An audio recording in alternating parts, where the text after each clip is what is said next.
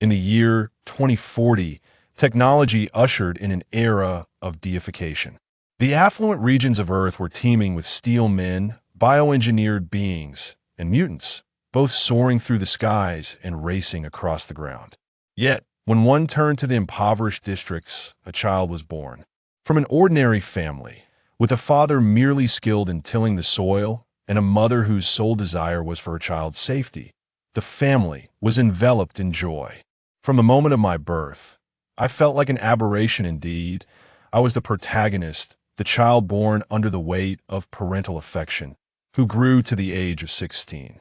In 2055, the outbreak of a zombie virus catalyzed the emergence of formidable beings, leaving many with extraordinary powers utterly overwhelmed. Today I was bitten.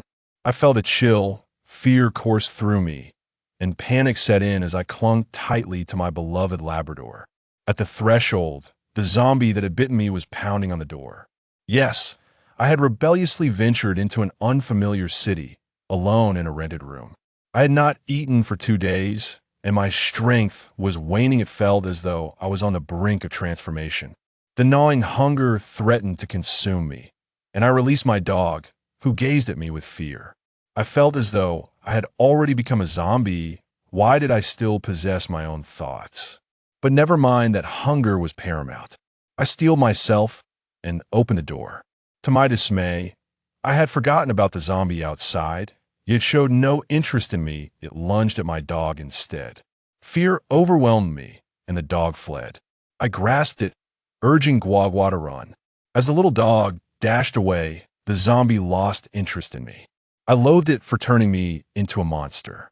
Scanning the room, I located a screwdriver, gathered my courage, and plunged it into its skull. Yes, I had witnessed enough in that era, though it was my first time. Outside, the zombies roamed aimlessly below, and I occasionally spotted familiar faces among them. The streets were littered with shattered glass, tattered garments, and scattered bones, amidst heaps of refuse and a distant, charred bus. A sense of desolation clung to me, entwining with thoughts of my own potential transformation into a wandering zombie, contemplating the horror of my loved ones being consumed by the very monster I had become. Despair enveloped me. Numbly, I made my way to the kitchen, picking up a kitchen knife, slowly pressing the blade against my neck as I closed my eyes, gripping the handle tightly until my wrist ached from the pressure. Why did it hurt? I released the knife and leaned against the wall, sliding down to the floor as tears streamed down my face. I feared death. I did not dare to take my own life. I loathed my own helplessness. Education had proven futile, work ineffectual, and even the act of suicide eluded me. Gradually, my emotions settled, and I recalled that 90% of the population had succumbed to zombification. I too was a zombie, with 7 billion souls infected, yet I retained my thoughts. Was this the will of fate?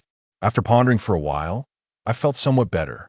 Glancing at my watch, I noted it was already past 10 in the morning. To avoid starving, I had to venture out in search of food. After all, those zombies posed no threat to me. I approached the front room and cautiously drew back the curtains. Carefully tearing open a small section of the newspaper I had affixed to the glass window a fortnight ago to peer outside. Across the street stood a supermarket, undoubtedly stocked with meat. There were few zombies on the platform, and the two households opposite had constructed a greenhouse against the wall, with their doors opening onto the balcony. Now, with the doors ajar, a few zombies traversed in and out. At the stairwell, one zombie was ascending and descending, totaling 7 in the vicinity, with 6 more across the way. It would take me 3 minutes to cross over. I needed food. Having read countless novels, I knew the drill: first, find sustenance.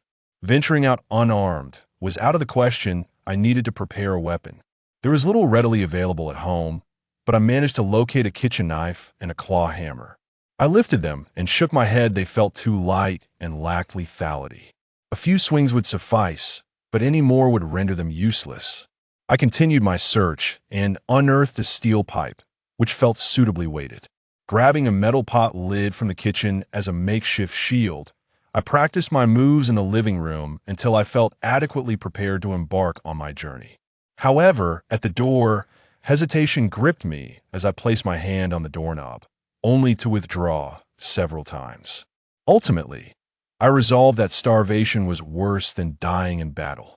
Murmuring, "When man dies, the bird soars to the heavens. If I do not perish, I shall endure for eternity," I opened the door and stepped outside. With cautious deliberation, I opened the door and was taken aback to find the zombies ignored me entirely as I made my way to the supermarket. The disarray before me was overwhelming, but I was too hungry to care. I rushed to the freezer, yanked out a slab of pork, and devoured it ravenously. Half an hour later, I awoke, sensing a surge of strength coursing through me. Could it be that consuming food bolstered my power? I closed my eyes and pondered for a long while. Never mind, I glanced at my zombie-like reflection. Could it really get any worse? Summoning my courage, I pushed the door open. This was a small town with a sparse population, and at that time, the military had previously conducted a cleansing operation. Coupled with the daylight, the streets were dotted with wandering zombies. Upon hearing a noise, they glanced at me before aimlessly shuffling away. Gazing at the ravaged cityscape, the sense of isolation within me intensified. Chapter 2: The Path of Evolution. Tap, tap, tap. As I stood in a daze, the silent city was abruptly pierced by the sharp crack of gunfire, followed by the lingering roars of zombies. Like most of the undead, I was drawn towards the jarring sound of the shots. In front of a supermarket, a military vehicle was parked at the entrance, with over a dozen fully armed soldiers struggling to fend off the zombie onslaught. I stood at the rear of the zombie horde, watching from a distance as the soldiers valiantly resisted. As the zombies in front fell, I finally began to move forward. The moment I saw the zombies collapse, a strange sensation surged within me, so intense. It was as if the zombies around me could provide me with energy to grow stronger. A shadow flashed by, accompanied by several screams. I realized that an advanced evolved zombie had made its move. Startled, I quickly hid in a nearby building, ascending to the 4th floor to observe the battle below. Before long, the gunfire ceased, and the zombies began tearing at the corpses, feasting. Watching the human soldiers being devoured, a question arose in my mind: what would I eat in the future? The cannibalistic impulse gnawed at me, an undercurrent of savagery swelling within. Abruptly, a shadowy figure materialized beside me. I glanced up to discern the swift, advanced zombie, clutching a human femur as it ascended to the rooftop. Perhaps recognizing me as one of its own, it merely acknowledged my presence before resuming its macabre feast. My gaze drifted to the steel pipe and hammer I had scavenged from the supermarket. Stealthily, I approached the feasting creature. It spared me a cursory glance, emitting a guttural growl before dismissing me. Emboldened, I raised the hammer and brought it down upon the back of its skull. The visceral scent of blood from the severed limb seemed to ignite a frenzy within me.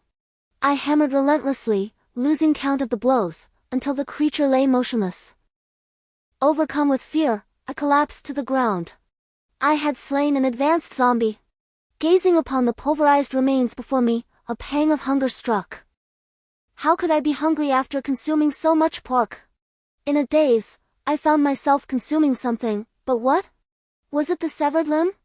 When I awoke, I examined my surroundings.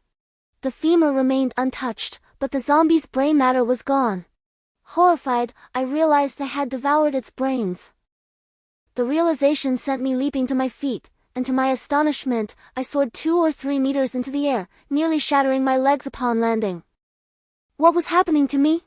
Was it possible to evolve as a zombie merely by sleeping? No, my eyes fell upon the empty cavity where the brain matter had been.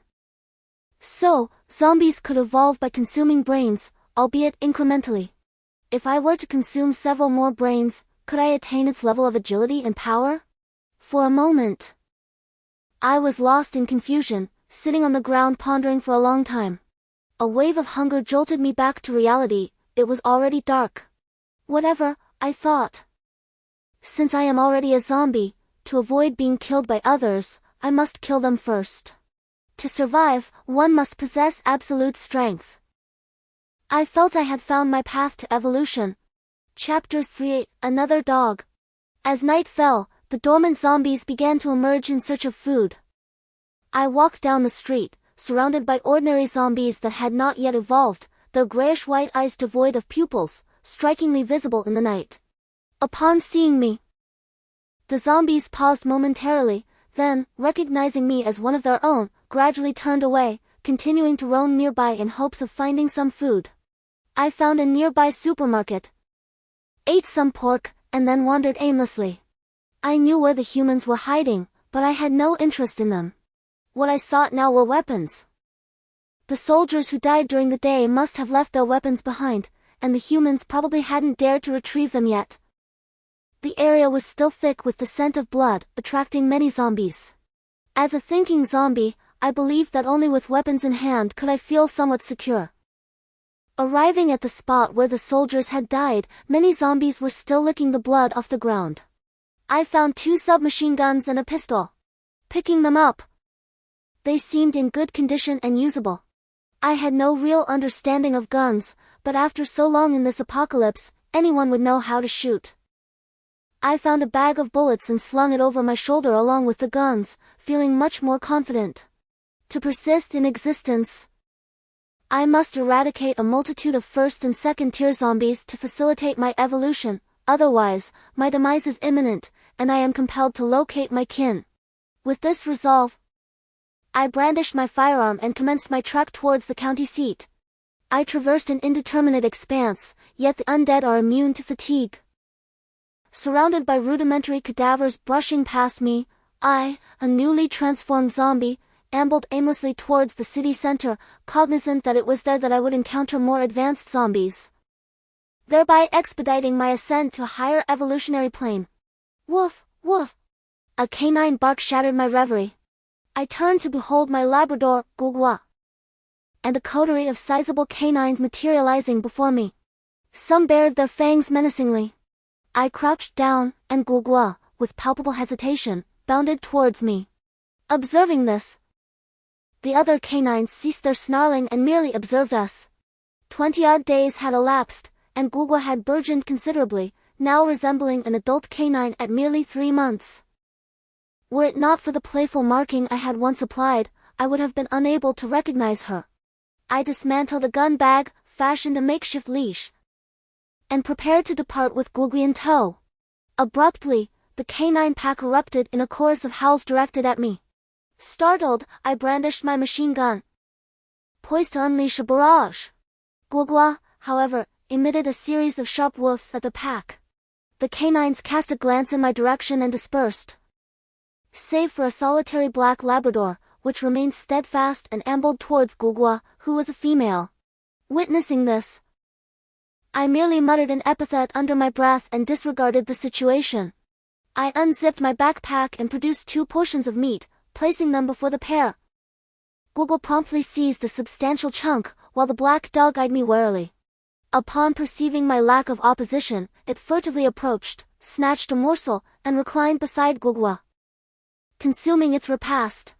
Chapter 4: Advanced Undead. Although bereft of human speech, the companionship of Gugwa and Heizi, whom I christened Heizi, mitigated my sense of isolation.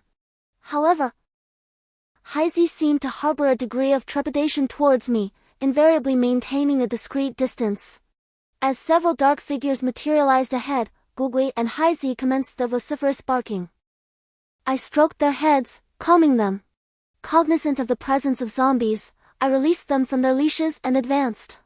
An aversion to firearms, stemming from the concern that the report would attract a larger horde, impelled me to employ my military-grade dagger, dispatching the undead with swift precision.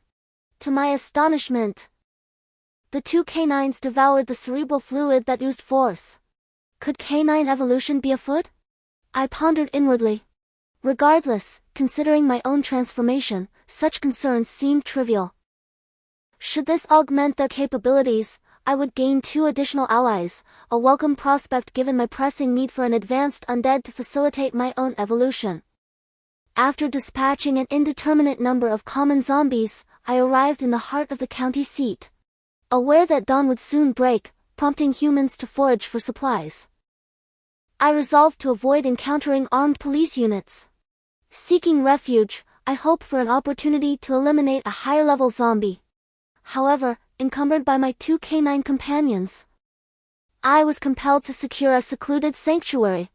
After glancing at the two accompanying individuals leading me into a building, I was met with the cacophony of moans from the zombies within, echoing through the halls. It took me an entire day to clear the zombies lurking outside the room. Unfortunately, I did not encounter any advanced zombies. At this moment, I would not stand a chance against them. Who could predict whether they might take a disliking to me and dispose of me? I selected a room that was left ajar and entered. The accommodations were quite decent, indicating that the previous occupant had lived comfortably. On the floor lay a corpse, which I dragged and discarded out of the window. I then called for the two dogs to come upstairs, deciding to make this room my temporary refuge. Indeed, I have resided here for nearly 2 months now. Aside from venturing downstairs a few times to scavenge for pork at a nearby supermarket, I have been diligently observing for any advanced zombies, yet to no avail. The only notable change is that the two dogs have consumed enough zombie brains to grow quite robust. My fear of venturing outside, only to meet a grim fate, keeps me in a state of stasis. In the distance, I heard cries, a stark reminder that more survivors were encountering zombies. Approaching the glass window, I peered into the distance, catching a glimpse of a shadow darting across the rooftop of a building opposite mine. An advanced zombie? I quickly focused my gaze, and then a large zombie sprinted past below. My heat is perplexing that so many zombies are approaching. Could there be a zombie controller? A superior breed capable of commanding the undead? Yet, I too am a zombie, unrestrained by any control. I hastily seized a discarded telescope, scanning my surroundings for the target I desperately sought. Fortune favored my resolve, as I finally spotted the zombie king, concealed between two burly zombies, its disproportionately large head making it distinctly prominent. But how could I possibly slay it? Chapter 5 Rescuing a Wood Elemental evolved being awe. But I am a zombie now. If I were to strike from the shadows, a single bullet could take down the leader. And then I could lead those two brutish zombies towards the human abilities users before hiding away. The key lies in ensuring that the human abilities users do not perceive me as a threat or that I can evade their notice. After much contemplation, I resolved to attempt this audacious plan, otherwise, my time would be short. I descended to mingle among the ordinary zombies, gradually approaching the one under mental control. Fortunately, as a zombie, I do not sweat, otherwise, I would surely be drenched in fear. With each tentative step, I finally reached a position directly behind it. It seemed to sense something amiss, glancing over the horde of zombies before turning its gaze back to the battlefield. A splendid opportunity presented itself. Drawing my handgun, I aimed at the back of its head and fired. As it collapsed, the surreal once again, I was enveloped by a sensation that was both familiar and vague. The passage of time an enigma.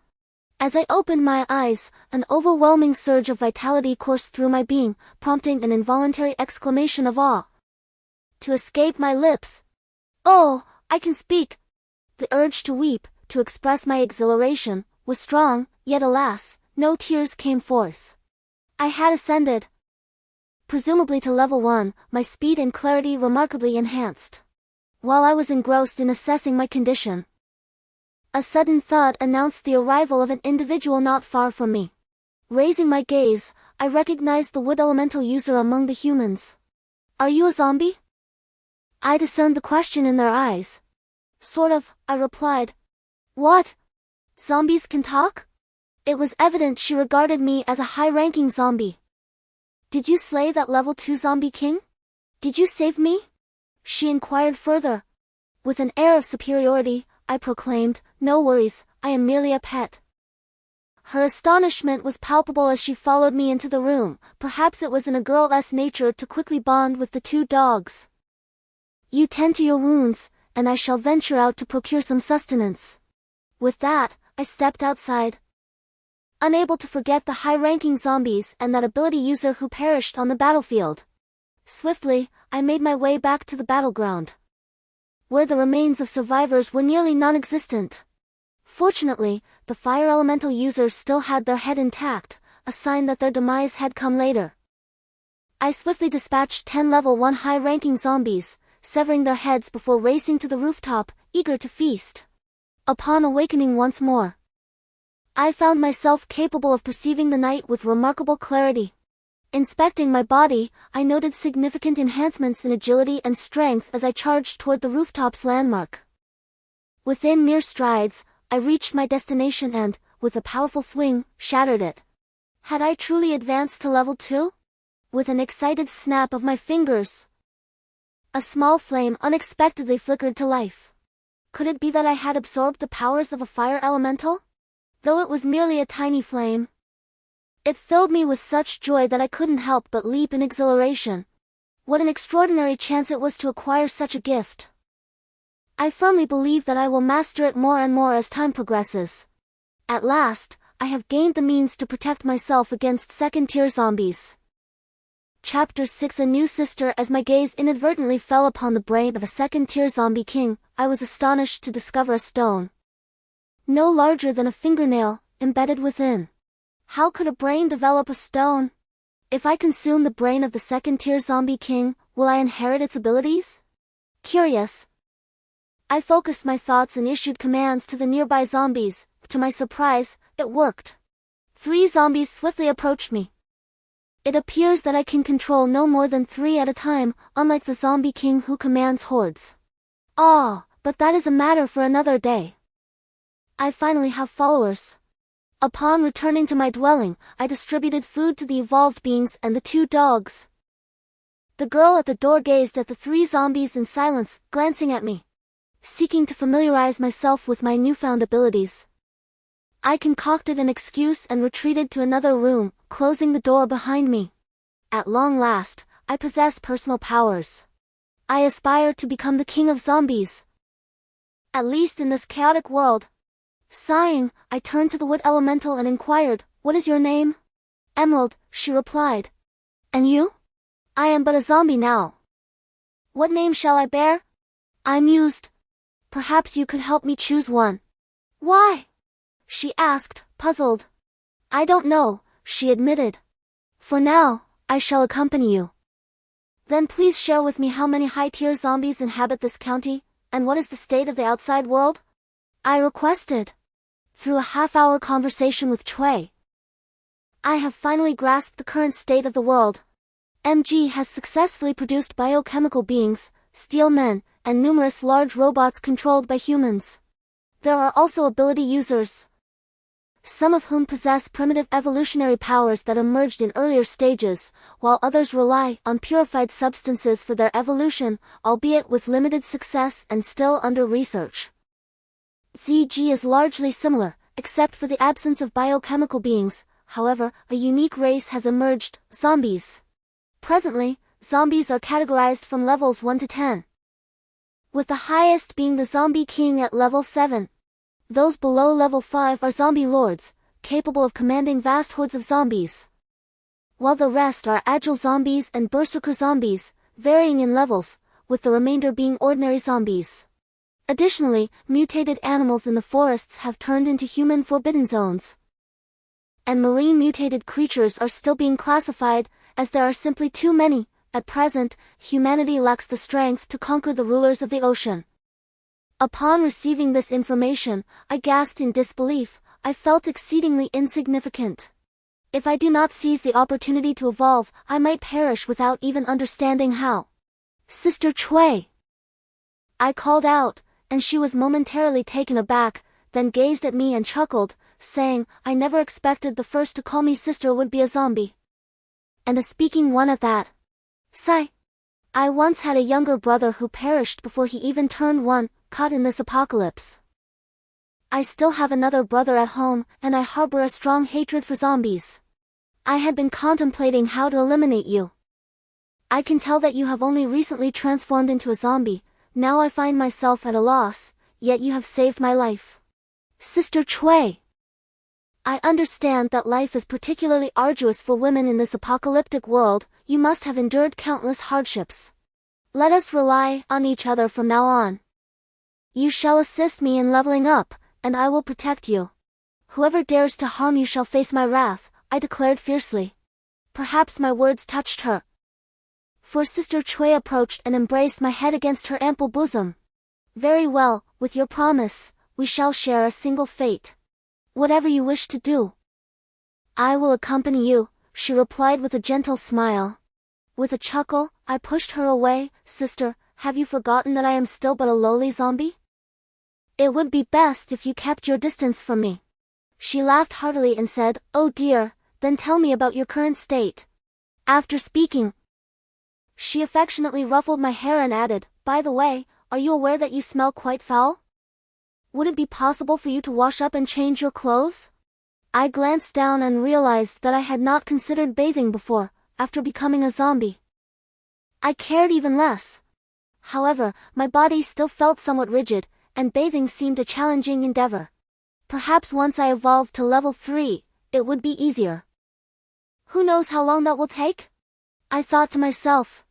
I stepped into the room and grabbed a large bottle of mineral water, pouring it over myself.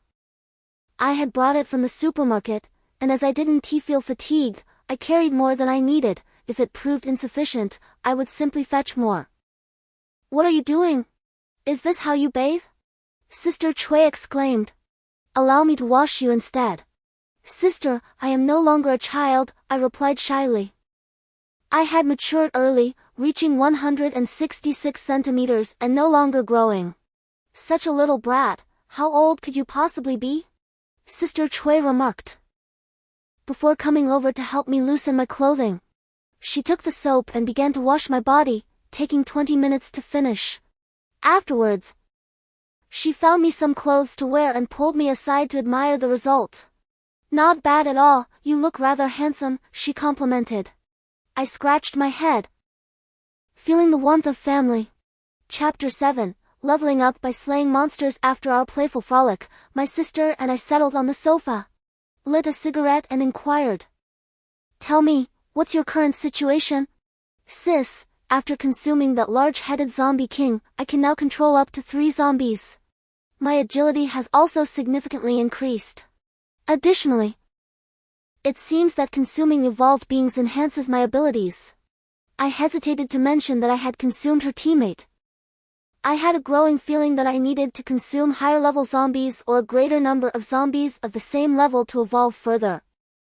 Remained silent for a moment before saying, there shouldn't be any higher-level zombies in this county, especially zombie kings. Your success this time was due to a surprise attack. You might not be so fortunate next time. It's best if we focus on enhancing your physical abilities first. Since you're a zombie, other zombies won't attack you. You should scout out the locations of agile and strong zombies and lure them over one by one using blood. I can currently take down level 2 zombies, but anything higher is beyond my capabilities. With your help, I think this approach is more secure. I pondered for a moment and agreed, all right, it's fortunate to have you. Sister, meeting you is my greatest blessing. My attempt at flattery made blush, and she playfully kicked me, saying, Get lost, I don't need your praise. After another round of playful banter, I said, Sis, the only problem is the blood. I can't just go to a human settlement and kill someone, can I? In recent days, I have dutifully embraced my role as a zombie, wandering throughout the county town. During my excursions, I have discerned the intricacies of the undead residing here. There are 4 formidable zombie kings, each at level 2, positioned at the 4 corners of the town, flanked by a dozen or so level 2 zombie sentinels. They typically linger near their respective kings, exhibiting considerable strength, making direct confrontation utterly unfeasible. Then, I was handed a plastic bag with instructions to utilize it when approaching the zombies, cautioning me to avoid attracting their attention all at once. Upon arrival, I noticed the absence of Sister Chui. However, I witnessed an astonishing spectacle as countless plants swiftly ensnared the body of a power-type zombie. Perhaps to prevent it from making noise, the vines were most densely wrapped around its mouth. Just as I was about to assist, Sister Chui appeared beside the zombie, her arm transforming into a branch that pierced through the creature's skull. In an instant, a level 2 zombie met its demise. I rubbed my eyes in disbelief. Sister, what level of evolver are you? Level 3, why do you ask? She replied nonchalantly, though I am at the lower end of level 3. Oh! How fortunate I am not to sweat, otherwise, I would have been utterly terrified. It was a stroke of luck that I refrained from confronting her, or I would surely have met my end. Wow, sister, you're so powerful. What do we have to worry about? We can simply charge in. I exclaimed. Fool! Sister Chui chastised, I am not invincible, I would perish if surrounded. Remember this, regardless of the adversary, preserving your life must always be your foremost priority. Yes, yes. My dear sister, I concede my mistake. I hastily acknowledged. Now, let us swiftly attract some monsters. Today, we shall level up. Chapter 8 Slaying the Zombie King. With the assistance of Sister Chui, we managed to eliminate over 10 level 2 zombies within a day. During our final encounter, I sensed the Zombie King's brainwaves scanning over me. Realizing that the reduction in its guards had drawn its attention, it had summoned the remaining few to its side. I briefed Sister Chui on the situation. After a moment of contemplation, she said, Faye, we're taking a risk this time. The Zombie King evolves by consuming high-level zombies. We've killed too many of its guards. If we don't finish them off today, other Zombie Kings might notice and attack them. So, we need to resolve this in one go. Sister, can we really do it? I asked with concern. Faye, you'll have to withstand the Zombie King this time. Once it realizes it can't control you, it will definitely attack. You just need to hold out until I deal with the other level 2 zombies, Sister Chui said with determination. Faye, hurry up, let's go, Sister Chui warned. After resting for a while, Sister Chui said, Faye, go to the rooftop. I feel nauseous. All right, sister, you rest too. I replied, worried that Sister Chui might be overexerting herself today. I called over the 3 zombies from the corridor to guard the door before heading to the rooftop with my head held high. Once on the rooftop, I could no longer resist the craving for evolution and began to suck on the zombie's head. As I finished consuming the Zombie King's brain, a wave of dizziness overcame me, and I fell asleep. Chapter 9 Fat Chang. Upon waking, I sensed something was amiss. Why was there a knife pressed against my neck? My heart skipped a beat. Oh, you're awake now? Come on, tell me, what exactly are you? Having the capacity for speech, coupled with the companionship of human evolutionaries, absolves you of any pretense of muteness, especially considering my observation of your zombicidal activities. It appears I have finally garnered the attention of a survivor. I raised my gaze to behold a diminutive, corpulent individual brandishing a blade, crouching beside me. I am neither human nor zombie, but rather an anomaly, I articulated. What is the purpose of your presence? Had you intended to terminate me, you would have already executed the act. Ha! Astute observation. Come, I wish to converse with the human female, the one whom you address as sister. Refrain from any duplicity, lest you incur the wrath of my blade. I gradually rose to my feet, feigning a turn, and with a swift motion, propelled myself several meters away from his blade. Indeed, my agility has been enhanced. I surmise it is approaching the velocity of a 3rd-level zombie. The diminutive, corpulent individual appeared momentarily perplexed. It matters not. I suspect I am unable to defeat you. He sheathed his blade. Observing his reluctance to engage in combat, I stated, await my return. I unsheathed my blade and dispatched each zombie with a single blow to the cranium. I recalled the acquisition of a crystalline shard from the previous encounter. Although its utility remains enigmatic, I meticulously extracted the nail-sized crystals from each cranium. The crystalline shard within the Zombie King's cranium was remarkably thick, akin to the size of a digit. Could it be that the higher the echelon of the zombie, the larger the crystalline shard? The diminutive, corpulent individual, observing my extraction, inquired with bewilderment, what are these objects? What is their purpose? Are they some form of morbid growth unique to zombies? Perhaps they are merely calculi Disregard them for the moment. Let us proceed, the diminutive, corpulent individual urged. Young individual, you must at the very least articulate your intentions. Having gained the upper hand, I am naturally inclined to seek clarification. I assure you, the prospect of devouring you does not displease me. Do not misunderstand, I merely wish to jest with you. Had I intended to harm you, I would have acted while you were unconscious. I am but a wandering evolver, having observed you for several days. Seeking to establish a rapport, for in this apocalyptic world, solitude is perilous, the hefty fellow hastily explained. Upon reflection, I agreed with his sentiment. Very well, let us proceed. He continued, showing no sign of concern. Chapter 10 The Crystal. Surprisingly, 2 dogs can feast. Who is this? I inquired. I do not recognize him either. However, upon regaining consciousness, he held a knife to my throat, insisting he wished to see you. As soon as I finished speaking, Sister Chui's arm transformed into a branch-like form. Wait, I harbor no ill intentions.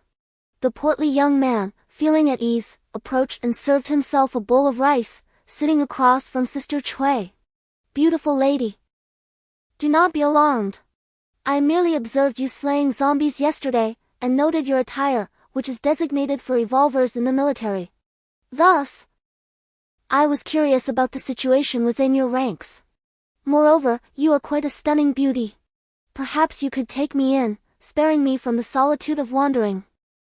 Sister Chui regarded him with a scrutinizing glance. What is your name? What abilities do you possess? We shall discuss military matters later. You have seen for yourself. Do not fear my brother consuming you. The hefty man replied, I am not afraid. I have followed you for 2 days and have not witnessed your brother devouring anyone. Nevertheless, I remain uncertain as to his current state, whether he is a zombie or still human. Sister Chui disregarded him, turning to me and asking, Fei, what is your current condition? After a moment's contemplation, she rubbed her temples. Ah, sister, allow me to prepare a dish for you. I entered the kitchen, listening to the conversation between Fatty and Sister Chui outside. I started preparing a dish of braised pork. The 2 dogs, attracted by the aroma, came running over. I realized I hadn't thanked them for saving us earlier. I cut a couple of pieces of pork and placed them beside the dogs, patting their heads. As I squatted down, a crystal from a zombie's head accidentally fell out. Little Black swallowed it immediately. Could these crystals be beneficial for animals? I took out all the crystals from my pocket. Seeing this, Gugu stopped eating the meat and joined Little Black in consuming the crystals. Noticing Gugu ate less, I threw the crystal from the zombie king to it as well. The braised pork was ready, and I quickly served it to Sister Chui. I hadn't asked her if she was injured from the mental attack earlier. As I stepped out of the kitchen, I heard Sister Chui's laughter and saw Fatty being overly attentive. I thought to myself, he's definitely after her beauty. Sister, how's your head? Are you hurt? I asked Sister Chui. I'm fine now, I slept and recovered, my spirits are back, she replied, helping me set the dishes on the table. What? You were hurt? Where? Does it hurt? Fatty asked with a panicked expression. Sister Chui rolled her eyes at him and went to get chopsticks. Oh, good. Having someone else to take care of you seems nice, I said. What are you talking about, little brat? Sister Chui teased. Fatty came out with the chopsticks and asked, Fei, why are your 2 dogs sleeping so soundly? I called them but they didn't move. Are they okay? I hastened over, and Sister Chui, joining me, examined them and remarked, they seem fine, their breathing is steady. Fei, did you perhaps give them some sort of sedative? No, sister, I replied. Oh, right. I did give them those crystalline fragments from the zombies' brains. They seemed to relish them. Could those things be capable of inducing evolution? Sister Chui pondered. Let's set that aside for now and eat. After the meal, we need to devise a strategy to eliminate the zombie king, so Fei can evolve into a more advanced sovereign. That's the key. Sister Chui's words filled me with gratitude. Thank you, sister, I expressed. Chapter 11. 2 canines evolved phase. Braised pork was quite delectable. It would be even more exquisite with a touch more sugar, Sister Chui complimented. If you relish it, then partake heartily. I shall prepare it for you daily, I eagerly responded. And me, Chow chimed in hastily. I shall endeavor to learn as well and prepare delectable dishes for you every day. Fat Chow, observe your demeanor. You dare court my sister in my very presence? I chided Chow. I call it courtship. Do you, a mere child, comprehend such matters? And address me as Brother Chow, the rotund fellow retorted, unwilling to yield. Begone. I shall simply call you Fat Chow. I jested with Fat Chow for a spell. Sister Chui interjected, Faye, there are currently 3 locations harboring zombie kings. Upon reflection, I believe that a direct assault or confronting the zombie king head-on, as we did previously, would be untenable, as we can't withstand the mental assault waves. If those 2 canines hadn't been present last time, we would have perished. If you can approach it, I believe it would be more reliable for you to carry out a decapitation operation, while Chow and I provide support. I can swiftly erect a botanical wall to deter its personal guard, while Chow, accompanied by the 2 canines, deals with the ordinary zombies. Once you evolve to level 3, you should be able to command the zombies. When the zombie king dies, you can instantly take control of its subordinates, making our situation much easier. Let's see if the 2 dogs can wake up in the next couple of days. Meanwhile, you should get accustomed to your speed, so you don't end up outsmarting yourself when we need to flee. Alright, sis, even though I'm already a level 2 zombie king. Why are my skills still a level lower? Regardless, hurry up and evolve to level 3, and you'll gain the abilities of a level 2 zombie king. Then, we can deal with the other 2 zombie kings and see if you can attain the abilities of a level 3 zombie king. If you can, we'll be able to control this small town and protect more survivors. I was startled, realizing how deeply Sister Chui had thought this through. Finally, the 2 dogs woke up. And to our surprise, those crystals really worked. Both dogs evolved to level 2, Gugu grew taller and larger, reaching 1 meters. And Xiaohai also grew to just over a meter. This made the 3 of us extremely happy, as every bit of strength increases our chances of survival. Having fortified ourselves with sustenance, we embarked on our scheme. Guided by intuition, I infiltrated the throng of the undead, eventually locating the alpha zombie. However, my estimation proved erroneous. Its personal guard numbered approximately 50. Undeterred, I pressed onward, nearing the prime zombie's position when, sensing my presence, it turned its gaze upon me. Perhaps perceiving my insusceptibility to its control, its entourage surged forth. I discharged a volley of rounds, and then retreated, yet my haste was insufficient. A piercing shriek reverberated, causing me to collapse, writhing in agony. As I neared the brink of unconsciousness, the cacophony ceased, and the large-headed zombie lumbered toward me. Perhaps recognizing my unique nature, it extended its aberrant appendage, drawing me near, and opened its maw, aiming for my cranium. Summoning reserves of strength, I plunged a dagger into its temple as its jaws approached my nose. Another profound shriek ensued, more intense than the last, and I succumbed to oblivion. Chapter 12, Recapturing the county seat. So that explains it. No wonder I feel invigorated. It seems my evolution has reached its zenith. Allow me a moment, sister. To examine myself, I said to my elder sister. Very well, proceed with caution, she replied, assisting me to my feet. I am unharmed, sister. I shall assess whether I have evolved. I closed my eyes, focusing on my strength, speed, and mental acuity. Sister, I have completed my evolution, I am now level 3. My elation prompted my sister to embrace me, her laughter mirroring my joy. At long last, level 3. My brother, you have succeeded. We have finally weathered the storm. Following a day of recuperation, our collective mental fortitude had been replenished. Let us proceed, sister, I declared, it is time to reap our rewards. Accompanied by a cadaver, 2 humans, and a pair of canines, we emerged from the edifice. I resolved to exhibit a degree of audacity, compelling every advancing zombie to trail in my wake through the force of my cerebral waves. Possessing the capacity to govern 1,000 zombies, I contemplated assuming dominion over the territories of the deceased zombie monarchs. My initial focus was on subjugating the evolved zombies, as the ordinary ones held negligible value in my estimation owing to the prevailing hierarchical stratification. Upon our arrival at the Western Zombie King's domain, a surge of cerebral waves enabled me to pinpoint 47 advanced level 2 zombies. Upon receiving my directive, they swiftly materialized before me, some scurrying and others leaping. Fatty meticulously enumerated 22 agile zombies and 25 power-oriented zombies. Sister, what is our subsequent course of action? I inquired. I am adept at projecting an imposing presence, but I lack strategic acumen. Rubbing her temples, she responded, my inclination is to eradicate the eastern and northern zombie kings before consolidating our forces.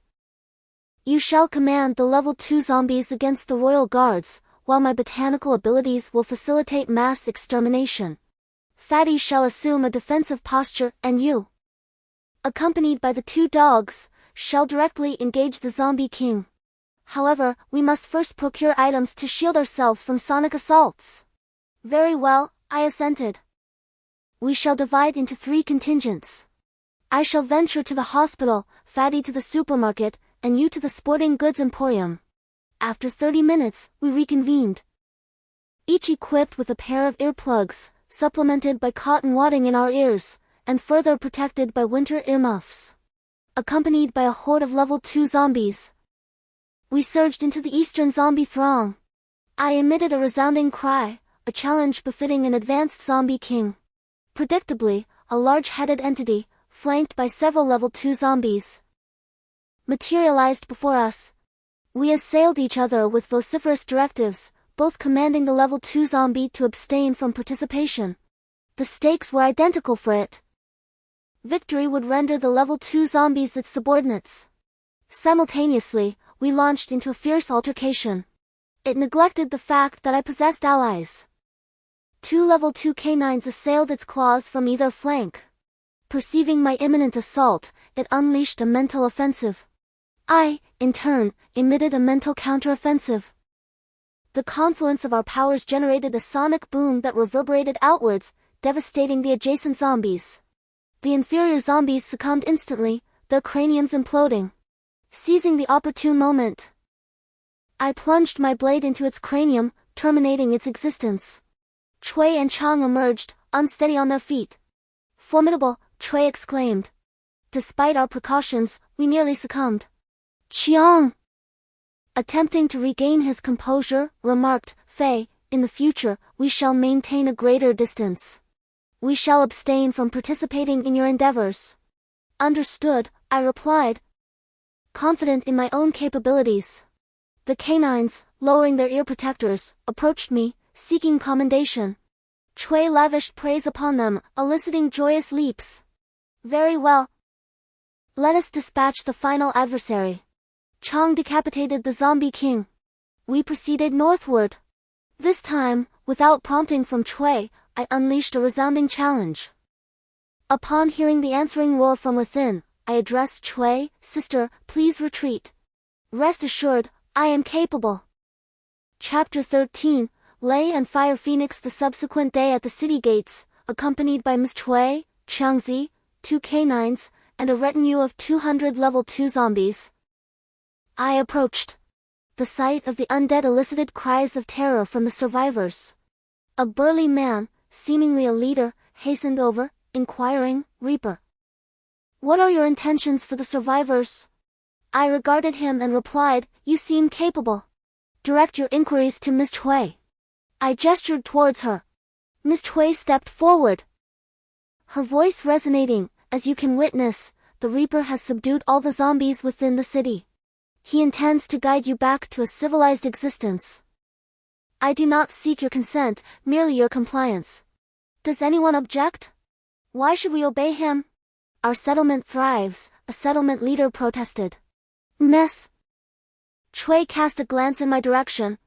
I nodded, and 20 level 2 zombie guards surged forth. Before the leader could react, agile zombies descended upon him, their teeth sinking into his flesh. In a matter of moments, the horde had devoured him entirely.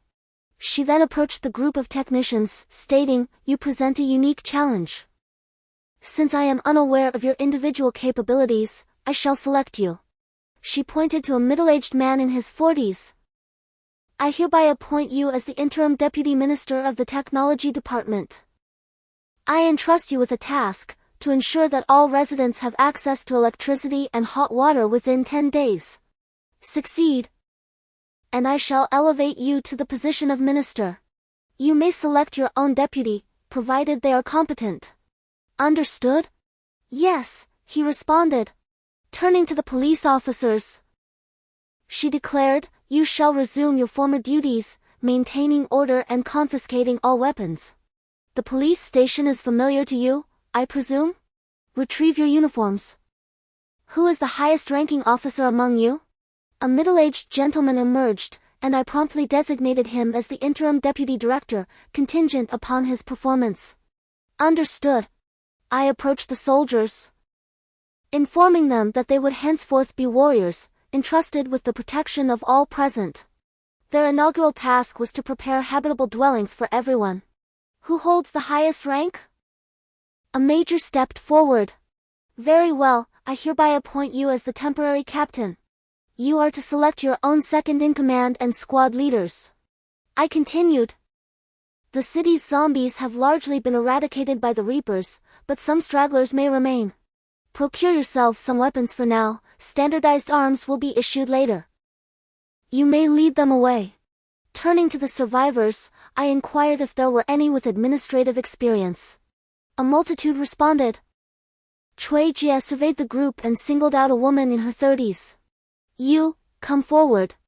I am appointing you as the interim head of the administrative department. Select 20 individuals to form your team. You will be responsible for receiving all complaints, especially those concerning cannibalism or heinous acts. Compile a register and submit all departmental combat reports to me. You may proceed." "Yes, ma'am." I then addressed the survivors, seeking a director of domestic affairs. A chorus of volunteers arose. "You," Chui Jie said, pointing to a woman with a child, "and you," indicating a man of seemingly upright character. "I am appointing you as the interim director and deputy director of domestic affairs, respectively. You will lead all survivors in gathering usable supplies from areas cleared by the military and ensure their equitable distribution. The military will receive 20%, the evolved 20%, and the officers 20%. You have discretion to reward meritorious service. Guards will be assigned to you, and any who disobey will be fed to the zombies. Understood?" "Yes."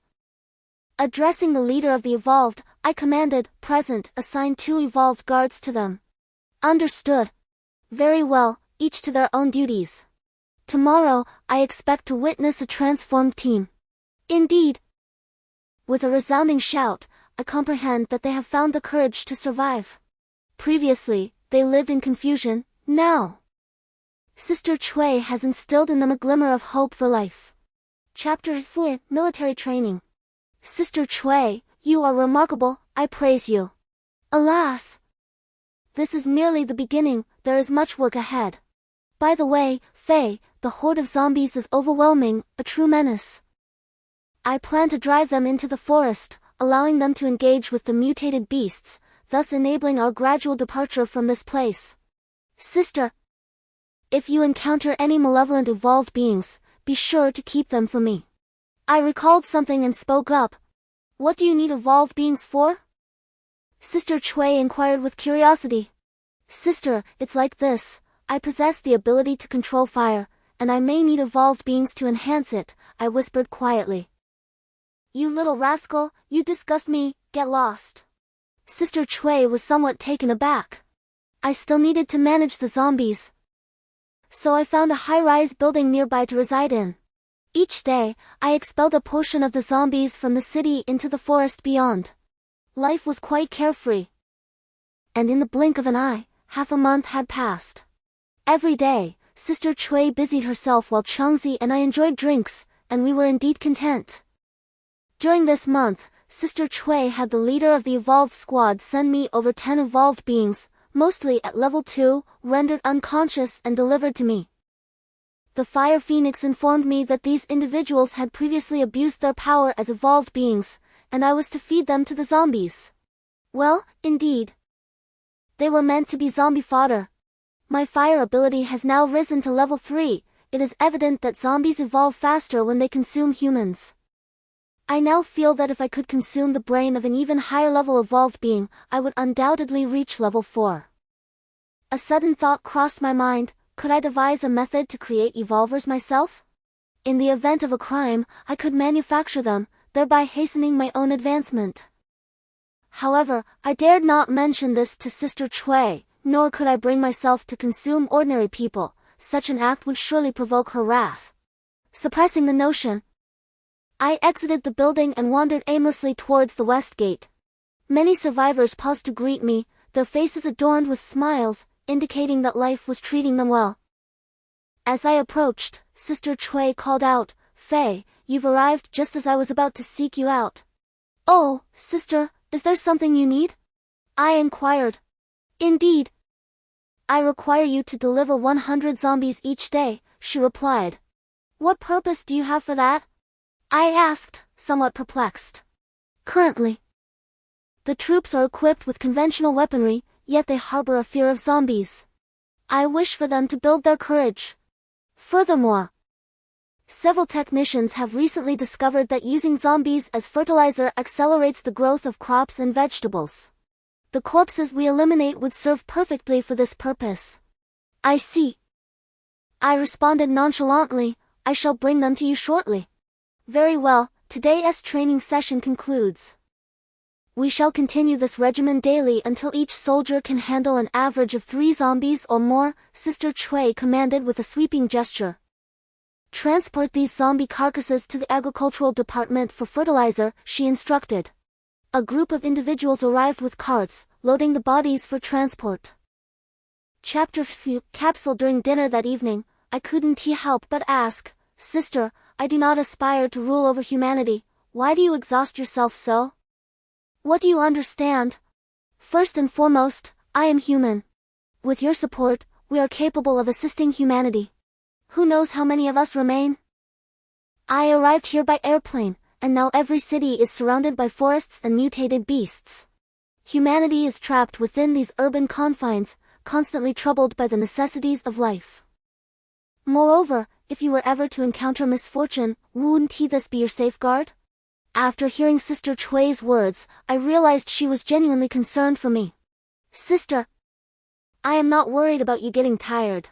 "Foolish boy, what are you saying? Hurry up.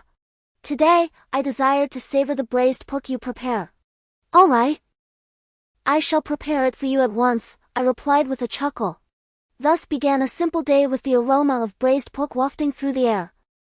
Before we could finish our meal, Hufeng rushed in, exclaiming, "Master, trouble is at hand. A level 4 mutated beast has entered the base. Having come through the entrance to the forest that you traverse daily. You must take a look." Sister Chui and I quickly followed Hufeng to the zombie exit. A leopard was wreaking havoc among the horde of zombies. "Sister, doesn't that creature look like a wildcat that has grown large?" "Indeed, it does resemble one." I concurred. "Let us not dwell on that, let the higher level zombies handle it." I nodded in agreement. With a mere thought, I summoned nearly 200 level 2 zombies to join the fray. Though the creature was formidable, it was ultimately overwhelmed by sheer numbers.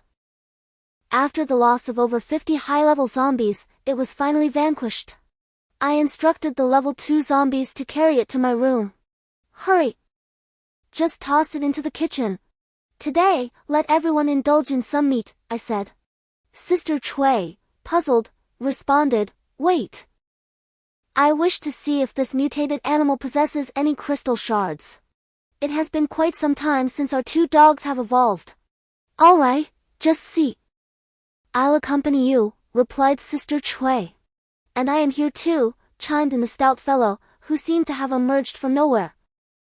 I brandished my machete and cleaved open the cat's skull, revealing a capsule-like object within, alongside a crystal, indeed, a crystal, and not a small one at that. Approximately the size of a walnut. Enchanted, Sister Chui seized it and devoured it in one swift motion. The others began to regain their senses. "What happened, Faye? What did I ingest?" she inquired. I recounted the events to her, and she turned to the stout man. "No, I felt nothing at all." "Sister, how are you feeling?" I asked with a hint of concern. "What are you staring at?" "Go about your business," she retorted with a chuckle as the stout man sauntered outside. Chapter 16 Evolution Cultivation Base. It was only by evening that Sister Chui awoke. "Sister, how do you feel? Are you any better?" I asked. "I'm fine. Oh, I've leveled up. After 2 years of stagnation, I finally advanced. Faye, I am now a level 4 evolver," Sister Chui exclaimed, shaking me with excitement. I was taken aback. At last, I had discovered the path to evolution. "Sister, this is a secret. Do not disclose it to outsiders under any circumstances." Sister Chui pondered for a moment and replied, "Faye, you are right. We have found a method. This is a breakthrough." I then shared my thoughts. What if we utilize zombies to evolve the mutated beasts, and then use those mutated beasts to enhance the evolvers? Subsequently, I could leverage the evolvers to advance my own evolution. Would that work? Finally, I articulated my plan. "What? You are going against humanity. I cannot agree to that." Sister Chui was rather agitated. "Sister, please do not rush. The apocalypse has persisted for quite some time, the world has crumbled, and certainly, there are many evildoers. You have dominion over humanity, and the number of villains you wish to eliminate is surely considerable. We merely contain them. Ultimately, it is still a matter of execution. As for the mutated beasts we have raised, we only require their brains, while the rest can serve as sustenance for the survivors. Is this not a multifaceted gain? Is it not preferable to scouring the world for a zombie king, which poses far greater peril? Among so many survivors, how many can genuinely be considered virtuous? Eventually, their true natures will be revealed," I explained. "You make a valid point. Let us proceed this way. Those who achieve merit may be rewarded by becoming evolved beings. For this year, let us refrain from venturing out and focus on enhancing our own strength. When we eventually reach the larger cities, we shall possess the initiative. In the coming days, we shall strive to capture mutated beasts, starting with the 2nd level. With our army of 100,000 zombies, we should be able to nurture high-level mutated beasts. We also have a meeting scheduled for tomorrow, and your presence is required." Sister Chui bowed her head and pondered for a considerable time. "Very well, sister," I hastily agreed. "The reason for gathering everyone today is that our leader intends to establish a secret base in the southern part of the city. Since it is a secret base, we shall not disclose the details of our work. However, I can assure you of one thing, all those who are loyal and diligent will be selected to become evolved beings, while those who engage in subterfuge shall be fed to the zombies." As Sister Chui concluded her address, unrest erupted among the crowd. Who would not wish to become an evolved being? The soldiers were compelled to fire their weapons to restore order.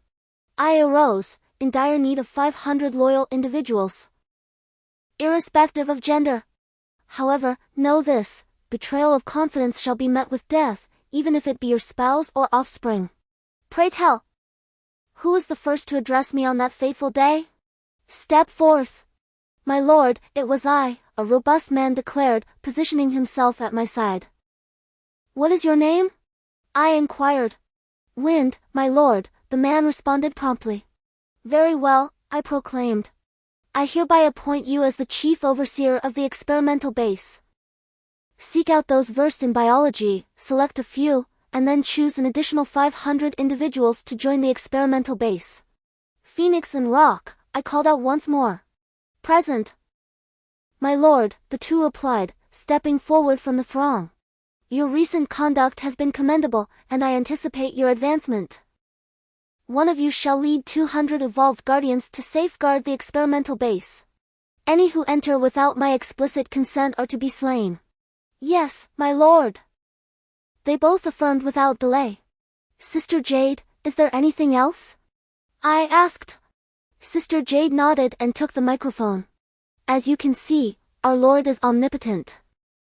As long as you remain loyal, upon the success of the experiment, each of you shall become an evolved being, capable of protecting your own kin. A prolonged ovation ensued. Furthermore, the provisions for the staff at the clandestine base shall be tripled, and those for the managers quadrupled. This declaration nearly incited another disturbance. Though envious, the soldiers quelled the unrest with gunfire. Wind, select the personnel, I instructed. Yes, my lord. Wind, a man of action, swiftly procured a table, along with ample office supplies and a clerk, and commenced the on-site registration. Within a week, the base in the southern part of the city was established. The underground cellar was transformed into a facility for breeding zombies, while the square became an animal husbandry site. With a larger workforce, the focus shifted to capturing wild animals. In this small county, there were no other mutated creatures, just domesticated animals such as cats, dogs, and donkeys, with birds being a peculiar exception.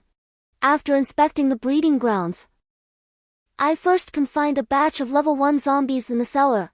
Subsequently, I sought out Sister Chui. Sister, everything is ready. We need to capture some mutated beasts in the coming days. Do you have any effective strategies? Let's start by having Fire Phoenix lead the evolved ones to test the waters. For particularly difficult catches, you can intervene. Bring along several net capture guns. All right. You handle the arrangements, I said, smiling at Sister Chui. Chapter 17 Fire Phoenix. The young girl, merely 16, known as Fire Phoenix, recounted a harrowing tale. When the zombies besieged their home, her father was bitten while valiantly pushing her and her mother out the back door. Her mother desperately pulled her away, and they spent a night in a dilapidated grave, huddled beside a coffin. At dawn, her mother took her in search of sustenance, and after much toil, they unearthed a few sweet potatoes. However, before they could indulge in even one, rain began to pour. Her mother, clutching her tightly, rushed to the home of a farmer in a neighboring village. Initially, the man was kind, offering clothing and food upon hearing their plight. Aware of his intentions, Fire Phoenix's mother stipulated that if he accepted them and was willing to take her as his wife, they would stay. That very night, Fire Phoenix succumbed to a fierce fever, prompting her mother to plead with the man for assistance. At first, he was eager to help. But as Fire Phoenix's fever subsided after about a week, an ominous turn of events occurred. One night, he climbed into Fire Phoenix's bed, only to be discovered by her mother. A struggle ensued, and in a tragic mishap, Fire Phoenix's mother met her demise upon striking her head against the stone floor of the basement. As the man found himself rendered speechless in fear, the powers of the Fire Phoenix were unleashed. Though merely at level 1, the inexhaustible physical stamina manifested abilities akin to divine fire. The man met his demise in flames, and the courtyard was reduced to ashes. When dawn broke, the Fire Phoenix rose slowly, surveying the landscape shrouded in dust. A transformation occurred in her gaze as she stepped into the earth, initially seeking death. However, sustenance remained a necessity. After a week of consuming the mutated beasts that had escaped from the breeding grounds, she inexplicably evolved into a level 2 enhancer. Subsequently, she took refuge in the survivor base. At that time, the Fire Phoenix shared her origins with Sister Chui, who wept profusely, embracing her tightly. As Lei needed to guard the secret base, Sister Chui entrusted the task of capturing mutated beasts to the Fire Phoenix. She did not disappoint. The young girl ventured into the jungle with a group and, after a week, returned with over 100 mutated beasts, compelling me to regard her with newfound respect.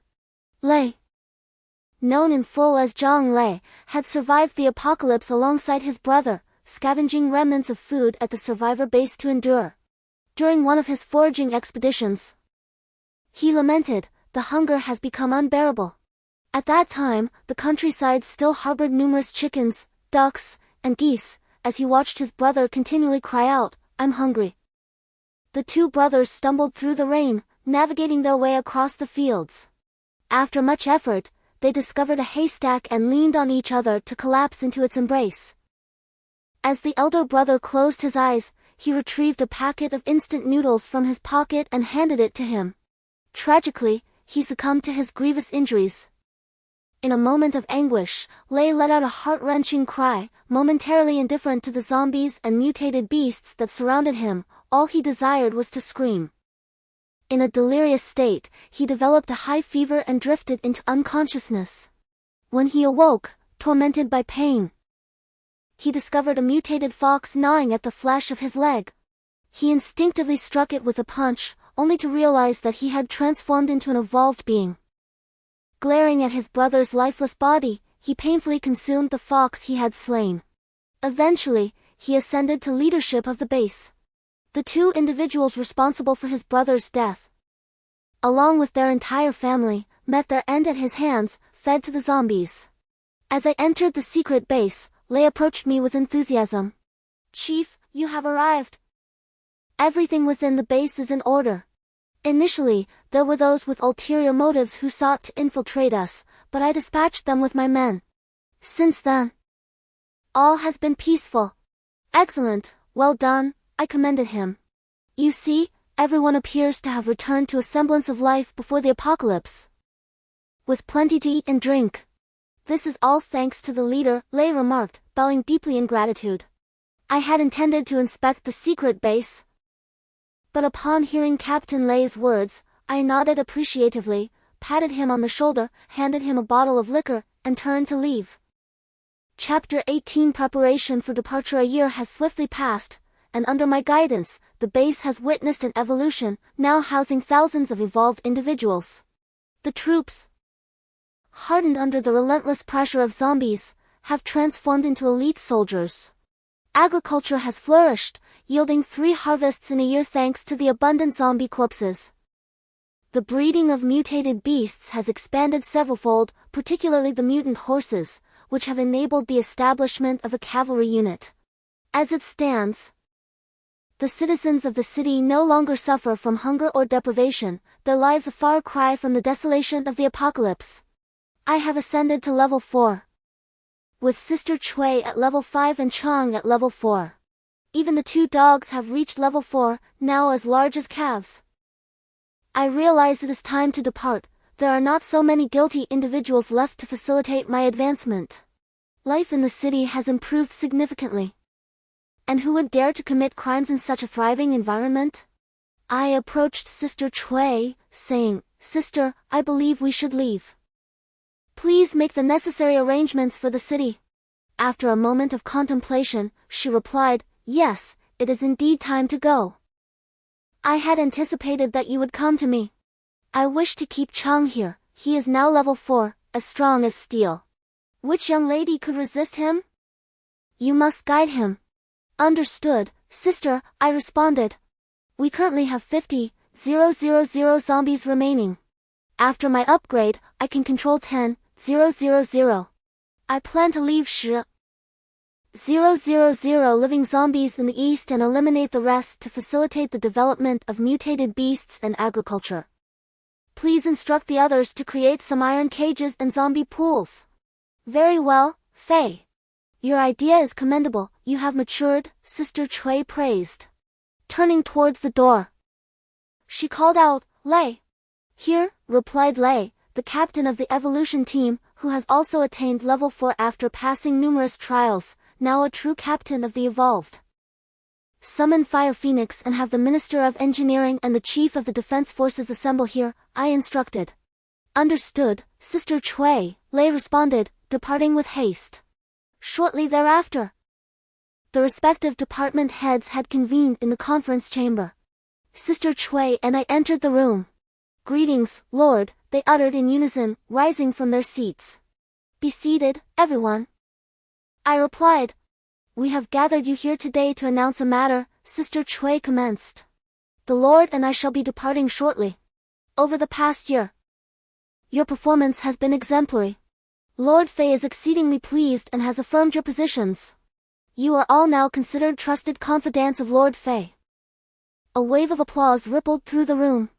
Sister Cui continued, Minister of the Armed Forces, hear this directive. You are hereby ordered to eliminate 30 zombies within 10 days. Lord Fei will provide the necessary support. Yes, ma'am, the Minister of the Armed Forces affirmed without hesitation, rising to salute. Ministers of Mutant Beast Breeding and Agriculture, hear this directive. You two shall lead a team to excavate zombie pits on the eastern flank. Regardless of the number of zombies eliminated by the armed forces, you are to store them securely while preventing viral dissemination. Henceforth, all personnel entering the area must don protective suits. Affirmed, the two ministers responded in unison, rising to acknowledge the order. Minister of Technology, Sister Cui addressed. You are to lead a team in the construction of iron cages capable of confining 10,000 zombies on the eastern flank. Should any zombies escape, you shall offer yourself as sustenance for the undead. Furthermore, the clandestine base in the south is to be repurposed into a laboratory and emergency shelter, with you overseeing the construction, in collaboration with the engineering department. Understood, Sister Cui, the Minister of Technology replied. Fire Phoenix, Sister Cui called out. Present, Fire Phoenix responded. Rising from her seat. Your position as Deputy Captain is hereby revoked. Captain Lei shall select a new candidate. Sister Cui, what have I done wrong? Am I being punished? Fire Phoenix inquired, her lips forming a pout. Foolish girl, what are you mumbling about? I cannot bear to part with you. I wish for you to accompany me. Sister Cui playfully chided. Truly, that would be splendid. Hufeng exclaimed, nearly embracing Sister Cui, but blushed and hesitated upon realizing the inappropriateness of the moment. Hufeng received her orders. Sister Cui has commanded you to select 50 female evolvers, each of level 3 or higher, unmarried, and the most loyal individuals. Equip them with the finest trained mutated beasts as mounts, and the technology department will supply the necessary weaponry. I require black armor and weapons from the technology department. Understood. Sister Cui, they responded in unison. Chiang, you take charge here. This time, you shall not accompany us. I appoint you as the highest authority of the base. While Fei and I are away, everything will be your responsibility. The base shall be renamed Hope City. Furthermore, I grant you permission to take 4 wives. But you are forbidden from pursuing any other women. How about that, Chiang? Isn't that generous? Sister Cui mischievously winked at him. Additionally, Captain Lei, with the increasing number of evolvers, I suggest you form a separate unit comprising half of them. One half will focus on defense while the other will be dedicated to offense, all under Chang's command. Yes, Captain Lei nodded in agreement. Very well, that settles it. We shall depart in 10 days. Chapter 19 Departure 10 days passed, and the day of departure arrived.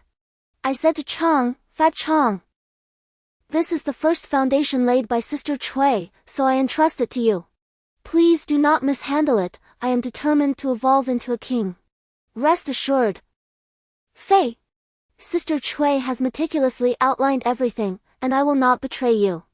I will ensure that Hope City thrives. You should be the ones to take extra care. Chang replied with a smile, playfully punching me. What are you two chattering about? You seem so cheerful. Sister Cui approached. Nothing much. How are your preparations coming along, sister? I inquired. I haven't prepared much, I'm just awaiting Fire Phoenix. I'm bringing her along this time because her abilities also revolve around fire. You two should interact more when the time comes. Understood, sister. I plan to bring all 1,000 evolved level 2 zombies with me, along with 9,000 regular zombies as cannon fodder. Adding you 2, Fire Phoenix, and 50 evolved individuals, I believe we should be fine. Better safe than sorry. Our ultimate goal remains for you to evolve to level 10 and become a godlike figure, Sister Chui chided. Sister Chui! I exclaimed, turning my head. Good heavens! How did my sister cultivate such a formidable team in just over a year? A uniform legion of women, each clad in close-fitting black armor. If I weren't a zombie, I would certainly be stirred. Most crucially, they were all mounted on mutated wolves, each nearly the size of a mutated dog. Very well. I shall simply name them the Wolf Cavalry. Sister, what is this? I stammered, my mouth agape. Sister Chui elucidated. Very well, I conceded. Sister, you are truly a benefactor in my life. I whistled, and Guogui and Xiao Hei bounded over. I mounted Xiao Hei, while Sister Chui rode Guogua. In Sister Chui's words, she's a woman, so naturally, she rides a female dog. Very well, I was indifferent. Gazing behind me, 50 wolf cavalry, 1,000 advanced zombies, 9,000 ordinary zombies. I couldn't help but emit a wolf's howl. Unexpectedly, the 50 wolf cavalry echoed in a cacophony of howls. Excellent, truly imposing. I rode forth into the forest, followed closely by a cacophony of others, feeling a sense of grandeur akin to a general mounting his steed. Chapter 2: The Serpent. We had traversed the forest for an entire day. The once familiar fields had transformed into dense woodland, and the roads connecting cities had vanished, replaced by mutated beasts. It is no wonder that incidents like the zombie siege have yet to occur. Sister Chui and I had set our sights on Zhengzhou, for it is only in the provincial capital that we might find greater opportunities. Armed with a positioning device upon our departure, we would have otherwise succumbed to disorientation long ago. As we journeyed, the evolvers forged the path while the zombies provided protection. Although we encountered numerous mutated creatures, they were still insufficient to satiate the hunger of the level 2 zombies. Nonetheless, we collected a considerable amount of level 1 and 2 gelatins. I did not mind the burden. I entrusted all to Fire Phoenix for safekeeping. The demise of ordinary zombies was of no concern to me, they were merely fodder. The terrain was treacherous, and after several days, we had barely covered over 100 miles. However, many small mutated beasts had been lured to us by the zombies, becoming a free source of sustenance for all. As night fell, Sister Chui instructed everyone to rest and arranged for sentries. I, along with Sister Chui, Fire Phoenix, and several squad leaders, gathered around the campfire, roasting a mutated beast we had captured that day while engaging in lively conversation. Just as we were enjoying ourselves, a commotion erupted among the zombies. The evolver, on reconnaissance, without waiting for my command, vanished into the treetops. Moments later, he returned with a report. Brother Fei, Sister Chui, there is a mutated python, as thick as a barrel, devouring ordinary zombies one by one. Its level is uncertain, but it appears formidable. Understood, Sister Chui, I replied. Fire Phoenix, accompanied by a few others, dashed towards the serpent. Sister Chui, let us join as well, we must ensure nothing goes awry. Sister Chui and I advanced together. As she reached out to pull me, I had already dashed to the gaping maw of the colossal serpent. Without hesitation, I unleashed a fiery strike, which elicited a pained thrash from the beast, its tail sweeping across the ground. I swiftly leaped aside, feeling as though a tempest had thrown me to the earth. Sister Chui activated her powers, ensnaring the serpent with countless branches. Alas, they were severed almost instantly. Seizing the opportunity, I commanded all the advanced zombies to cling tightly to the serpent's tail. At last, Sister Chui managed to ensnare the serpent once more. I brandished my machete, aiming for the serpent's vulnerable point, but as I soared through the air, a sudden pull yanked me into the serpent's mouth. Fortuitously, my undead form spared me from being suffocated. Had I been human, I might have perished from asphyxiation. My blade was crafted by the technical department, capable of slicing through ordinary steel with ease, yet it struggled against the serpent's formidable flesh. Flames ignited around my hand as I searched desperately for an escape. knowing I could not remain within its belly for long. To my astonishment, the fire caused the serpent's flesh to constrict further. How could I have forgotten? The serpent harbored a fear of flames. With a fierce determination, I resolved to roast the serpent from within. My entire being ignited in flames. And though I lacked any sophisticated techniques, I hurled fireballs indiscriminately. The temperature inside the serpent's belly soared to several hundred degrees. The creature writhed in agony, and I was tossed about violently within its confines, enduring immense discomfort. I could only imagine the serpent thrashing about outside. Fueled by rage, I focused on conjuring fireballs. And just as I felt I might be overwhelmed by the tumult, the serpent finally ceased its movements. I endeavored to crawl towards the serpent's maw. Yet I was bereft of strength, moving at a pace slower than that of a snail. Suddenly, darkness enveloped my vision, and a figure emerged, pulling me to safety. In my dazed state, I issued an immobilization command to the zombies before succumbing to unconsciousness. Chapter 21 Level 6 Sister Chui. As I opened my eyes, Sister Chui, adorned in full military attire, exclaimed with elation, Fei, how do you feel? Sister, I apologize for causing you concern once more. I am well, considering I still inhabit a zombie's form, albeit somewhat disoriented. How fares everyone else? I asked, as I struggled to sit upright. Everyone is unharmed, with only a few sustaining minor injuries. Nearly 200 advanced zombies perished. I instructed that their crystals be extracted and fed to the wolf riders, though the canines refused them. Over 1,000 common zombies were lost. As for the serpent, our weaponry is unable to breach its scaled armor, and we are devising a solution. Preliminary estimations suggest it is a level 6 mutated beast. Furthermore, you must never act in such a manner again. You frighten me greatly. Sister Chui admonished, gently patting my head. Very well, sister, I was in error. Shall we inspect the serpent? I inquired, rising to my feet as Sister Chui assisted me. Upon arriving at the serpent's location, I commanded the zombies to establish a perimeter for security before inquiring about Fire Phoenix's progress. We have successfully excised 2 scales using laser weaponry, though it requires time.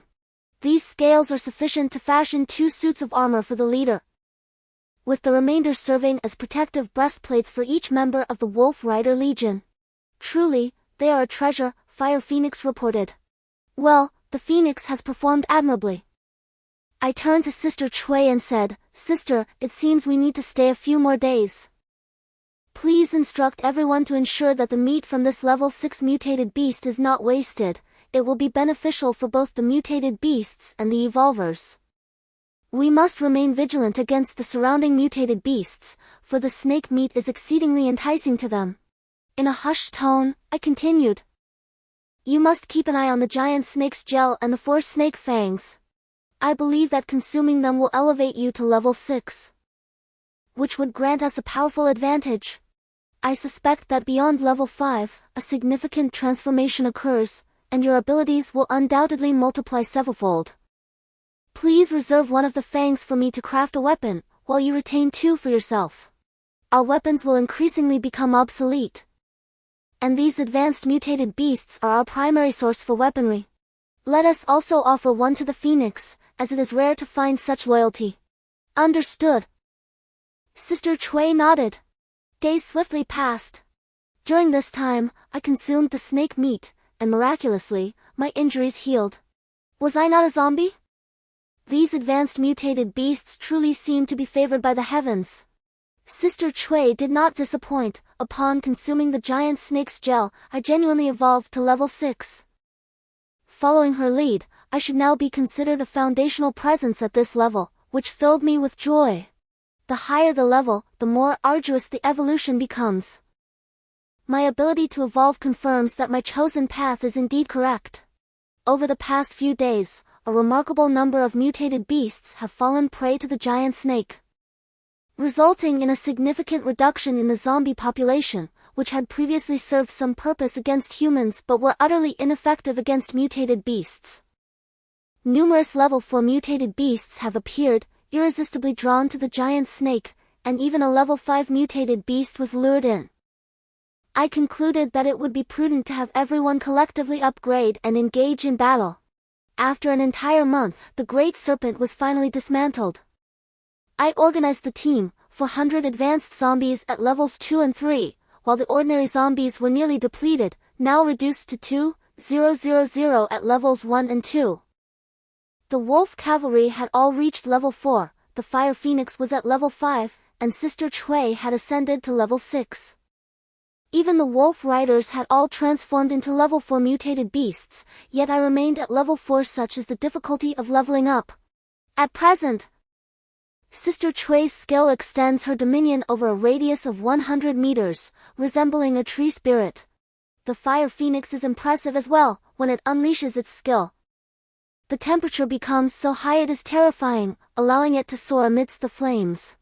The Fire Phoenix jested, "Brother Fei, Sister Chui, once I reach level 6, I shall ascend to the heavens and unleash the phoenix fire across the sky, incinerating any number of foes." This earned her a sharp reprimand from Sister Chui, who pouted and hid behind me. I addressed everyone, "Rest well today, we shall set out tomorrow." Chapter 22 Serpent Fang. Sister Chui chuckled. "Do you think Brother Fei values this because he wishes you to handle it personally? This is a precious item. Here, take one, Fei, you can have 2. And I shall keep 1. Elder sister, I am not accustomed to dual-wielding weapons, 1 is sufficient for me, you should keep it. Let us find something to test its power. Let us try it on the serpent scales, they are impervious even to lasers," the Fire Phoenix chimed in. "Indeed. Let us distribute 1 scale to each as a protective shield, and we shall discuss the remaining ones with professionals in the big city," I instructed. "Understood, Brother Fei," the Fire Phoenix replied, handing me a serpent scale. I took the serpent fang and pierced the scale, only to be met with a swift, resounding puncture. "What a remarkable item, it is astonishingly sharp." I erupted in jubilant laughter, vindicated once more. It was becoming increasingly clear that mutated beasts were the weapons of the future, rendering conventional firearms obsolete, their efficacy diminishing with each ascending level. "Fire Phoenix," I called out, "do we still have snakeskin? I need you to fashion some dental guards." "Yes." Right away, Fire Phoenix responded, roused from her astonishment. Turning to, I inquired, "What's your assessment of the situation at the Yellow River? Do you think we'll be able to cross? Even in this transformed world, our group possesses considerable combat prowess, placing us in the upper echelons," she replied. "However, humanity is also evolving. As long as the mutated beasts in the Yellow River remain confined to the water, and considering your status as a zombie king, I foresee no insurmountable obstacles." "Very well," I declared, my confidence swelling, "we shall set forth for Z City tomorrow." "Sister," she said, a hint of apprehension in her voice, "would you mind if I slept with you tonight? I'm feeling a bit intimidated." "You're such a child," I teased, "but all right, I'll keep you company tonight." "What would others think if they saw us?" "Hee hee, I don't care what they think," I retorted impudently. After traversing another month, we finally arrived at Y County, adjacent to Z City across the Yellow River. I suggested, "We're in close proximity to Z City. Let's rest here for a while. I want to see if I can encounter a zombie king. If I can ascend to level 5, I'll have greater confidence upon reaching Z City." "Agreed," she concurred. "Fei, Z City has a dense population. If you can evolve to level 5, you'll be able to command an army of 100,000 zombies, giving you a chance to compete with other zombie kings for evolutionary resources. From what I gather, Z City is home to a level 7 zombie emperor, and human armies have established fortified bases, forming a tenuous opposition to the zombie emperor. Moreover, evolved individuals are abundant. We must proceed with utmost caution. Fire Phoenix, you lead the Wolf Cavalry to clear the way. Xiao Fei, you and the zombies bring up the rear. We shall exit the forest." "Understood, Sister Chui." As we emerged from the woods, we were met by a horde of wandering zombies, growling as they sought sustenance. Upon noticing Sister Chui and the others, they charged forward with menacing roars. The wolf cavalry, without the need for further command, dispatched them effortlessly, sending them flying with a mere swipe. Having traversed approximately 20 miles, I sensed the approach of 2 level 4 zombie kings, accompanied by their elite undead. No! Wait, why do I perceive 2 zombie kings? Sister Chui, be cautious. There are 2 level 4 zombie kings. Wolf cavalry, remain vigilant. I urgently called out to Sister Chui, and with a mental command, I directed 2 Subat advanced zombies to engage. We positioned ourselves for confrontation. In less than a few minutes, I found myself face to face with the 2 zombie kings. Clearly, their entourage was significantly outnumbered compared to mine. Our mental energies clashed as I quickly instructed, Sister Chui, you and Fire Phoenix take the lead. We are vying for control over the advanced zombies, I cannot hold off both of them. Upon hearing this, Sister Chui and Fire Phoenix soared into the air, with Sister Chui's branches swirling around as they ensnared the 2 zombie kings. I strained to maintain my mental defense. Just as the 2 zombie kings were about to unleash a sonic attack, Sister Chui approached, her hands gripping 2 severed heads, and inquired, Sister, I estimate there is a level 5 zombie king, these are merely its minions controlling the horde. Let us find shelter for a while, as I cannot sense its whereabouts. With 2 of its subordinates suddenly slain, it is bound to be furious. We must exercise caution. Moreover, should it emerge, these advanced zombies will become its followers. And we must be on guard. It seems that defeating it will rely on you and Fire Phoenix's stealthy assault. I am of little assistance, I explained. Very well, everyone. Find a reliable place for defense and prepare to transform these advanced zombies into mutated beasts. The group busily set to work. Sister Chui and I located a room, and she presented her head to me, saying, hurry up, I will step outside for a moment. After I drained the 2 zombie kings and ventured out, I noticed Sister Chui directing others in constructing traps. She asked, how is it? I shook my head, I do not sense an upgrade, the numbers are too few. Do not fret, Faye. I will certainly capture the level 5 zombie king for you. In the meantime, explore the city and ascertain its precise location, Sister Chui replied. All right. Sister, I will first attend to my guards. I found a nearby building and commanded the zombies inside to remain still before proceeding into the city. Embarking upon the once bustling thoroughfare, now echoing with the ghastly moans of the undead, a sense of desolation washed over me. Amidst this despondency, my attention was captured by a woman and child huddled before a supermarket's entrance. The woman, her fair legs exposed, cradled the child as they sat upon the ground. Initially mistaking them for the infected, a surge of telepathic awareness revealed their humanity. Puzzled by their presence in such a perilous locale, I approached and called out, only to receive no response.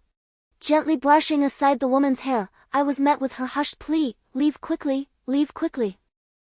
A suspicion of a human trap arose, yet it was too late. Several evolved beings had already encircled me. Apologies, friend, but fortune has turned against you today, one declared. As they lunged forward, with a series of swift maneuvers, I dispatched them with a single strike each. Mere level 2 evolved individuals posed little threat to my current abilities.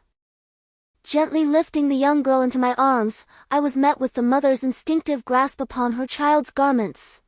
It's all right, fear not. I shall not harm her, I reassured her softly. Retrieving several chunks of mutated beast jerky and a flask of water from my satchel, I offered them to her. Settling down beside them, the woman eagerly devoured the offering, only to then present it to her child, urging, eat, eat, it is not human flesh. After they had consumed 2 large portions, I intervened, you consume too much, too quickly. Partake more later, I have ample. The mother and daughter promptly prostrated themselves, expressing their gratitude. Thank you, esteemed one, we were famished. Share with me your circumstances, I inquired. Earlier, I overheard mention of human flesh? My lord, our base houses over 10,000 souls, with approximately 1,000 evolved individuals. A formidable zombie overlord plagues this city, instilling such fear that they dare not venture out. Driven to madness, they have resorted to cannibalism. Today, they demanded that my daughter and I serve as bait, threatening to devour us if we refused. I beg for your mercy, my lord. A surge of indignation coursed through me. Even as a zombie, I strive to restrain myself from consuming humans. Yet they are more depraved than the undead. Well, have you ascertained the information? I turn to my sister. I need your assistance with a matter of utmost urgency. I intend to kill. Sister, inquire of them directly. An hour later, my sister shattered the wall with a single blow. Faye, I acquiesce to your proposition. Tonight, I shall accompany you. The mother and daughter were once authentic farmers, leading a simple and honest life in their village while working with the husband. When the apocalypse struck, the husband killed a neighbor who had turned into a zombie and fled with the mother and daughter to City Y initially. They believed they had found a sanctuary among survivors, feeling secure in the presence of armed police. At first, life in the base was challenging. Yet the food reserves from City Y allowed everyone to barely sustain themselves. However, as time progressed, evolved beings began to emerge, and their numbers swelled, overthrowing the pre-apocalypse order. The populace became subservient to the evolved, with women subjected to unified control, while disobedient men were treated as expendable. Eventually, a level 5 zombie king emerged in the city. And the evolved suffered catastrophic defeats in their attempts to confront it. The remaining ineffectual evolved lost all courage to search for sustenance. With the base's food supplies depleted, the evolved redirected the remaining provisions towards the children and women. Today, this woman was designated as bait. After all, City Y still harbored other survivors. If they failed to lure a human today, the mother and daughter would inevitably become the evening meal at the base. Chapter 20. For the chick has grown up. Sister, I am at a loss. My mind is in turmoil. Let us change our location for now. We should assign a few wolf riders to look after them and address this matter in a few days. The mutated beasts in the jungle should be managed by the wolf riders to help them regain their strength. All right, sister, I shall heed your advice, Chui said with resignation. Sister Chui, I have now reached level 5. I am uncertain about the challenges that lie ahead in my journey of ascension. It took me the defeat of 2 level 4 zombie kings and numerous evolved beings to attain this level. The path will undoubtedly become increasingly arduous. I harbor no desire to take lives, my only aspiration is to evolve to a higher tier. Sister Chui embraced me, reassuring me, I understand, dear foolish child. I shall accompany you on this journey, even if others forsake you, you still have me. Sister, I too have attained level 5. We need not tread in secrecy any longer. I feel capable of confronting the zombie kings head-on. My sole apprehension lies with sonic attacks. I must devise a strategy. Humanity has now crumbled, and Sister Chui is wholeheartedly determined to establish a faction for my protection. Yet, I remain indifferent, yearning solely to reach level 10. At that juncture, I shall not concern myself with any faction, for I would have the power to command legions of zombies. But then again, will I be able to withstand nuclear strikes? Could it be that Sister Chui binds me to humanity solely to shield me from the blows of heavy weaponry in the future? Never mind, sister. Once you have completed your tasks, everything has been arranged. From the survivors, I learned that the zombie king seems to reside in the heart of the city. What are your plans? When high-level zombie kings encounter their counterparts of the same tier, it is typically for the purpose of consumption. Only those at level 6 and above possess self-awareness. Ultimately, all actions are aimed at achieving higher evolutionary stages. Lower-level zombies do not dare approach during the consumption between high-level zombie kings, for the ultimate attack of a high-level zombie king is sonic in nature. If you could accompany me, we could easily deal with it. However, I fear that you may not withstand the sonic attacks. Therefore, I shall venture forth alone this time. I must learn to grow independently. I addressed Sister Chui, is it acceptable? Xiao Fei, Please refrain from causing any further trouble. Rest assured, sister. I cannot remain sheltered beneath your wings forever, I replied to Sister Chui. Very well, I have faith in your capabilities. Take this snake fang with you, she said. With a sense of caution, I nodded while holding it in my hand and proceeded towards the city center. Chapter 25: The Death of the Level 5 Zombie King. Sister Chui gazed at my departing figure, sighing inwardly. The eagle has finally learned to spread its wings. As I traversed the path, numerous zombies shied away upon sighting me. It wasn't until I sensed the presence of the Zombie King that the true confrontation began. The king, too, felt my approach, and we advanced towards each other with unyielding determination. His guards instinctively retreated, creating a space for what was to be a clash of titans. We stood meters apart, our gazes locked, and with a simultaneous roar, we lunged at each other. Our battle was fierce, each strike landing with brutal force. The king wielded claws and tentacles. Weapons I lacked, but I possessed fangs of a serpent. The fight dragged on, neither of us gaining the upper hand. Green blood dripped from my face and body, pooling on the ground. Glancing around, I realized many high-level zombies were waiting for us to weaken, eager to feast on our flesh. Time was of the essence. We broke apart, both seemingly aware of the impending danger. Our screams collided in the air, creating shock waves that devastated the surrounding zombies. The swift ones fled, while the slower ones met a gruesome end, their heads exploding like watermelons. Seizing the moment as the king caught his breath, I hurled a serpent fang. It narrowly missed his face, and as he turned to roar again, I was already upon him. Another fang pierced his skull. Despite evolving to level 5, he lacked human intelligence. I sat on the ground, panting heavily, trying to recover. A claw wound on my chest bled profusely. I stuffed a towel into it, but it was of little help. A shadow approached a level 4 zombie king, seeing me weakened, sought to take advantage. I smiled wryly. With a mental surge, I immobilized him, his body collapsing mid-run. I approached, crushed his skull with a single strike, and consumed his essence. The nourishment revitalized me, proving once again that consuming zombies enhances strength and accelerates evolution. I observed in silence, my conjecture validated as each of the 6 zombies, having consumed the remains on the ground, evolved to level 4. The level 3 zombie king, having devoured the level 5 zombie king, was the first to ascend to level 4 zombie king status. Perhaps driven by instinct, they emitted low growls in my direction upon their evolution, their excitement palpable. Emerging from the city, I was met by the anxious figures of Sister Chui and the others, who immediately surrounded me, showering me with questions. A sensation of warmth washing over me, much to the chagrin of the 4 advanced zombies, who voiced their displeasure with vehement roars. Sister Chui diffused the situation, urging the others to cease their commotion and inquiring about my well-being. I assured her of my success, declaring the city ours and entrusting the subsequent care of the survivors to her. I then produced the cache of crystals, suggesting she feed them to the mutated beasts to facilitate their evolution to level 5. With that, I tossed the level 5 zombie king's crystal to Guogua, who eagerly devoured it, subsequently clamoring for more.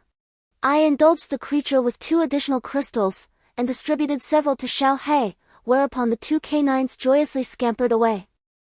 Chapter 26: The Great Fish. It has been a month since I arrived in City Y, under the formidable integration of Sister Chui, a level 6 evolver, and the Wolf Riders. The city has been unified after the demise of nearly 3,000 individuals. The heads of over 1,000 evolvers were delivered to me under the pretext of feeding the zombies, yet this time I refrained from upgrading.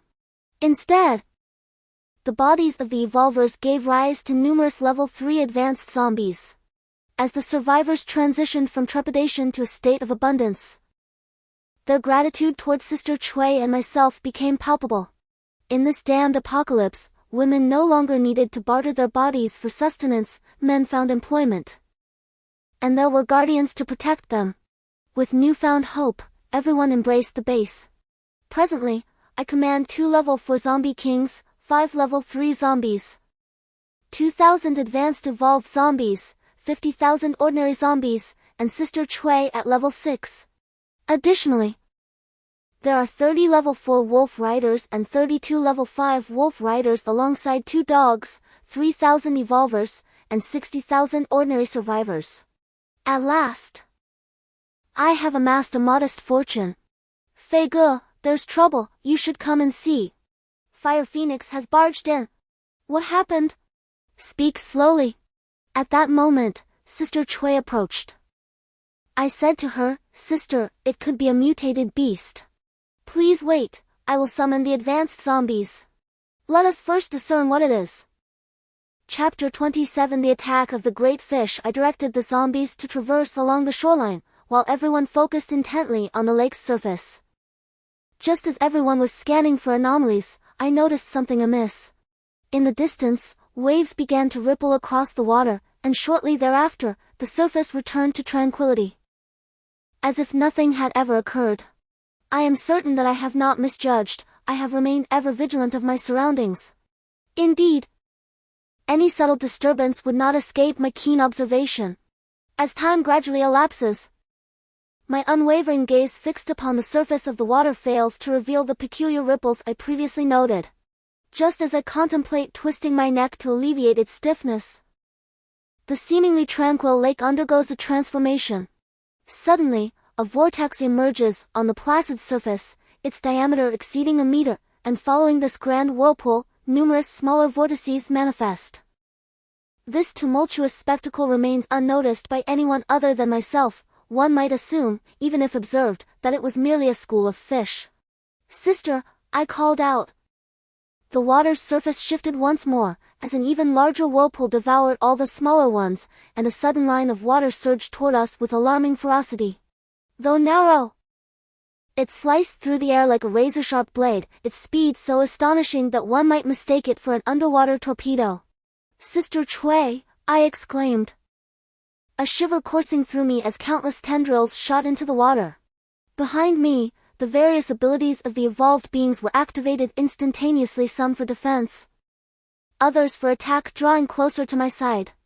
I issued a command for the zombies to shield us in the front. Chapter 28 A deluge of assaults. As I gazed upon the surface of the water, I beheld a colossal fish tail that, at first glance, appeared cylindrical. Yet upon closer inspection, this cylinder bore a flattened quality. The fish's dark skin was interspersed with mottled white patterns reminiscent of serpentine scales. Along the dorsal midline, a fin extending half a meter rose from the submerged realm, its spines jutting sharply upward, almost a foot above the membrane, resembling a series of barbed spikes. At the very tip of this immense tail, a fin, resembling a grand fan, unfurled freely in the air, forming a vast screen. There were no swirling eddies in the water, no swift lines cutting through the surface like lightning, and no forewarnings. After a sudden splash, the dark tail seemed to materialize out of thin air. Beyond the realms of turtles and crocodiles, there indeed existed a fish capable of leaping ashore to hunt. With a tremendous splash, a massive figure burst forth from the water's edge, crashing onto the shore. Subsequently, that long, thick tail thrashed vigorously, propelling its enormous form comparable to a large vat toward the spot where the crew had previously stood. Then came a thunderous sound of teeth clashing, akin to a bolt of lightning striking the ears of the onlookers. The enormous head of the fish, with a maw that spanned 2/3 the width of its head, was lined with hundreds of razor-sharp, hook-like teeth, all snapping at the air. After the initial bite missed its target, the great fish did not relent. Instead, it writhed its massive, slick body, relentlessly pursuing the two individuals rolling on the ground. Damn it, in the water, I had no means to contend with you. But now that you're on land, you're still defiant. With a commanding shout, I ordered all the advanced zombies to leap into action. A series of heart-wrenching sounds, reminiscent of a dreadful gnashing of teeth, echoed relentlessly as a colossal fish, nearly 5 meters in length, resembling a land beast, pursued two individuals. In a moment of panic, someone raised a rifle and pulled the trigger at the creature's black and white, serpentine-scaled body, their trembling fingers inadvertently releasing an entire magazine of bullets. Cease firing! Look at my legion of zombies! I shouted. The enormous fish could no longer withstand the onslaught from my team. Its tail thrashed violently against the ground as its body writhed in a desperate attempt to retreat towards the nearby lake. With remarkable swiftness, it stirred up a cloud of grass and reeds, creating a curtain that obscured our view. By the time the debris settled, the creature had vanished, leaving only ripples dancing across the surface of the water. As the waves dissipated, my comrades remained in a state of shock, gazing at the lake's surface, still reeling from the unexpected encounter. Their attempt to organize a confrontation with the fish had been thwarted by its sudden departure. Each person standing by the water's edge faced the lake, grappling with the unsettling reality that a fish capable of breaching the shore, one that could devour humans and grow to 5 meters in length, was indeed a fish. Suddenly, a zombie ventured too close to the water's edge, and with a thunderous splash, the elongated and formidable form of the fish leapt from the depths, revealing its entire imposing figure to the astonished onlookers. The grotesque fish possessed a cylindrical anterior, transitioning to a laterally compressed posterior. Its elongated head, slightly flattened at the front and subtly elevated at the back, culminated in a capacious, oblique mouth that stretched towards the rear lower edge of its eyes. Its slightly protruding lower jaw was armed with acutely sharp, recurved teeth.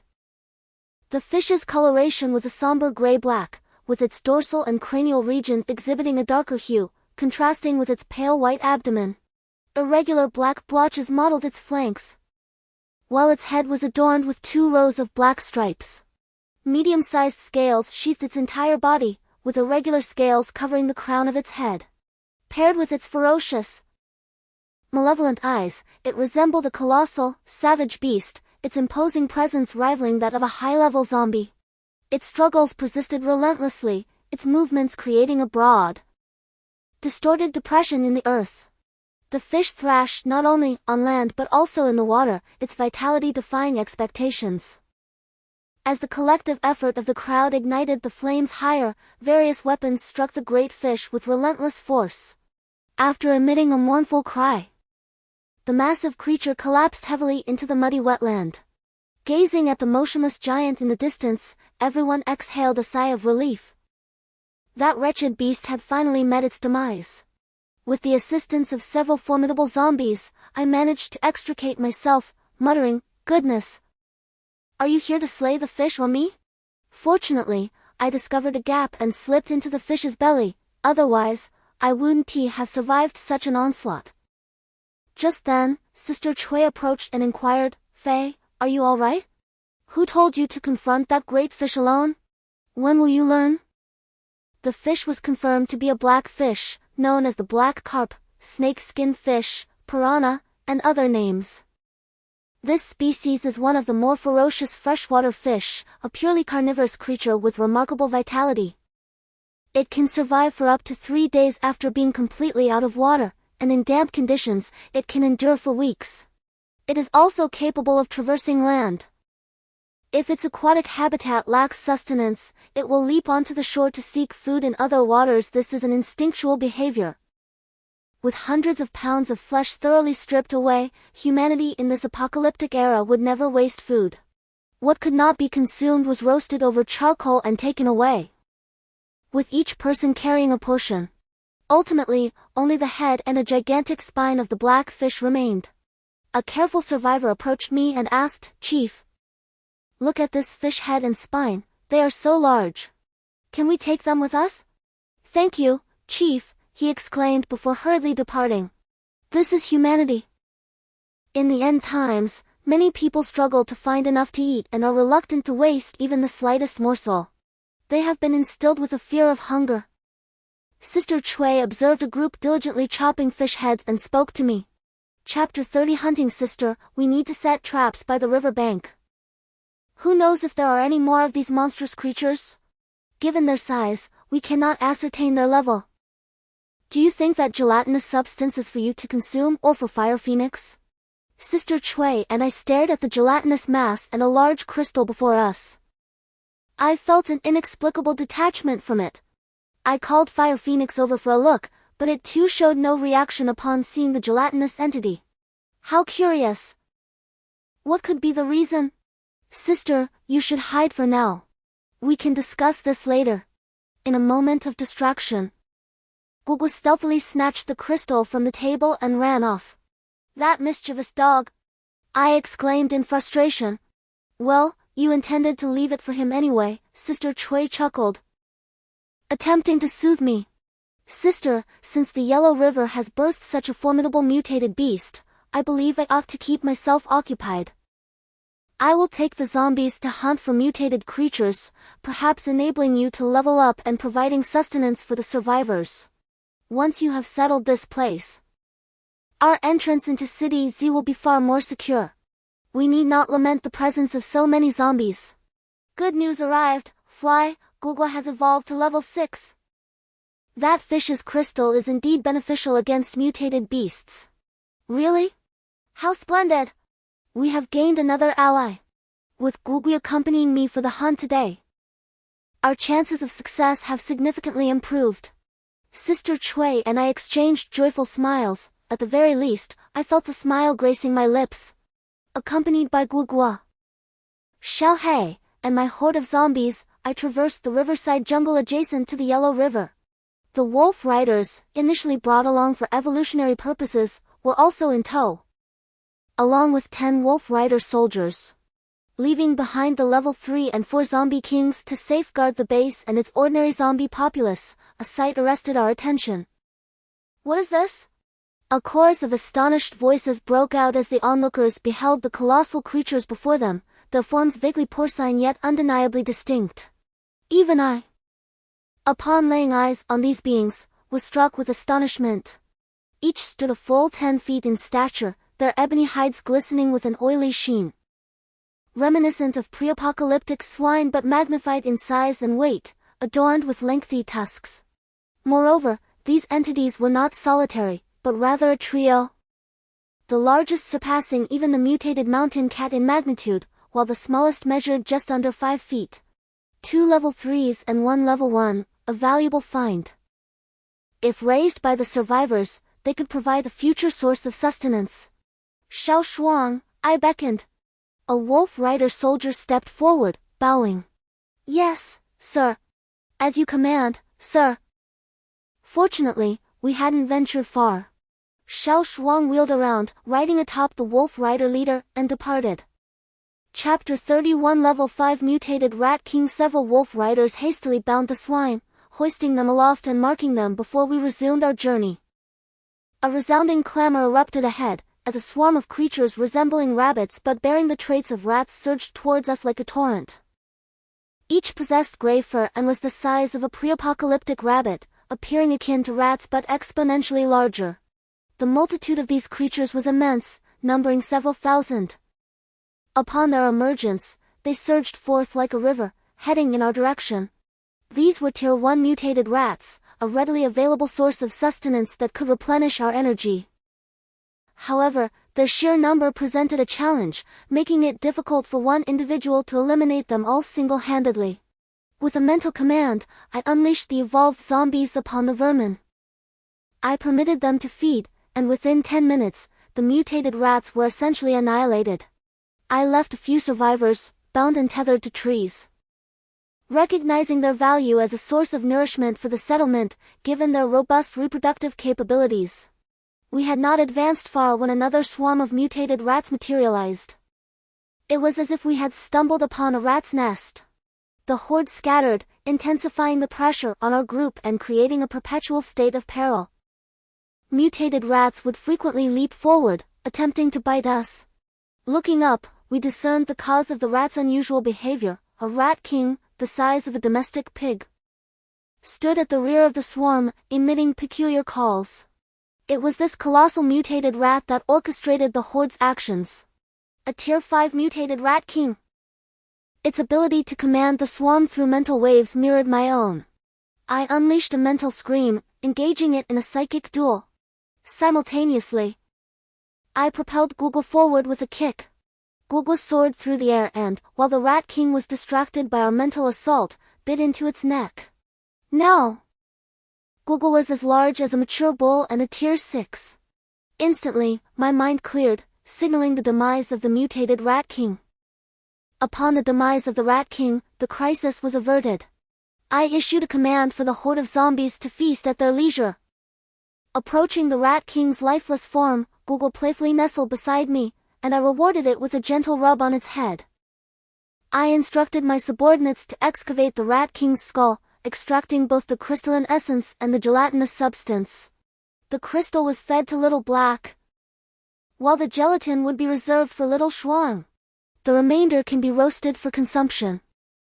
I intend to elevate all of you Wolf Riders to level 6 during this outing. Yes, my lord, responded several of the Wolf Rider captains in unison. As we awaited further developments, Little Shuang arrived with her team to collect a few surviving first-level mutated rats, subsequently transporting the remaining mutated Rat King. I handed the gelatinous substance to Little Shuang. After she consumed it, I inquired, "How do you feel, Little Shuang?" "My lord, I have reached a bottleneck. But I sense I am not far from level 5. Excellent, it appears we have chosen the right path. Let us take a brief respite before continuing our journey." Chapter 32 Jugla. Within the depths of the jungle, ancient trees towered majestically, wildflowers adorned the ground, and intertwining vines created an atmosphere of profound darkness. The fallen leaves had long since mingled with the soil, rendering it indistinguishable from the earth beneath. As I trod upon the ground, the occasional creaking sound echoed, reminiscent of a crunching noise, instilling a sense of trepidation within me. Suddenly, an incredibly sweet aroma wafted through the air, a scent both peculiar and intoxicating. Little Shuang, merely catching a whiff, appeared as though she had imbibed too much, her demeanor swaying as if under the influence, compelling her to follow the alluring scent further ahead. Soon, everyone followed the enticing fragrance to a clearing, devoid of any vegetation, where a solitary crimson trumpet flower stood ominously. Its appearance was peculiar, even terrifying. It bore no petals. Only a massive maw brimming with sharp teeth, reminiscent of a sunflower, twisting grotesquely. Within its gaping mouth, a zombie was being devoured. A surge of determination coursed through me, and I conjured a colossal fireball, resembling a grinding wheel, flickering with a pale blue flame, aimed at this carnivorous flower that had presumably consumed countless souls. Sensing the impending doom of the fireball, the flower swayed violently, and a faint, inexplicable scream emanated from its gaping orifice, as if it were struggling in despair. Could this plant be on the verge of sentience? I gazed in astonishment at the scene before me. I had encountered tales in various mythological texts about plants attaining enlightenment and ascending to higher realms, yet I had always dismissed them as mere fables. Little did I anticipate that today's spectacle would challenge my previously unwavering beliefs. Was it possible that celestial beings truly existed in this world? When the fireball struck the carnivorous flower, it ignited instantly, the terrifying heat reducing it to a pile of ashes. Indeed, fire remains the nemesis of flora. After continuing for a short distance, I came upon a seemingly unremarkable small tree, merely a meter tall and as thick as a bowl. Its entire form a vibrant emerald hue, glimmering like glass with a faint green luminescence. Upon its branches hung several red fruits, each the size of a longan, alongside a dozen or so green fruits that appeared to be unripe. The branches of this fruit tree swayed incessantly, as if the ground beneath had transformed into a swamp. This peculiar little tree seemed to move restlessly. The aroma wafting from the red fruits captivated several wolf riders. "My lord, what is this?" "I am so eager to taste it," inquired a wolf rider maiden whose name I could not recall. Regardless of its nature, I sent a mental signal, and a few agile zombies swiftly approached the fruit tree, plucking several of the red fruits for me. Thankfully, there was no danger. "Please, enjoy," I said to the 10 wolf riders. "Thank you, my lord." 2 hours later, they joyously exclaimed, "My lord, I have leveled up. I am now at level 5. We decided to rest in place while waiting for you." "Indeed, my lord," I watched as they unearthed the tree, and after a few of them fashioned a makeshift stretcher to carry it away, I instructed the higher-ranking zombies to surround me and rest. Chapter 33 The showdown. In the span of a month, we had encountered only a few level 4 mutated beasts, which posed little challenge to our current team. After enduring the apocalypse for so long, how could we have only encountered minor foes? I sat alongside the wolf riders, and one particularly curvaceous wolf rider expressed her frustration. It was not merely impatience. She observed that several of her companions had already ascended to level 5, and she had hoped to elevate her own status on this outing. Yet, a month had passed without encountering a single formidable adversary, leaving her feeling somewhat disheartened. "Everyone, do not lose heart," spoke Shuang. "The leader has a plan. We have been with him for so long, has he ever let us down? Well, a grand hat was once again bestowed upon me. Ahem, dear friends. Let us not be anxious, the path of evolution is long and arduous. We must first cultivate a serene mindset and diligently seek our opportunities. Soon, we shall enter City Z, a realm teeming with exceptional talents. There are several level 7 zombie kings, numerous evolvers, and countless biohumans and robots, each a godlike entity in its own right. Furthermore, today we are all comrades, so I shall remove my mask and reveal the truth. I am, in fact, a zombie. My path of evolution will be immensely more challenging." "Impossible, the leader cannot be a zombie," the crowd erupted in chaotic discussion. "Enough of the noise. Did you not suspect this long ago? It is a rare privilege for the leader to lay bare his truth before us. A testament to his regard for us as kindred spirits. Have you ever considered if the leader has ever mistreated any of us? And what of Sister Cui, who has consistently aided the leader in his evolution? I observe Shuang, and I must say, she possesses quite the discernment. Now, let us not indulge in wild speculation. I implore you to protect me, for one day, you shall find it worthwhile. Moreover, a level 7 zombie king will eventually transform into a human form. It is merely that my path of evolution diverges from yours. In the future, each of you will become my right and left arms. I reassure them. To the death. We shall follow you, my lord." All the wolf riders proclaimed.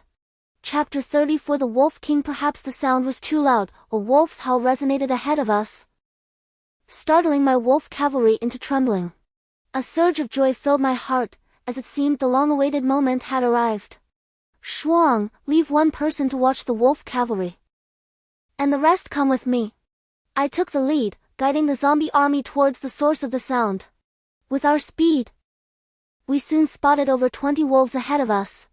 Among them stood the Wolf King, a formidable creature the size of a small car, its crimson eyes fixed upon us. "Gugua, Shuang, you can assist Gugua. The rest, let us first deal with the other mutated wolves." Before I could finish my sentence, Shuang and Gugua charged towards the Wolf King, clearly eager for battle. I led the zombie army and the remaining wolf cavalry against the mutated wolves. "Sir, look!" A member of the wolf cavalry called out to me.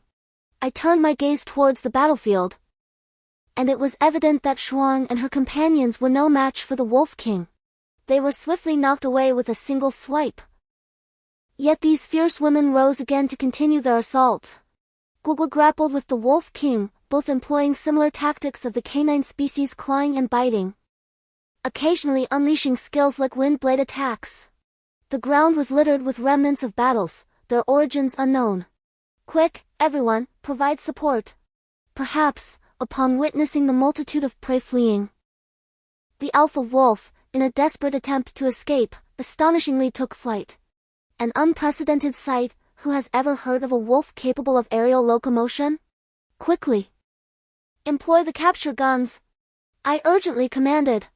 Bang, bang, bang.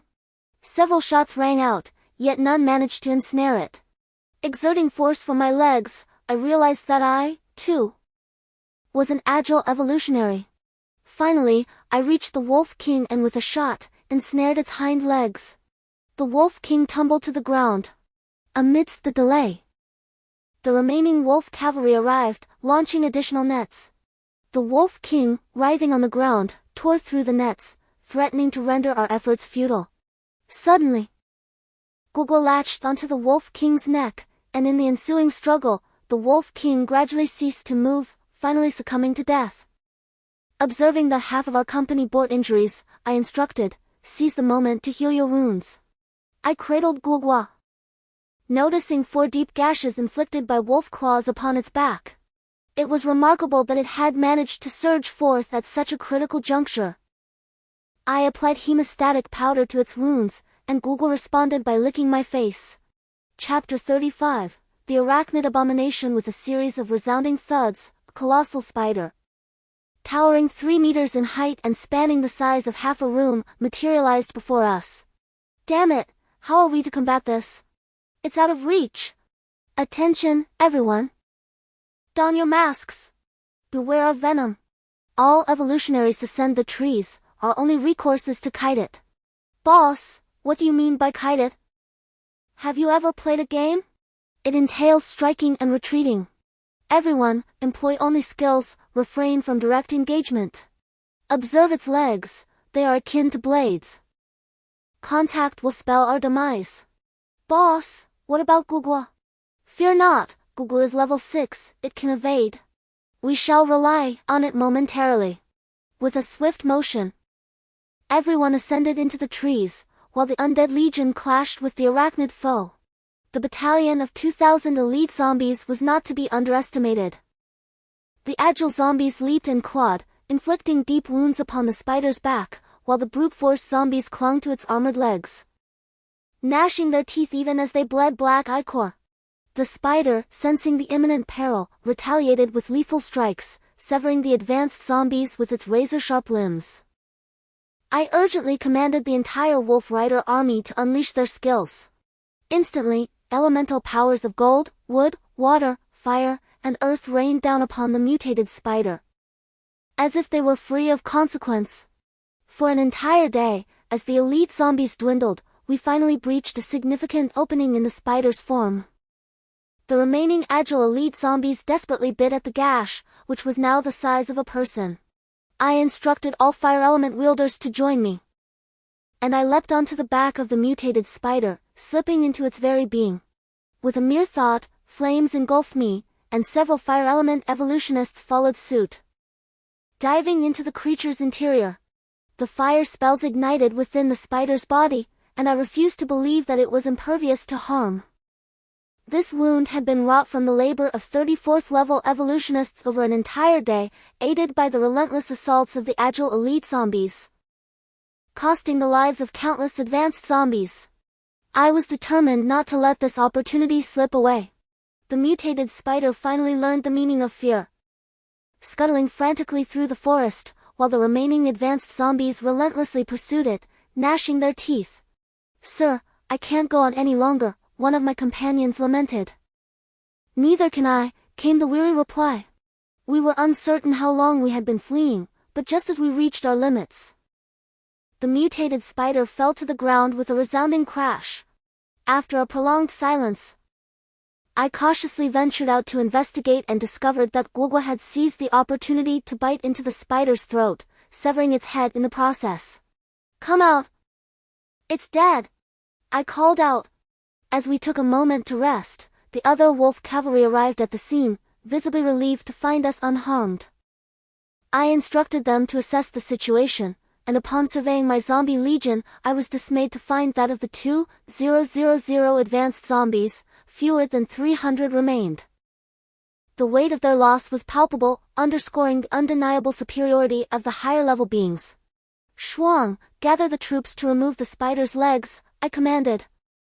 When he reported difficulty in cutting through, I chided him playfully, you don't use that leg to cut off another. I reminded him to extract the crystals and gel, as they were vital for Sister Chui's evolution, along with the Wolf King's claws and gel crystals. By the time we had recuperated, Shuang had successfully retrieved the gel and crystals.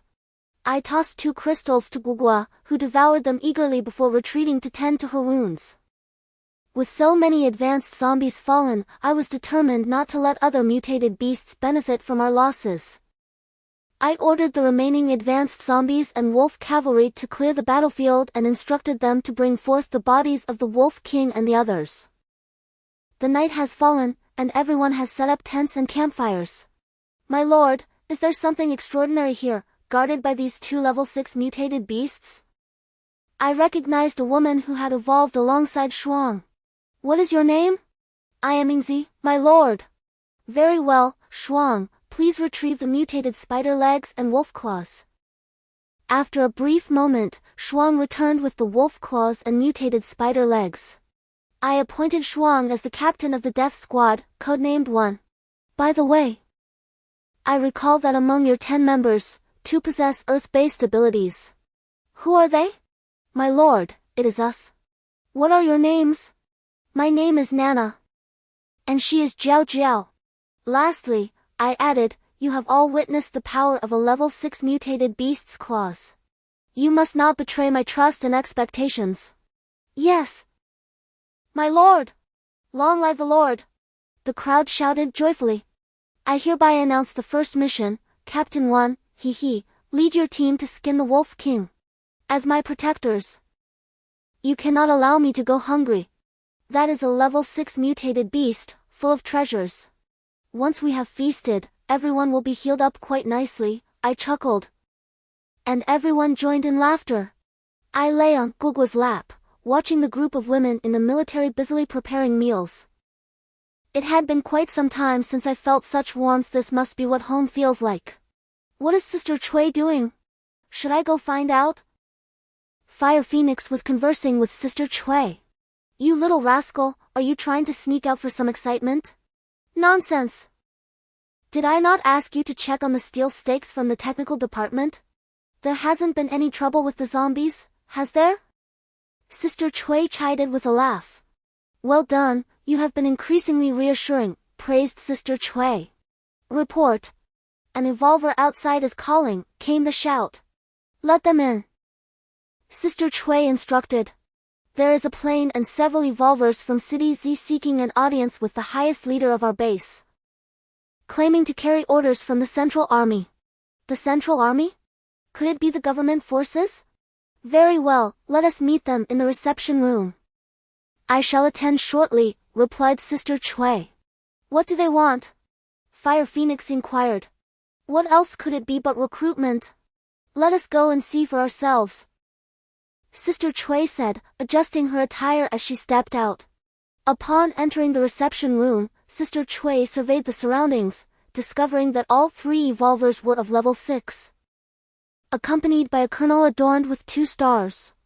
As Sister Chui entered, the 4 stood up, and the colonel introduced himself, I am Wang Cheng. Currently affiliated with the Central Army of City Z, and a former regular army brigade commander from the pre-apocalypse era. I have come to represent the Central Army. May I inquire the name of this esteemed lady? Might you be the Lord of Hope City? Sister Chui took a seat in the main position and replied, Greetings. Colonel Wang. I am the acting Lord of City Y and Hope City.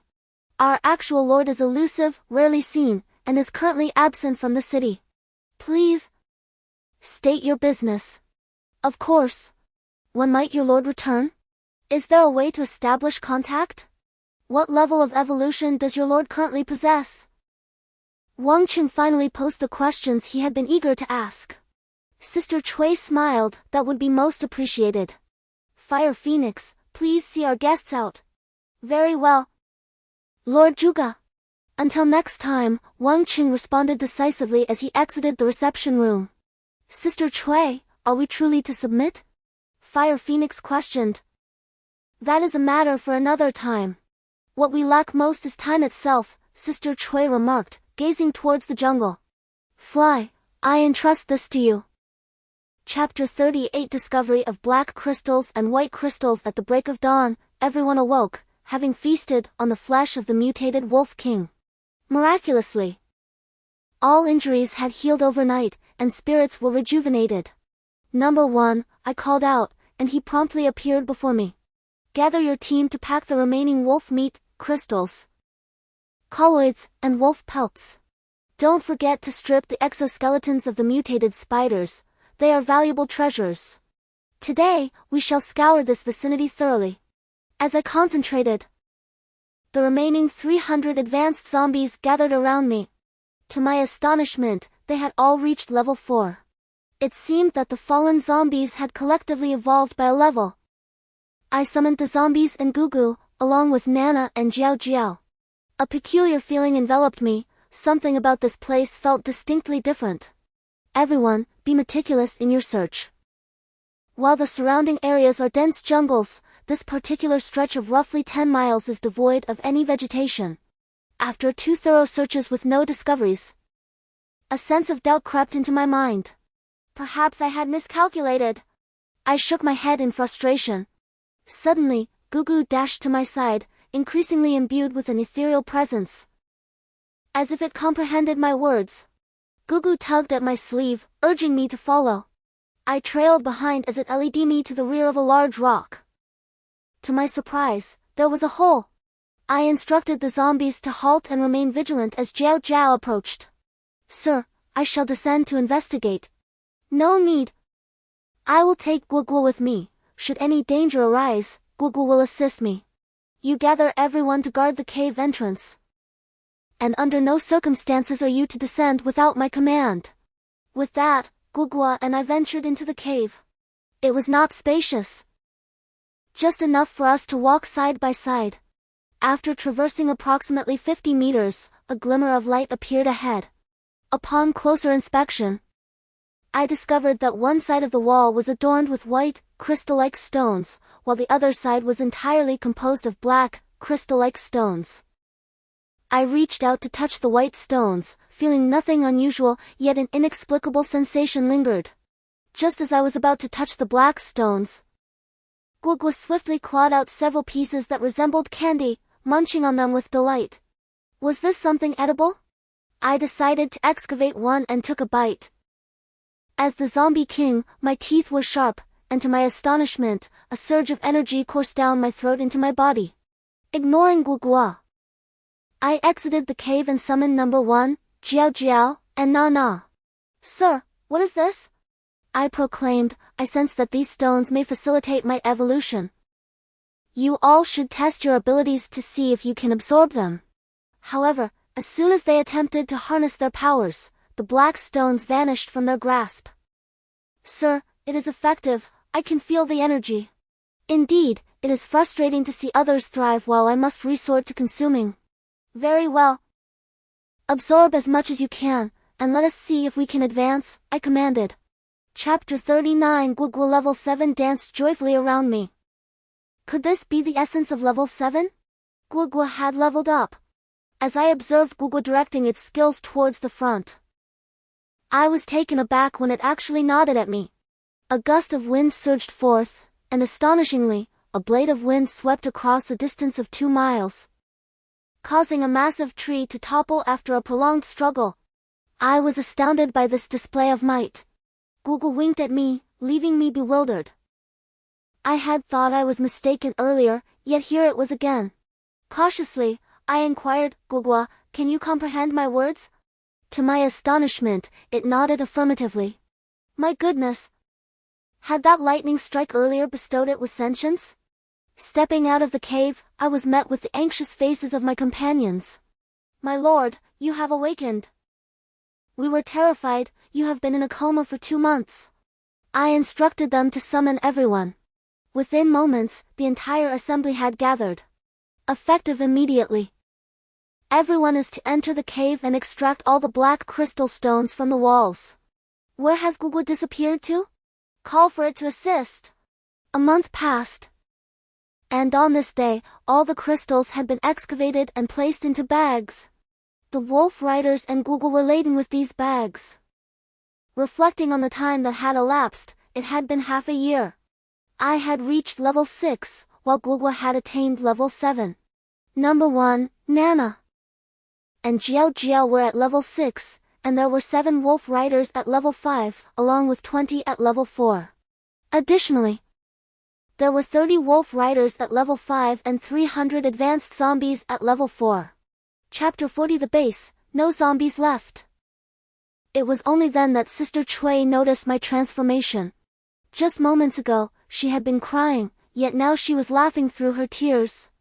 All right, sister. Please have someone bring the black crystal stones over. And don't forget the jugal for me. The following day, Sister Chui announced her retreat into seclusion. I called over Nana and Jiao Jiao and asked, how goes the recruitment of the chosen evolvers? My lord, I exclaimed, I have selected the first candidate. Here, my lord, are 50 Jew fruits for you. Please choose 50 evolutionists, and remember to assess their loyalty before distributing them. Train them and let them engage in combat with monsters. Ensure that you select only level 4 evolutionists, and then establish an officer battalion for the evolutionists. They will lead the Evolutionist Legion in the future. Yes, my lord, replied Candidate 1. By the way, Jiao Jiao, distribute a claw from the Rat King to each newcomer as a Rat King blade. We will reward them with better mutated beast weapons in the future. Understood, Jiao Jiao responded. Another 6 months have passed, and the base has improved remarkably. Other than a few visits from government troops, which I did not witness, and the delivery of several thousand pounds of fish from the Yellow River, everyone has been bustling with activity. On this day, Sister Cui emerged from her seclusion, and Little Black also came out. The Fire Phoenix was still at a critical juncture. My zombies had been nearly exhausted, yielding 3,000 level 4 advanced zombies, and the 2 level 4 zombie kings had ascended to level 5. Capable of managing the horde in my stead. However, I was running low on zombies, it took tens of thousands to produce so many. The Minister of Agriculture had approached me several times, urging me to devise a method for cultivating zombie feed. Today, with Sister Cui finally out of seclusion, I approached her. My lord, she inquired with concern, with so many level 6 zombie kings, can you manage them all? No worries. I am now capable of controlling hundreds of thousands of zombies. Your primary concern should be guarding against the 6th level zombie surprise attacks. None of us have encountered these advanced 6th level zombies. In this chaotic world, various abilities abound. Everyone, remain vigilant. As I finished speaking, Gugui and Xiaohai, who were previously in a languid posture, suddenly focused their attention. Could it be that these two could truly transform into fairies? I redirected my focus and launched another attack. Yet to my dismay, it proved unsuccessful once more. It appeared as though they were marked with some indelible mental imprint, rendering me unable to free them. Zombies can engage in such tactics? The group of 5th level zombies sensed my assault and roared at me, yet they dared not retaliate, constrained by the pressure of levels. Their cries seemed to trigger something, as a shadow leaped from the bodies of the zombies toward me. Everyone, be cautious, it's coming, I hastily warned. I paid no heed to the shadow, for I noticed the zombie horde parting ways, revealing a 6th level zombie king accompanied by several 6th level advanced zombies advancing towards me. We gazed at each other, unmoving. The advanced zombies beside it attempted to charge at me but were quelled by a single roar from the king. I comprehend that don't move is the intended meaning. Indeed, the level 6 zombie king has developed its own consciousness.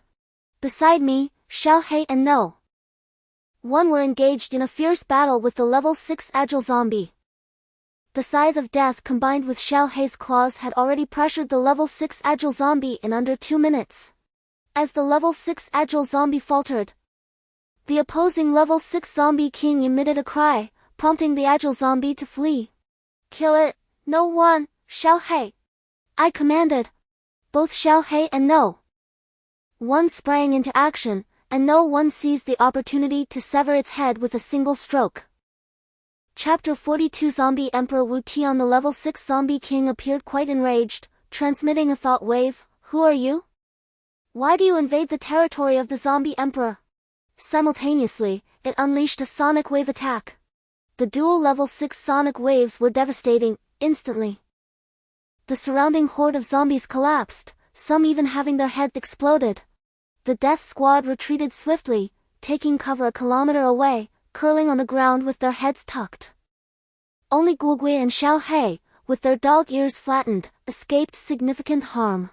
Just as we found ourselves at an impasse, a long howl echoed, and a shadow, ghostly in appearance, suddenly lunged towards me. Without needing my instruction, Gugui engaged the shadow in combat. After a series of clashes, Gugui retreated to my side, while the shadow returned to the level 6 zombie king's side. A voice of astonishment emanated from the 7th level mutated beast. 2 more shadows swiftly appeared beside that person. Upon closer inspection, I realized they were another pair of level 6 zombie kings. The individual scrutinized me for a prolonged moment before speaking. I am the esteemed zombie Emperor Wu Tian of the Northern District. Who might you be? Why does a level 6 zombie king possess a level 7 mutant beast? And what of the human guardians? What brings you here? So many questions, Brother Wu Tian, isn't it? I merely came to gather some zombies. But unexpectedly found myself in a misunderstanding with your subordinates. No matter, I jested lightly. What? You can speak even at level 6? What exactly is your origin? Wu Tian inquired, astonished. I am the leader of Y City, your neighbor across the way. There is no need for alarm, Zombie Emperor. As you can see, I am a mere zombie king without any minions at my disposal, so I came to borrow some soldiers to manage my affairs. Quite intriguing, do share your identification. It's my first time hearing of such capability from a neighbor. There are plenty of zombies to spare, take as many as you wish. Consider it a gift from me. As we meet without hostility, then allow me to express my gratitude in advance. You are welcome to visit anytime, you may call me Faye. I, too, extend goodwill. It is always better to have friends than foes. Chapter 43 Arrival of Government Forces. Sister, that is the situation. After recounting the events to Sister Chui, she fell into a long silence. Faye, I initially intended for us to grow stronger discreetly, but that is no longer feasible. Fortunately, both Guogua and I have reached level 7. From now on, we shall compete as advanced evolvers, giving us a fighting chance. However, until you reach level 7, we must remain low-key. The government forces should be arriving shortly, we must not expose the black crystal, for it is our greatest trump card. Do you think they care about the lives of the common folk or the fate of the zombies? They, like you, only seek to enhance their own power and achieve immortality, which has always been the evolutionary path for all beings. Sister, what do you propose we do next? I asked Sister Chui. Let us take one step at a time, sighed Sister Chui. By the way, Faye, what name did you bestow upon the Grim Reaper squad?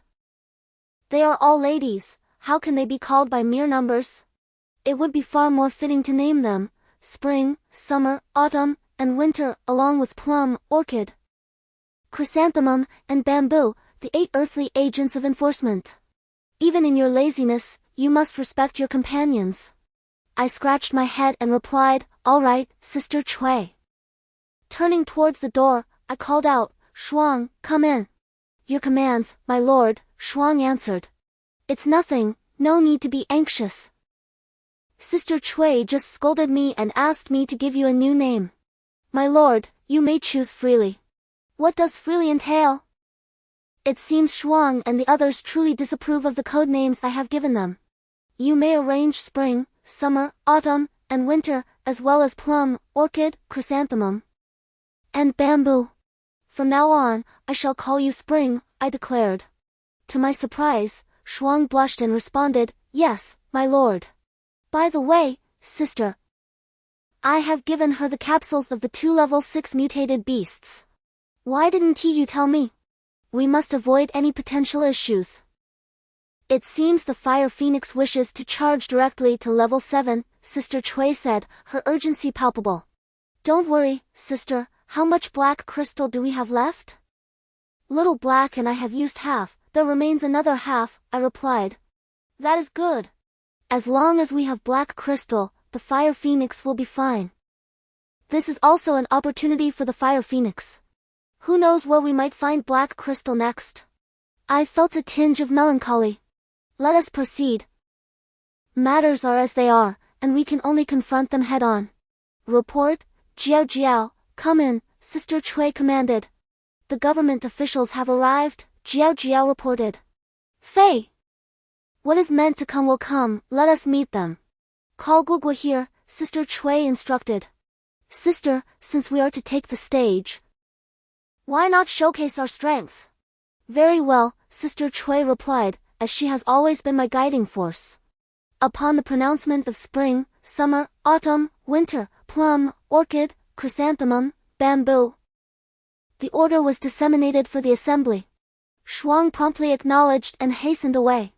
An idea sparked in my mind, and the level 5 advanced zombie king, receiving the directive, marshaled all level 4 zombies to the plaza. Despite a degree of disarray, they managed to align themselves in formation. Accompanied by Chuijia, I entered the main hall. I assumed the seat of honor, with Chuijia beside me. Guogua and Xiaohei, their bovine forms recumbent on either side of us, flanked us protectively. The death squad, 4 on each side, stood sentinel, their scythes brandished. Jiao Jiao and Na Na, leading the wolf cavalry clad in ebony armor, positioned themselves on either side of the lower reception hall. 15 warriors per side, an exclusively female contingent. The wolves rested behind their respective riders. Shortly thereafter, the various ministers arrived, offered their respects, and took their seats on the left side below. 3,000 evolved individuals stood in the plaza, aligned with Chuijia's direction, facing the zombie contingent. Observing that the assembly was nearly complete, I proclaimed, extending an invitation a touch ostentatious, perhaps, but I find it agreeable. Shuang echoed, extending an invitation. Jiao Jiao and Na Na, in unison, amplified the call, extending an invitation. Their combined voices resonated with indomitable force. The reception hostesses escorted a group into the hall. Leading the procession was a figure exuding regal authority, attired in a mouse suit, flanked by 2 senior colonels, evidently seasoned veterans forged in the crucible of conflict. Behind them strode a level 7 evolved individual, his gaze betraying an air of disdain.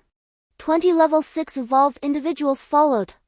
It appeared they, too, had prepared a display of dominance. Fortunately, our side was equally imposing. Upon entering the hall, I clasped my hands and said, I am Longshan, the head of the H province forces of the Doomsday government. It is an honor to meet you, Leader Fei. Do not be surprised. The Heavenly Eye has long been aware of your presence and your evolution, particularly during the battle at the Yellow River Bridge, which we observed in its entirety. I must express my admiration for the way you have swiftly influenced our troops. At that moment, I sensed a palpable tension in the air, especially as Guogui and Xiaohong stood, baring their fangs, directing a menacing aura towards me. Behind me, a level 7 evolved individual smiled faintly, stepping forward to create a protective barrier around me. He raised his hand and remarked, Is this how you treat esteemed guests, Leader Fei? I offered a gentle smile. Let us all be courteous, it is nothing. I gestured for Guogua to sheath her hostility. Please, take a seat, I have prepared wine and meat for you. This is a deliberate gesture on my part. I still have some of the Wolf King's and Rat King's meat from our last gathering, ample enough for a celebratory feast. Brother Fei, why not call me when there is good meat? A hearty laugh echoed through the hall, and upon recognizing the voice, I knew it was Bei Huang. Yushin. I quickly rose and clasped my hands towards the sky. What brings you here? Such a grand event would be incomplete without your presence. Do you mean to say you are unwelcome? As the wind stirred, Wu Tian made his entrance. Guogua stirred, and I nudged her with my foot, prompting her to lie down once more. Wu Tian chuckled, could it be that your invitation was insincere, Brother Fei? Not at all, my brother, you flatter me. Please, take your seat. I laughed heartily. But wait, today I shall introduce you to a few comrades. Wu Tian's laughter filled the room as footsteps approached the entrance. Allow me to present Nan Huang Wang, Shi Huang Chao Meng, Dong Huang Wang Chang, and the enchanting Xianyao Huang Meinyang, along with their subordinates, paying their respects to Wang Fei. I called out. Once again, several individuals stepped into the grand hall, and I lifted my gaze. The Southern Emperor, a jovial rotund figure, remarked, How rare it is to see a stout person in this world. The Western Emperor, Chao Meng, was a muscular behemoth, while the Eastern Emperor, Chang, possessed an agile physique, collectively weighing less than 100 jin. The enchanting Empress, a woman in her 30s, caught my eye. Her height seemed to reach around 1. Bay meters. After introductions concluded, they glanced at the government forces. Oh, Long Yi is also present, remarked Wu Tiancheng, a level 7 evolver from the government army. Today, we gather as the leaders of the undead, so what brings your government forces here? Wu Tian appeared to harbor animosity towards them. This assertion is erroneous, Wu Tian. We arrived first. Moreover, although the flying leader is a zombie, his wife is human. Our investigations reveal that under her governance, the survivors at the Flying King's base thrive better than those in Z City, Longshan interjected. Furthermore, who has ever encountered a level 1 zombie king with cognitive abilities? Longshan dropped this bombshell, startling me. The government's Heavenly Eye possesses such formidable capabilities. There is no need for surprise, Flying King. We also learned this through the reverse application of the Heavenly Eye, Longshan elaborated. Coughing, Sister Chui rose and addressed the assembly. It is indeed a rare occasion to host such heroes from various factions. Since you all acknowledge me as the Flying King's wife, you must also be aware of the concept of a strict wife in China. Let us take our seats and ensure we are well fed and hydrated before discussing matters further. Well said, sister-in-law, Wu Tian, the Emperor of the Undead, remarked, turning to occupy his seat. As the 7th level Fire Phoenix entered, the others saw Wu Tian take his seat and each settled down in turn. I deemed it sufficient to call out, Death Goddess Guardian Spring, serve the dishes. Yes, my lord, came the response. A procession of roasted meats and fine wines soon graced the table. Wu Tian sampled a piece of wolf meat, exclaiming, delicious, my brother. This must be from a 6th level mutated beast, quite rare indeed. Here's to you, my friend. I acknowledge you as my brother. Today, Wu Tian, the Corpse Emperor, was in particularly high spirits. How about we have a duel to entertain the guests? He suggested. It seemed that Wu Tian had suffered much in the past. As he ignored the challenge and continued to savor his meat, suddenly, a wave of heat surged forth, and everyone sprang to their feet, preparing for battle. A fiery figure soared into the banquet hall. Sister Chui, Brother Fei, I've reached level 7. Look, I can fly. Upon hearing this, I realized it was the Fire Phoenix. Sister Chui reprimanded, have some decorum. You burst in here talking about fighting. Go change your clothes. The Fire Phoenix, feeling wronged, turned and flew away. My apologies, everyone. My close aide just evolved to level 7 with a little assistance from Fei, and she got a bit carried away. What? Sister Zhuge, humans can assist the Flying King in evolving to level 7? Longshan exclaimed, rising in astonishment. What is so surprising about that? Fire Phoenix, this lazy dog. And I have all been evolved by Fei, came the reply. What? You have 3 level 7 evolved beings, all empowered by the Flying King's abilities? Even the mutated Beast Kings can be affected? The esteemed guests could no longer remain seated and all stood in awe. I quickly interjected, let us enjoy the feast. Today, we are all guests here, let us drink and revel without further discussion. I am acutely aware that Sister Chui is orchestrating a grand spectacle for me. Yet I still chose to sever the moment. Women often harbor the belief that men possess boundless capabilities, oblivious to the fact that such actions can thrust me into the eye of the storm. We all enjoyed a delightful meal together, despite harboring our individual concerns. After dining, I suggested, let us all take a moment to rest. We can discuss matters later this evening. My apologies, dear friends, I find myself somewhat inebriated. Just as I began to relax, a mental transmission from Wu Tian, the Corpse Emperor, pierced through my thoughts. Brother, I tend to be rather forthright. I wish for my son to become your disciple, may we discuss this? Upon conveying Wu Tian's intentions to Sister Chui, she remarked, you are quite bold. You are now an adult, some decisions are best left for you to make. I shall accompany you to meet the Corpse Emperor. I swiftly made my way to Wu Tian's lodgings, taking Gugu along as a precaution. Just as I was about to knock, Wu Tian emerged to greet me. Brother, You have arrived. Please, come in. He turned to his attendant, Wu Ming, come along with us. Once inside, Wu Tian began, brother, do not hesitate to express any grievances. During the cataclysm, I was bitten and consumed the flesh of an entire city to evolve to level 7. It was a harrowing experience, as you can understand.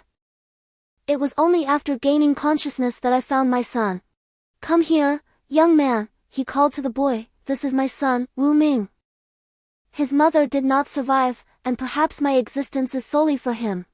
Today, upon meeting you, I recognize you as a true dragon among men. I implore you to accept my brotherly request for my son to become your disciple. I opened my mouth to respond, but Wu Tian abruptly interrupted. I know what you wish to say, brother. I have a keen insight into people. Life and death are predestined, and fortune lies within the hands of fate. I merely wish to inquire if you would consent to this request. It is a rare privilege to have earned your trust, elder brother. What else can I say but that I accept this child? I can't promise anything else, but as long as I have food, so shall he. Very well, very well. Very well. Wu Ming, come and pay your respects to your master. Wu Tian, call Wu Ming over here.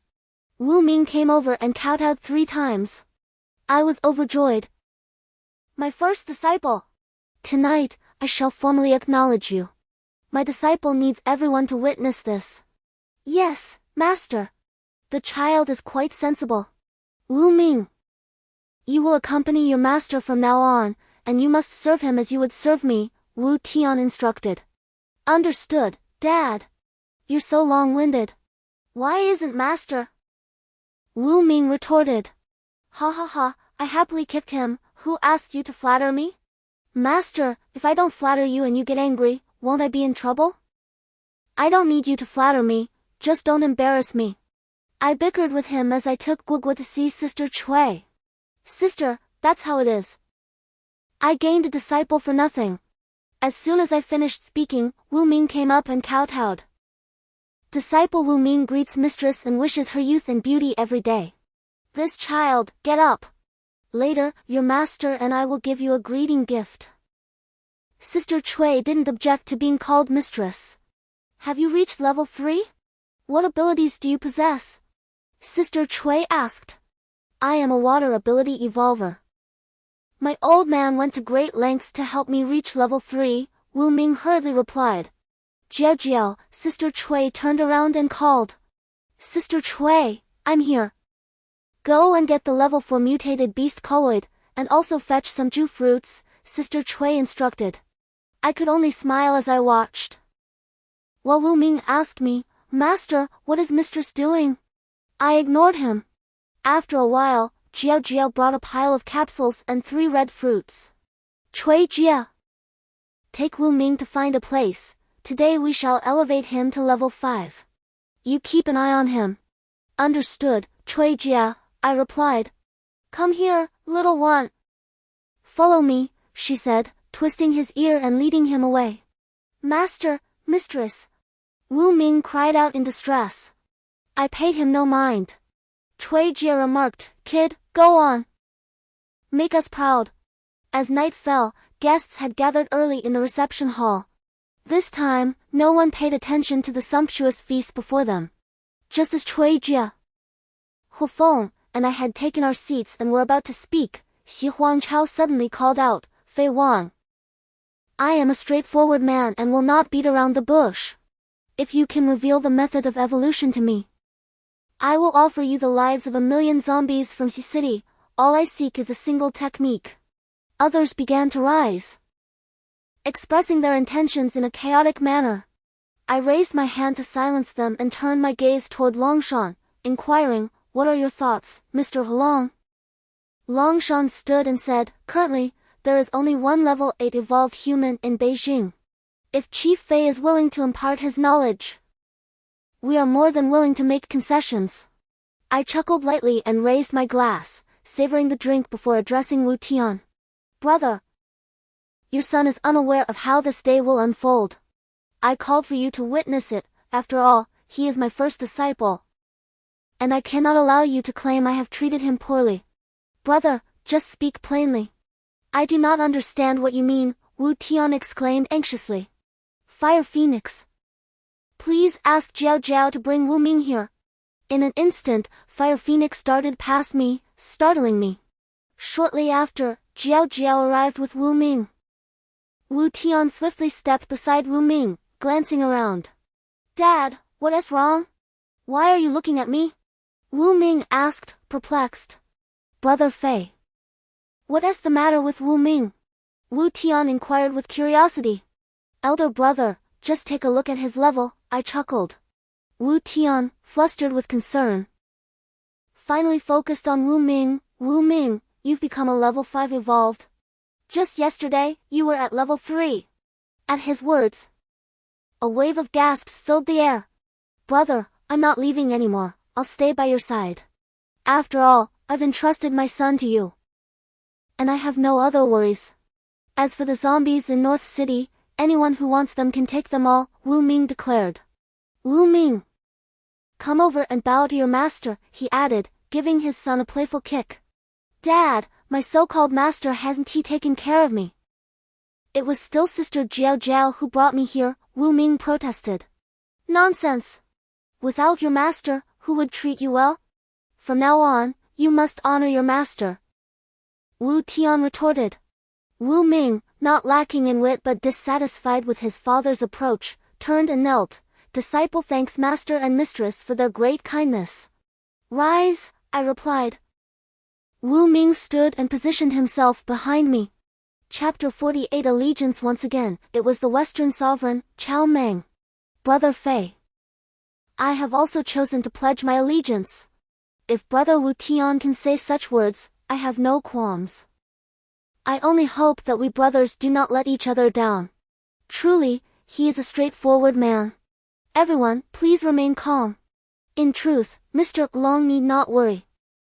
When it comes to the zombie emperor, after reaching level 7, he regains his consciousness, all in the pursuit of evolution. Regardless of how many lives he claimed in the early stages, that was merely instinct. Subsequently, he assumed the role of the zombie emperor for the sake of survival. In essence, immortality is a common aspiration for us all, unlike your human pursuits of fame and fortune. I find myself becoming quite the expert in persuasion. Fei Wang. With lofty ambitions, what is your perspective on humanity? Longshan stood up and I muttered inwardly, old fox. Suddenly, a chill ran through me. Mei Nyang jested, brother. We rely entirely on our elder sister's care.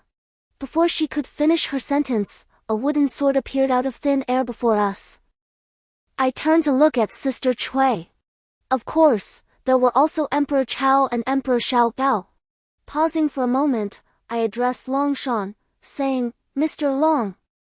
It is rare for you to visit, so I have a grand gift for you. In 1 month, you shall take your troops to receive the territories of Brother Wu Tian, Brother Chao Meng, and Sister Mei Nyang. We have no interest in that area. And we will withdraw all zombies. Emperor Nan laughed, while Emperor Dong remained silent, not that I paid them much mind. Sister Cui interjected, everyone, let us dine. We have been chatting for quite some time. In the future, Wise City will depend on all of you. Emperor Nan chuckled, Zhuge, you are too modest. Who would dare to challenge you? With 6 level 7 beings present, just a stamp of our feet could cause Z City to crumble. The next day, after bidding farewell to our departing guests, Sister Cui and I summoned Brother Wu Tian, Brother Chao Meng, and Sister Mei Nyang into the room. I presented the dark crystal, saying, Dear sisters and brothers, this is the energy we will need for our future evolution. What is this? Brother Fei, please cease the legal proceedings. Wu Tian implored me anxiously. I chuckled softly. Recently, I have delved into a study revealing that both evolvers and zombies, as well as mutated beasts, owe their extraordinary abilities to the viral pathogens that empower us. I consulted a scientist who informed me that this black crystal is saturated with zombie viruses, concentrated to an extent that is multiple times, even dozens of times, more potent than the original. To illustrate, consider the ether present in the air, when compressed. It transforms into spiritual water. Chow Meng scratched his head, bewildered. The others gazed at me with similar confusion. Allow me to clarify, our consumption of zombies and mutated beasts facilitates our evolution. The more we consume, the higher our evolutionary potential, as their bodies harbor the zombie virus. By absorbing this virus into our own systems, the greater the concentration and intensity of the virus, the higher our levels ascend. After I finished speaking, I settled beside them. And after a lengthy silence, they marveled and questioned, "Are we, then, merely viruses?" "No," I corrected them. "I believe it is more fitting to refer to ourselves as viral evolution entities or viral parasites." "Thus, it is indeed the virus," Mei Yang remarked somberly. "Have you all seen X-Men? In that film, individuals were termed mutants. Subsequently, with the advent of vaccines, mutants could revert to normalcy or evolve into deities. However, the process of evolution was never elucidated. In essence, we are akin to mutants. I merely possess a superior method of evolution. The choice lies before you. Do you wish to remain human or ascend to divinity? The decision rests with you."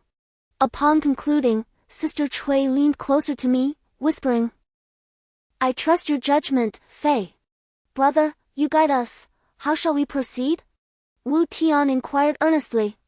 Brother Chow Meng and Sister Mei Yang also expressed their support.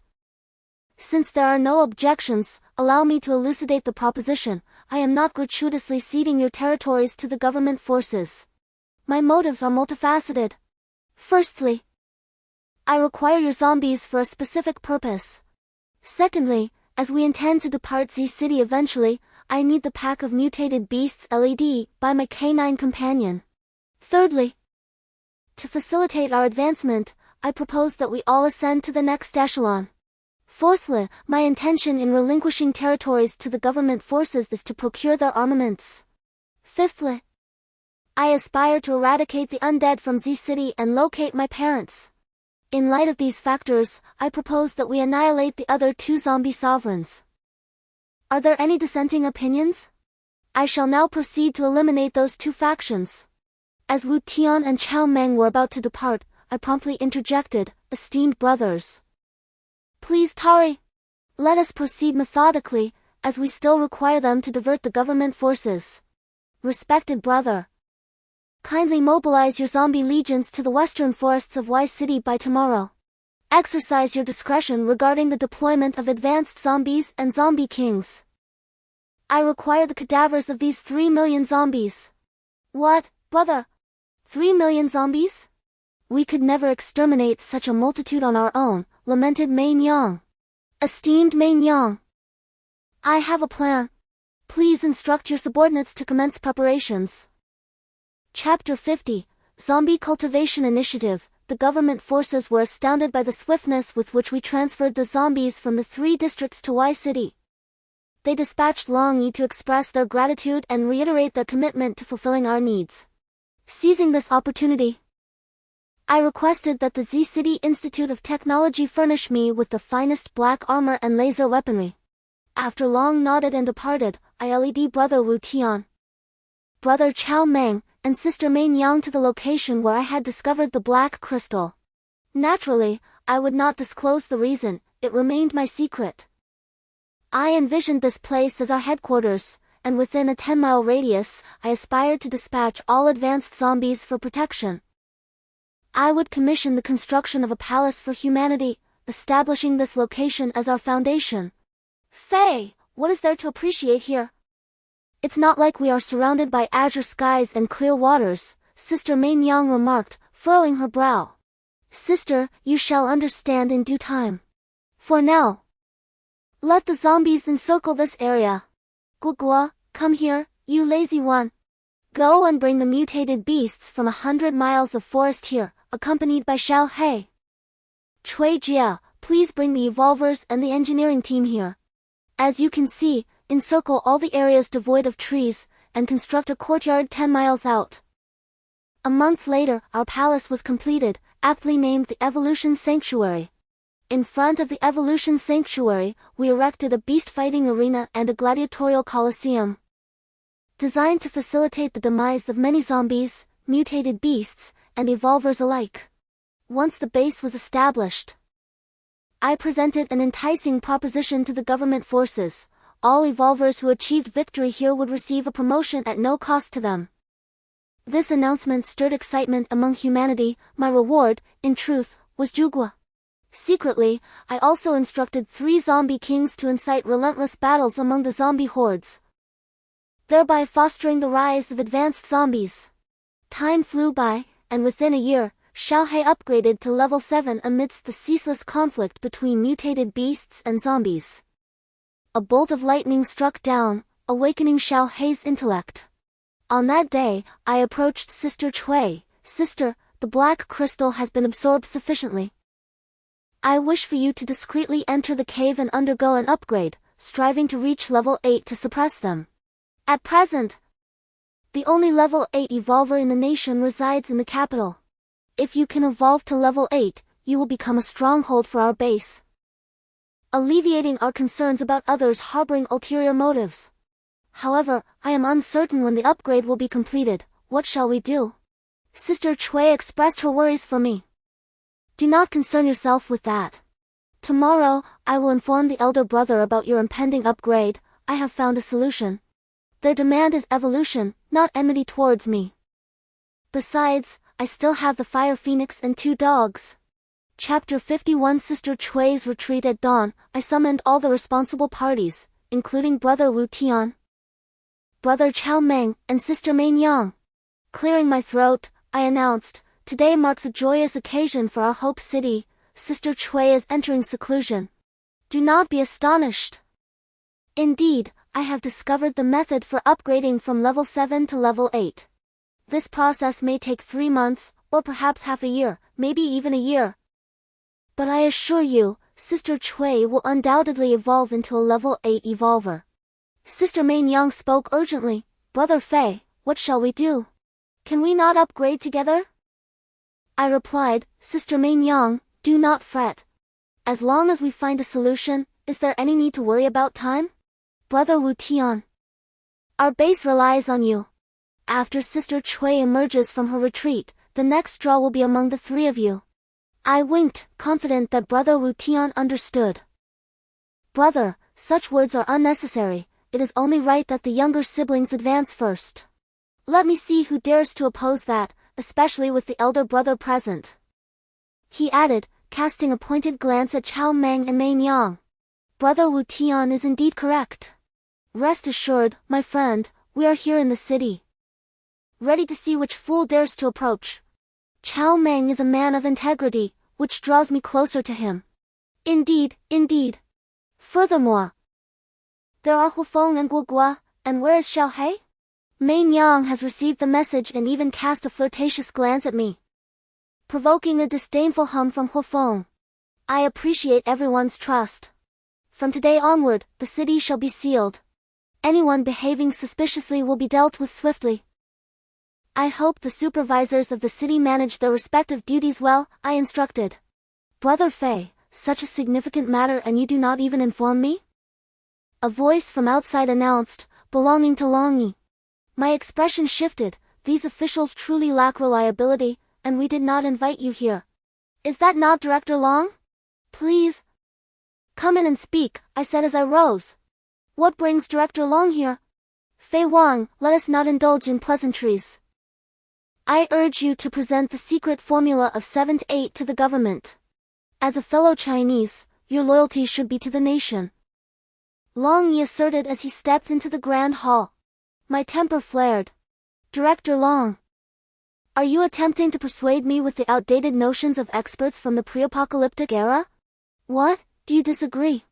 With a wave of his hand, a level 7 evolved being and 2 robots appeared behind him, along with 2 others whose levels were indiscernible.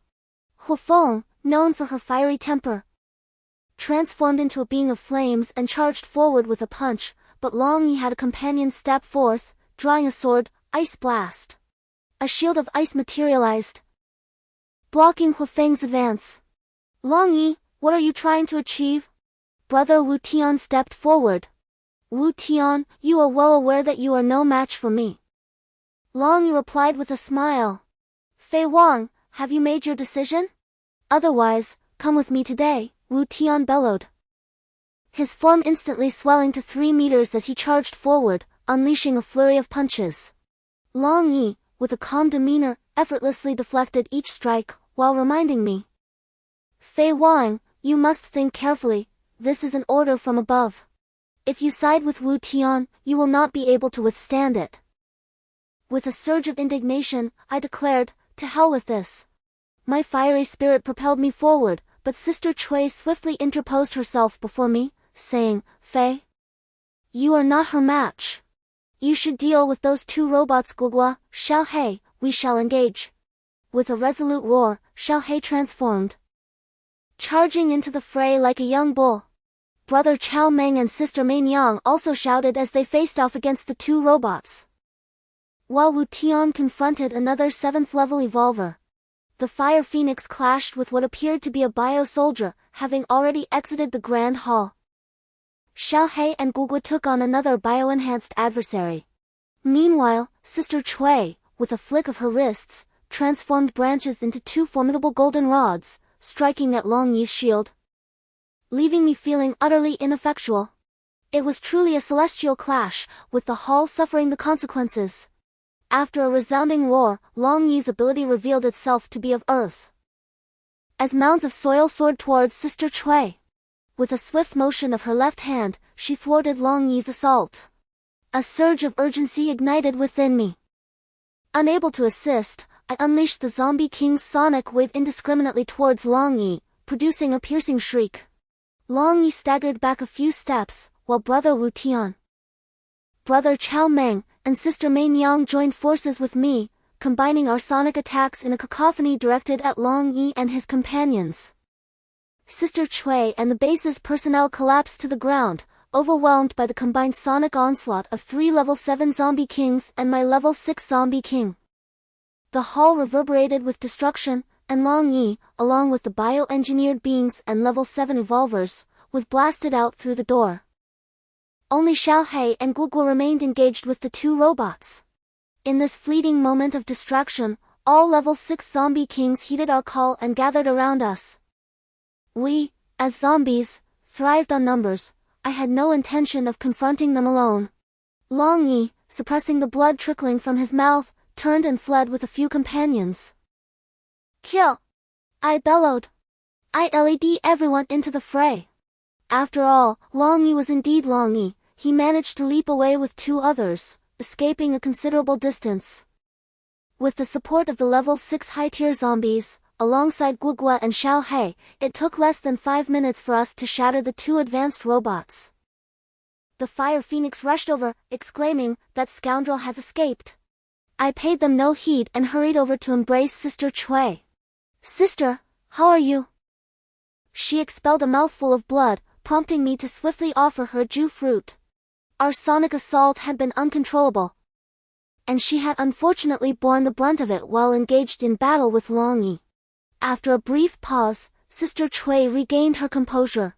It's all right, Fei. I feel much better now. Humanity will not simply resign itself to fate. Please take me to the cave, I must expedite my evolution. Our strength is insufficient. Without the capabilities of your zombie king today, we would have faced dire consequences. I fear that we cannot endure another setback. I nodded in agreement. Brother Wu Tian, please coordinate with Brother Chao Meng and Sister Mei Niang. Gugua, come here and assist Sister Cui. I wished to keep the cave's secret from Wu Tian and the others, relying solely on Gugua. Sister Cui climbed onto Gugua's back. Fei! You all must exercise caution, she urged as they dashed away. I gazed at a pile of ashes and said, Brother and sister, we must save lives. Chapter 53, Brotherhood. Only with greater power can one protect oneself and those around them. Brother Wu Tian approached and patted my shoulder. What troubles you? Is there not hope? Sister Juga will surely advance. Brother, I plan for all zombies to evolve, to breed a batch of level 6 zombie kings. Otherwise, I fear we cannot hold our ground. There are still over 2 million zombies left. If we can produce even 100, 000 level 6 zombie kings, we will stand a fighting chance. At this point, I am no longer satisfied with the situation. The more zombies and mutated beasts we eliminate, the more black crystals we can generate. We are running short on time. We must have 2 level 8 evolvers to ensure our invincibility. Who knows what hidden cards the government forces still possess? What do you intend to say to those two? Wu Tian inquired, pointing to Chao Meng and Mei Yang. I rubbed my head in contemplation. Let's go and confront them, otherwise, we may find ourselves at an impasse. I stood up. I, along with Wu Tian, approached Chao Meng and Mei Yang. I began, Brother Chao, Sister Mei Yang, we wish to discuss a matter with you. Mei Yang interjected, Speak, I had anticipated you would come to share the truth with us. Taken aback, I responded, Given the current circumstances, I fear you both may feel burdened. I propose that Wu Tian, Brother Chao, and Sister Mei Yang, we establish a bond today, vowing to share both hardships and blessings henceforth. This way, we can alleviate the need for constant vigilance among one another, as we will all be in the same boat. Chao Meng was the first to express his agreement, saying, Very well. Wu Tian and Mei Yang echoed his sentiments. After a series of rituals, darkness enveloped the sky. I sat with my elder brother Wu Tian, my second brother Chao Meng, and my sister Mei Yang, whose true name is Zhang Mingjiao. A name she prefers not to use, gathered around the campfire. The Reaper squad was nearby, engaging in idle chatter by their own fire. Guogui and Xiao He leaned against me, gnawing on the bones of mutated beasts. Let us discuss our current situation, I began. As you have witnessed, today humanity managed to fend off Guogui and Xiao He solely with the aid of robots. You both have experienced this firsthand, as well as the bioengineers. Moreover, while we are somewhat proficient with conventional firearms, the efficacy of more powerful weapons remains uncertain. Our only recourse now lies in evolving higher-tier bioengineers. Regrettably, black crystals are produced only once a year. Upon my research, I discovered that black crystals can only be generated from the remains of mutated beasts and zombies. Thus, I have resolved upon a first step, to evolve 2 million zombies. We must strive to ensure the demise of as many zombies as possible each day to yield black crystals. Our aim is to elevate the advanced zombies to a range of 50,000 to 60,000, ideally achieving a complete cadre of level 6 zombie kings. As we witnessed today, our sonic wave attacks pose the greatest threat to humanity. In 6 months, we must generate sufficient black crystals to elevate my elder brother to level 8. This will ensure that we have 2 level 8 bioengineers to safeguard our safety. I apologize for the inconvenience this places upon you, second brother and sister Mei Yang. Your evolution can be postponed for the time being. Fourth brother, do not speak of such things. Since you have acknowledged me as your sister, you may proceed with confidence. Furthermore, you are the one at the bottom, you are not exempt from evolution either, Mei Yang chided, resting her arm on my shoulder. Indeed, Sister San is correct. Chao Meng nodded in agreement. Let us commence tomorrow. By the way, Guogui and Xiaobai, you two fools. Tomorrow you shall drive the mutated beasts from Fangyuan to engage in battle alongside the zombies. It is high time for you to establish your own guard and exhibit a kingly demeanor. I playfully kicked Guogua, who merely glanced at me before resuming its gnawing on a bone, seemingly indifferent to my presence. Today brings joy, so let us indulge in a few more drinks as siblings. Tomorrow shall bring its own labors. Eldest brother, second brother, and third sister, the matter of the zombies shall be entrusted to you. Cheers! Cheers! Cheers! Guogua lifted its head to glance at me once more before returning to its resting position. The night passed without incident, and we only dispersed after drinking into the early hours. Chapter 50 For the terrifying crocodile. Half a month has elapsed, and life has been remarkably stable. Brother Wu Tian and brother Chao Meng, as well as sister Mei Yang, have recently been on the brink of exhaustion, tirelessly directing the zombies in combat atop the cave where the black crystal has emerged. Guogui and Xiaobai have separated. Led by Jiao Jiao and Nana into the jungle to rally the mutated beasts to join the fray. In just half a month, the mountains are littered with corpses. And the predicament is that the mutated beasts and zombies cannot consume them all. I am left contemplating how to expedite the decomposition of these bodies. Suddenly, Nana rushed in. Chief, you must come quickly. Xiaobai is locked in a fierce battle with a mutated beast resembling a crocodile. And it seems Xiaobai is at a disadvantage and has been injured. I hurriedly dashed outside, and brother Wu Tian, noticing my panic, approached me. What is it, fourth brother? Quickly summon second brother and third sister. Xiaobai is in danger. Chao Meng and sister Mei Yang, upon hearing my exclamation, swiftly joined me as we followed Nana. What on earth is that? A dinosaur? After a brief journey of several dozen miles, we arrived at a location adjacent to the Yellow River. There, a monstrous creature, measuring 3 meters in height with a long snout and giant scales, was engaged in a fierce struggle with Little Black. Nearby lay the corpses of several level 5 mutated beasts, and a level 6 mutated monkey, which seemed unable to rise, though it appeared to still be alive. Upon witnessing Little Black's condition, my elder brothers, Wu Tian and Chao Meng, along with sister Mei Yang, leaped into the fray. As soon as Little Black saw us arriving, it shook off the blood and rejoined the battle. In that moment, I found myself at a loss for a solution. Sister Mei Yang shouted, "Control it! Its weakness lies in the belly." Upon hearing her words, Little Black and I exerted our strength together. Little Black firmly grasped the creature's tail, managing to subdue it with great effort.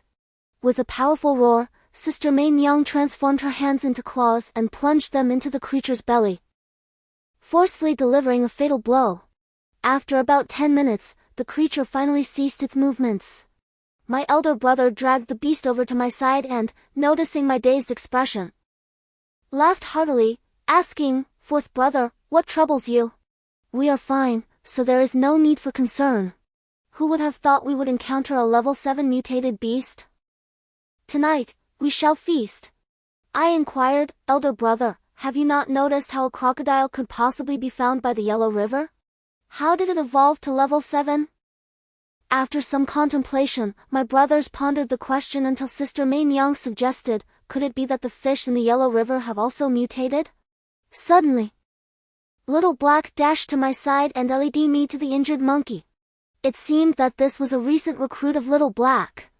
The creature implored me for assistance. As I crouched down for a closer look, I discovered it was merely a level 5 mutated monkey, with nothing particularly remarkable about it, except for a severe bite on its thigh that had nearly severed it. I raised my hand to feed it a persimmon, hoisting it onto my shoulder. Its weight was quite substantial for its 1-meter frame. The monkey chattered incessantly, and only after a few sharp barks from the little black dog did it settle down. I slapped my thigh in realization, these creatures were all artificially reared before the apocalypse. The massive body of the mutated crocodile was disassembled into chunks over the course of a week. Crocodile meat was a great source of nourishment prior to the end times. The logistics minister took this matter seriously, enlisting Sister Mei to assist in skinning it. After a month of modifications by the technical department, more than 10 sets of combat suits were crafted. Brother Wu Tian opted out. When he transformed, he grew several meters tall, which would hinder his abilities.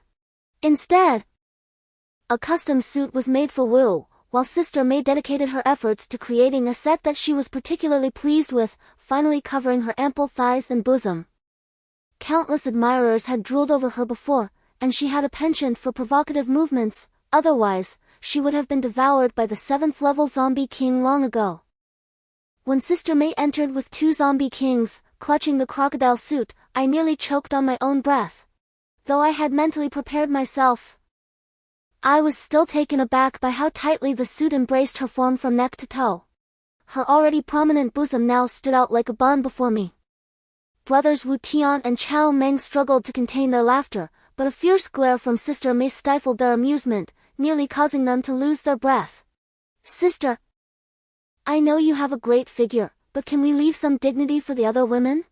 I hastily remarked. Fourth brother, what do you think? Am I captivating enough for you? Sister May cast a flirtatious glance my way. Sister, please spare me, I beseeched, tears brimming in my eyes. Fortunately, I am not yet at level 7, my body has yet to react. Otherwise, would I still be alive? After a moment, Sister May ceased her teasing. Brother, yours goes to Wu Ming. Second brother, this is yours. Fourth brother, yours. Hu Feng, this is yours. Jiao Jiao and Nana, you both have yours too. The two large dogs didn't receive any due to their size. I attempted to break through the defenses with my level 7 claws, but to no avail. True treasures are not easily accessed, it was quite challenging to penetrate its belly, which I have entrusted to the technical department. Fourth brother, there are 10 more items for you to manage. Sister San, are you planning to wear that outfit just like this? Perhaps you should consult the technical department to craft you a suit of black armor. Just look at how stunning Jiao Jiao and the others appear. I still couldn't quite accept Sister May's revealing attire. I won't wear it, as an agile zombie emperor, this is what I find most comfortable. Sister May shot me an exasperated glance. Alright, Sister May is right. Fourth brother, do not concern yourself with him. The greatest merit this time belongs to Sister May. Faye, please hand the capsule of the mutated crocodile beast to your third sister, this should aid her evolution. I had been worried about whom to give this item to. And unexpectedly, my elder brother alleviated my dilemma. I hurriedly delivered it to third sister, and without hesitation, Sister May consumed it before stepping outside. You all chat. I shall take a nap to see if this item proves useful. I called out to Hu Feng, how is Sister Chui doing? No problem. Everything is quite satisfactory. Recently, the production speed of the black crystal has been remarkably swift, and Sister Chui's absorption has been steady. I find myself utterly bored.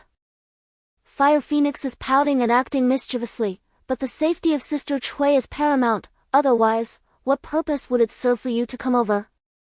Can't you see everyone is quite busy? By the way, please take a set to Sister Chui later, and give the remaining ones to the Black God Squad. They have been working hard to protect Sister Chui alongside you, I jestingly scolded. Oh, Fire Phoenix has taken away 9 sets of the mutated attire. Who shall the last set be given to? Chapter 56, The Zoo. Suddenly, I recalled the signs of artificial breeding in this fellow. Could it be that these are all animals from the zoo? Monkey, were these all found by you and Guagua, along with Little Black? I inquired. To which the monkey performed a somersault atop Guagua's head. Good, I remember that training monkeys before the apocalypse required rewards. I retrieved 2 red fruits and tossed them to it. Suddenly, an idea struck me, in this post-apocalyptic world, could I cultivate a monkey akin to Sun Wukong? It seems plausible. At that time, I could show the foreign evolvers the great sage of Huoxia, superhumans are not exclusive to your lands. Jiao. Please bring that crocodile mutated outfit to the technical department. Regardless of their methods, ensure they tailor it for this monkey. Remember, it should have a rear opening. And then craft a suitable yellow combat suit for him, based on the attire of the Qi Tian Dashing. Jiao smiled and agreed before dashing off. Brother Wu Tian and Brother Chao Meng burst into laughter. Fourth brother, your playful spirit remains undiminished. I scratched my head and grinned foolishly. Since I have the intention to cultivate it, it ought to have a name, right? I waved at the monkey, who gazed at me with an inexplicable expression. Monkey, from now on you shall accompany me. I shall name you Kong Kong, what do you think? After I spoke, I observed the monkey intently. Indeed, it possessed a certain intelligence. After a brief moment of hesitation, it rolled around and dashed into the pack of mutated beasts, leaving me to wonder whether it was showing off or pursuing some other intent. Guagua, Xiaohei, you have both been working hard lately. There is crocodile meat in the kitchen, you too should enjoy it. Also, keep a close eye on your subordinates, ensure they do not attack the zombies or humans. Guagua and Xiaohei licked their lips and departed. What nonsense are you spouting? My brothers, the elder and the second, pulled me along as we entered the hall. Chapter 57 Beast Language. Everything at the base was progressing positively, yet I found myself desperately short on time. After Sister Main Yang awakened, she informed us that there was utility in our efforts, albeit limited. Only 1/3 of the evolution had been completed. It seemed that the energy required for evolution was exceedingly substantial, causing me to rub my temples in frustration. With so many awaiting evolution, the resources needed were overwhelming. Despite my constant brainstorming for solutions, the scarcity of resources was daunting. Brother Wu Tian and Brother Chao Meng approached and patted my shoulder. Sister Main Yang, fourth brother. We understand your concerns for everyone. You have led us to this point, instilling hope in all. That is the very reason we are willing to follow you, they remarked, not forgetting to give me an encouraging gesture. Rest assured, it is not Sister Cui, one exclaimed urgently. Wang Wang, Gugu also shouted excitedly at me. Upon hearing it was not Sister Cui, I felt a wave of relief and settled back down. What is it? Speak slowly, I commanded sternly. After a brief pause, Shuang reported, Leader, Gugu has a horse that has evolved to level 6. Overnight, it sprouted wings and a single horn atop its head. Upon seeing it, I was particularly enamored. I communicated with it, and it expressed a desire to be my mount. However, Gugu disagreed, stating it is one of his subordinates and requires your consent. What? You can understand beast language? I asked, gripping his shoulders. After I reached level 6, I felt as if I could comprehend it. Our family used to be beast tamers. I didn't mention it before, fearing you might be upset, Shuang replied with a chuckle. Ha ha ha, splendid! I exclaimed joyfully. Come, let us go take a look. In the blink of an eye, we arrived at the mutated beast encampment. From a distance, we spotted a robust black stallion, its wings unfurled, a single horn adorning its head, neighing magnificently. It truly was a unicorn. How remarkable its evolution! Shuang dashed ahead, and to our astonishment, the black unicorn nudged its head against Shuang's face. Shuang, mount it and take a flight, I urged. In an instant, Shuang leaped onto the horse's back, and with a mighty neigh, the unicorn surged forward, leaping into the air as it flapped its wings. Clad in black armor, Shuang atop the ebony unicorn resembled a celestial being descending from the heavens. Fourth brother, this is a stroke of fortune. The unicorn was born out of luck. And this fine steed has only recently arrived at your side, evolving into a unicorn just in time for you to tame it with your protection, Wu Tian. My elder brother, exclaimed while embracing my shoulders. Brother, please, no more flattery. How about I let Shuang communicate with the other mutated beasts and see if they would like to be your mounts? I proposed. There is no need for that. Both you and my second brother embodied the tyrant form, while my third sister possesses the agile form, rendering it unnecessary. Currently, we have no plans for distant travels. As Brother Wu Tian mentioned. Fourth brother, do you not have a regiment of wolf cavalry? With so many advanced mutated beasts at your disposal, you could cultivate a portion of these mutated troops from human evolvers. You might as well gift these 6-level mutated beasts to your Death God squad, Sister Meiniao interjected. First and foremost, we must ensure these mutated beasts are willing participants, which depends on you, the Protector, and Gugu, along with Xiao He, second brother Chao Meng emphasized. Indeed, should this come to pass, our combat capacity could multiply exponentially. I called out to the sky, Shuang, descend. Gather all the evolvers and the Black God squad.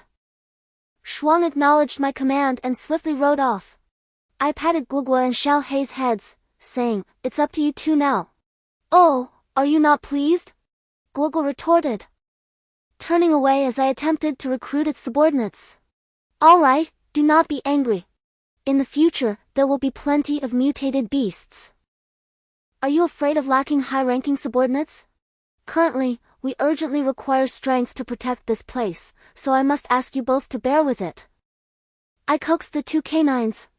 In return, I will ensure you receive all the high-grade crystals from now on, I proposed, revealing my trump card. At last, the two dogs wagged their tails and stood up. Faye, your dogs are nearly becoming sentient, Sister Meow laughed. I too felt a sense of it. I wondered if they might eventually transform into legendary creatures.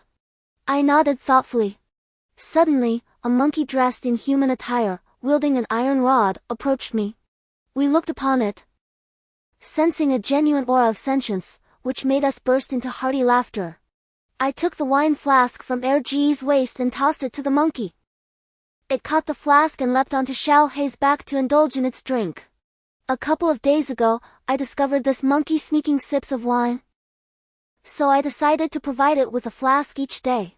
Today, however, I had forgotten to offer it, and it came to ask for more, which prompted a hearty laugh from everyone around. Chapter 59 The Legion of Mutant Beasts. Shuang, take Guogua and Xiao Hei over there, and let a batch of 20 evolvers communicate with them.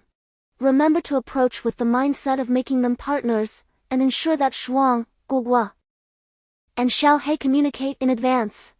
I shouted to the evolvers, everyone, these are level 5 to 6 mutant beasts, each with their own pride. Your opportunity has arrived. If you can earn the recognition of the mutant beasts, your abilities will multiply, and your chances of survival will greatly increase. So, communicate as much as possible. You will be among the first to evolve with me, and in the future, you shall become dominators in your own right. It is crucial for you to possess your own capabilities. The evolvers were exhilarated, even a fool could see this was a golden opportunity. Survival is the ultimate truth. Faye, do you think it will work? Sister Main Yang, I inquired. Let us give it a try, especially with those level 6 mutant beasts, she replied. I observed the situation as we sat on the ground, engaged in conversation. Before long, it was afternoon. Shuang, how is it going? I called Shuang over. The level 5 mutant beasts have essentially acknowledged their masters, but the level 6 beast king is a different story, Shuang reported. Guogua and Xiao Hei had already lain down, fast asleep, completely indifferent to the happenings around them. Leader, we desire those 2 golden mane lions, yet they seem indifferent to our presence. Please assist us. The sisters from the deadly squad, Mei and Lan, have approached. Upon seeing them, I realized their remarkable nature, when the apocalypse first struck. While other girls were paralyzed by fear, these two wielded their pre-apocalyptic martial arts skills to dispatch several zombies. Strangely, they evolved into powerful beings, one possessing the ability of gold and the other, earth, both now teetering on the brink of level 6 evolution. I had noticed them due to their height and the fact that they were sisters. As I beheld the two girls, standing at 175 meters, adorably seeking my attention, I couldn't help but shudder. Sister May playfully nudged me, and laughter erupted among everyone. I rubbed my nose, stood up, and said, "Let us proceed." With that, I walked over. Chapter 60 Finally Taming the Mutant Beasts. There are only a little over 10 level 6 mutant beasts resting there. As we approached, Guogua called out, prompting them to rise from the ground. I am aware that you all comprehend my words. I recognize that you each possess your own dignity and hold yourselves as formidable entities, perhaps even looking down upon humanity. However, I implore you to consider your beast emperors, who have become our companions, occasionally serving as our mounts. Yet, within our hearts, we have never regarded you as mere steeds, but rather as partners, allies bound by shared life. Consider this carefully. Evidently, these level 6 mutated beasts harbor skepticism and struggle to grasp the concept. I gently stroked Guogua's head, prompting it to turn and unleash a mighty roar, transforming into its beast emperor form. I nimbly mount its back and launch a fiery projectile, followed swiftly by Guogua's gust of wind. The fire, fueled by the wind's impetus, engulfs a vast expanse of the jungle, igniting it all the way to the Yellow River. I dismount. This exemplifies partnership, your greater assurance of survival. I exclaim loudly, and Guogua echoes with a resounding roar. Shuang, convey my meaning to them. Also, if they consent, I guarantee that they will all ascend to level 7 in the future. I unleash my ultimate enticement. Finally, after half an hour, the mutated beasts accede to the proposition. I instruct Shuang to lead the Death God squad in initiating communication, followed by the evolutionists. After another hour of dialogue, 8 level 6 mutated beasts are finally subdued by the Death God squad. Unexpectedly, a human evolutionist tames the level 6 leopard, leaving Guogua to serve as guardian for the remaining 2 or 3. You two, come hither, I beckon Mei and Lan. From this day forward, you are to be detached from the Death God squad. And you, I call out to the leopard's master, what is your name? From this day forth, we shall establish the Legion of Mutant Beasts. Wang Yan and Wang Hong, you two shall lead this legion. Lu Chang, you are to select 20 agile evolvers along with their beast mounts to form a reconnaissance unit, which shall be under your command. More personnel will be allocated to you in due course. Yes, my lord. A thunderous roar reverberated from the thicket where I had just clashed with Xiao He. It seemed the recent commotion had roused some creature from the Yellow River. A turtle, the size of a pig, emerged slowly from the river bank, followed closely by a colossal turtle that resembled a mountain. Everyone remained on high alert. Wu Tian, brother, it's enormous, he shouted, sending waves of anxiety through us all. Wang, Guogua, and Xiao He fidgeted restlessly beside me. Everyone, do not move, I commanded, but it was too late. Over a dozen evolvers had already surged forward. Clang! Bang! Countless strikes rained upon the giant turtle, yet it remained utterly unfazed. Gradually, it and its offspring crawled toward me. A wave of mental energy surged into my mind. I am the great Emperor Xuanwu. Today, sensing the fluctuations of fate, I come to entrust my offspring to you. This is my child, for our lineage is bound by destiny. I implore you not to fail this charge. With that, a streak of light shot into the young turtle, and the Emperor's essence transformed into starlight, dissipating into the ether. What on earth is this? What is Xuanwu? What does it mean to entrust a child? I felt a surge of frustration, nearly choking on my own disbelief, as the turtle's head and tail remained fixed upon me, affirming that I was not merely trapped in a dream. Fourth brother, my lord! It took me a considerable time to regain my composure. Do not worry, everyone. I am fine. I gaze at the small Xuanwu before me, and I find myself at a loss for words. It's simply too mythical. I must take time to digest this. Chapter 62, The Final Negotiation of Humanity. I rest my head on the table, surrounded by Brother Wu Tian, Brother Chao Meng, Sister Mei Yang, Hu Feng, and Shuang, all observing the massive tortoise snake, which, like a pig, gazes back at us while nibbling on the fish and carrots placed before it. Why overthink it? I've pondered this for a week. As long as there is no malice, what does it matter to us? If it wishes to follow the Flying King, let it. Hu Feng, unable to contain herself, sprang up, and Sister Mei Yang inquired, what about Sister Cui? How has it been? And how is your coordination practice with Shuang coming along?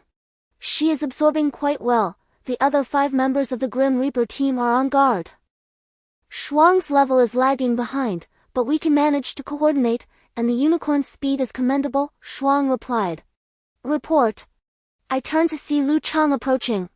Captain Lu. What is the matter? Shuang asked. 2 drones are approaching.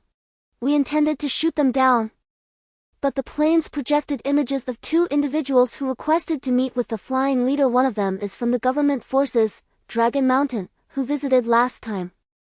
I had no choice but to seek the leader's counsel. Let us go and see. Instruct everyone to remain on high alert, I commanded. A group of individuals emerged, yet they had not reached their destination. Jiao and Nana led a contingent of 30 wolf riders, while the fire phoenix soared through the skies, engulfed in flames. Flanking her were 2 riders, on unicorns, wielding a scythe of death, accompanied by the newly established mutated beast squadron. Wang Yan and Wang Hong led the charge, closely trailing the wolf riders. Following them were 2,000 evolved beings, marching in unison under the guidance of their captain. At the rear, a scattering of level 5 to 6 zombies shuffled along behind the formation. To my left stood brother Wu Tian and Xiao He, while to my right were brother Chao Meng, sister Mei Nyang, and Guogua. Even the little turtle trailed closely behind me. Whoever said turtles were slow? I assure you, I won't harm you. Our grand procession reached the outskirts of the base, and a wave of pride surged within me. In just over 2 short years, my team had grown formidable enough to command respect from any corner. If only Sister Chui could reach level 8, I desperately needed high-end power. 2 drones hovered in midair, and the Fire Phoenix winked at me, hinting at her desire to strike directly. I feigned ignorance to her intentions. 2 figures projected ahead, one was Longshan, and the other a middle-aged man. Longshan, upon noticing our approach, was the first to speak. Flying King, it has been quite some time. You have made me long for your presence. Just as he began to continue, the middle-aged man interjected, you are the Flying King, the level 6 zombie king? Impressive, indeed. You are quite to my liking. However, I represent the state, and I must express our satisfaction at your rapid development. We hope for your cooperation with the government. I neglected to introduce myself. I am Zhuge Feng, the only level 8 evolved being in Beijing. The state has dispatched me to request that you share the method for advancing from level 7 to level 8 and the unicorn, as well as the young Xuanwu. Is it Lord Zhuge, then? I harbor no desire to stand in opposition to humanity. You are well aware that we are all born for the purpose of evolution. However, do not force my hand too severely, or I shall advance. Upon encountering Uncle Longshan, I inquired, what brings you here? Zhuge Feng responded. Yet, a sudden unease gripped my heart as I glanced behind me, only to find my elder brother, second brother, and third sister casting uncertain glances, revealing their concerns. I too was engulfed in apprehension. Was I to be cast adrift once more?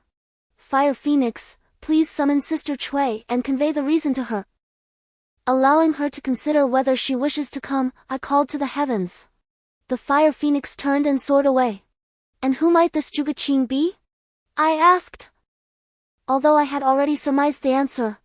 Raising my gaze to Zhuge Feng, I realized that the government was prepared to annihilate us in their pursuit of the 7 to 8 method alongside the unicorn and the juvenile Xuanwu. Is it truly that simple? A smirk of pride flickered within me as I prepared to respond. Suddenly, a shadow glided past me. I hardly noticed how it arrived. Upon focusing my sight, I beheld Sister Chui, clad in black armor, gazing defiantly at the sky. She had learned to fly, descending only for my sake, warming my heart. Fly, wait! Sister Chui spoke gently, her eyes meeting mine. Uncle, what brings you here? Are you not aware of my relationship with Fly? Foolish girl, how could I be unaware? I replied. However, I represent a nation. You must persuade your husband to comply with the demands of the state for your safety. The nation is taking this matter very seriously. There are currently 2 missiles aimed directly at your base. I know you are unafraid. But what about those who stand behind you? Moreover, your prolonged absence has caused us great concern. Why must you subject us to such worry? As Zhuge Feng's words faded, a chorus of gasps erupted behind me. Uncle, there is a saying among the Chinese, marry a chicken, follow the chicken, marry a dog. Follow the dog. Fei has saved my life, and now I am his wife. I shall share life and death with him, and I trust in him completely. After Sister Chui spoke, she cast a gentle glance in my direction. That single glance stirred my pride, prompting me to step forward once more. Lord Zhuge, I am prepared to face destruction rather than live in disgrace. I shouted, my voice echoing with the collective roars of those behind me, a symphony of defiance. Longshan leaned in to converse with Zhuge Feng for a brief moment, after which Zhuge Feng addressed me, saying, you are far too young. You cannot possibly comprehend the terror of an 8th level evolver. Out of consideration for our past, I shall inform you that an 8th level evolver from Shanghai will also be coming. You will be facing the 2 of us.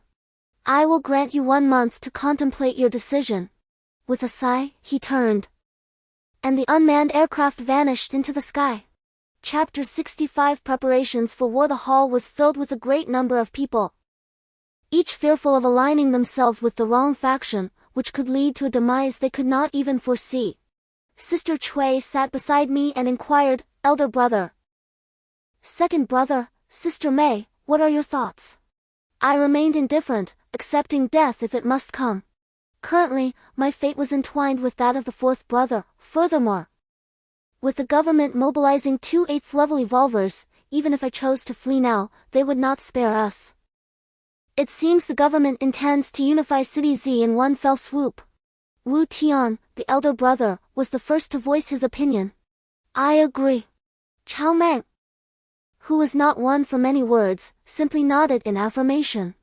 I could not help but rub my temples, uncertain when I had developed a fondness for massaging my own temples. Upon seeing my discomfort, Shuang promptly took over the task, but I quickly raised my hand. Having already perceived the fire of anger in Sister Chui's eyes, I stood up and commanded, "Brother Wu Tian, Brother Chao Meng, Sister Mei Yang, tonight, cooperate with Hufeng and Shuang to launch an assault on the Southern Emperor, Wang Shao, and the Eastern Emperor's formidable forces. Eliminate them directly, Sister Chui. Ensure you retrieve their crystal stones. The 30 Wolf Cavalry and the Mutated Beast Squad will provide support, and Xiao He shall accompany them to ensure everyone's safety. Guo Guo, you remain, I have other matters to attend to.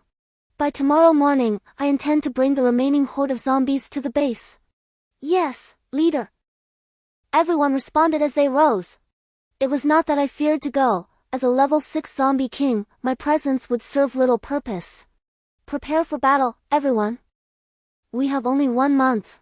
The logistics department must manage the remaining survivors diligently, while the technology department dedicates itself to the production of anti-aircraft weaponry.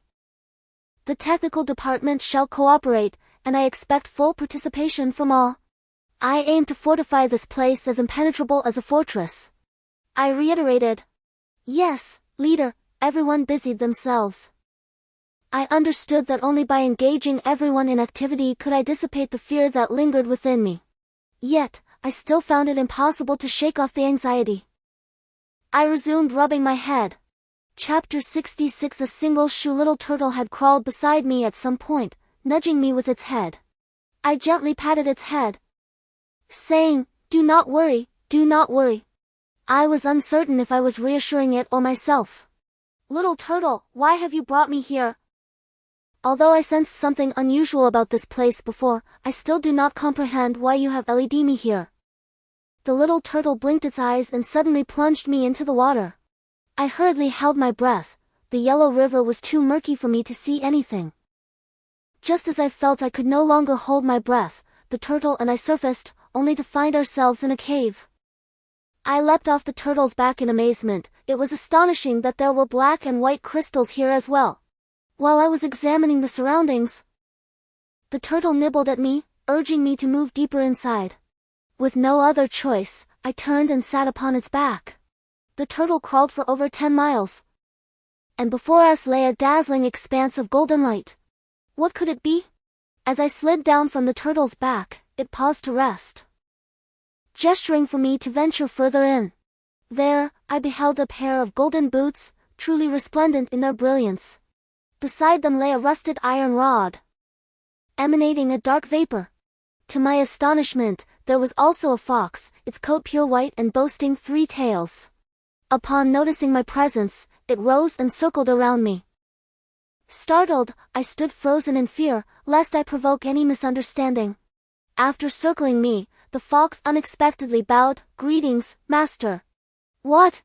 You can speak? You are a creature of the supernatural." I stumbled back several steps. Although I had encountered many things in this post-apocalyptic world, I was still taken aback. "Fear not, master. Over 5,000 years ago, I was merely a pet by your side. Then came the war among the stars, leading to the destruction of various planets. You helped me escape, and after that, I lost my memory. However, I still remember the essence of your soul. I have been in slumber, guarding your armor for an unknown duration, until I regained my 3 tails, and have since secluded myself here to train. Wait, I interrupted. Are you saying that these boots and this rod are my weapons and armor? What of the others? How did you come by them? I questioned. To be precise, this was the former weapon of the master, which was later passed down to your disciple a monkey. Beyond that, my memory falters. I was surrounded by incomprehensible matters prior to losing consciousness. Moreover, Master, your physical form bears the essence of the zombie king Jiangchen, whose planet has also met its demise. What on earth does all this signify? I find myself utterly perplexed. In those days, the monkey was quite fond of Jiangchen, and it was the infectious zombie aura that sparked the interstellar conflict. The Master, having foreseen this, I realize I cannot remain awake for long. I must soon succumb to slumber again, eagerly awaiting the Master's summons. After uttering this thought, I curled up and drifted back to sleep. Chapter 67 The Demonic Artifact. The words of the white fox elude my understanding, as if I were once a figure of great significance in a past life.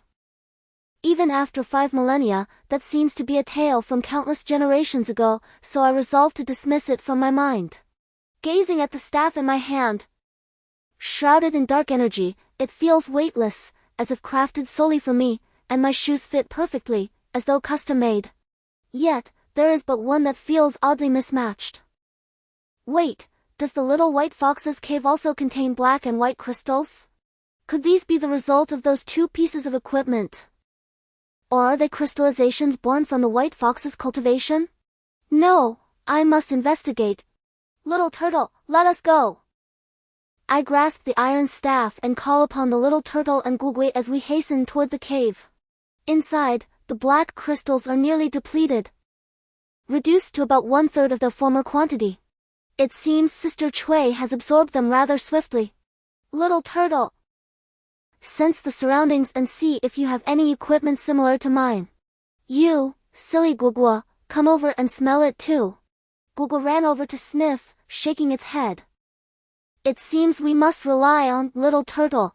The 3 of us meticulously searched along the rocky wall, leaving no stone unturned, even scouring the ground. We had no idea how much time had passed until Sister Chui and Fire Phoenix arrived. Where have you 3 been? I couldn't find you anywhere. I thought something happened. Sister Chui exclaimed, relief washing over her anxious face as she spotted me. Perhaps this was her way of training too. Sister, you came to search as well? There must be something here. Look at this shoe I'm wearing, it's part of a matching set. Seeing me in one shoe while wielding an iron rod, Sister Chui quipped, what a peculiar situation, murmuring under her breath, but nonetheless joined us in the search. Before long, Fire Phoenix brought a group of dozens. I described the characteristics of what we were seeking, and everyone utilized their unique abilities to search diligently, inch by inch. Another 3 days slipped by. Yet we still found nothing. I finally called a halt. Let us take a break, perhaps I was mistaken, we may have reached the end of our quest. What exactly are you looking for at such a critical moment? Sister Chui expressed her dissatisfaction. Sister, take a look at this. I offered the iron rod to her. Unbeknownst to her, she reached out carelessly and, unable to manage the weight, dropped it to the ground. What is this? So heavy! She exclaimed, and with a mighty shout, summoned her strength to lift it. After a moment of contemplation, I experienced a flicker of enlightenment. Feeling unburdened, I approached and handed you the iron rod, reminding you of the importance of maintaining order during this critical period. To my surprise, the monkey disregarded my words, perhaps it was famished after its earlier display of prowess. It seized a white crystal from the cave wall and, with a single inhalation, reduced it to a fine powder, swiftly extracting all the energy within. With a swift roll, it struck the cave ceiling with the iron rod. Upon its descent, a golden light enveloped us, as if an ancient seal had been broken. The white crystals on the walls ascended rapidly toward the cave's apex.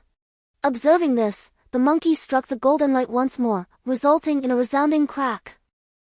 A piece of armor, the type that is worn on the upper body, clattered to the ground. The monkey swiftly retrieved it and presented it to me.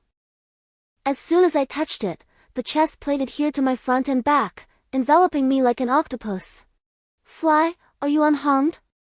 Chapter 69 Advanced Evolution. I commanded, Sister Cui, Fire Phoenix, Brother Wu Tian, Brother Chao Meng, Sister Mei Yang, Shuang Shuang, Jiao Jiao, Na Na, Guogua, Little Black, Wang Yan, Wang Hong, and Lu Cheng, all of you are to enter the cave for cultivation. The remaining captains of each rank will eliminate all zombies and mutated beasts below level 6 and bring them here. Brother and Sister Cui, please cooperate for the next 2 days. We're about to embark on a grand endeavor. All human evolutionaries are to safeguard the base.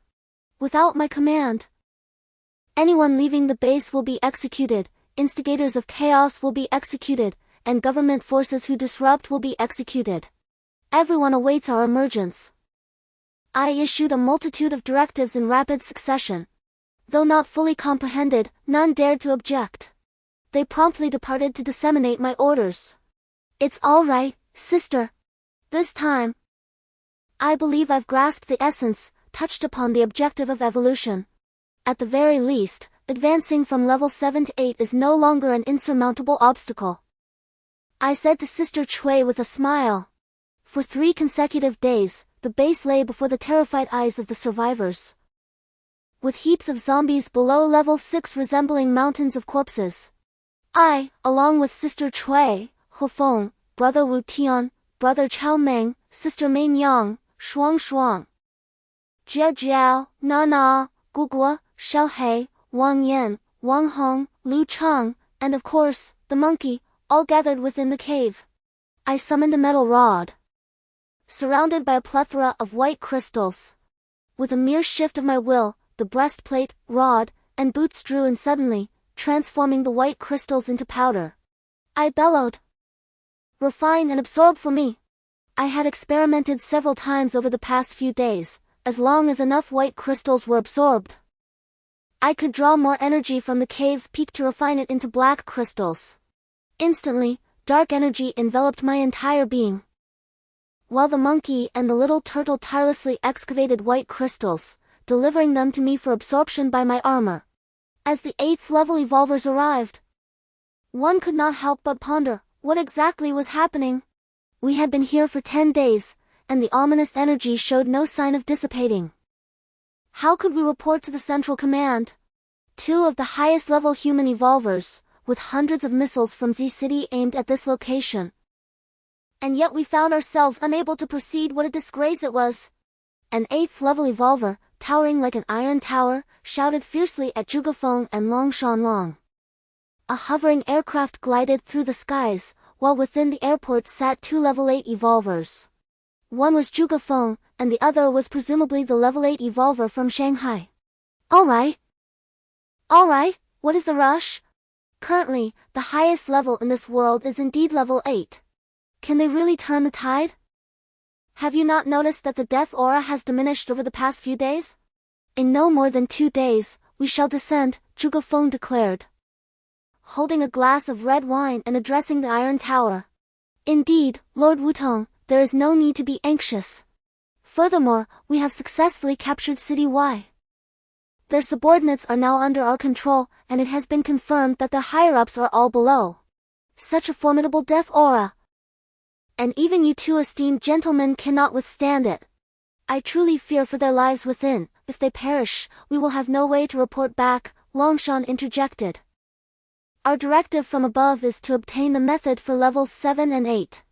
In the past, we gathered the strength of the entire nation, sacrificing countless lives.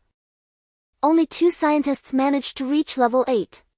How could they possibly acquire any evolutionary methods? If you ask me, we should simply launch missiles and eliminate them. Wutong argued defiantly. Zhuge Feng tossed him a bottle of wine. Humph, I can see you are reluctant to part with your niece. It seemed the 2 often engaged in quarrels, and Zhuge Feng chose to disregard him. Longshan stepped in to mediate. Gentlemen, let us refrain from bickering. Our primary focus should remain on the task at hand. Should level 8 evolvers emerge among the zombies, it would spell disaster for humanity. We cannot resort to nuclear weapons. After all, it would be unbecoming for those engaged in politics. Both Zhugafeng and Wutong fell silent, their lips merely poised against the wine bottles. Chapter 71 Evolution Level 8 I opened my eyes, and indeed, I had completed my evolution. I had attained the status of a level 7 zombie king.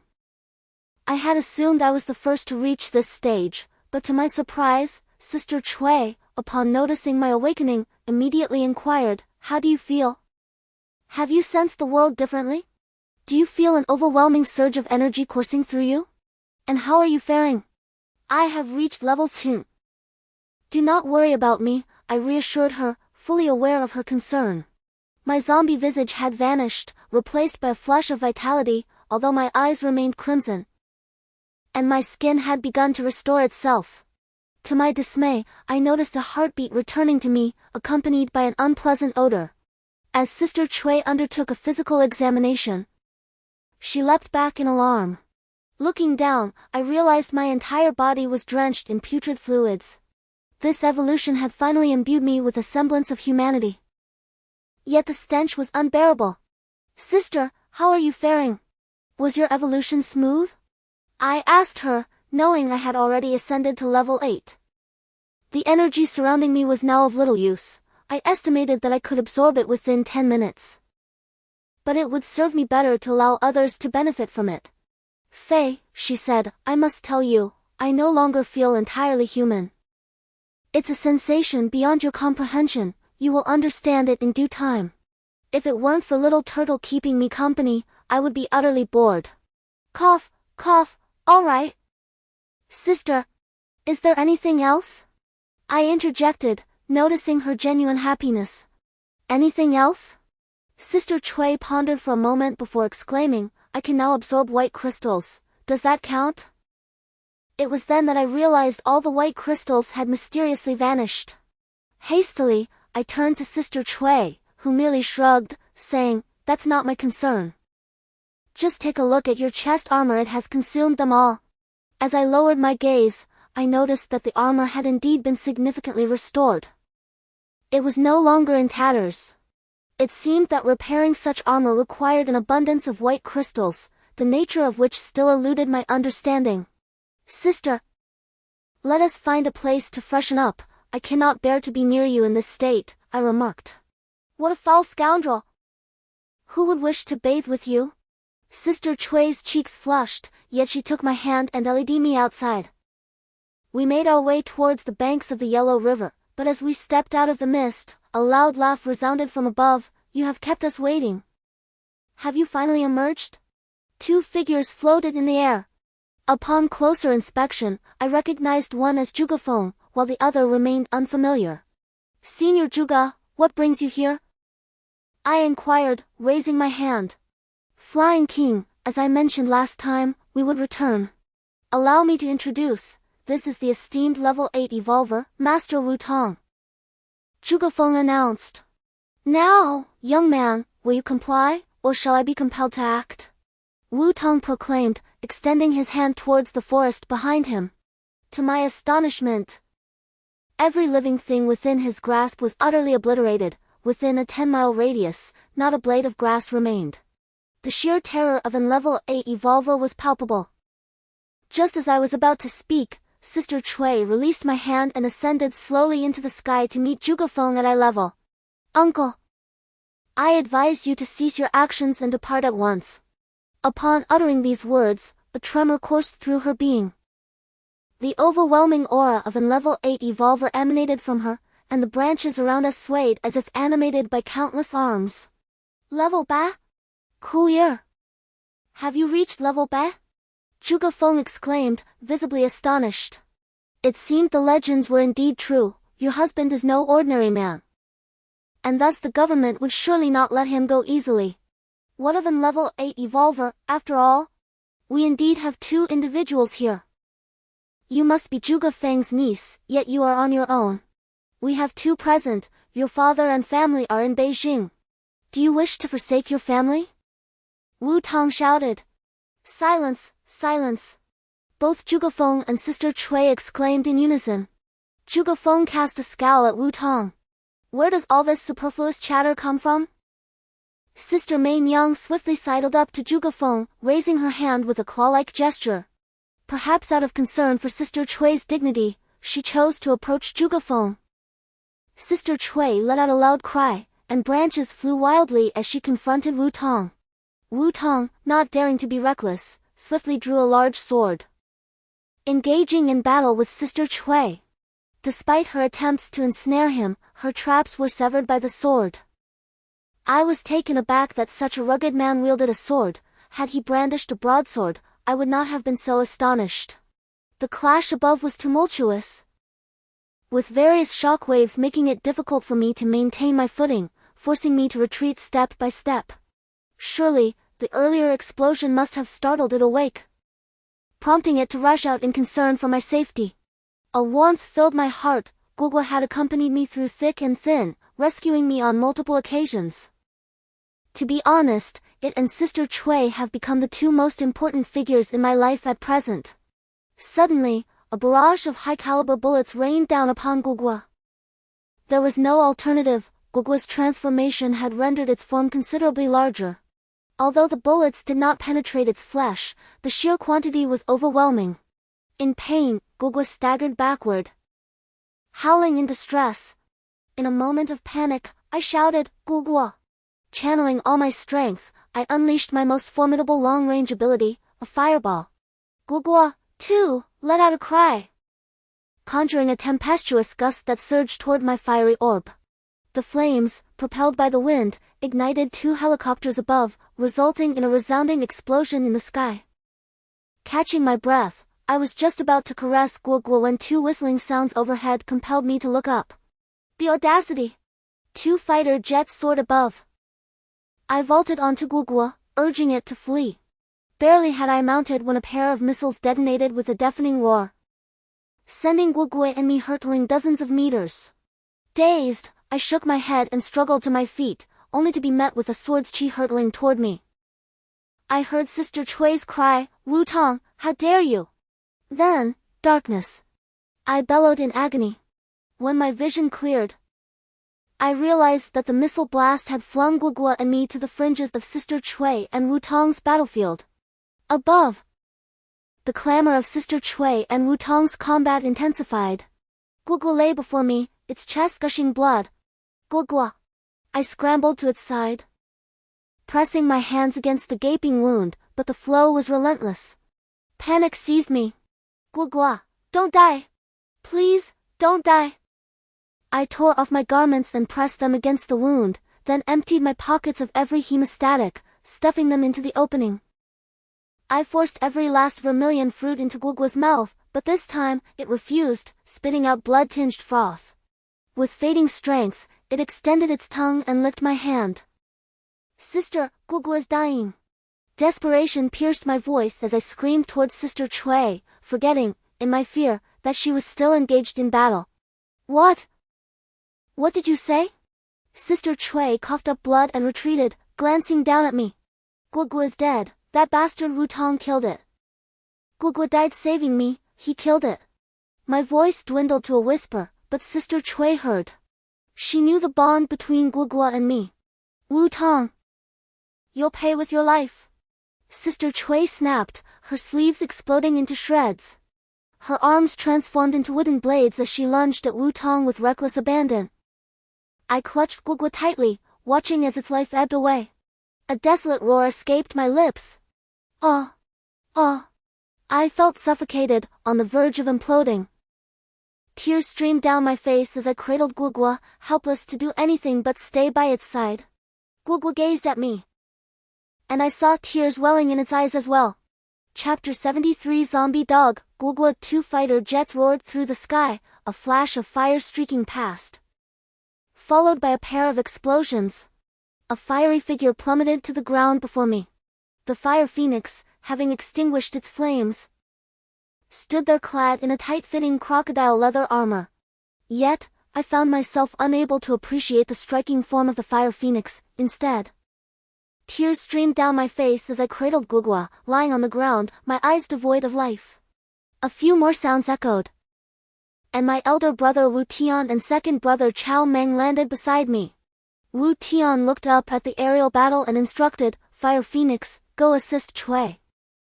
Chao Meng, lend a hand to Meng Yang. I will handle things here. Without uttering a word, Chao Meng and the Fire Phoenix took to the skies, heading toward the fray. Fourth brother, do not be anxious. Have you forgotten who we are? Moreover, there is still Xiao He, my elder brother reassured me. Just as Xiao He was about to approach, I had restrained it, and it was on the verge of breaking through. Wu Tian gently patted my shoulder. Elder brother, do you have a solution? Speak quickly, you're driving me mad. I nearly leaped up, gripping his shoulder in urgency. Fourth brother, calm down and listen. We are zombie emperors, Gugwa has yet to breathe its last. The zombie virus within us is far more potent, merely compressed. Additionally, Gugui is a level 7 mutated beast emperor, teetering on the brink of ascension to level 8. My concern lies in the possibility of Gugwa transforming into a zombie. We have never encountered such an ordeal, Wu Tian explained. His words jolted me back to reality. Indeed, there remained hope for Gugwa to evolve into something akin to myself.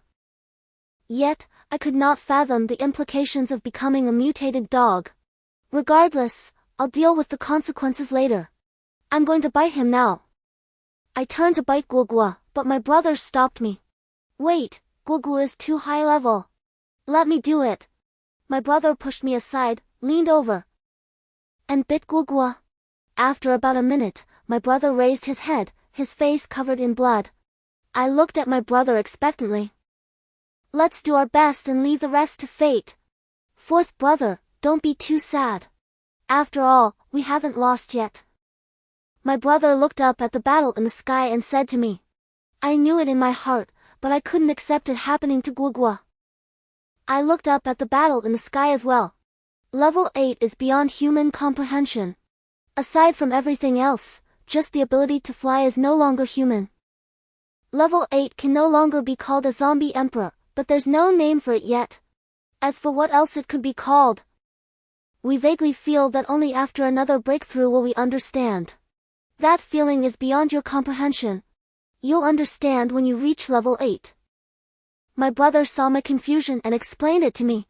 2 against 1 in the sky already had the upper hand, especially Sister Chui, who was truly enraged, overwhelming Wu Tong, forcing him to defend. Wu Tong, also exasperated, shouted at the aircraft in the clouds, Longshan, what are you waiting for? Do you believe I'll come up there and tear apart your aircraft?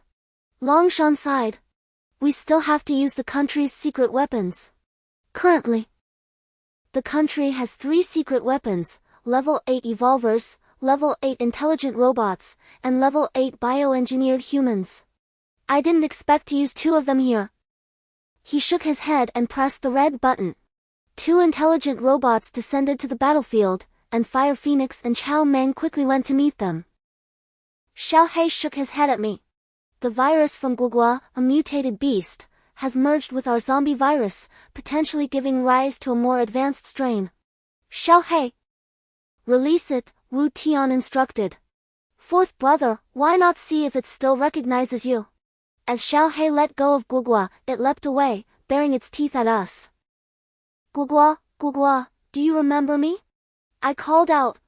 Gugwa looked at me as I spoke, shaking its head and letting out a sound before turning and sprinting into the jungle. Guo Guo! I shouted in desperation, ready to pursue, but my elder brother restrained me, saying, give it some time. I can tell it remembers you. For now, let's deal with the immediate threat.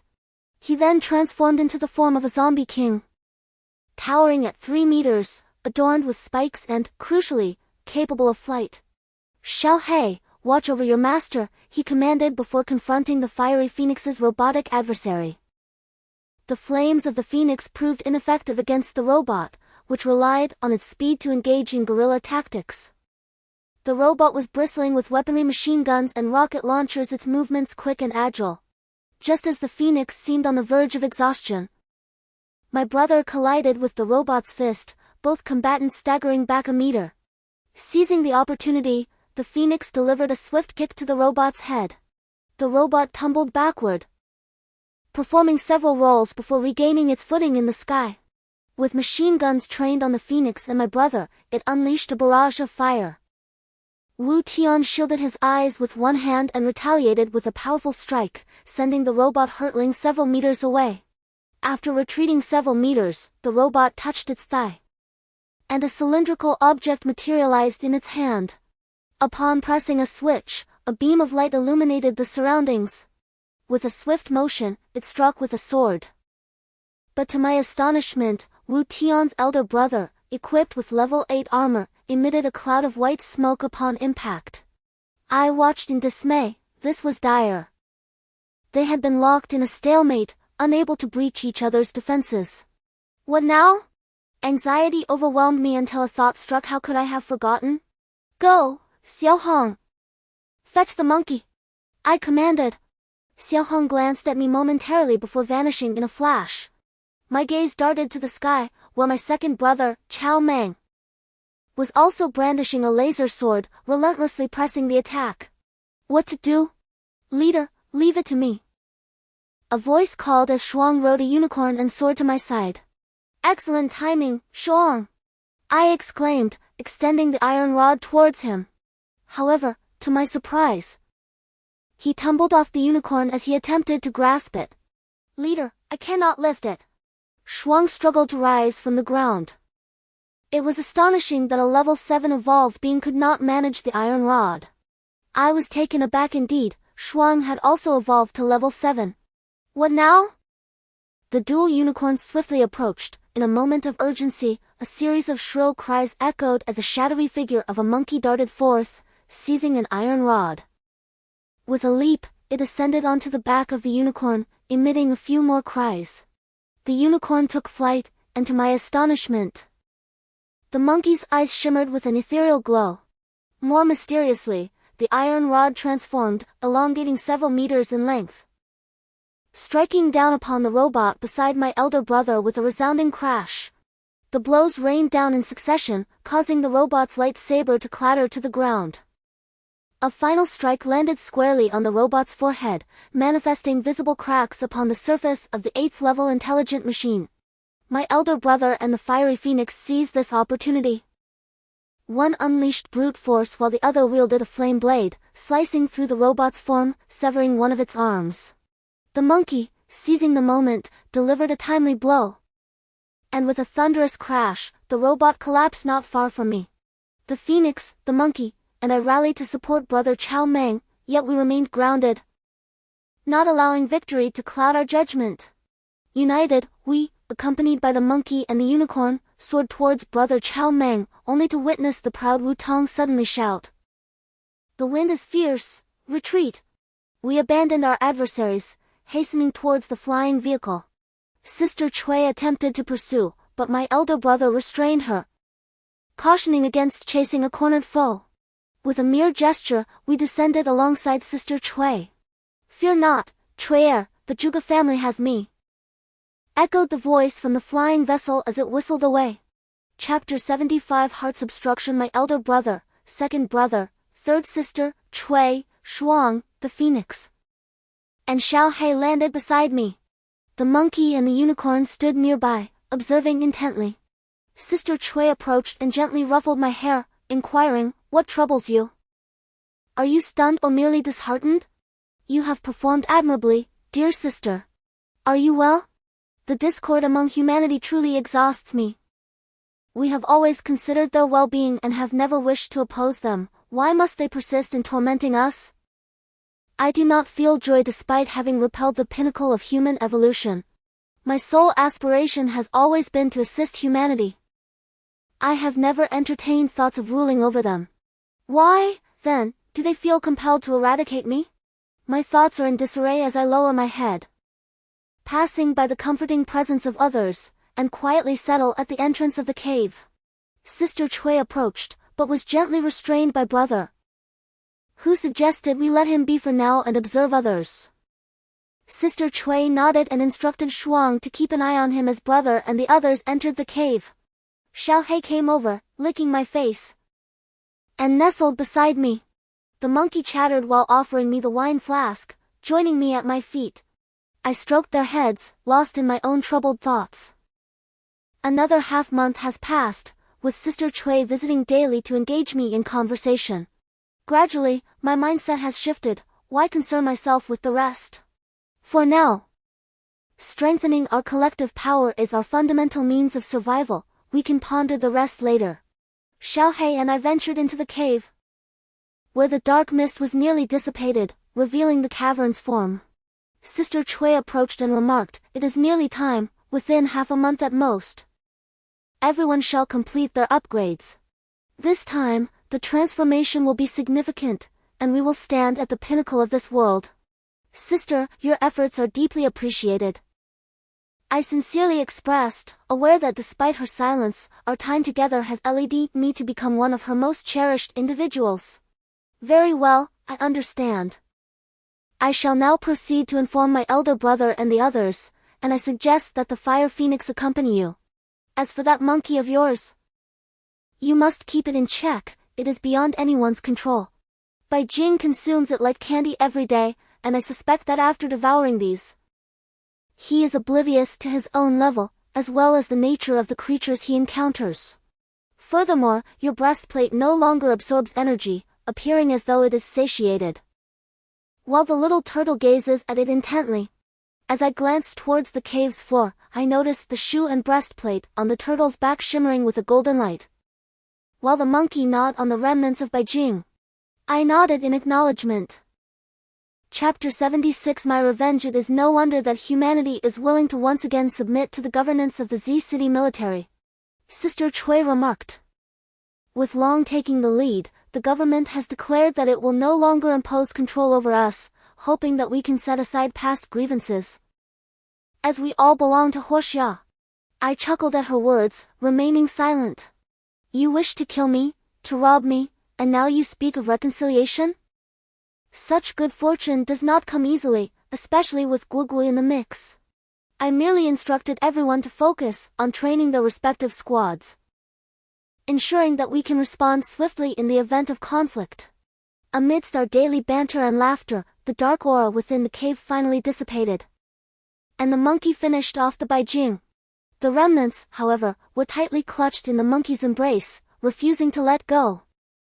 It was only through Sister Chui's ingenuity that she fashioned a pouch to bind it to the monkey, preventing it from bouncing about incessantly. On that day, I commanded the formation. Before me stood Brother Wu Tian, level 8, second brother Chao Meng, level 8, Sister Main Yang, level 8, Sister Chui, level 8. All in the front row. In the second row were Huofeng, level 8, Shuang, accompanied by the unicorn, level 7, Jiao Jiao and Na Na, level 6. Behind them were Wang Yan and Wang Hong, both level 6, riding golden-haired lions and leading a squad of 50 mutated beasts. Lu Chang was at the rear, leading a squad of 20 scouts. Further behind was the formidable legion of 500,000 zombies. Xiaohei, level 8, with a monkey on his back, stood to my left, while Xiao Gue, whose level remains unknown, stood to my right. I issued my orders, Brother Wu Tian and second brother Chao Meng. You shall lead the zombie legion as the vanguard to breach the city wall's defenses. Huofeng and Shuang, engage the aircraft above. Jiao Jiao and Na Na, you are to support the mutated beast army alongside the remaining Reaper squad. Lu Chang, your task is to gather battlefield intelligence, and remember, do not engage in combat.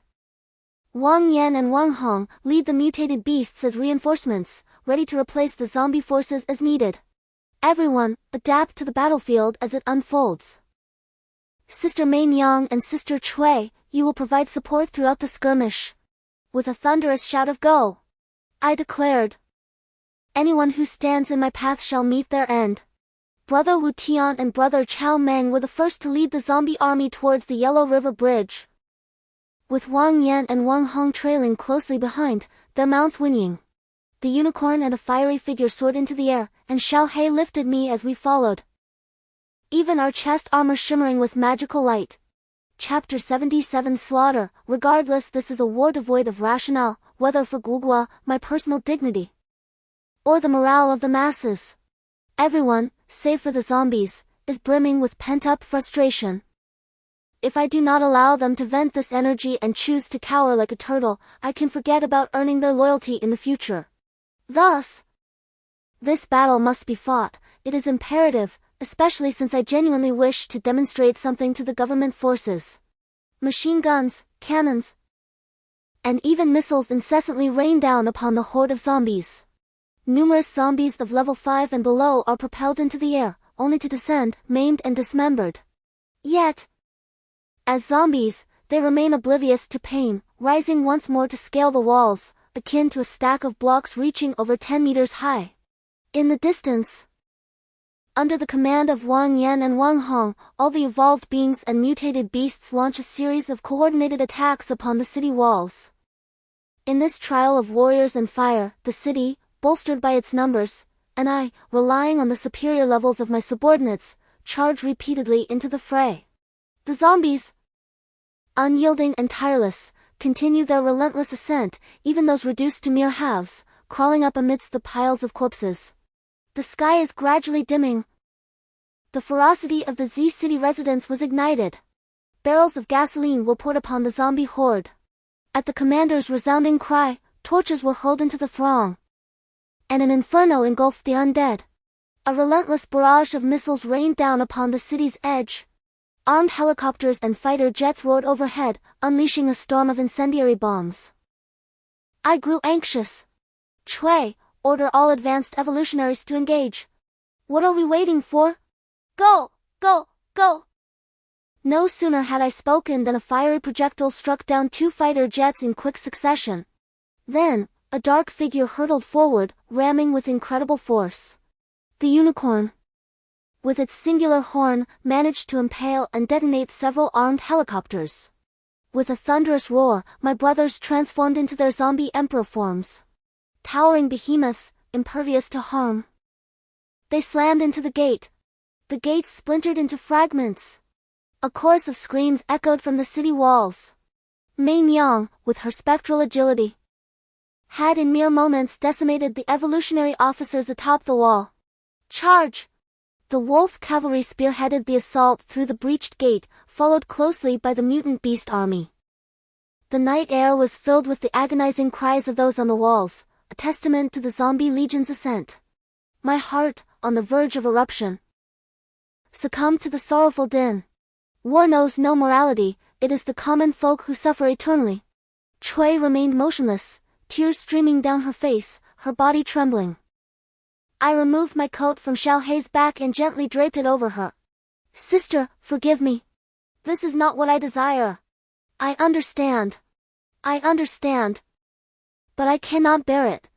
Those were people, Chinese people, just like us. Chui turned and wept uncontrollably in my arms. I stood in silence as Sister Chui wept uncontrollably.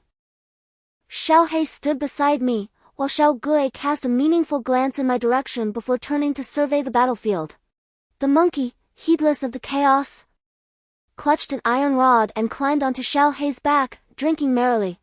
The wails of despair from the city echoed in my ears, evoking an inexplicable sense of indifference akin to that of a ruler.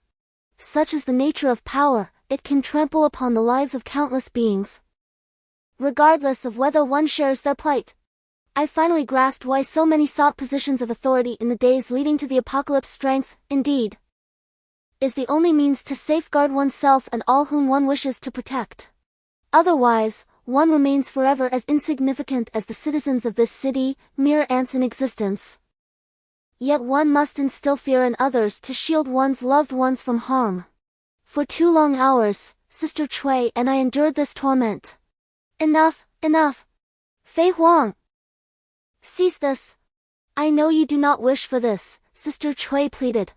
Suddenly, Nana fell to her knees, followed by the remaining 4 members of the Grim Reaper squad, who also knelt in submission.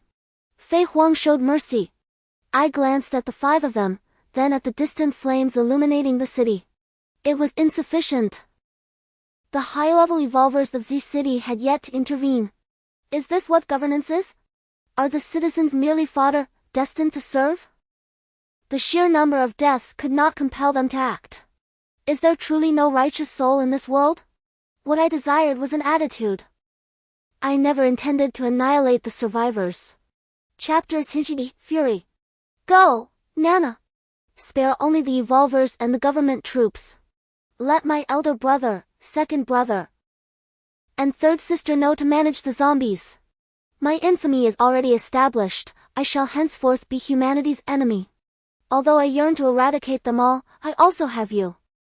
I shall bear the eternal infamy with a sigh. Xie Fei Huang, his subordinate, was willing to sacrifice everything in gratitude to Xie Fei Huang and the 5 others, bowing deeply. He turned and fled, fearing a change of heart. Sister, am I no longer human? I gently stroked Sister Chui's hair and said, what nonsense! I have not made the wrong choice, you will forever remain the same person I first beheld. You merely buried your kindness deep within. Sister Chui lifted her gaze, Fei. You have grown up, you are no longer that little brother who relied on me. I looked up at the sky, the stars were still the same. Only the mutated beasts glowed red in their eyes, seemingly unsated by their previous slaughter. Sister Chui glanced at me and rose slowly into the sky.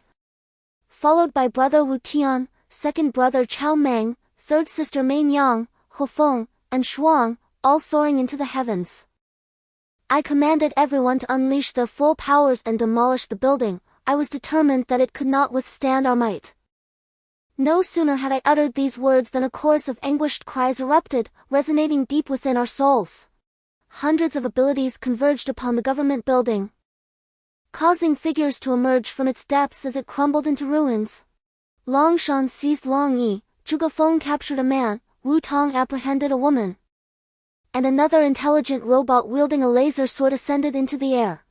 As the energy wave passed and settled 100 meters before me, Long Shan and Zhuge Feng were about to speak when the man released by Zhuge Feng shouted, Who are you? Do you not recognize me? My grandfather is Xiahou Bo. You should kneel upon seeing me. The woman captured by Wu Tong added, a bunch of lowly peasants. Kneel before me. I am the second young lady of the Zhao family. Do you dare to rebel? Are you not afraid of death? My mouth has been agape for quite some time. Astonished by the presence of these 2 jesters, rendering us all momentarily speechless, Zhuge Feng and Long Shan simultaneously exhaled deeply, with Zhuge Feng lamenting, Chui'er, we have erred. Yet your actions are excessive.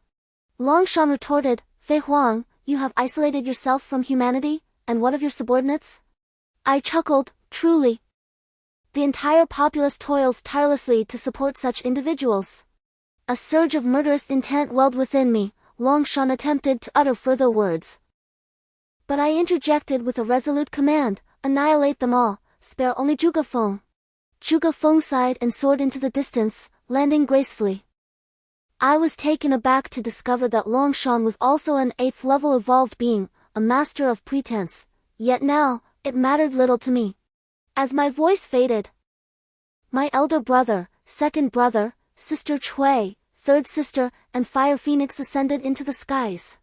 Even the monkey, abandoning his wine jug, seized the reins with both hands, mounting the unicorn while wielding an iron rod, joining the fray. The remaining individuals surged like a tidal wave toward Xiaohou's young man and the woman surnamed Zhao, unleashing a chaotic onslaught. The ground was soon strewn with remnants, as once everyone had withdrawn, only 2 piles of decayed flesh remained. A fleeting thought crossed my mind, the zombies would soon feast upon the remains, leaving only a heap of bones. I raised my gaze to the heavens, uncertain of the monkey's level, yet each swing of the iron rod successfully breached defenses. In the blink of an eye, the intelligent robots fell to the ground, reduced to mere scrap metal, thanks to the combined efforts of my second brother and the monkey. My elder brother and sister Mei assisted one another, gaining the upper hand, while Fire Phoenix and sister Chui soared through the air, engaging with Wu Tong. The sudden addition of the monkey and brother Chao caused Wu Tong to falter, prompting him to attempt an escape. Sister Chui's commanding shout halted him, Where do you think you're going? Instantly, a cage of branches enveloped him. and the monkey landed a timely blow to Wu Tong's head, followed by Brother Chao's fist crashing down. Wu Tong, caught off guard, fell to the ground, lifeless. As all eyes turned toward Longshan, he knelt before us, pleading for mercy. Long Yi, who had refrained from intervening, observed from the sidelines, exclaiming, "How did your lineage produce such a wretch?" He then turned and delivered a fatal blow to Longshan's head, resulting in his self-inflicted demise. The city of Z had been subdued, yet I felt no joy in this victory. In Chapter 79 of Z City, I sat in the makeshift conference room of a temporary building, my fingers incessantly tapping on the table. After a prolonged silence, I finally lifted my head, only to find everyone looking back at me. "Let us have an update on the current situation," I said. Sister Chui replied, "Currently, there are 5 million survivors in the city.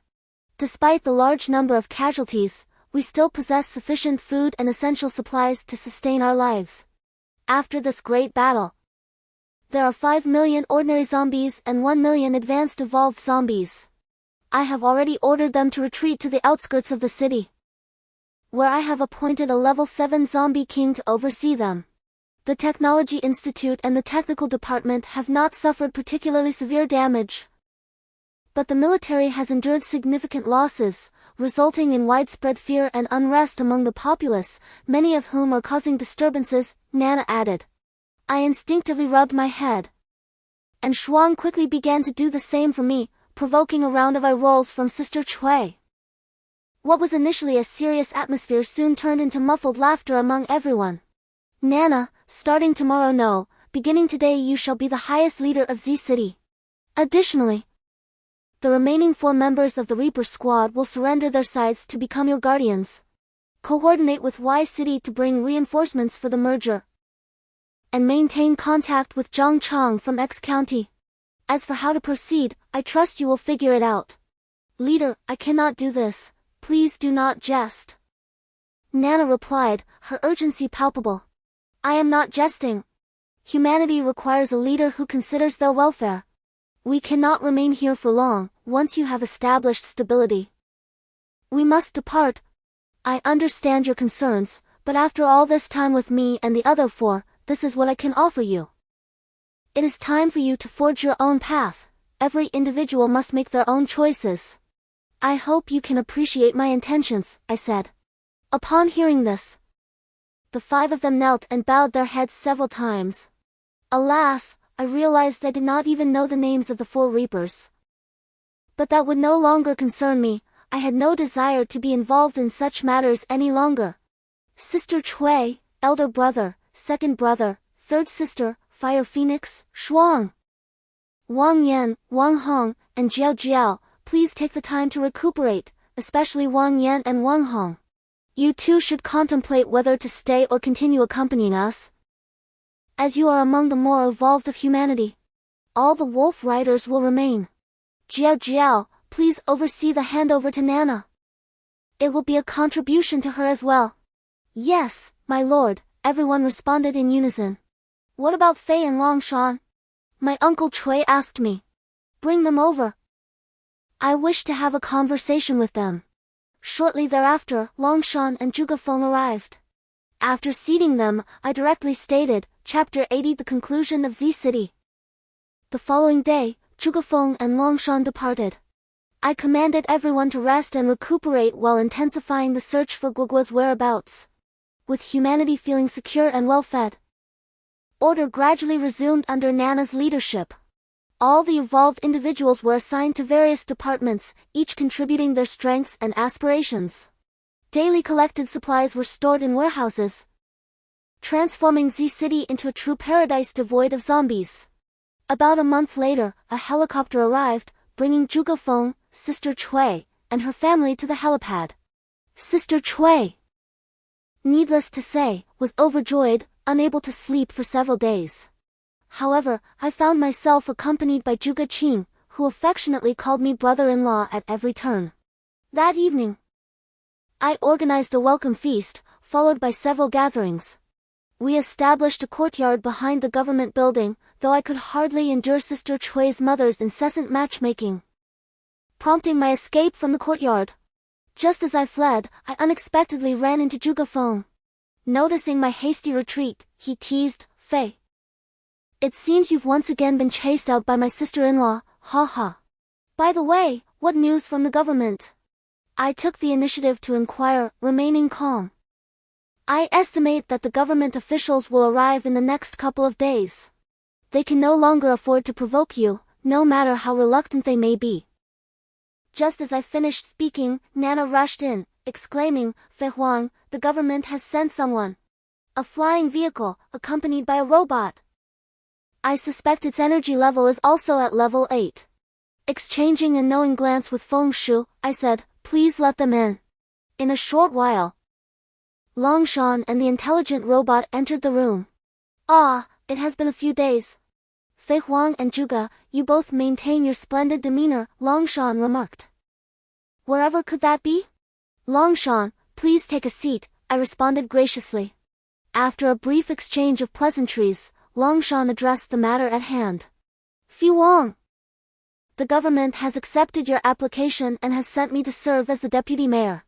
To demonstrate their sincerity, I was instructed to bring along this esteemed level 8 evolved being. This is the termination button. He shall be at your service from now on."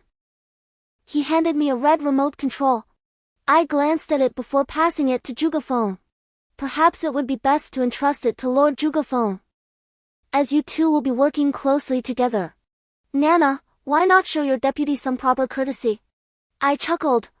"Deputy Mayor Longshan, I shall rely on your guidance henceforth." Nana promptly extended her hand. "Not at all. We shall learn from one another." Longshan quickly stood to shake her hand. "Very well, you two may converse. I shall step outside for a moment." I rose to leave. "Fei Huang, wait a moment. This time, the government is aware that you have no intention of leading humanity. They particularly requested me to bring you 10 laser swords, the pinnacle of technology, reportedly derived from alien advancements, as well as a flying vehicle. Would you like to inquire about it? It appears that this time the government has indeed been generous. Despite my elimination of numerous high-level evolved beings, they seek to befriend me. Politics is truly a daunting affair. Ah, I shall retain the lightsaber, while the aircraft can remain in City Z for your convenience. For the time being, I have no intentions of leaving China. I shall address its use when the need arises." "Very well, shortly I shall deliver it to your residence." "Longshan, I shall not disturb you any further, I will take a stroll now." I turned and exited the hall. At last, it has come to an end. "Guo Guo, where are you? Why is it that so many are searching for you, yet cannot find you?" Chapter 81. I am married. A series of fortunate events have unfolded, and Longshan has exhibited great enthusiasm. Aware of my concerns for my parents, he remarkably located them among millions. When I brought my parents to the courtyard of Sister Chui's family, it was quite a lively gathering. After several days of interaction, I ultimately succumbed to the incessant chatter of my mother and Sister Chui's mother. I am married now. Sister Chui has become my wife. On the day of our grand wedding, Sister Mainyang accompanied Sister Chui to my side. "Congratulations, little brother, I am genuinely happy for you," she said, placing Sister Chui in my hands. That night, Sister Mainyang and Shuang indulged a bit too much, becoming emotional and rowdy. Sister Mainyang must have been reminded of some poignant thoughts. "Shuang, I understand, yet dare not speak. 2 generals from the government army arrived in Beijing and Shanghai. I merely entertained them briefly before leaving the rest to Nana and Longshan, with Uncle Zhuge accompanying. I am aware that this is due to my newfound family, and being on human territory has allowed the government to completely place their trust in me. I accompanied everyone until the stroke of midnight, half drunken and half awake, before they playfully pushed me into the bridal chamber. The raucous merriment was interrupted as they were chased out by the fierce growl of Xiao He, who lay at the entrance gnawing on the bones of an unknown mutated beast, fiercely guarding the threshold. Who would dare approach? Xiao He was indeed the formidable level 8 Beast King. Suddenly, the monkey and the little turtle appeared from seemingly nowhere. The turtle sprawled at the door, while the monkey clutching the wine flask I had given it, settled beside Xiao Hei and began to drink. I genuinely thought that this monkey, with its fur, had somehow transformed into a human. Sister Chui approached me, and together we peered through the window at the three rascals outside. She wrapped her arms around me, exclaiming, "How delightful!" I turned and embraced Sister Chui, reflecting on the profound connection between spouses. Little did I know that today she would truly become my wife. From the very first moment I laid eyes on her, I felt something extraordinary, albeit she had been quite pungent at that time, blood still staining her lips. Sister Chui playfully punched my chest, and we gazed at the stars above, observing the monkey indulging in his drink, the little turtle sleeping soundly, and Xiao Hei gnawing relentlessly on his bones. The night passed in silence, and I was grateful to have reached level 7, my zombie form having transformed back into flesh. Sister Chui, insatiable throughout the night, nearly exhausted me. It was not until after 9 in the morning that I finally opened my eyes, greeted by the sight of the enchanting lady beside me, feeling as if I were trapped in a dream. I dared not move, merely watching Sister Chui as my thoughts wandered. As she stirred, awakening, she remarked, "Little brother, you're quite spirited. It seems we require a morning exercise." With that, a series of actions ensued, eventually bringing a semblance of calm. However, to my surprise, Sister Chui lay atop me and began to weep. Startled, I exclaimed, "Are you leaving?" "I can sense it." Yet, I remained silent. Cui Jia remained silent, simply holding on until we heard Shuang outside cursing at Xiao Hei to get lost, saying that the dog reflects its owner, and that she was here to wake its master. She threatened to skin the dog if it barked again. "Shuang, we heard you. We'll be right there. Look how you've scared Fei." Shuang turned and left. Cui Jia laughed and teased me, "Look, we're about to get married. And your little lover is already jealous." I quickly defended myself, "Cui Jia, I swear on heaven and earth." "All right, let us go, get up quickly." When we finally entered the hall after getting ready, both sets of parents were already sipping tea and chatting. My eldest brother, second brother, third sister, and even Hufeng were making funny faces at us as we walked in. Only Shuang kept her head down, following Mainyang's subtle hint. We served tea and then took our seats. My parents looked visibly malnourished, clearly having suffered greatly during the apocalypse, yet their faces radiated happiness. Cui Jia's parents and Zhuge Feng were cheerfully engaging with my parents. It was Zhuge Qing, the younger brother, who rushed over, "Brother-in-law, you've got to take me on your next adventure. My sister's stories got me all fired up. She also mentioned you're leaving again." "What? Fei, where are you going? I've just got you all back, where are you off to now?" My mother was not having it and started scolding me. "Wife, aren't you content even in this apocalypse? Our son is grown, he has his own affairs," my father argued back at her. Chapter 82, Google's whereabouts. Lu Chang burst in, "Chief, I have something to report." "Lu Chang, what is it?" "Speak directly," I said, pulling over a stool and seating him by the table, pouring him a cup of wine. Lu Chang, unpretentious in his demeanor, raised the cup and drank it in one go, then deftly picked up a piece of meat and placed it in his mouth. "Chief, there is news regarding Guogua. Guogua has slain numerous mutated beasts and even humans, heading in the direction of Mongolia. Additionally, Beijing has informed us that an evolved being has spotted a zombie dog passing through their vicinity." "Are you certain?" I asked urgently. "Longshan, this is the information we have received." I hurried over to report. My mood was restless as I entered the room and took a seat. Sister Chui came in, pouring me a cup of tea. "I heard news about Guogua," I acknowledged. "Well, if we are to act, let us do so decisively. I have a pair of capable hands at home. Let Fire Phoenix and Jiao Jiao stay behind. This time, I will take only my elder brother, second brother, third sister, and all the zombies with me. Xiao Hei, Monkey, and Little Turtle will undoubtedly accompany me. We need people at home. Prepare 2 diving suits for tomorrow. I will take you to a certain place. A night passed in silence. The next day, Sister Chui brought 2 diving suits. I called for Little Turtle, and we submerged beneath the Yellow River. After more than an hour of diving, Sister Chui and I arrived at the den of the white fox. The white fox was still asleep. Approaching it, I said, "Master, you have come." Without further ado, I introduced, "This is my current wife, I must take my leave. I hope that if any troubles arise, you will assist her." The white fox glanced at Sister Chui, and a fox emblem emerged from its head, imprinting itself upon Sister Chui's heart. I have already imprinted my spirit. If life and death are at stake, I can make a single move. My master, I am exceedingly weak. Only when you grow strong and subdue the demon's star can I utilize the core of the demon's star to restore myself. As it stands, I can at most manifest a single avatar to act. Demon star? I inquired. That is not something you ought to comprehend at this moment. You must attain at least the status of a celestial sovereign to grasp it. You may leave now, I wish to sleep. I hope you awaken in this life. Shall be stated before succumbing once more to slumber. Chapter 83. Embarking on a journey. On the 3rd day, I donned a tattered breastplate, my feet encased in the boots fabricated by the technology department. These were high-quality replicas crafted for me by Sister Chui, allowing me to finally shed my previous incongruities.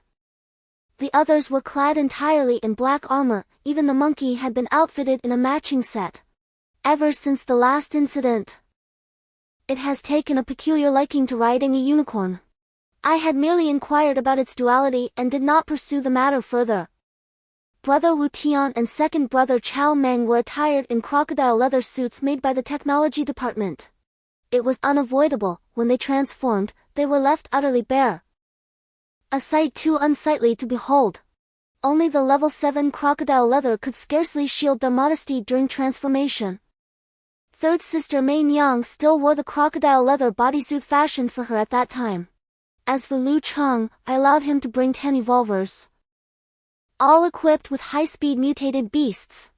This time, everyone remained behind to protect our family.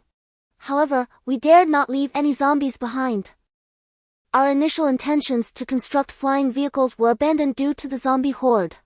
Z City has become a city devoid of zombies, ranking first in the world in this regard. Everything is rapidly progressing towards the apocalypse. Raising my gaze, I noticed that the sun had already ascended high into the sky. With my family and Sister Chui's reluctant eyes upon me, I waved my hand. We were off. Turning my head, I caught sight of the tears glistening in Sister Chui and my parents' eyes. Shuang and the monkey perched upon the unicorn, resembling a dark cloud soaring into the air. I mounted Xiao He, who shuddered and transformed into his beast king form. To my surprise, Xiao Gue, in a flash of light, shrank to the size of my palm and nestled into the backpack behind me. "You little rascal," I muttered inwardly. Unexpectedly, Sister Mei Nyang appeared behind me, prompting me to quickly glance towards Sister Chui. Relieved that we had distanced ourselves, I was unsure if she had noticed. Lu Cheng had already led 10 evolved beings on mutated beasts ahead to scout the way, while a dense horde of zombies followed closely behind us, led by a level 7 zombie king. My elder brothers flanked me, jesting. Our third sister dotes on our fourth brother, fearing he might fall. Ignoring their banter, I quickly averted my gaze as Sister Mei Nyang, with a defiant posture, accentuated her figure. Amidst their playful jests, the throngs of zombies were overwhelming, causing us to advance in fits and starts. It was only by midnight that we traversed Z City. The once busy highway was now entirely shrouded by dense foliage, with hundreds of level 6 zombies emerging to carve a path for us. The stop-and-go pace rekindled my longing for an aircraft, yet I was acutely aware of its impracticality. The presence of so many high-level zombies was ultimately a menace, and I preferred a slower journey rather than sacrificing my foundation. As I journeyed, numerous mutated beasts were drawn by the scent of zombies, offering themselves as sustenance. I paid no heed to the lesser mutated creatures, and after an arduous trek, I finally arrived in Beijing. The military had already received news, and several military vehicles arrived laden with supplies. I instructed the advanced zombies to carry the provisions. A general, adorned with stars, approached me. Fei Huang, the Heavenly Eye has reported your arrival. The leadership has asked me to escort your esteemed unit to a meeting at the central government, he stated. I did not respond to his words. Has the Heavenly Eye located Gugwa? The general paused, then quickly donned a smile, saying, the zombie dog Gugwa moves with such swiftness, it hardly pauses to feed. And with the cover of the jungle, we have only glimpsed its form a few times. Its general direction appears to be towards Mongolia. Chapter 80. For the national leader's summons. Entering the resplendent national reception hall, I was greeted by a multitude of officers. Among them stood an elder, approximately in his 50s, who seemed to be the highest authority of the current government. Slowly, he extended his hand towards me. I dared not overstep, quickly clasping his hand with both of mine. Comrade Fei, you have done remarkably well. Though you hail from a zombie background, in just a few short years, you have transformed City Z into a pre-apocalyptic scene. And the populace lives in peace and prosperity. Truly commendable, you are young and accomplished. I offered a bittersweet smile, responding, I am merely fortunate, your praise is undeserved. As we engaged in polite conversation, we proceeded to the dining table, which was impressively large, approximately 20 meters in length. The leader gestured for me to sit beside him, and I quickly invited Sister Mei Nyang to sit next to me, for I was not one for eloquence. I had a particular aversion to these political banquets. In a moment of indulgence, I found myself drinking more than I intended, while Sister Mei Nyang adeptly navigated the social interactions around us. After finally finishing my meal and settling into the reception room, I found myself growing somewhat impatient. Having indulged in a bit of wine, I abruptly interrupted their conversation. Leaders, I am a straightforward person. If there is something to discuss, please speak plainly. If this gathering is merely for a lively meal, I sincerely appreciate it. But I am feeling a bit overwhelmed by the drink and shall return another day for a visit. Fei Huang, a forthright individual, responded, indeed. The current situation in BJ City with the zombies necessitates your assistance in subduing a general. He stepped closer to me and raised his hand as he spoke. To my knowledge, the government possesses numerous level 8 evolvers, and with such advanced technology at their disposal, why would they seek my involvement? I queried, perplexed. I had assumed the government was intentionally refraining from exterminating the zombies. Fei Huang clarified, you see, while the government does indeed have high-level evolvers, it is impractical to rely on them alone to eliminate millions of zombies. It would take eons. These high-level evolvers are a product of immense national effort and resources. The bioengineered beings, once transformed, do not distinguish friend from foe. The level 8 intelligent robots, crafted from years of extraterrestrial technology, are national treasures. It was only upon witnessing your remarkable abilities that we thought to request your assistance. The general, with a bittersweet smile, added, Your Excellency. It is not that I am unwilling to assist, but you are aware that I am urgently searching for my beloved dog, who was killed by your forces while attempting to save me. Furthermore, as you know, I am also a zombie. While I do not wish for humanity's demise, I see no reason to delay my own pursuits due to these matters. My tone grew slightly harsher as I mentioned Gugwa's tragic fate. As the general seemed poised to speak further, the leader cleared his throat twice. Fei Huang, take a look at this. As a gesture of gratitude, the leader has graciously decided to present a gift to you. Furthermore, Gugwa, our leader, has also expressed a willingness to activate the supercomputer, known as the Heavenly Eye, to diligently pursue any leads. Once a trace is uncovered, we shall dispatch an 8th-level intelligent combat robot to ensure your protection until you and your companions complete your mission. I lowered my gaze to the boots adorning my feet. With a wave of his hand, several fully armed officers approached, carrying a box that was presented before me. My curiosity piqued, I reached out to open the box. A flash of golden light revealed its contents, a pair of boots identical to those I was already wearing. Satisfied, I agreed, taking the new pair and sitting down to replace the imitation footwear. With another glimmer of gold, it reverted to its original form. "Please dispose of this boot," I requested. "And how many zombies are we dealing with?"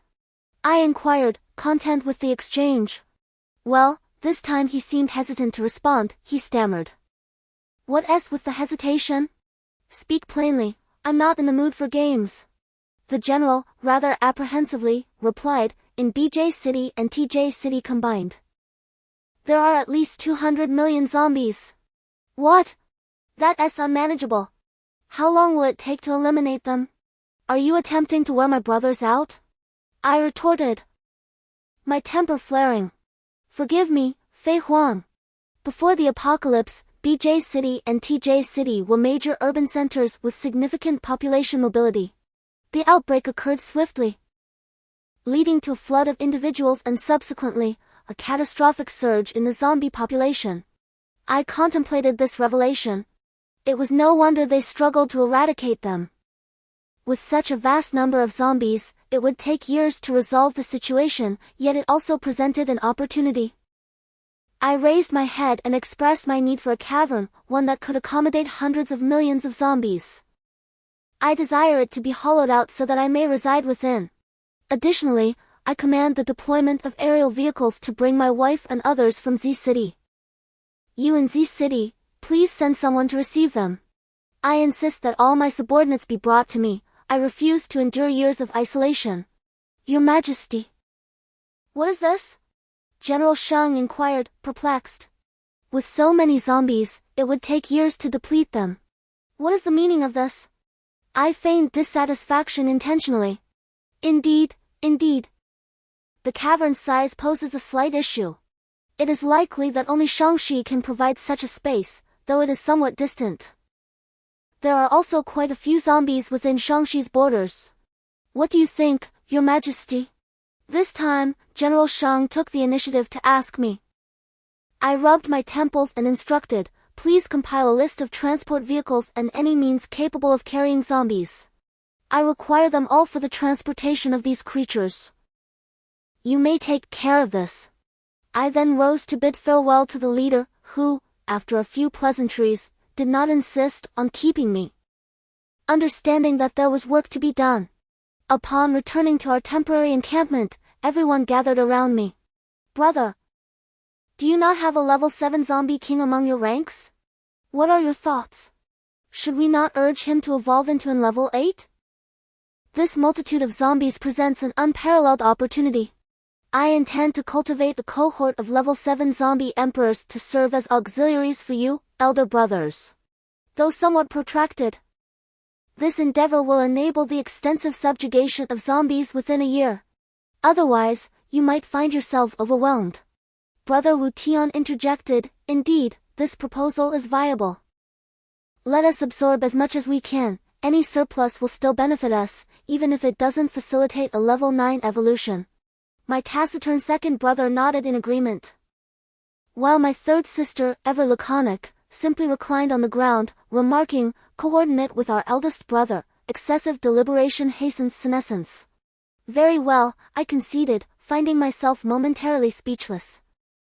"Eldest brother, would you summon the level 7 zombie emperor, along with all those at level 6? We shall embark on a grand undertaking." The eldest brother arose and shortly returned, escorting a zombie emperor of approximately 30 years in age. "Subordinate Ren Qinggong greets you, esteemed masters," he announced. "Ah, Ren, is it? Be seated. I intend to present you with an opportunity. As you are aware, without extraordinary serendipity, a level 7 zombie may never ascend to level 8, irrespective of consumption." I elucidated. "Subordinate is cognizant of this. Upon reaching level 7, I perceive the stagnation. Your ability to transcend these limitations elicits profound admiration," Ren Qinggong responded deferentially.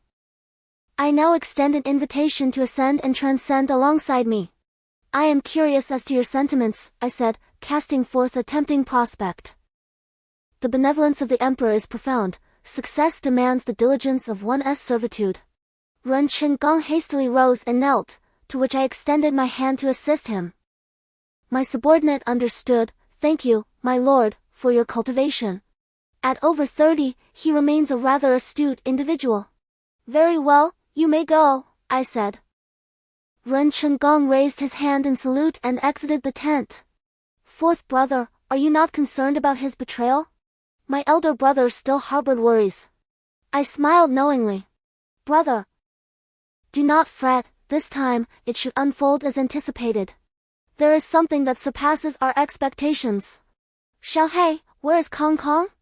I inquired.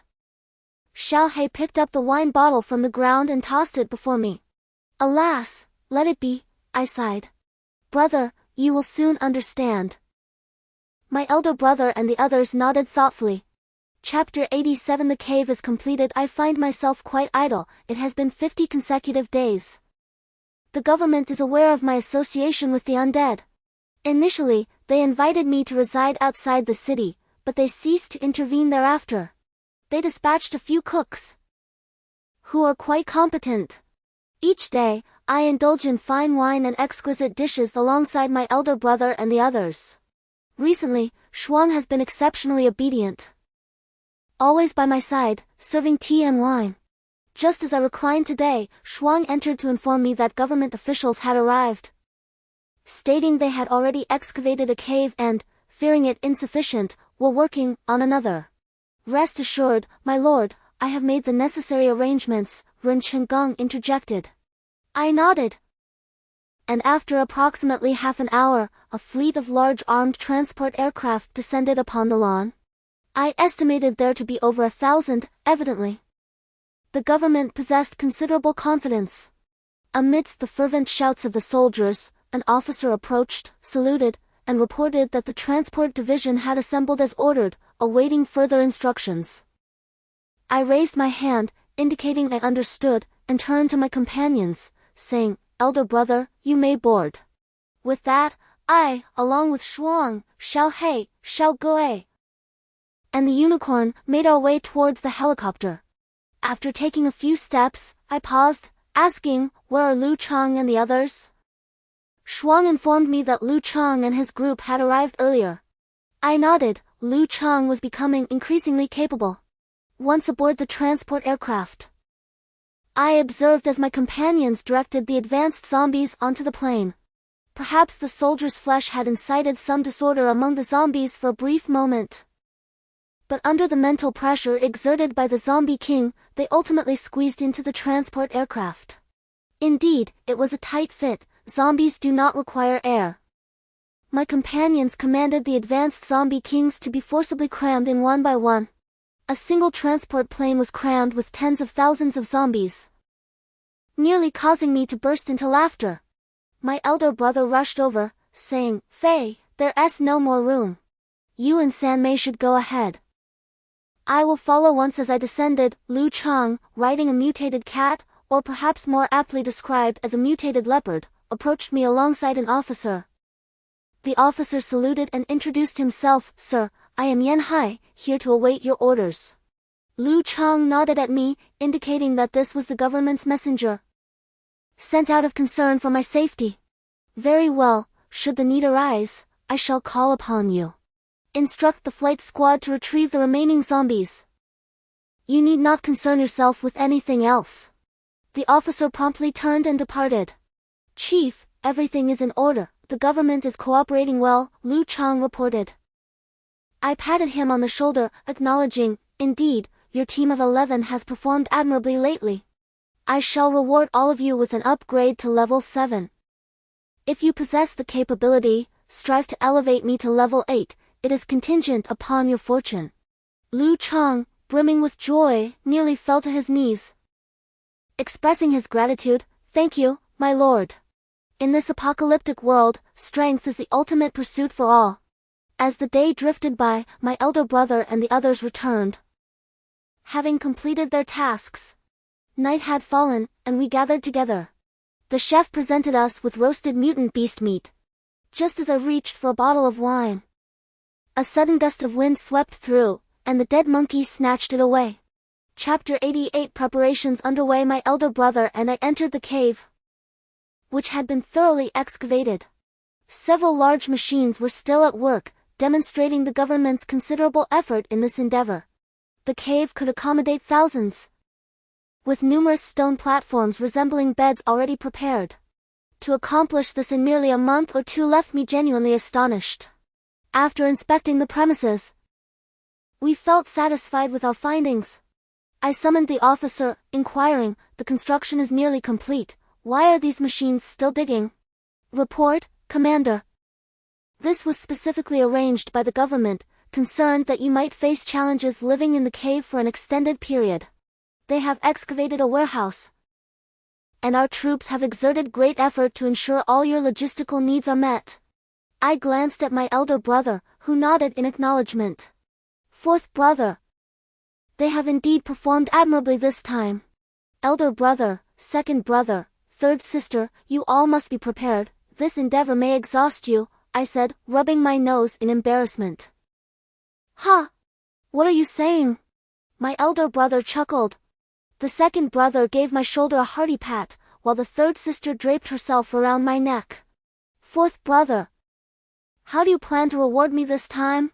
I smiled awkwardly, and Shuang beside me let out a hum, provoking laughter from everyone. "Little turtle." "It's up to you," I said, and little turtle nodded, crawling to the center of the platform to lie down. "Monkey," I called out, and a bleary-eyed monkey jumped beside me. I patted its head. "Drink less. This time, we'll rely on you and little turtle to activate your battle armor." After saying this, I directed Shuang to take out the chest armor and boots, personally dressing the monkey. "I know you have yet to awaken, it pains my heart. But it will get better," I reassured, patting the monkey's shoulder. The monkey remained silent, but as it turned, I caught a glimpse of tears in its eyes. Approaching little turtle, I shouted, and the magical staff stood upright in the center of the cave, ominously extending several meters, exuding dark energy. I called over an officer. "I require fine wine. Please report and have the best wine brought here," piled beside the monkey. Turning to look at the monkey, I noticed it lazily sprawled on little turtle's back, raising a wine jug. I hastily instructed someone to prepare a generous supply of fine wine. At present, these remarkable artifacts can only be wielded by monkeys, and the little turtle can exert a minor influence. We are entirely reliant on these two beings. Upon exiting the cave, a soldier approached to report, "Chief, your family has arrived in BJ City. The chief requests that you join them." Upon reaching BJ City, my parents, accompanied by a general, met with me. Noticing everyone had gathered, I took Sister Chui by the hand and led her into a chamber resembling a study. "Sister, this is the situation. What are your thoughts, especially regarding the arrangement for our family?" I recounted the sequence of events. Sister Chui pondered deeply for a moment, then replied, "Fei, there is no need for your family to worry. The government currently relies on you, and our families shall remain safe. However, are you certain you wish to proceed? Once BJ City and TJ City are reclaimed, the nation's power will surge tremendously. Perhaps within 10 to 20 years, or even sooner. Humanity may achieve unification. Might that pose a threat to us? Furthermore, due to my background, I am aware that there exists another force on Earth, not extraterrestrial, but those who claim to be cultivators." "Sister Chui," I replied, "I have discussed this matter with my elder brother. After all, it is our country as well, and I wish to extend my assistance. As for what happens to them in the future, I believe that our fundamental means of self-preservation lies in our evolution to a higher state. Moreover, we do not aspire to contend for power with them. This opportunity to enhance our overall strength is significant, particularly with government forces cooperating. Let us take this risk." "Young man, what you say is indeed my responsibility," Zhuge Feng said with a smile, nodding in agreement. "Brother-in-law, you must take us along this time, it is splendid. Finally, I will embark on an adventure with you." Zhuge Qin rushed to my side. "Fourth brother, do not be reckless," admonished our elder brother Zhuge Ming. "Fei is occupied with important matters, do not create disturbances." I smiled and remained silent. For 2 consecutive days, I accompanied my parents and sister Chui in the villa provided by the government. On this day, a general came to inform me that the cave had been nearly completed, and at my request, numerous large pits had been excavated at the mountain's summit and mid-slope for the disposal of zombie corpses.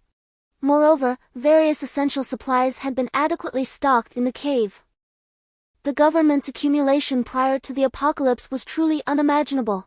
Second brother is right, Fei, you must be vigilant, Sister Chui interjected. Chapter 9. Peng Chang arrives. Peng Chang chimed in, perhaps fearing I would blame Lei. Indeed, it is the duty of a brother, I replied with a grin. But Peng Chang, who are these four? I asked, casting a teasing glance at him. Sister Chui approached, wrapping her arm around mine, sharing a playful smile in his direction. Peng Chang scratched his head, saying, "This is my wife." Well, with that in mind, I shall exert my utmost efforts. The missile unit should remain deployed. Please maintain a strict watch in the skies to prevent any aerial aberrations from attacking. Additionally, inquire with the Science Institute if they can assist us in producing helmets or earplugs that can mitigate sonic waves. Although the Zombie King values dignity, I cannot guarantee there won't be anomalies. If a horde of zombies were to launch a sonic attack, it would be exceedingly difficult to remain unharmed. This is a confrontation with a high-level zombie king. Understood, I will promptly relay your orders, the officer replied before departing to report. Chapter 91. Arrangement that evening. A grand feast was held in the cave. I also sent some mutated beast meat and fine wine to the soldiers outside who were in the midst of retreating. They had been working the hardest recently. Inside the cave, we were all comrades. This time, the government forces had truly put in considerable effort. Accommodating thousands was no trivial matter. With my elder brother and third sister absent, I took my seat alongside my second brother and sister Chui at the head of the table. Little Black nestled beside me, while Shuang, in a fit of pique, sat next to me as well. Sister Chui merely glanced at her but said nothing. Next to Sister Chui, Fire Phoenix donned a form-fitting outfit. On the elevated platform in the center, Little Turtle and Monkey were oblivious to the others as they commenced their feast. Surrounding the platform on the left were Zhuge Ming, Zhuge Hui, Zhuge Qing, along with several cousins from the Zhuge family. Below them sat Wang Hong, Wang Yan, accompanied by their mutated beast legion. Further down were Peng Chang and Lei, followed by Peng Chang's 4 wives and a squad of evolvers from County X. Beneath them were Nana and Jiao Jiao, behind whom stood the Wolf Cavalry, alongside Sun Yo, Zhao Fenxia, and Li Meiqian, the remaining members of the 3 Death God squads. Lu Chang and his reconnaissance team occupied the outermost seats, while Long Shan and the liaison officer wisely chose to sit at the very end. Ren Chenggong, the 7th-level zombie king, successfully brought forth several zombie kings bearing fine wine and an array of delicacies crafted from mutated beasts by our diligent chefs. I gestured to Ren Chenggong, saying, "You should sit as well, from now on, you shall be counted among us." Ren Chenggong was momentarily taken aback, but his face soon lit up with joy as he bowed deeply, exclaiming, "Thank you, Your Highness Fei. I vow to repay Your Highness's great kindness with my utmost loyalty." It seemed he could be cultivated as a trusted confidant. To my surprise, Ren Chenggong even knelt in a grand gesture of gratitude before rising to take his place behind me. Within the cavern, the solar-powered illumination rendered the space as bright as day. Observing the various installations around me, I felt an inexplicable reluctance to leave. With a subtle chuckle, I rubbed my head and remarked, "Today, we have gathered here to relinquish the territory we have fought so hard to establish. I wonder what each of you thinks about this? If anyone is unwilling, you may stand up now. I shall ask this only once. If there are those who yearn for a peaceful existence, you are also welcome to rise. Rest assured, my intentions are not malevolent. After all, following me entails considerable peril. For those wishing to withdraw, you shall be well accommodated by the government." After taking a sip from my goblet, I gestured for it to be refilled. Noticing the silence, I directly addressed the group. "Wang Hong, Wang Yan, Lu Chang, Peng Cheng, Lei, Nana, Jiao Jiao, Sun Yo, Zhao Fensha, and Li Meiqian. You have half an hour to deliberate. We are all comrades, speak your minds freely. At that moment, a robust woman from the Wolf Riders stood up and inquired. My lord, I wish to ask, what is the purpose behind your words today? Sister, please take a seat. I must first acknowledge everyone's contributions and loyalty.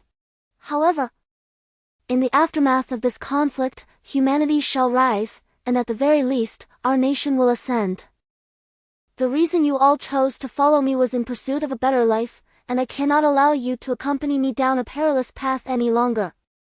Each individual will have their own choice to make. I foresee even greater dangers ahead, and perhaps in the end, following me may cost you your very lives.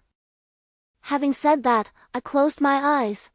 Sister Cui interjected, Fei has articulated this clearly, following him will be fraught with danger. Presently, he can offer you the benefits of humanity. Sister, how shall we choose in the Zhuge family? Young Zhuge Qing piped up. Sit down. It is not your place to interject, Sister Cui retorted, causing Zhuge Qing to fall silent. Half an hour passed in the blink of an eye. I set down my wine glass, and an unusual stillness enveloped the room. Everyone understood that the moment of choice had arrived.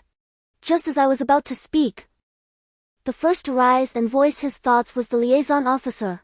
Fei Huang, I wish to follow you. I am but a solitary soul, if death comes, then so be it. I shall remain silent, merely expressing my stance.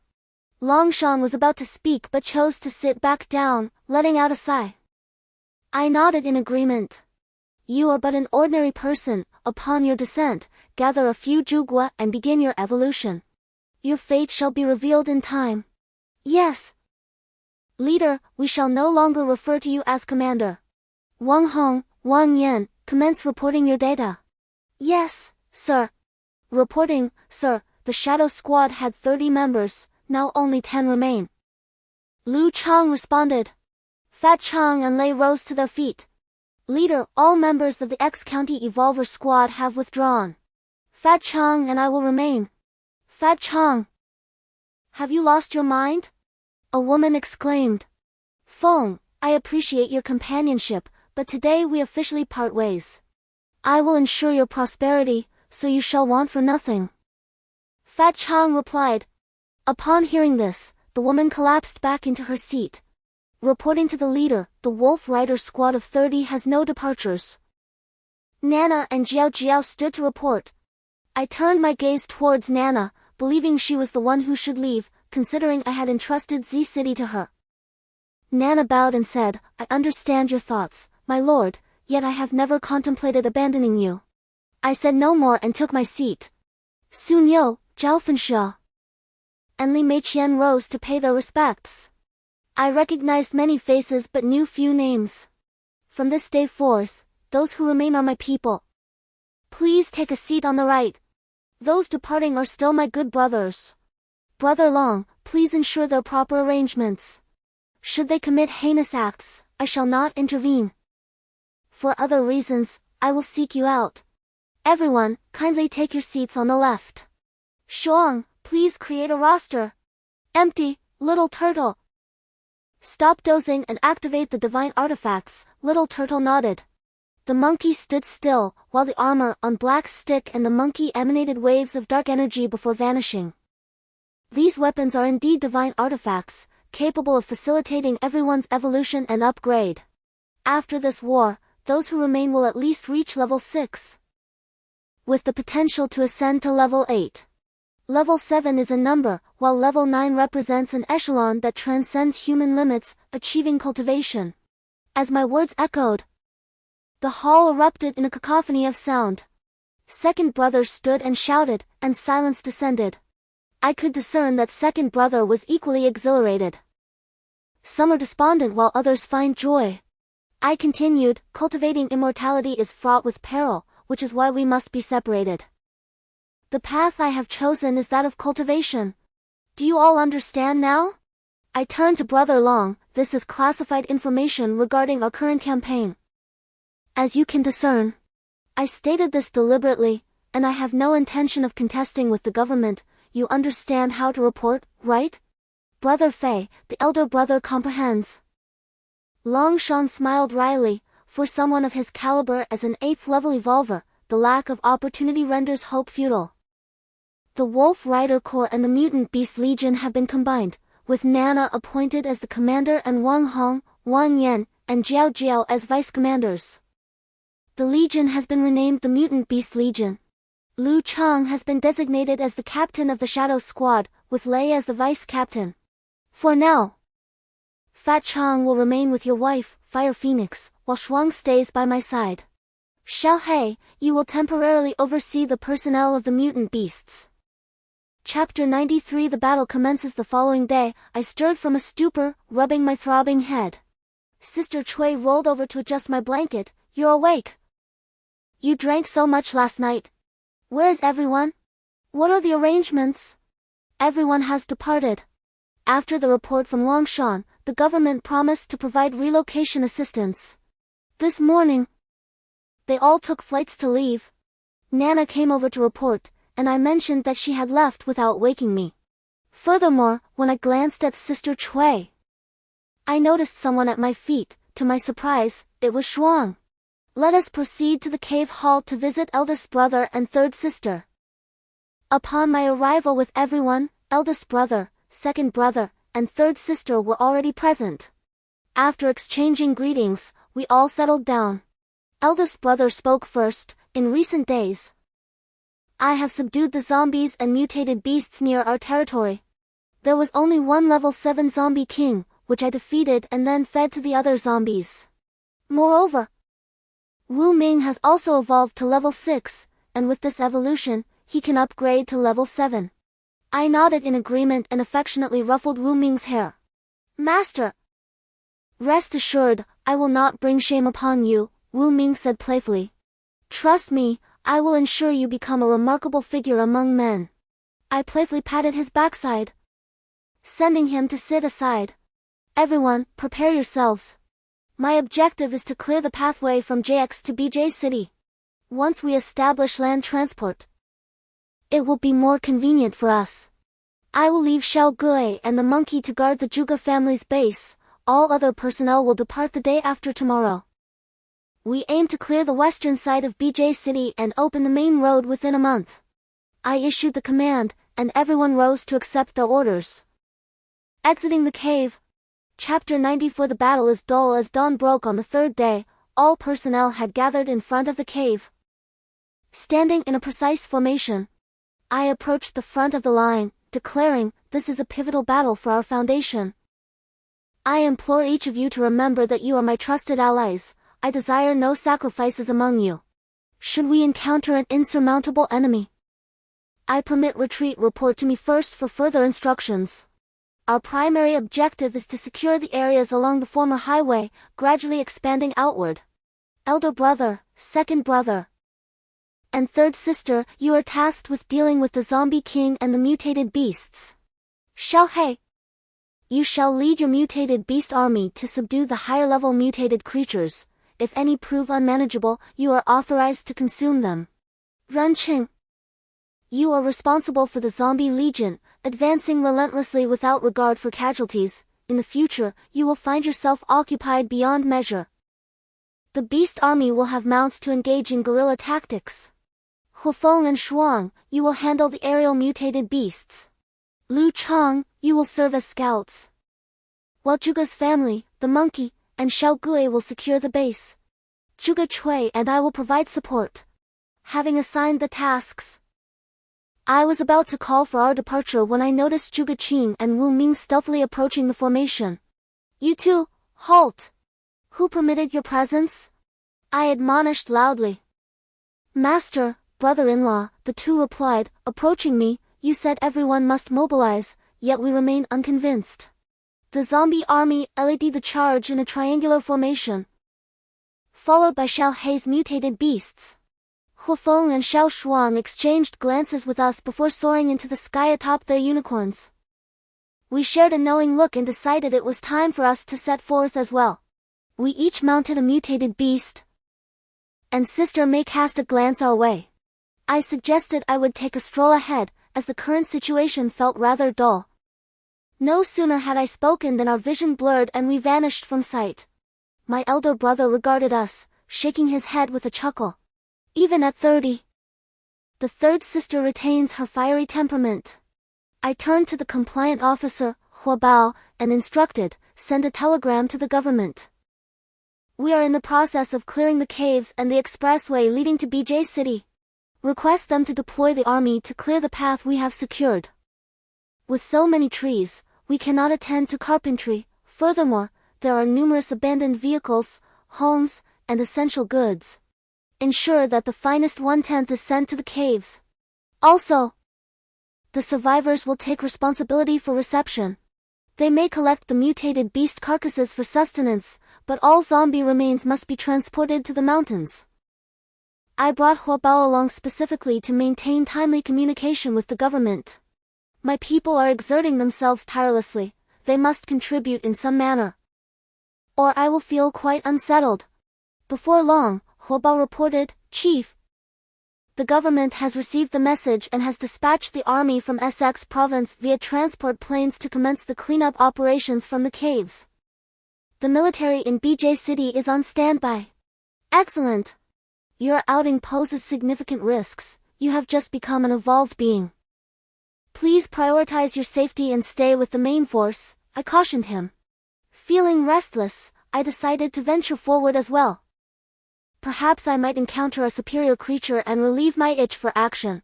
My second brother, who had no desire to join us, leapt away and quickly disappeared from sight. Very well, we have left the safe zone, do as you please.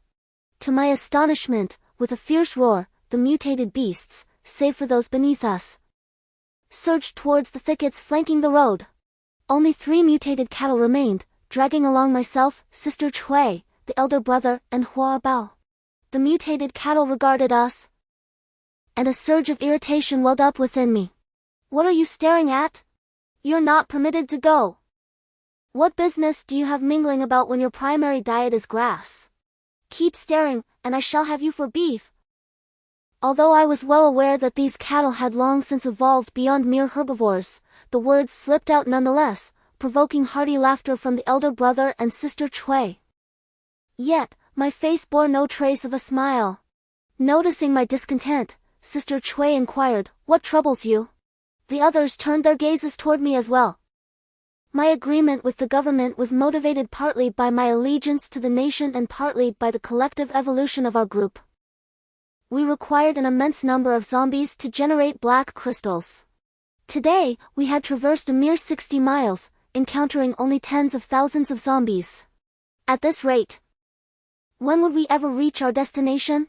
Moreover, domestically, we had already reached the 8th level, our limit. What lay beyond our borders? The vast ocean? These remain uncertainties.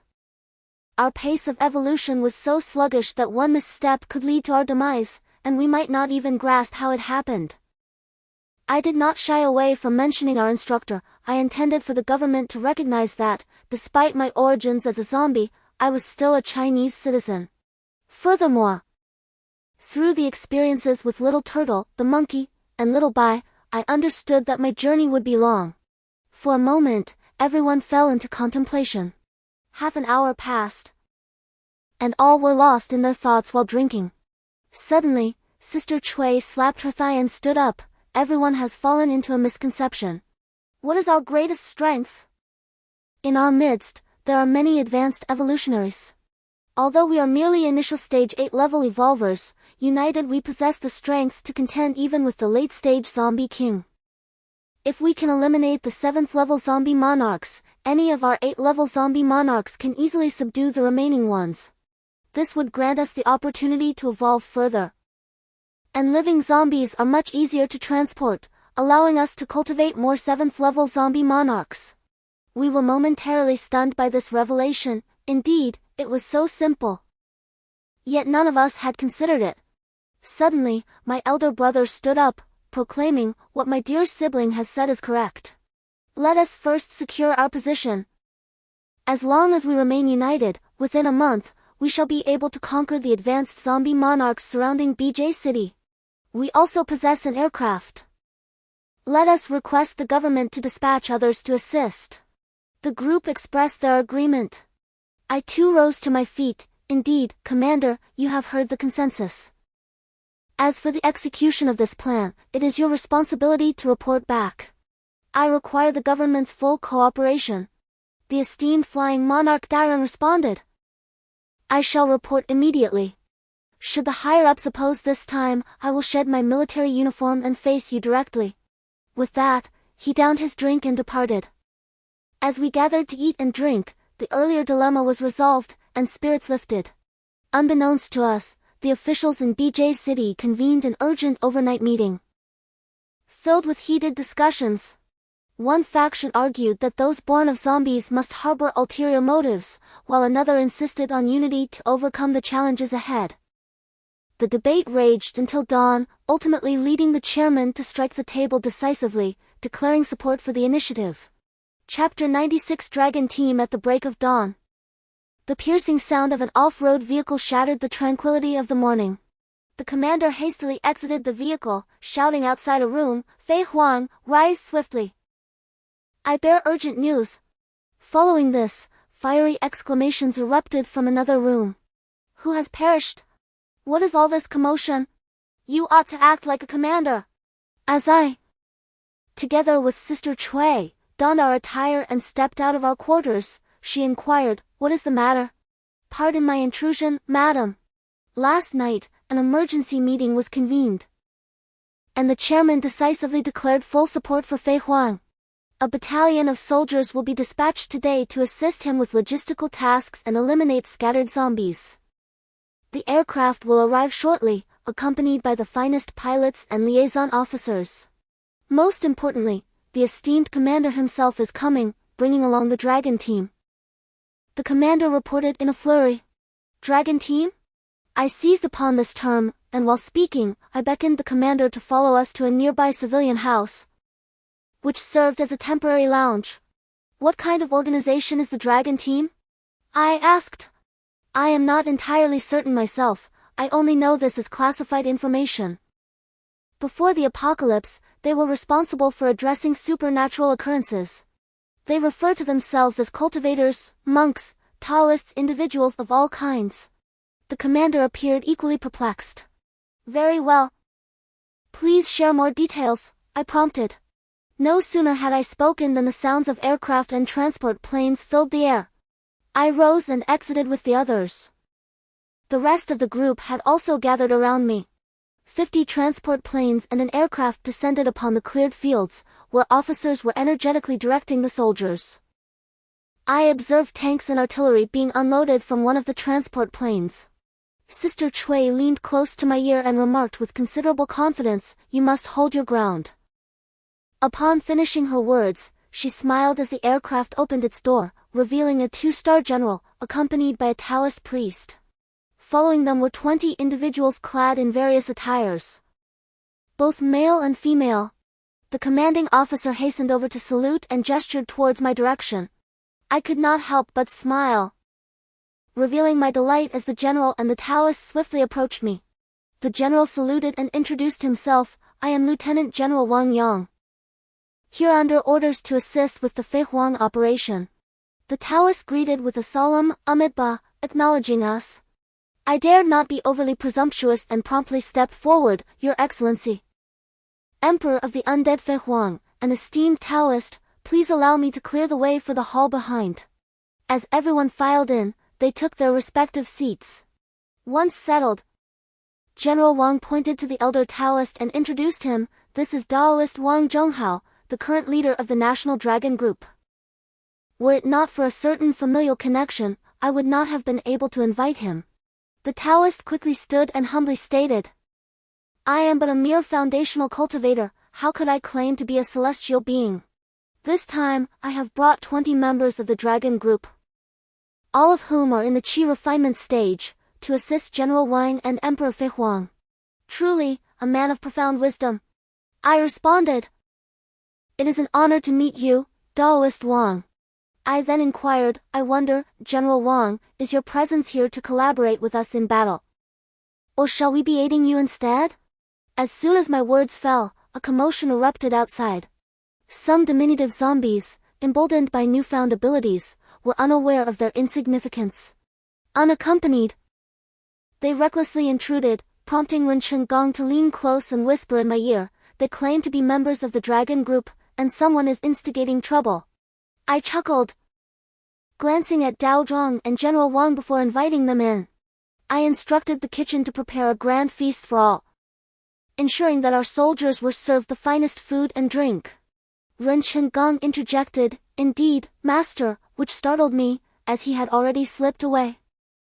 I exchanged glances with Sister Cui and Sister San, then addressed my elder brother, second brother.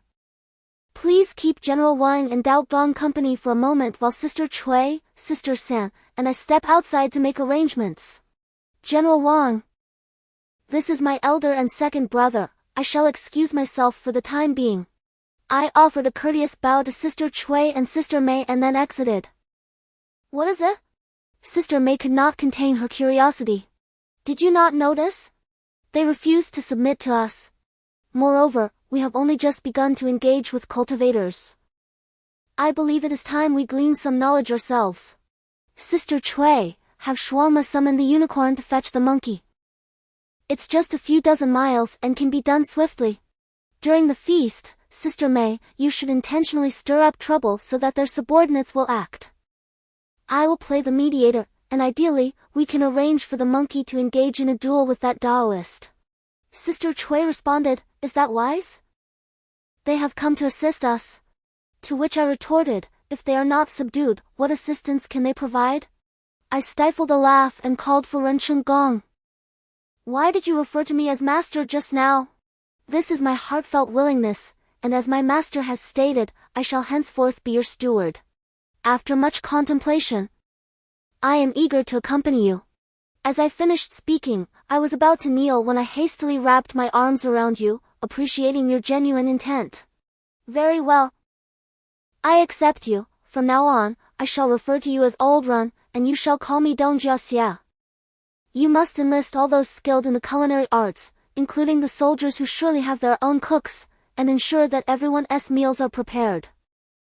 I desire to host a grand banquet. Old Run, understanding my request, hurriedly departed to make arrangements. With a smile, I entered the hall and declared, do not stand on ceremony in these apocalyptic times. I have instructed that all officials and soldiers shall not engage in battle today. Our priority is to eat and drink well. The feast will be served shortly. Please forgive the temporary accommodations, I shall partake with you all. My demeanor was humble. And I remarked, in this world, having food and drink is indeed a privilege. General Wang, being a soldier, readily concurred. Sister Cui promptly joined the conversation, exchanging pleasantries with everyone. As time passed, 2 hours slipped by when suddenly, the monkey, adorned in divine attire and wielding a staff, appeared in the hall. Master Wang Dao stood up with a start, prompting me to rise as well. Do not be alarmed, Master Wang. This is a demon beast I have recently tamed, and it is now my disciple. It lacks proper etiquette, please forgive it. Monkey, come and sit beside your master. The monkey, perhaps concerned for me, transformed from its dark form into a more mischievous demeanor and settled beside me. Ren Lao had just brought people to the banquet, where the succulent meat of mutated beasts and exquisite wine tantalized everyone's appetites. After an hour of toasting and drinking, Sister Mei, her eyes glimmering with intoxication, suddenly stood up. Wang Daochang, I am the third sister of Fei. I have long aspired to be a cultivator. Given this rare opportunity, might we engage in a friendly sparring session? I wish to witness the renowned might of the dragon team. Sister Mei was exceptionally beautiful, and clad in a fitted outfit, she momentarily left several cheer-finding men speechless. Yet, in a fit of indignation, a fiery woman rose, exclaiming, how dare you challenge a cultivator? Who do you think you are to insult the third sister? It was unexpected that Hufeng was the first to erupt in anger, her fiery aura directed at me, prompting me to nod and prepare to engage. Wang Daocheng and General Wang exchanged knowing smiles. Fei Huang, do you think this is wise? Wang Daocheng was the first to speak. A competition would not be amiss. I am quite agreeable to it. Since Fei Huang has proposed it, let us proceed. However, I dare say both ladies here must be at least level 8. So how about facing off against this old Taoist for a few exchanges? Wang Daocheng spoke with a smile. No, let the disciples have their turn first. We are merely here to spar. The group then moved to the entrance. Kong Air, you go ahead, but remember, do not endanger lives, I instructed, turning around. Suddenly, a monkey flipped into the arena, and a robust man in the cheer-finding stage emerged. You are dishonoring cultivators, he declared, brandishing a large blade towards the monkey. The monkey screeched and retaliated with a swift strike, resulting in a loud crack as the blade shattered and the man fell. What is happening here? I exclaimed to Wang Daocheng, fearing the situation might escalate further. After speaking, he tossed 2 Ju fruits to the female cultivator, who caught them and exclaimed upon seeing the Ju fruits. Upon hearing this, Taoist Wang hurriedly approached to inspect Fei Huangni, astonished that such a precious item was offered for such a minor injury. Are Ju fruits truly that valuable? I found myself momentarily perplexed. I turned to Sister Cui, conveying a look, and she distributed 2 Ju fruits to each of them. It was evident that everyone was elated with the arrival of the Ju fruits. The earlier discontent dissipated, and they proceeded to enjoy a feast before retreating to rest. Chapter 98 Capture the Thief. By capturing the King report, the Celestial Ion drones have detected over 1 million zombies in the direction of Datong. The Operations Command has analyzed that at least 7 level 7 zombie kings are orchestrating the horde. Please await further directives from the commanding officer. General Wang glanced at me, and I nodded in acknowledgement. He then turned to the soldiers and commanded, advance towards Datong.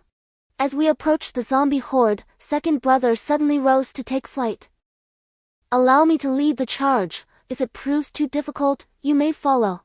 Before I could respond, he opened the door of the aircraft and leaped out. Startled, I rushed to the door to look down, only to see second brother transforming into his zombie king state midair. As he neared the ground, he grasped a large tree for leverage and landed amidst the horde with a resounding thud. My heart finally settled, although an 8th level zombie king can briefly take flight, it is only in the air. I hoped he wouldn't encounter enemies and meet his demise before he could engage. After Brother 2 unleashed his sonic attack, he strode purposefully towards the heart of the zombie horde. The zombies, regardless of their rank, collapsed to the ground as if they were mere dumplings falling from a pot. It appeared that Brother 2 had sensed the location of the zombie king.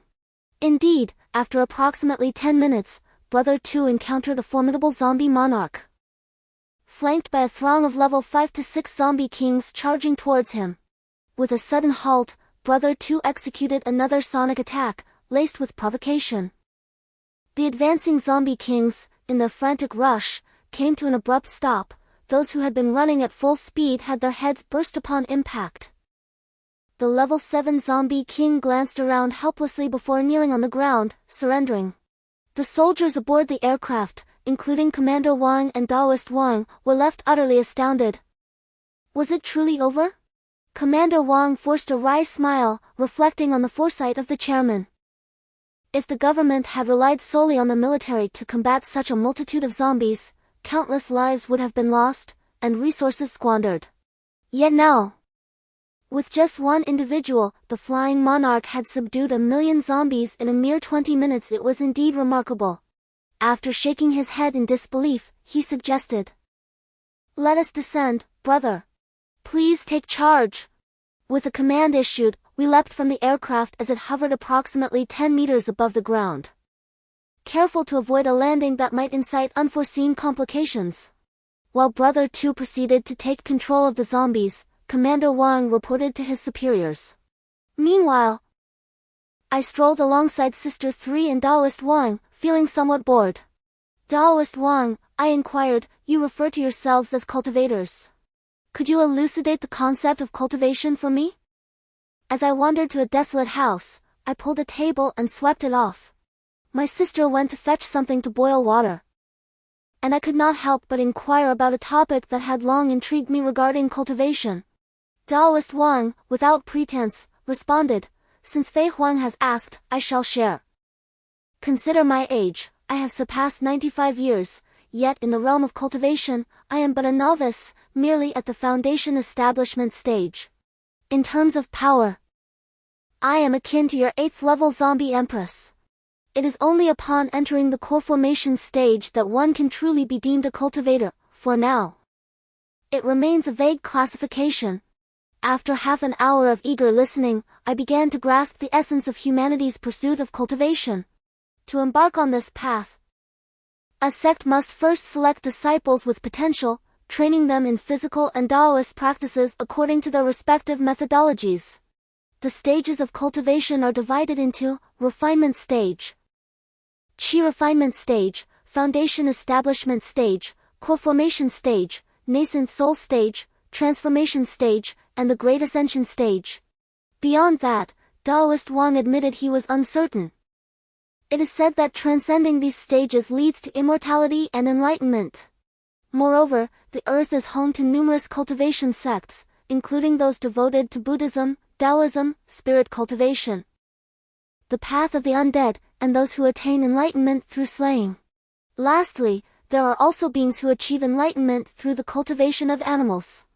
Taoist Wang, unaware of our zombie cultivation methods, was interrupted by Sister Main Yang, who had been quietly listening as she poured us some water, and she curiously interjected with her question. "I truly know not, akin to the myriad and peculiar paths of practice found abroad. You, the zombies, the zombie beasts, the mutated creatures, and the altered humans, all manifest as products of contemporary viruses. However, I propose a conjecture. Could it be related to the clan of zombies?" Taoist Wang, with a thoughtful demeanor, pondered aloud. "Do zombies genuinely exist in this world?" I could not help but inquire. In my youth, I indeed dealt with a case of a zombie biting incident alongside my master. Albeit that was prior to the apocalyptic era, and it was of a rather low level. I imagine there must be more advanced forms. Considering you have all evolved to possess higher intellect, Taoist Wang candidly shared his thoughts. We then meandered into other topics until my elder brother and General Wang's second brother approached. "Well, then, let us depart," I declared, and everyone rose, swiftly boarding the flying vessel. No sooner had we settled into our seats than the same platoon leader approached to report, Commander. The Central Command expresses affirmation and commendation for the swift achievements made by all and inquires if there are any requests. General Wang's former commander even sent a special message, noting that you have astonished many politicians, which elicited a hearty laugh. Report concluded. "Now, expedite the search for the next corpse site," General Wang instructed with evident delight. He then added, "By the way, inform the government forces to dispatch personnel to search for survivors and resources once the zombies have departed. You there, come here. Ensure the kitchen prepares fine wines and delicacies, for I wish to celebrate with Fei Huang and the others." Chapter 100. The peril of the zombie hordes. As the day came to a close, we found ourselves in a state of exhilaration.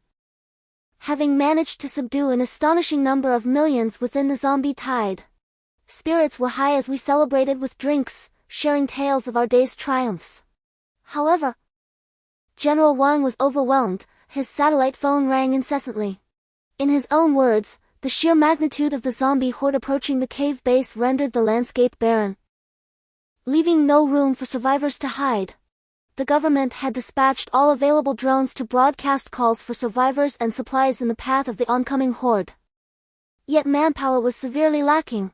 The military needed to take over the territory for the evacuation of zombies, and even their resources were stretched thin. Suddenly, a sense of dread washed over me, prompting me to leap from my chair. "What is wrong?" My brothers and sister, along with Taoist Wang, turned their gazes towards me. General Wang had just alerted me that the vast zombie horde surging towards the cave base would undoubtedly trigger the emergence of numerous level 7 zombie kings, and possibly even level 8 ones. To make matters worse, the dense forests concealed untold numbers of mutated beasts, teetering on the brink of evolution. This was truly dire.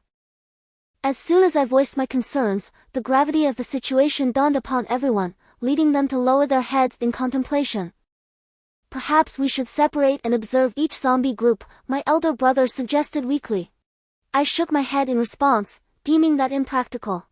We were but a handful, and should we encounter formidable foes while separated, we would be at great risk.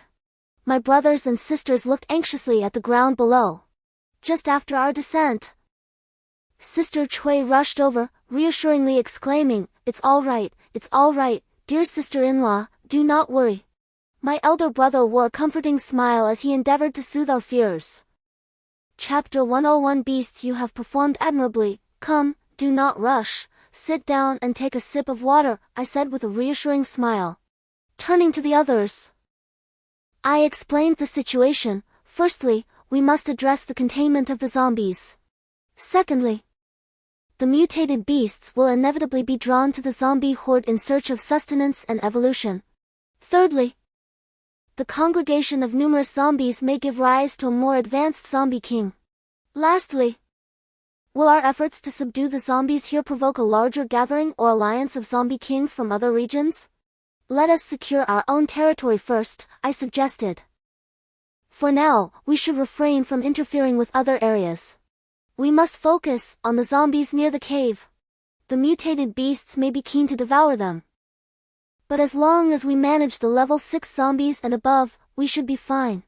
My brother raised his head and stated, it all hinges on our strength. It will depend on whether we evolve first or if others do. At present, we are powerless to intervene elsewhere. Let's pause our efforts to eradicate zombies in other locations and focus on exhausting our current resources first, Sister Chui interjected. Agreed. I nodded in affirmation. All human soldiers, retreat. How shall we report this? Colonel Wang, you may handle the report. I turned to Colonel Wang with a smile. Very well, Brother Fei, I shall heed your counsel. After clearing out so many zombies at once, we ought to take a moment to digest this success. I shall take my leave now. And you, Taoist Wang? Colonel Wang was a decisive man. Blessings of the infinite life Buddha, Leader Fei, I must take my leave as well. Taoist Wang acknowledged our divergent paths of evolution. Rising to bow respectfully. Taoist Wang, please wait, I said, feeling a connection with him. I am unsure if it is wise to forge this friendship. Young friend, you need not worry, it is only natural to befriend one another, Taoist Wang replied with a smile. My young friend, I shall not impose further. It is evident that Taoist Wang is quite exhilarated. Shuang, please gather a few individuals to prepare a secluded chamber for Taoist Wang. Our evolutionary paths diverge. Very well. I shall attend to this immediately. Shuang obediently called upon several people and departed. We shall take our leave for now and will contact Commander Wang later, he stated as he turned to leave. Just then, a fiery figure burst into the room. This is bad. A colossal creature has arrived, devouring zombies as if they were mere vegetables. Fire Phoenix exclaimed breathlessly, having faced it alongside Little Black.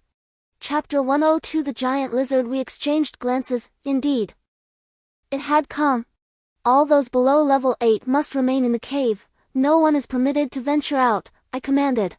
Together with Fire Phoenix, Sister Chui, elder brother, second brother, third sister, and Taoist Wang, we charged out of the cave.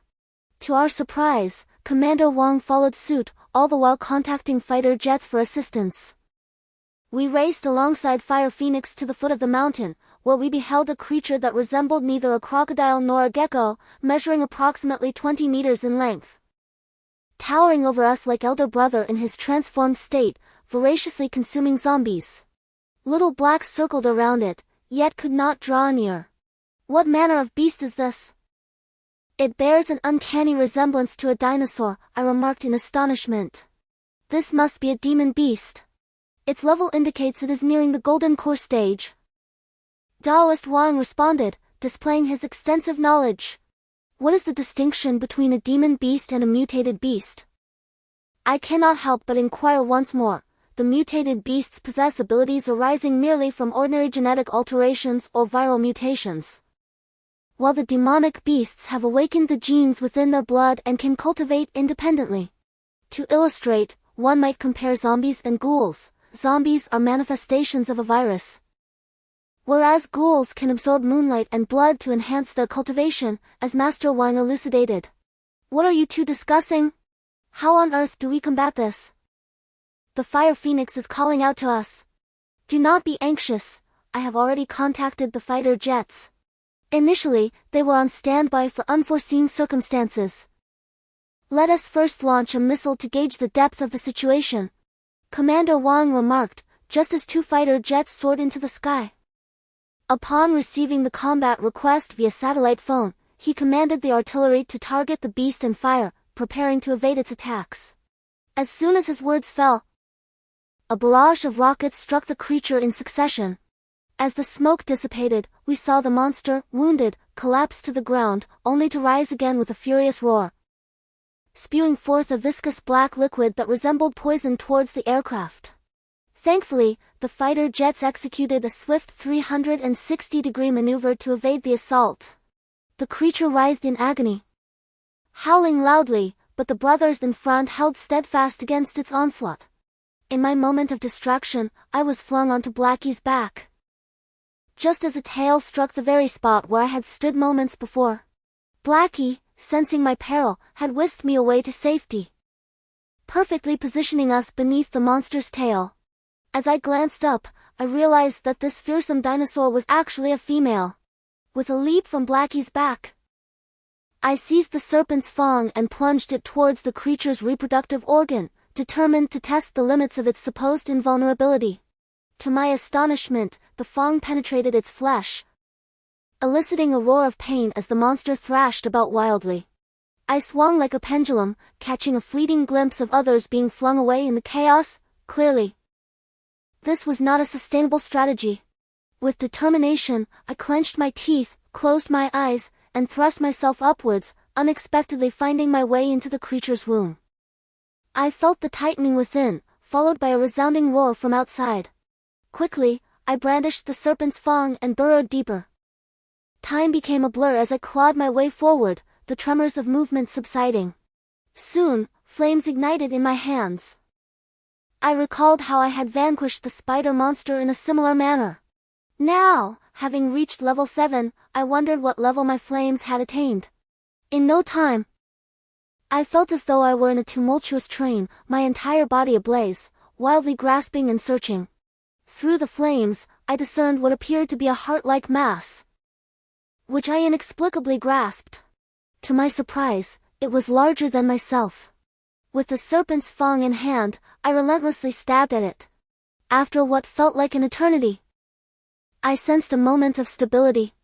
I diminished the flames to illuminate my path, crawling through the intestines, uncertain whether I was heading towards the head or the tail. After nearly an hour of arduous effort, I finally emerged, only to find myself exiting through the creature's rear. Just then, someone pulled me out, and I felt an immense sense of relief as a bucket of cold water was poured over my head. As I regained my bearings, I saw several individuals and a dog staring at me, with Sister Cui wearing a look of disdain, while Sisters Mei and Hui exchanged amused glances.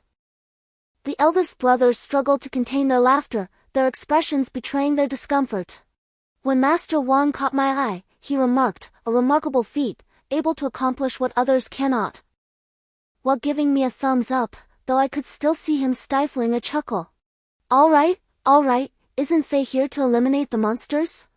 Heezy, quickly come over and assist Fei in cleaning up, to see if he has sustained any injuries."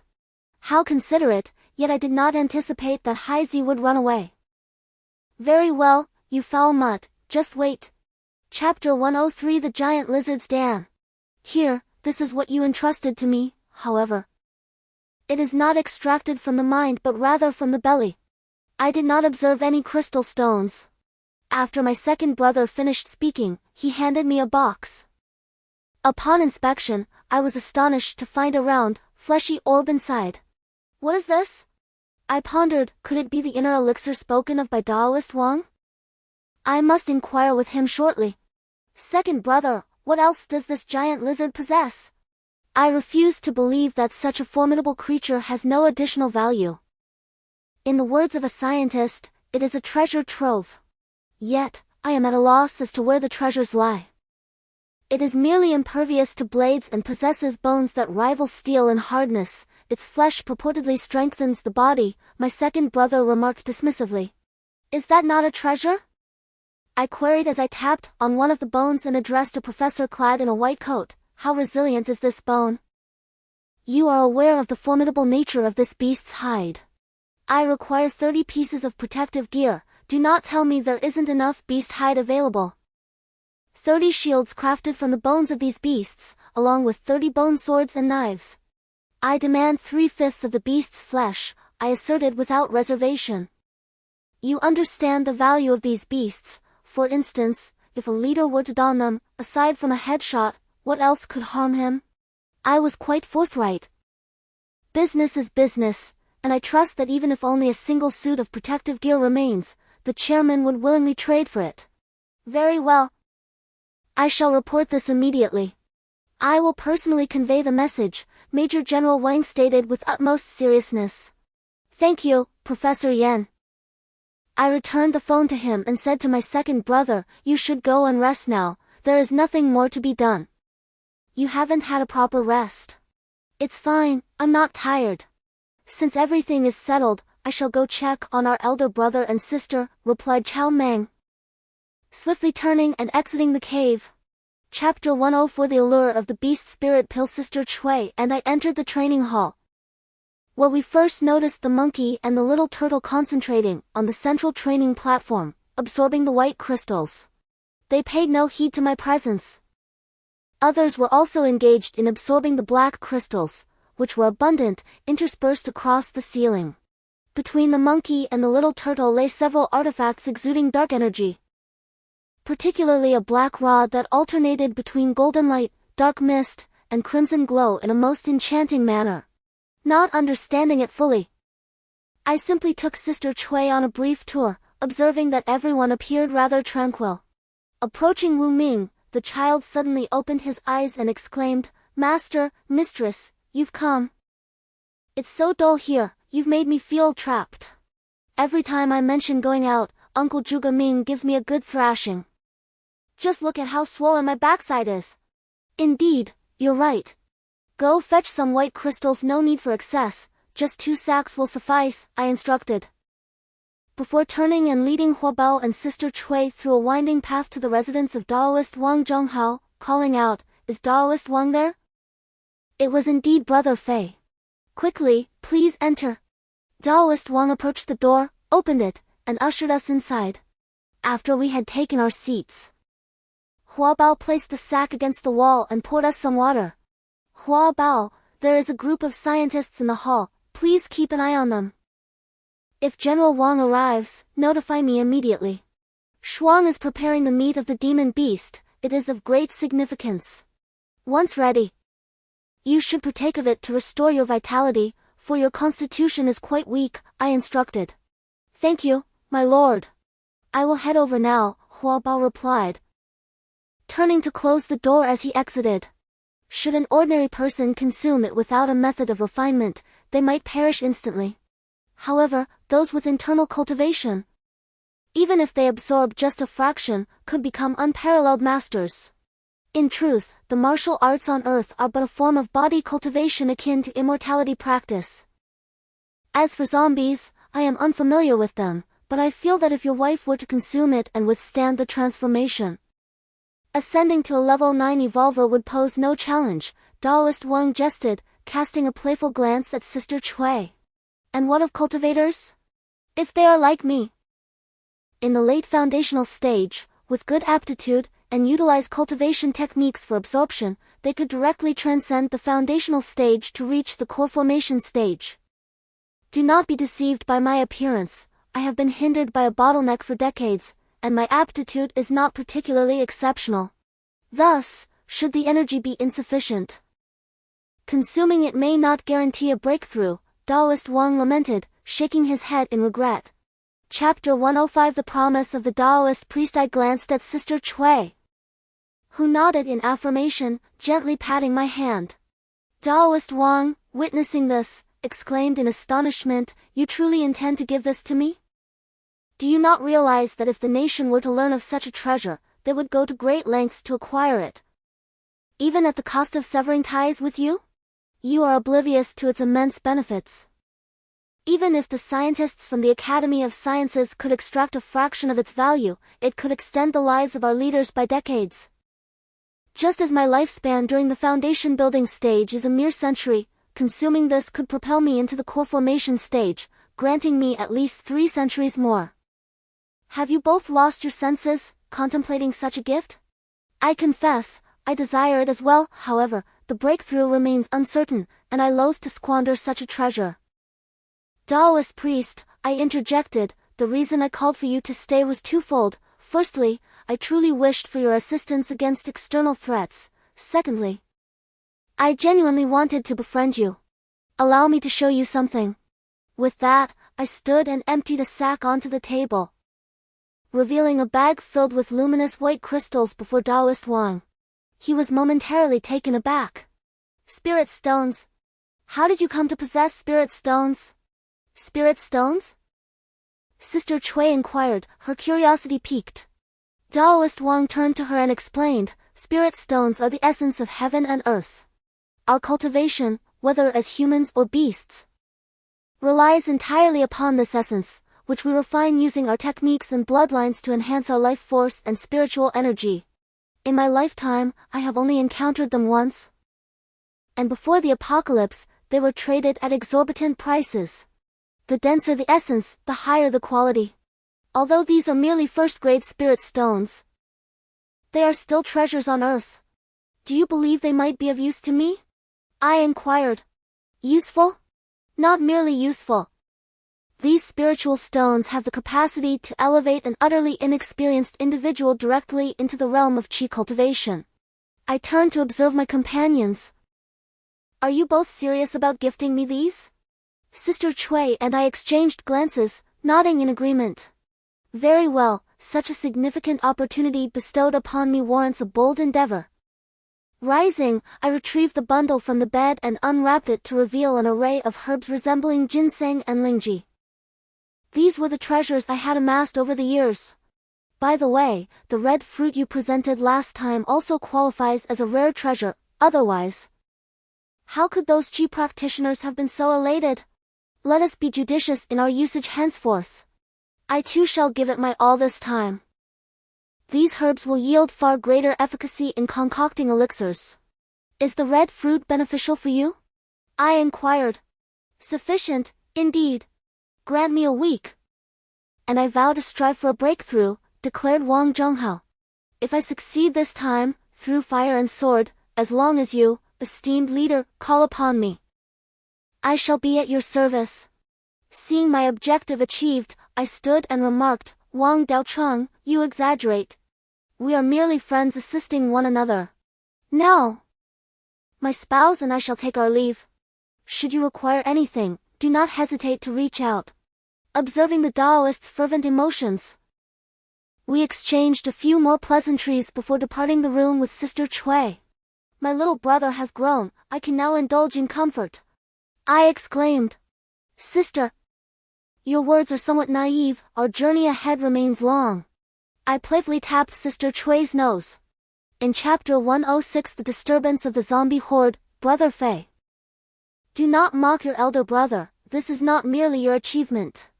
After my audience with the leader, they expressed boundless admiration for Chief Fei, stating that with his assistance, our nation would undoubtedly be the first to restore unity before the apocalypse.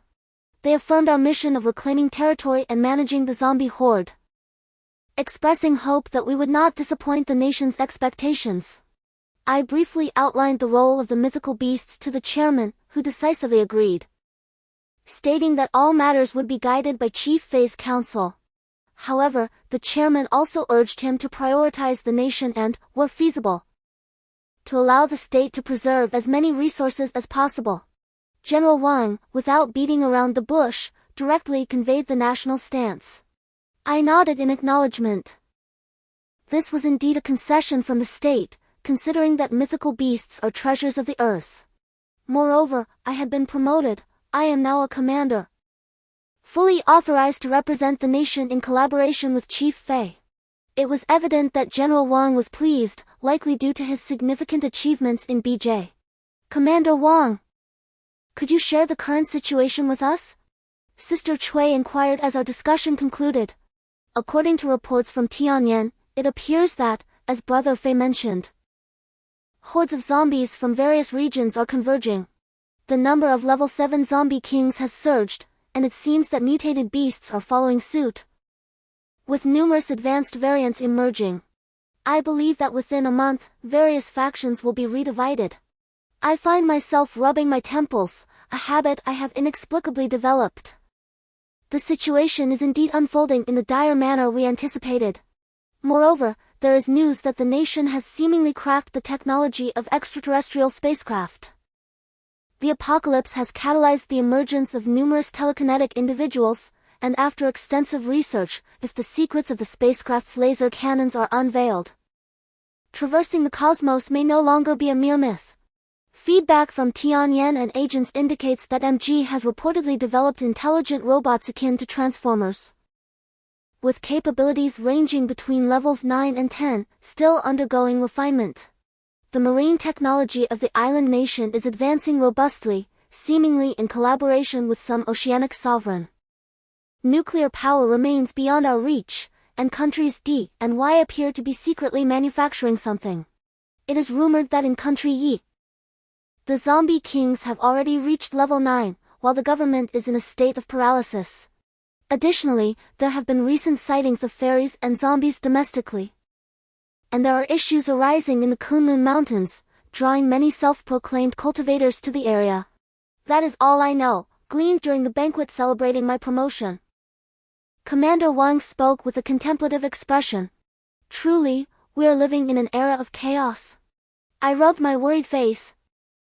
Having always believed that we were the fastest to evolve, it seems I have underestimated the situation, realizing now how far we have fallen behind. Commander Wang, please arrange for the transport of the mutant beasts, and do not forget to send some of the meat to our parents. It contains significant essence. By the way, General Wang, are you also an evolved being? I addressed Commander Wang, saying, very well, I have given the orders. My mere presence at the bottom ranks is simply at level 6, what of it, Brother Fei? Do not depart just yet, let us evolve together this time. And you may handle the military arrangements. Is that truly feasible?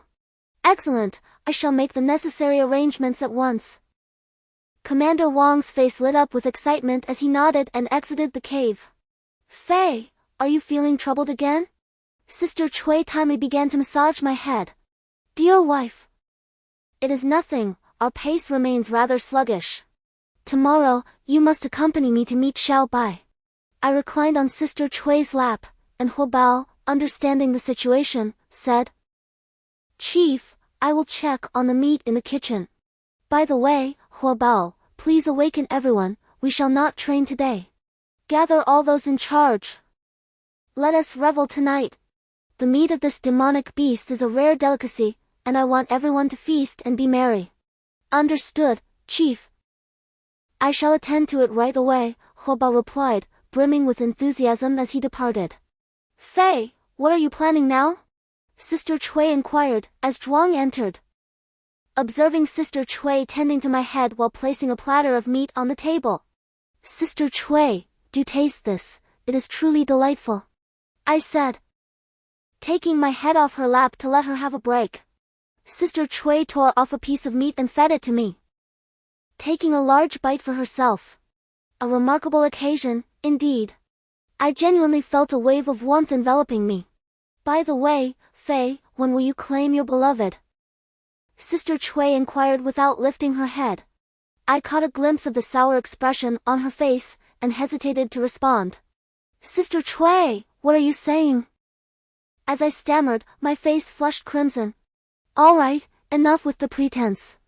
In this apocalyptic world, at the very least, I am not by his side. You can still take care of him. I've made up my mind. Once this matter is settled, I shall have Faye give you a proper title.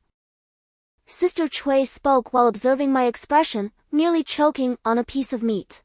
Chapter 107. Little Black departs an infrequent gathering, apart from my parents' absence. Everyone convened in the grand hall.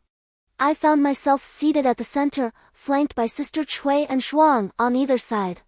Sister Chui began, Zhuge Ming, Zhuge Hui.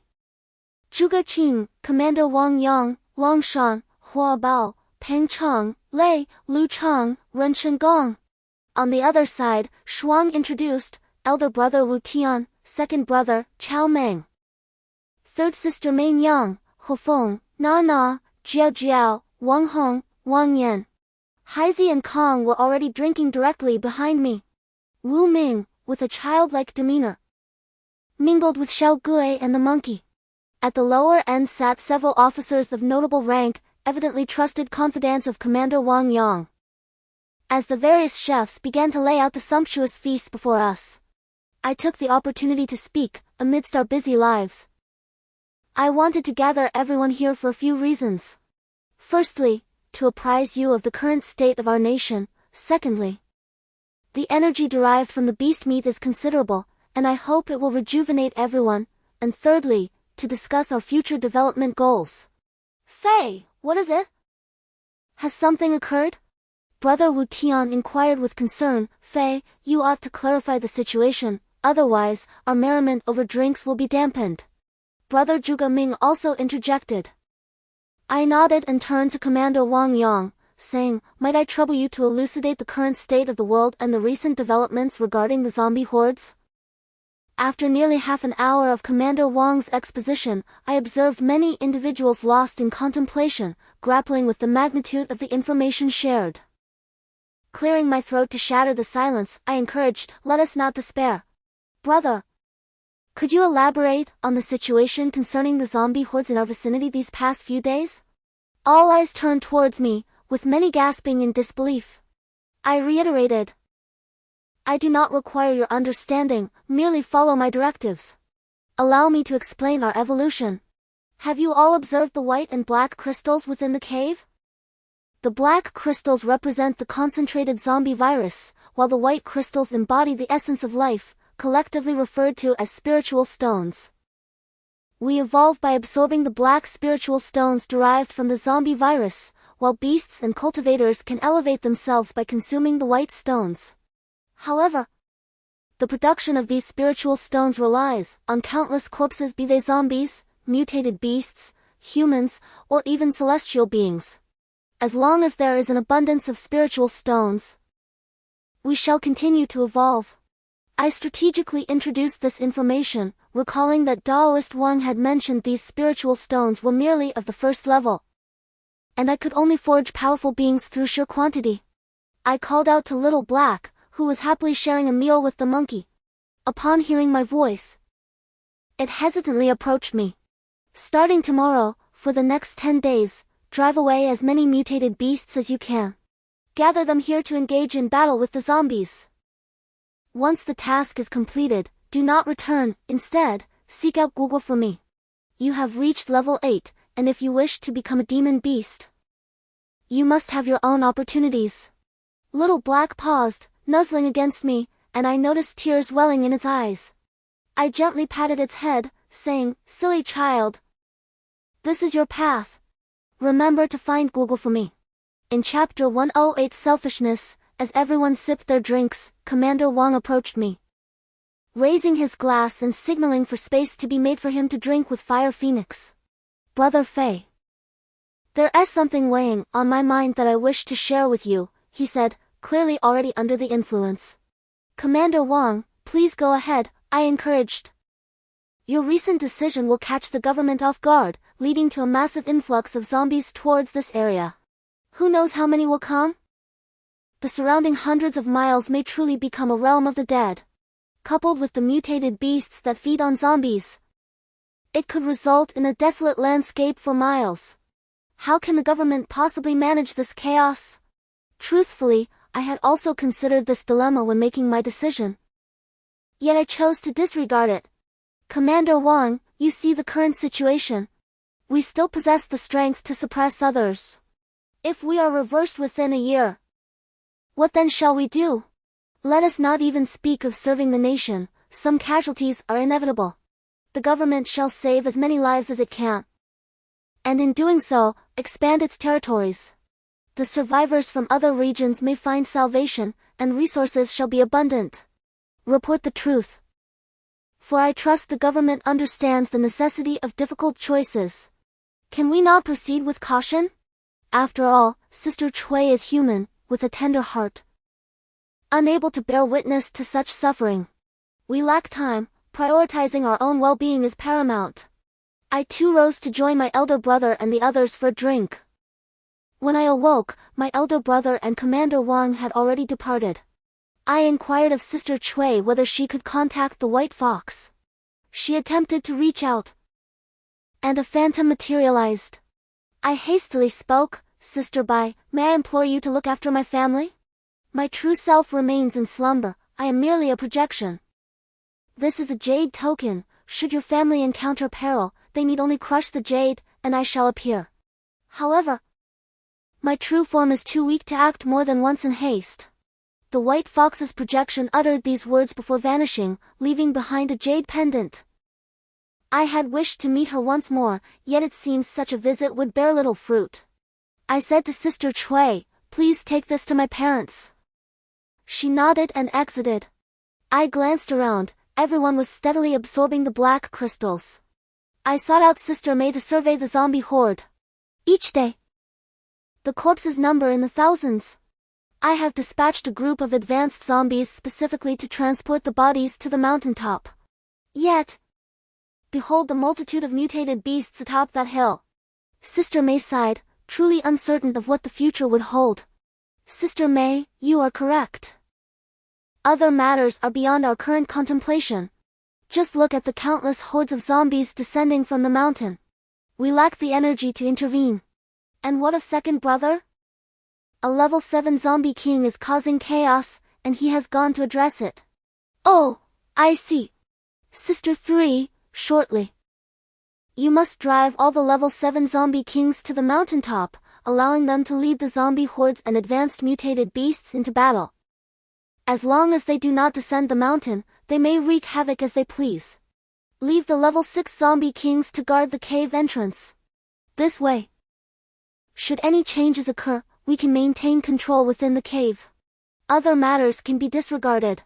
While conversing with Sister 3, Commander Lee approached and handed me an envelope, which I opened to reveal the words, the trend of events is inevitable, lamentable yet poignant. I understood this to be the government's stance.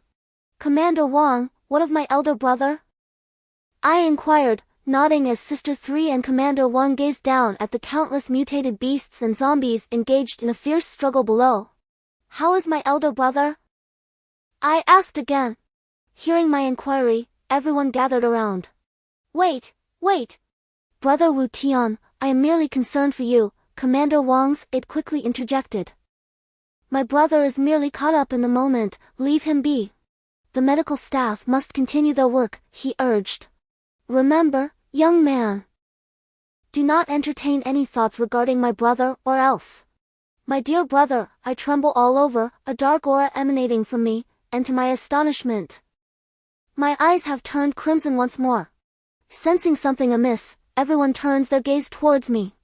My second brother approaches and grips me firmly, urging, calm down, brother. You are fine. However, I am enveloped in a deafening silence, I can hear nothing. My hair seems to grow before my very eyes, and my mouth is filled with sharp fangs protruding outward. As I raise my hand, I witness the monkey's battle armor soaring through the air, piece by piece, adorning my form. Following closely behind, the monkey and the little turtle emerge in pursuit. The last black iron rod crashes down beside me with a thunderous sound. Just as they attempt to embrace me, I find myself standing outside the cave, the sky ablaze with lightning amidst the thick, dark clouds. All mutated beasts tremble in fear, and the zombies retreat from the battlefield. I raise the iron rod high, unleashing a primal roar, clad in black armor, my eyes glowing red. Brandishing the divine staff like a lightning rod. The bolts of lightning, as if having found their home, surged toward me. With a fierce cry, I ascend into the air, striking the lightning with the iron rod. Flashes of light collide with my being, and rather than weakening, I grow stronger with each strike. After a resounding clap of thunder, I am thrown to the ground, and the dark clouds above recede. I spring back to my feet, and a throng of people rush toward me. Halting a few meters away, I stand at an impressive height of 3 meters, enveloped in a dark mist, the artifact upon me, my eyes glowing crimson. My feet lifted off the ground, and my hair cascading down to my waist. Yet, my eyes betray no emotion, coldly surveying the crowd. Indeed, I have reached level 8. I have ascended. Elder brother extended his hand to halt everyone, urging, "Do not move, do not move. Fei, something is amiss." Chui and Shuang had already collapsed in tears upon Sister Mei's embrace, with Shuang persistently tugging at Sister Chui, "Sister, sister, please bring Fei over." Sister Mei tightly held the two, gazing at me. I straightened up and gradually ascended from the ground, soaring toward the mountains below. What is happening? Why do I sense a surge of demonic energy as a figure cloaked in a robe emerges from the cave? Daoist Wang! He seems to have succumbed to the demonic influence. Sister Chui was in inconsolable sobs. What is going on? Speak to me quickly. Daoist Wang was growing anxious as well. After hearing everyone's accounts, he sighed heavily. Chapter 111. The Realm Master. Without delay, preparations were made for the Daoist known as Tianhai to descend. At that moment, I had endured a day of slaughter, transforming a 200-mile radius into a mountain of bones. The sky was shrouded in dark clouds, interspersed with flashes of lightning that did not strike down. Within me, a demon core, no larger than a grain of rice, was on the verge of formation. As a several-meter-tall mutated elephant collapsed, that minuscule demon core finally took shape. At the moment of its formation, the ominous clouds above, as if having found their source, surged toward my crown and infiltrated the demon core. Within a matter of minutes, the dark clouds that loomed hundreds of meters above vanished without a trace. And the demon core, emanating a sinister aura, firmly anchored itself within my dantian. An unearthly howl escaped my lips, a sound that was neither entirely human nor beastly. As dawn broke, I found myself surprisingly more adept at dispatching the undead than the mutated beasts. My body had grown so corpulent that movement became a challenge. Who has ever witnessed a 3-meter-tall mountain of flesh in motion? With each step I took, the ground trembled beneath me. Suddenly, a mass of dark clouds accompanied by lightning surged forth, striking me without mercy. Each bolt caused me to cry out in pain. It was not that I wished to evade it, but my senses were dulled, and my immense bulk afforded me little opportunity to escape. Just as I collapsed with a resounding thud, the tempest of lightning ceased. My enchanted armor shimmered, and before my very eyes, my massive form reverted to that of an ordinary human, albeit with muscles that appeared even more formidable. The vitality coursing through my veins and organs was astonishing. Most significantly, a grain-sized inner core settled within my dantian, flanked on either side by the magical core. The corpse core also took shape. In a cave atop Wutai Mountain, an elderly monk slowly opened his eyes. "What is destined to come will indeed arrive," he murmured. He beckoned to 2 disciples who were meditating outside the cave. "Amitba," they intoned, raising their hands in greeting. "You two are to escort this individual here. A great calamity looms over the mortal realm, and the Buddhist world has lost contact. This person is neither demon, nor corpse, nor human, yet embodies elements of all. Their fate remains uncertain. Bring them here to prevent them from falling into the hands of others, who may wreak havoc upon sentient beings." The elder monk, evidently a sage, commanded with authority. In response to the Buddha's directive, the 2 disciples retreated slowly and exited the cave. What calamity has unfolded that demons roam the human world unchecked? And the Buddhist realm remains incommunicado? The compassionate Buddha closed his eyes and entered a state of deep meditation. Chapter 112 Master Wang's Ascension. A scruffy Taoist priest burst forth from his cave dwelling. No sooner had he emerged than dark clouds gathered ominously overhead, followed by the resounding clash of thunder and flashes of lightning. The commotion drew everyone outside. "Stay back! I am about to form my golden core," Master Wang shouted urgently, propelling himself away for over 100 meters. Just then, a bolt of celestial lightning struck down. Master Wang hastily unleashed a protective aura, but the first strike shattered it. The second obliterated his sword, and soon, a torrential onslaught of thunderbolts descended. Master Wang appeared as if possessed, with the seventh and eighth bolt striking him, rendering him incapacitated on the ground. A deep chasm formed beneath him as the ninth bolt struck. Just when the onlookers feared for his demise, the sky cleared, and a radiant rainbow arched down into the pit. Moments later, the disheveled Master Wang soared into the air, laughing heartily. "At last, I, Wang Zhenghao, have formed my golden core. I too have ascended." Just as the crowd rejoiced in his achievement, tears began to stream down his face. Gradually, he descended before them and reassured, "Do not worry, I have successfully formed my golden core. I, Wang Zhenghao, once thought my life would be destined for mediocrity due to my humble talents. It was my brother Fei who opened the door to my destiny. I shall not let this opportunity slip away." With that, he turned and entered his cave, declaring, "Give me a day to solidify my cultivation, and I shall bring good tidings to my sect." "All right, everyone can disperse now," Zuelan said with a hint of sorrow, as Wang Daoshang had successfully advanced in his cultivation.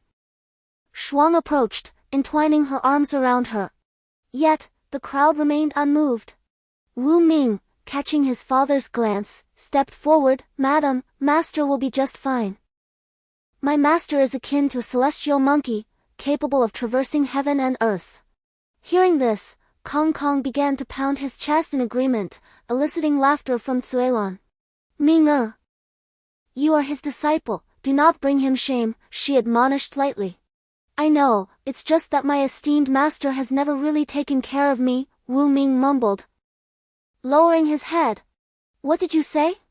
If you have the courage, say it again," Fire Phoenix teased, pulling him by the ear toward their cave abode. From afar, Wu Ming's voice echoed, "Aunt Phoenix, I won't dare anymore." The others exchanged glances and chuckled, dispelling their worries. "Brother, how is your health?" Zuelan inquired of Wu Tian. "I am fine now. This time, it was my fault. I put my brothers in danger," he replied, unable to meet Zuelan's gaze. "What are you saying, brother? You all treated Fei as a brother, and as for Ergo and Sanjia, he has merely succumbed to the allure of the demonic path," Zuelan comforted him. Yet, as she spoke, tears began to well up in her eyes, and Shuang's eyes glistened with unshed tears. "I don't know, let Old Ren speak," Wu Tian said with a bitter smile. Old Ren has assumed the role of the steward and stood up to report.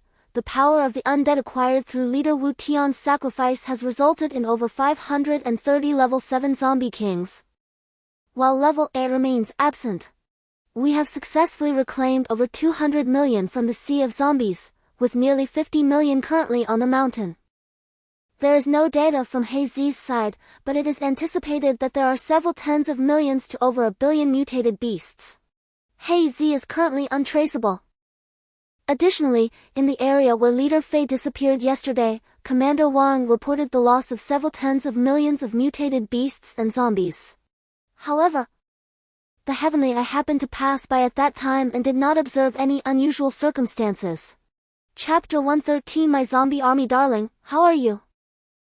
Where are you hurt? Sister Cui and Shuang began to check on me, touching here and there. As soon as the monkey leapt down from the horse's back, he stood upright, gazing intently at the monks. Little Turtle transformed into a towering figure, shielding me from behind. Another flash of sword light and a fiery figure appeared. The sword light soared past me, landing beside the old Taoist, who knelt and said, "Master, you have arrived. Indeed, you have done well this time. Please rise." The old Taoist beamed with encouragement. Upon hearing this, Taoist Wang Zhenghao stood behind the old Taoist and waved at me. The fire shadow descended beside me, revealing her form. "How are you? Are you gravely injured?" It was that fiery girl, and in no time, numerous high-level zombies had gathered behind me to protect me. With no fewer than several hundred level 7 zombie kings. My elder brother, second brother, and third sister also landed beside me. "Faye, how are you? Are you hurt?" "Who are they?" the elder brother inquired with a hint of urgency. "It's nothing, just a slight dizziness. No need for concern, everyone. Over there." It seems there's a fellow disciple of Taoist Wang and a group of monks intent on capturing me. Taoist Wang's master appears to be safeguarding me.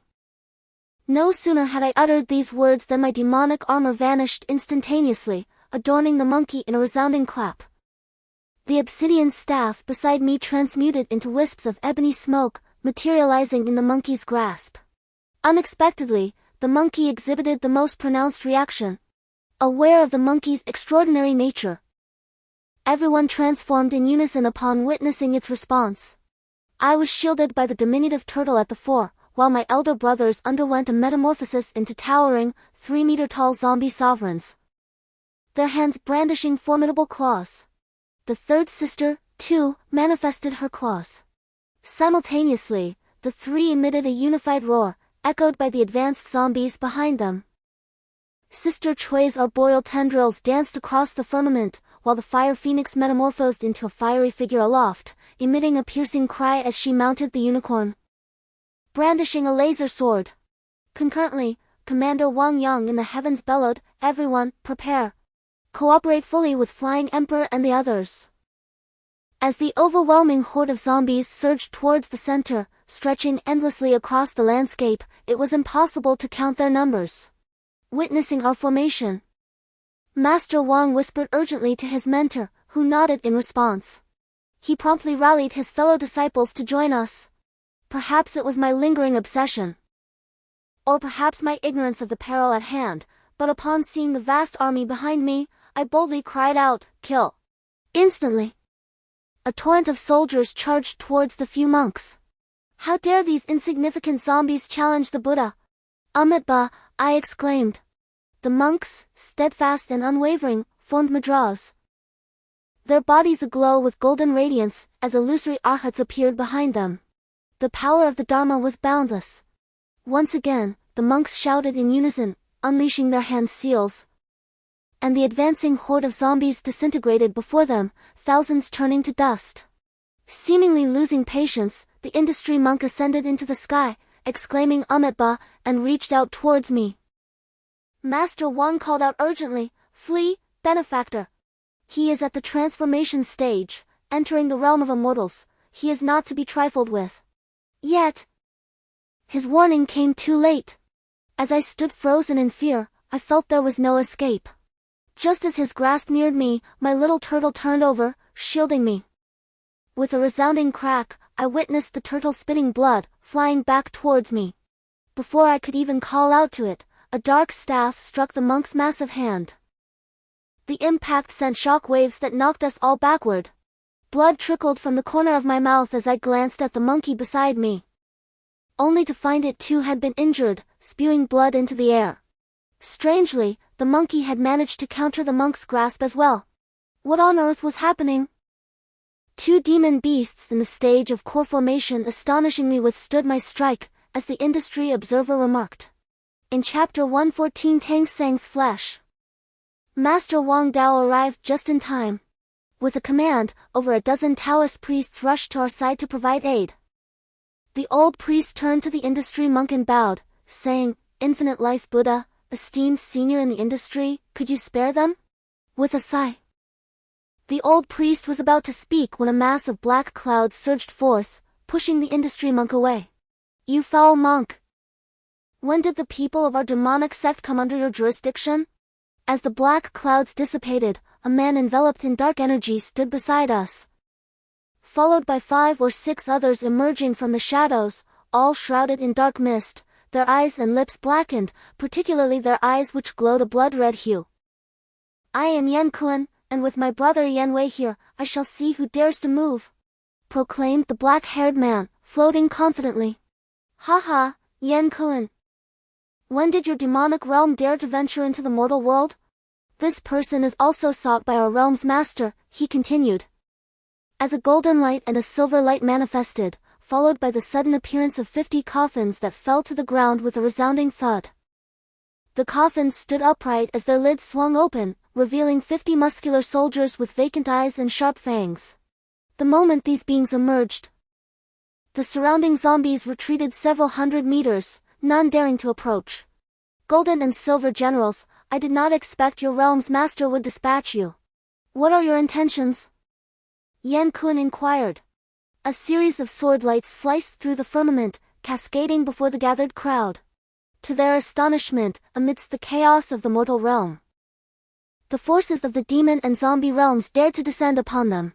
Over 10 youthful Taoist practitioners emerged, with the leader chuckling as he spoke. What trouble do you seek to stir in Kunlun Mountain? Yin, go and see how that young brother fares. General Jin muttered, addressing General Yin. It would be prudent for you of Kunlun to refrain from meddling in our affairs. Do not presume we are intimidated by you. Yan Wei. You should also take a look. It is evident that Yan Kun harbors a deep-seated resentment towards Kunlun Mountain. General Yin observed as Yan Wei, rather than hurrying to my side, approached the zombie emperor and administered a pill to each individual present. Only then did he make his way to me, inquiring. How is it? Nothing of great concern, the level is too low, and the monk has shown restraint. I just administered a blood pill to him. Perhaps you could give him your corpse energy pill as well. Yan Wei, it seemed, was acquainted with General Yin. General Yin nodded, and for a moment, silence enveloped the group. General Jin then called out to the Kunlun practitioners, Hey, Taoists of the Heavenly Sea, your Kunlun pills are renowned, do share some. If they perish, will I not be condemned to the same fate? Just as the Kunlun practitioner named Tian Hai was about to express his indignation, he turned to his companions clad in various attires, instructing, Junior brothers, do you possess any low-grade pills? We must rescue these humans. Big brother. There is no need for concern, the monk has shown restraint. In a while, they will all awaken and, after a few days of recuperation, will be fine. Alas!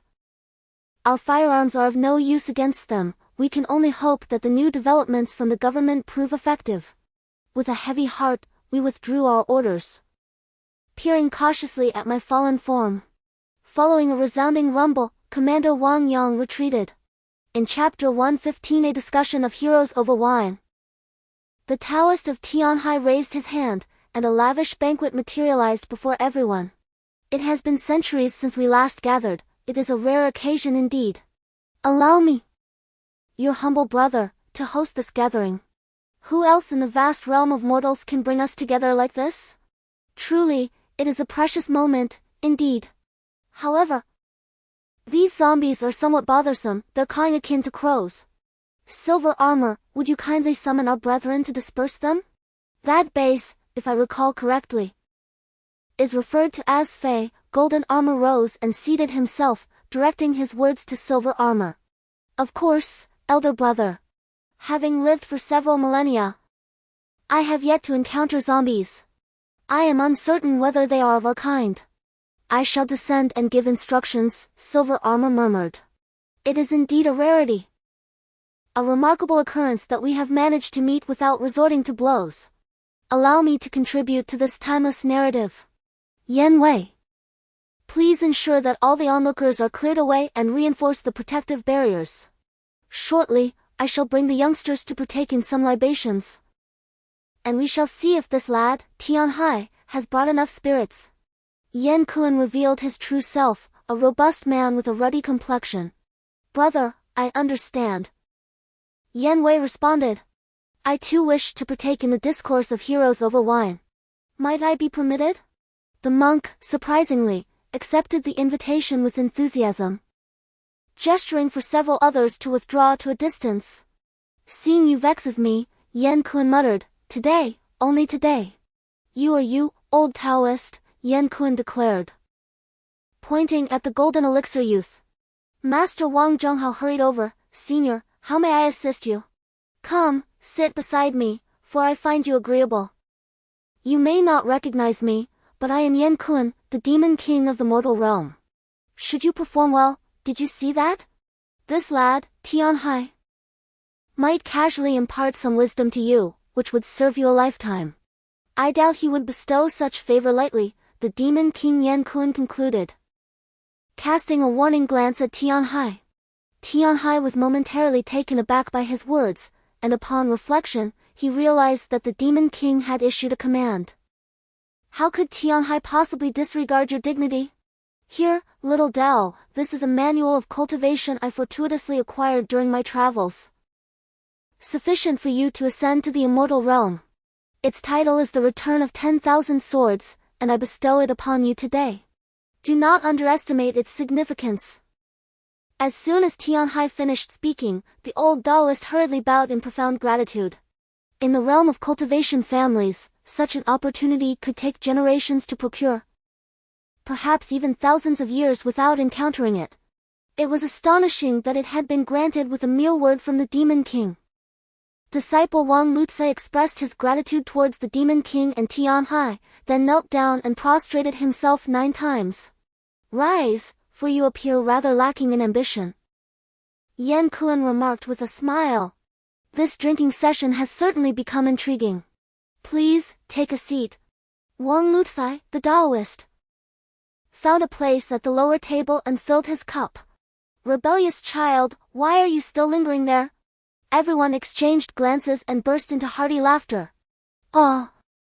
So you are his son, the golden-armored general chuckled, though his zombie-like visage looked more sorrowful than anything.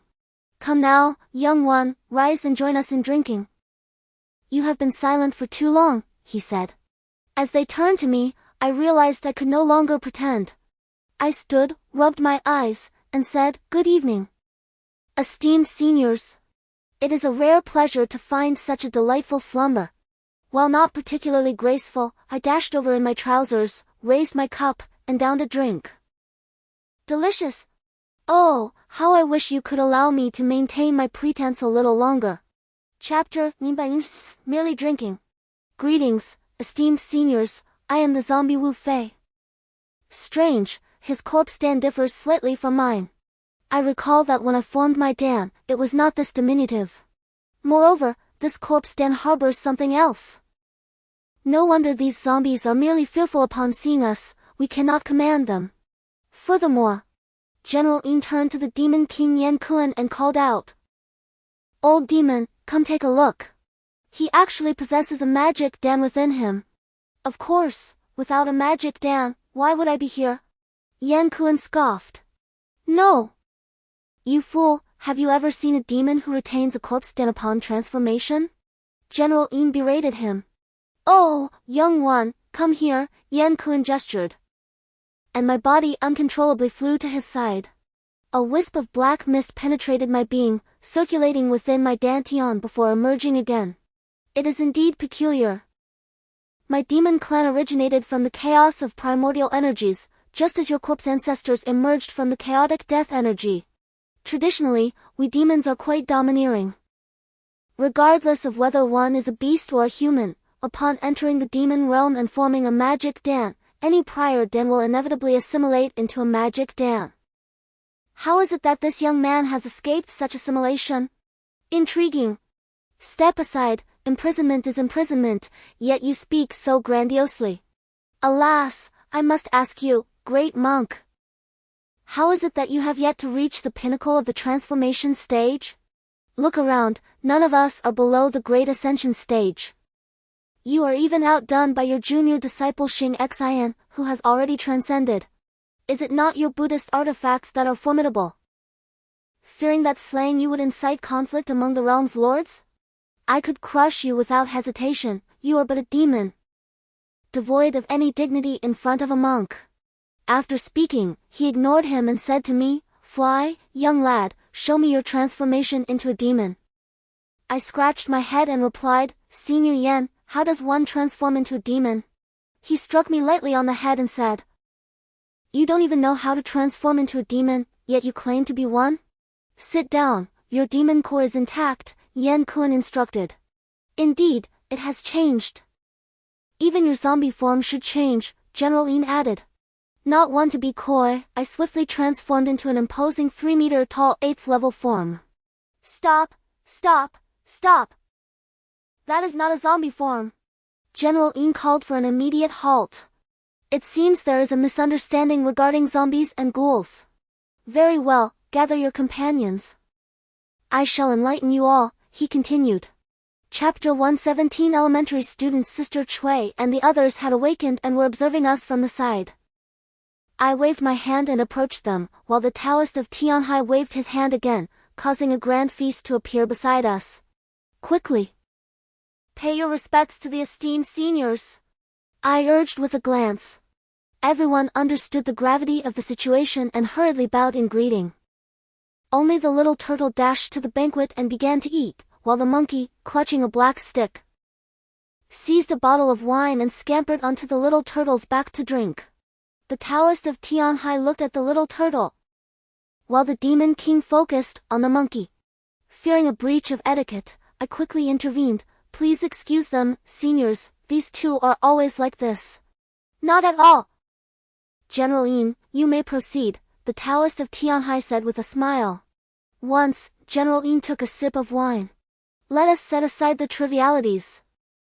It would be futile to discuss them further, as they would elude his comprehension. Allow me to recount a tale from over a millennium ago. A monkey, ensnared by the machinations of man, met an untimely demise, yet was miraculously rescued by an unknown deity. In a twist of fate, it ascended to demonic cultivation. For it was originally a being of the great Luo golden immortal who had succumbed to darkness. The ancestor took notice of its plight but was unaware that it conspired with a 9-tailed fox to pilfer the treasures of the demon realm, the chaotic demon staff and a suit of extraterrestrial remnants forged into the demonic star armor. At that time, the ancestors' celestial emissaries were incensed and dispatched several demonic monarchs at the celestial emperor level to hunt them down. They managed to sever 8 tails from the 9-tailed fox, and the monkey nearly faced annihilation of its soul. However, it was fortuitously rescued by a mystical herb that had attained sentience, which ensnared them in an illusionary array. Eventually, the ancestor himself decreed that they would no longer be pursued, and the chaotic demon staff along with the demonic star armor vanished from sight. As the demon king Yan Kun concluded his tale, the assembly turned in unison to gaze at the monkey. Its fur bristled in alarm as it emitted a series of startled chirps. Seizing a few more bottles of wine, it leapt away, disappearing from view. Fear not! For the ancestor had long since declared that it would no longer be of concern, and the demonic artifacts had been entrusted to it. Who would dare covet such relics? Knowing the tortures of the demon realm that awaited?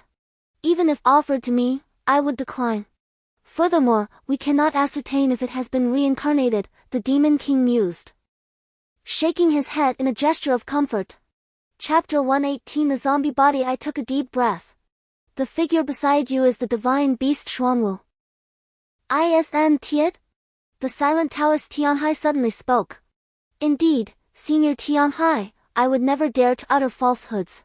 Even if he were to seize the little turtle. I am fully aware of my own limitations. It seems that the previous generation of Xuanwu has passed away. The 4 divine beasts only emerge in times of great calamity to safeguard the mortal realm. I never anticipated the gravity of the situation this time, leading to the direct transformation of essence into life. It appears I must report this to the realm master. Alas! How fortunate we are to be gathered here today in camaraderie rather than conflict. Let us indulge in a drink. Taoist Tianhai raised his cup, and everyone followed suit, downing their drinks in unison. Fei, come here. I am already aware of your choice. This is what the realm master entrusted me to give you. General Jean produced a small vial. I hurried over. Senior, what is this? Do you understand? With just this drop of essence, I could slay you 100 times. What a ridiculous matter. General Jean looked genuinely pained. As the essence flowed down my throat, My zombie body involuntarily surged to a height of 3 meters in a furious posture, with white fur visibly sprouting from my skin. From a distance, I must have resembled a great white-furred gorilla. The corpse den within me began to spin uncontrollably, as if the essence had finally in the industry. 2 eminent monks swiftly produced their sacred implements and cast them into the air, enveloping everyone beneath their protective aura. Their fearlessness does not imply that others remain unscathed. Subsequently, my skin and bones felt as though they were being scorched. The excruciating pain drove the 3-meter-tall, white-haired gorilla to the brink of insanity, unleashing a terrifying spectacle. Nearby peaks suffered the brunt of its rage as I relentlessly pummeled them, leaving them riddled with holes, inadvertently creating a haven for future mutated beasts. Several hours elapsed before the corpse pill finally reached the size of a fist. Abruptly, the pill fractured, giving rise to a miniature version of myself within my dantian, causing the corpse pill to vanish. The adjacent demon pill, seized by trepidation, recoiled further away. With the emergence of the miniature figure, my body gradually diminished in size. My hair, without any breeze, spontaneously grew, cascading down my shoulders in fiery red locks, while my eyes transformed into a crimson hue. Ominous clouds amassed in the sky. Yet no thunderbolts descended. As I gazed skyward, the clouds dissipated, and a profound sense of transformation washed over me. It was as if the entire world was extending a welcome. My consciousness now encompassed hundreds of miles. That young Taoist, Wang Lutsai, go forth and engage him in combat, I exclaimed to Silver General, yearning for a skirmish.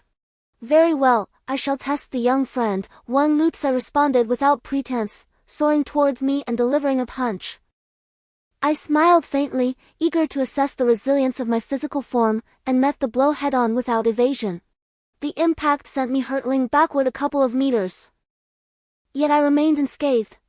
The onlookers below were agape with astonishment. Young friend, I shall unleash my full power, Wang Lutsai declared with a smile.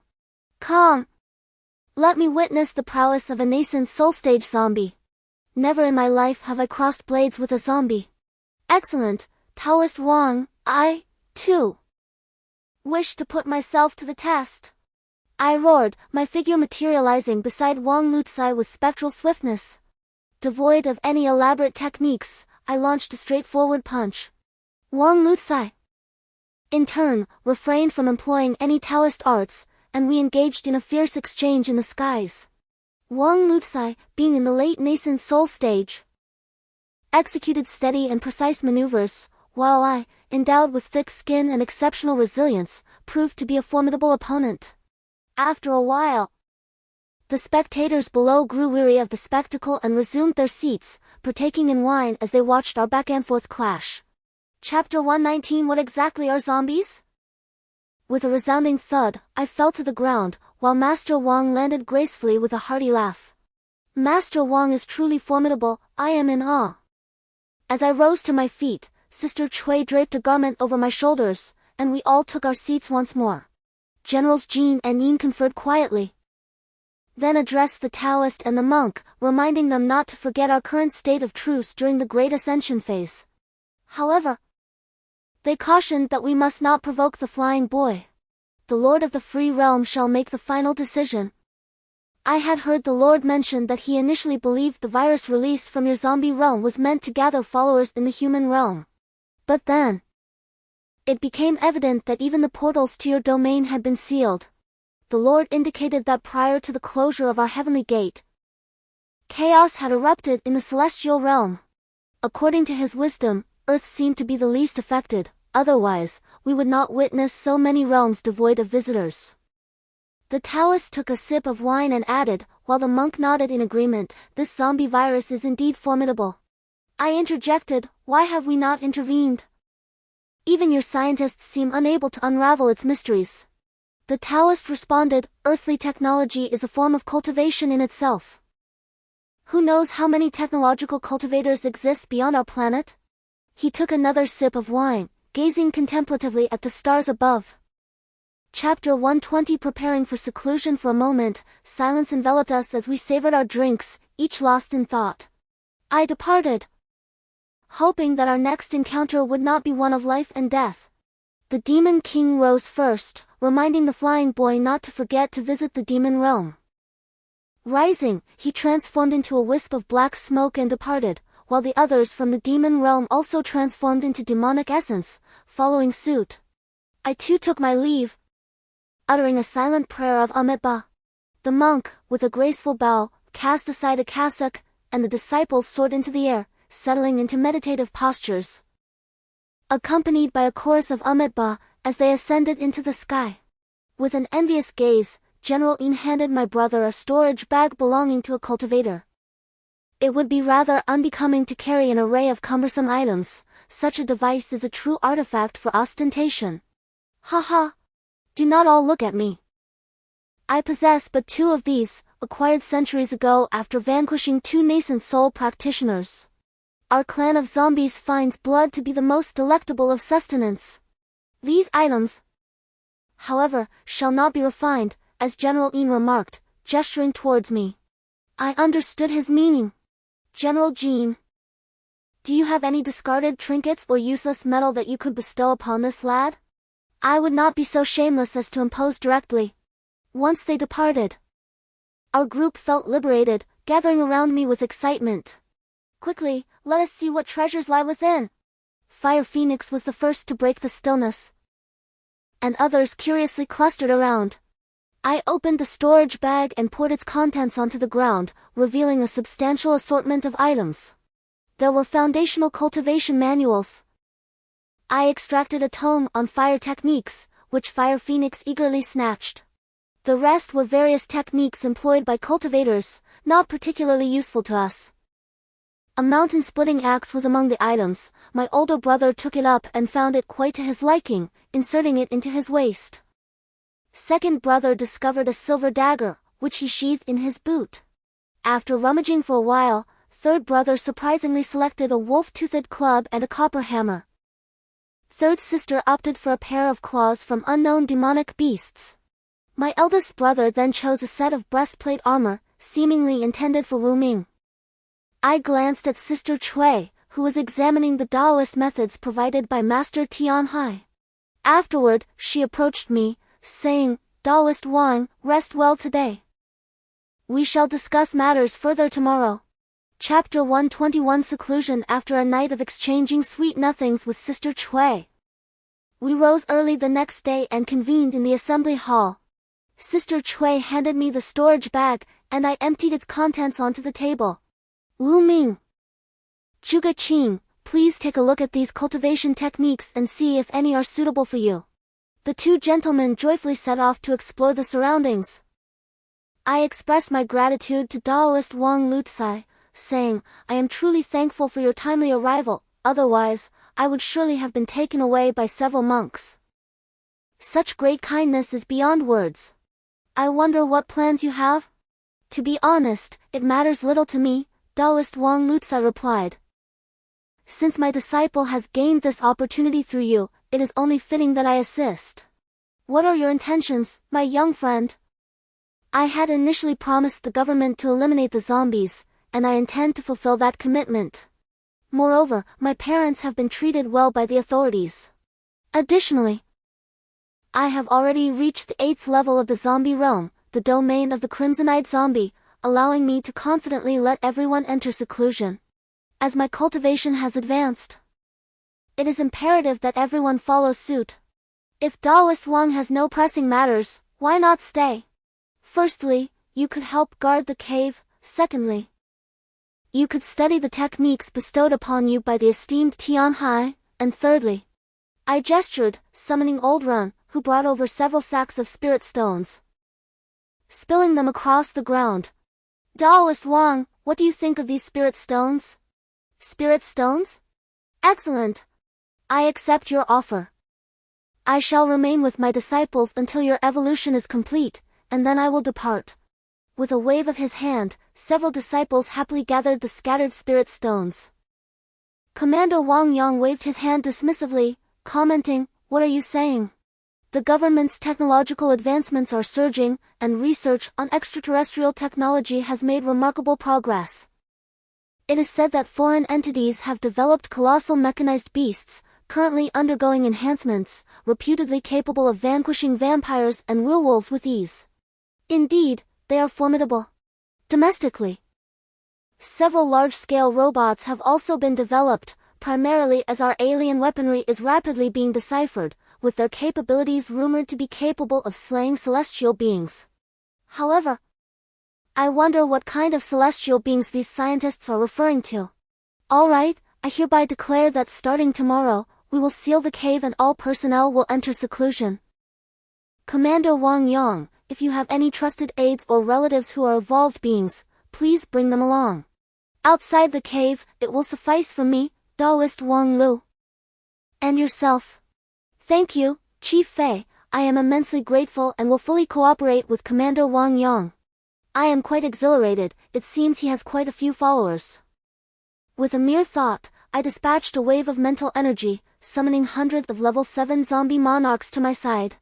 At this juncture, I can command them with a single intention, which is indeed a manifestation of my evolving abilities. My elder brother gazed at me in bewilderment. Let us commence. Retain half to guard the cave, and allow the others to commence their slaughter. Starting tomorrow, no one is permitted to exit the cave. We must focus on our ascension and lower the heavy stone. Commander Wang, please reach out to your associates, those who need to enter the cave should do so, while others should adhere to the previous plan. The rest can take another day of rest today. Chapter 122 Receiving Xiao Bai. I turned and entered the cave. Arriving at the seclusion area, I observed that the monkey was surrounded by an abundance of black and white spirit stones, along with countless bottles of liquor. This fellow seems to relish both spirit stones and wine. Upon noticing my presence, he glanced at me but did not engage. I settled beside him and picked up a bottle of wine. Monkey, from the very first moment I laid eyes on you, I felt an uncanny familiarity. In our past lives, were we indeed master and disciple, or perhaps brothers? Last time, the formidable Yan Kun spoke of you with such admiration, claiming that you currently possess only the cultivation of the core formation stage. I understand your reluctance to converse with me, yet I wish to express that in this lifetime we shall be brothers, unyielding and steadfast. Come, let us raise our glasses together. The monkey, lifting his head, sat up and glanced at me, clinking his bottle with mine. Before we realized it, Sister Cui, Shuang, Hufeng, elder brother, second brother, and third sister entered the scene. Sister Cui draped a coat over my shoulders while everyone lifted their bottles.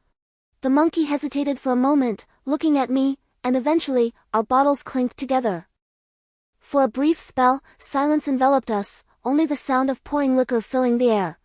I gazed at the monkey and reassured him, do not fret. Xiao Bai is gravely injured but not in peril. We shall depart now, for anything else, you may inquire with Xiao Gui. To my surprise, Sister Cui also volunteered to accompany us. Xiao Gui, lead the way with Sister Cui, the monkey and I shall follow you. Xiao Gui made no comment, instantly transforming his body to a larger size. Sister Cui embraced his neck, while I activated my corpse dam, morphing into a zombie. The monkey trembled, his entire body enveloped in dark mist. Together, we plunged into the river, swimming for over an hour. To be honest, who could have anticipated such depths beneath the Yellow River before the apocalypse? As we approached the entrance of the White Fox Cave, we heard a voice echoing from within, Catfish Spirit, how dare you, a mere initial stage of the god transformation, provoke this immortal? Do you not fear for your life? It was Xiao Bai's voice. Before I could act, the monkey, brimming with demonic energy, charged inside. I swiftly followed suit through a teleportation. A creature with a human head and fish tail stood in opposition to Xiao Bai. The moment the monkey appeared, he swung his staff with force. I, too, felt my eyes turn white and rushed forward, only to find that the catfish spirit sent us flying with a single sweep of its tail. A monkey of the late core formation stage and a zombie of the early nascent soul stage dared to meddle in the affairs of this venerable being. Regardless of its pronouncements, I bellowed, Monkey, I'll endure the brunt, you strike. I charged forth once more, relying on my zombified physique. I stalwartly withstood each assault from the catfish demon, followed by the monkey's iron staff. Yet, each time, we were hurled back. Despite the addition of Little Turtle and Sister Chui, we were repeatedly flung away. Observing from the sidelines, Little White grew increasingly anxious. Alas, karmic debts are challenging to repay, she lamented. Whereupon, one of her 4 tails severed, transforming into another Little White, a veritable human form of captivating beauty, so alluring as to be deemed nation-toppling. She gracefully approached the catfish demon, stating, "You catfish demon are so uncooperative. I forewarned you that even a weakened camel is superior to a horse. Yet, you insisted on causing me to forfeit centuries of cultivation and severely injure my friend. Therefore, you shall become a tonic." With a raised hand, she seized the demon. A nascent divinity stage expert, despite its struggles, failed to extricate itself. Even its divine soul could not escape its corporeal form in time. Amidst shrieks, it coalesced into a blood pill. Little White cried out as Monkey opened his mouth, "Kong Kong." The blood pill descended into Kong Kong's maw. Instantly, Kong Kong's eyes turned crimson, and demonic energy enveloped his entire being. After an hour, Monkey emitted a piercing shriek, visibly taller, his black aura intensified. Chapter 124, Demonic Pool. Half a year had elapsed since the sealing of the cave. During this period, I had led over 200 level 7 zombie emperors to reclaim nearly all of Beijing, Tianjin, Shaanxi, Liaoning, Hebei, Shandong, and Hunan. However, due to the immense scale of the mop-up operations, autonomous governments had formed in many regions, which were beyond my purview. Most importantly, Chief Wang Lukai had repeatedly informed me that the zombie horde had reached an unsustainable density within my base. The corpses of the deceased had nowhere to be placed. Several level 8 zombie emperors had emerged, and my elder brother, in accordance with my directives and Chief Wang's counsel, had eliminated several of them. Furthermore, the population of mutated beasts could not keep pace, and the zombies' food supply was dwindling. High-level mutated beasts were becoming increasingly prevalent, prompting them to seek my intervention, as they were unable to manage it themselves. Reporting, Chief. A vast swarm of mutated beasts has been detected. Computer analysis estimates their numbers to be in the millions. An intelligence officer reported with a salute. I massaged my temples, gazing at Commander Wang Yang. "Commander Wang Yang, halt the zombie operations. The base cannot sustain them. Could you apply for the construction of another base for me in the mountains not far from the current one?" "Brother Fei, what is this?" Commander Wang Yang inquired, perplexed. Yes, I understand, brother. Grant me a week, it will be absolutely fine. We are family now, and those politicians can accomplish nothing. Major General Wang replied with a sense of straightforwardness. "Brother Wang, what is the matter?" "Speak freely," he continued. "Guogua has been found, but it has mutated significantly." Commander Wang Yang informed me. "Quickly, tell me more about Guogua, Brother Wang." "Are you certain?" I asked in astonishment. "I wish I could tell you otherwise, but unfortunately, it is," Commander Wang Yang sighed. "The technical department has assessed it to be at least level 9, possibly even level 10. Level Sh is the maximum. Who knows the extent of a level 10 zombie dog's abilities? According to reports, it can annihilate an entire city within a single day. Are you sure it would still recognize you?" I rubbed my head in contemplation. "What about Heizi?" I inquired. The technical department has analyzed that Heizi has already evolved into a level 9 mutant beast. The circumstances of its growth remain a mystery. Currently, it is heading towards Guogua, and the technical department estimates that countless casualties will ensue upon their encounter. However, through the screen, I observed Heizi, marred by numerous wounds, one of which encircled its neck and stretched across its chest. Chapter 125. Heizi. In the post-apocalyptic world, jungles are ubiquitous, and rural areas have virtually vanished.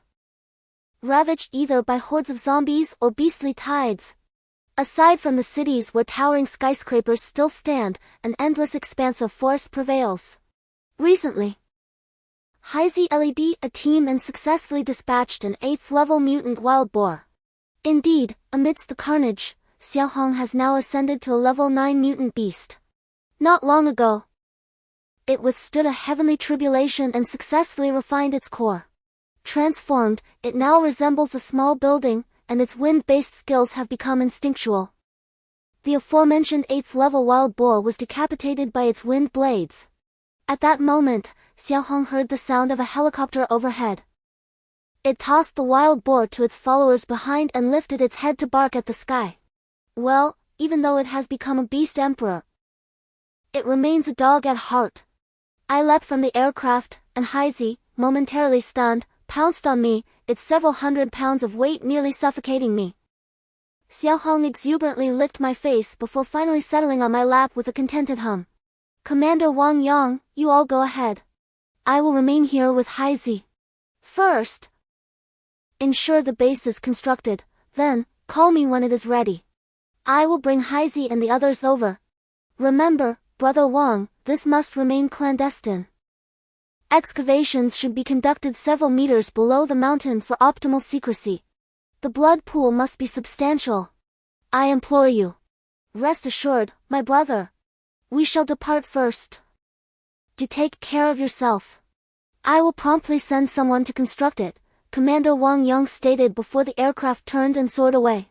I mounted my steed, the little black one, and said, "Let us wander, dear companion." Heisey dragged me along aimlessly, with a throng of mutated beasts trailing behind us. Occasionally, when a wild creature appeared, it was swiftly torn apart by a horde of these aberrations. The scattered zombies were even more terrifying. Everything that lay before our eyes, be it human, beast, or plant, was devoured to the last morsel. At times, the mutated beasts, finding nothing else to consume, would even resort to feasting on the lower-tier mutated creatures. I glanced at Little Black, who seemed indifferent. Perhaps this was the primal law of survival among beasts. We journeyed northeast, encountering numerous mutated beasts, humans, and swarms of zombies along the way. Unless we encountered a military force, I would refrain from contacting Commander Wang Yang to dispatch aid. I had no inclination to concern myself with anything else.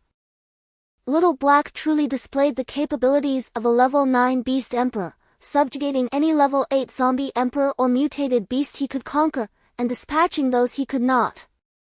Our path was marked by a series of stops and starts. Half a year had passed, and Little Black and I had slain hundreds of level 8 mutated beasts. Even his guard, initially comprising only 2 or 3 level 8 mutated beasts, had swelled to over 100. Commander Wang Yang kept in touch via satellite phone, informing me that the blood pool had long been established. They had constructed a secret base descending 10 levels deep into the mountains, designed in accordance with the architectural principles of reverse construction. Although the government inquired multiple times, they ceased to intervene, as many humans were idle and causing disturbances. I had effectively alleviated numerous issues concerning food for the populace, and since this was my request, they left me to my own devices. Moreover, the distance from my zombie base was merely over 500 miles, and with aircraft, I arrived swiftly.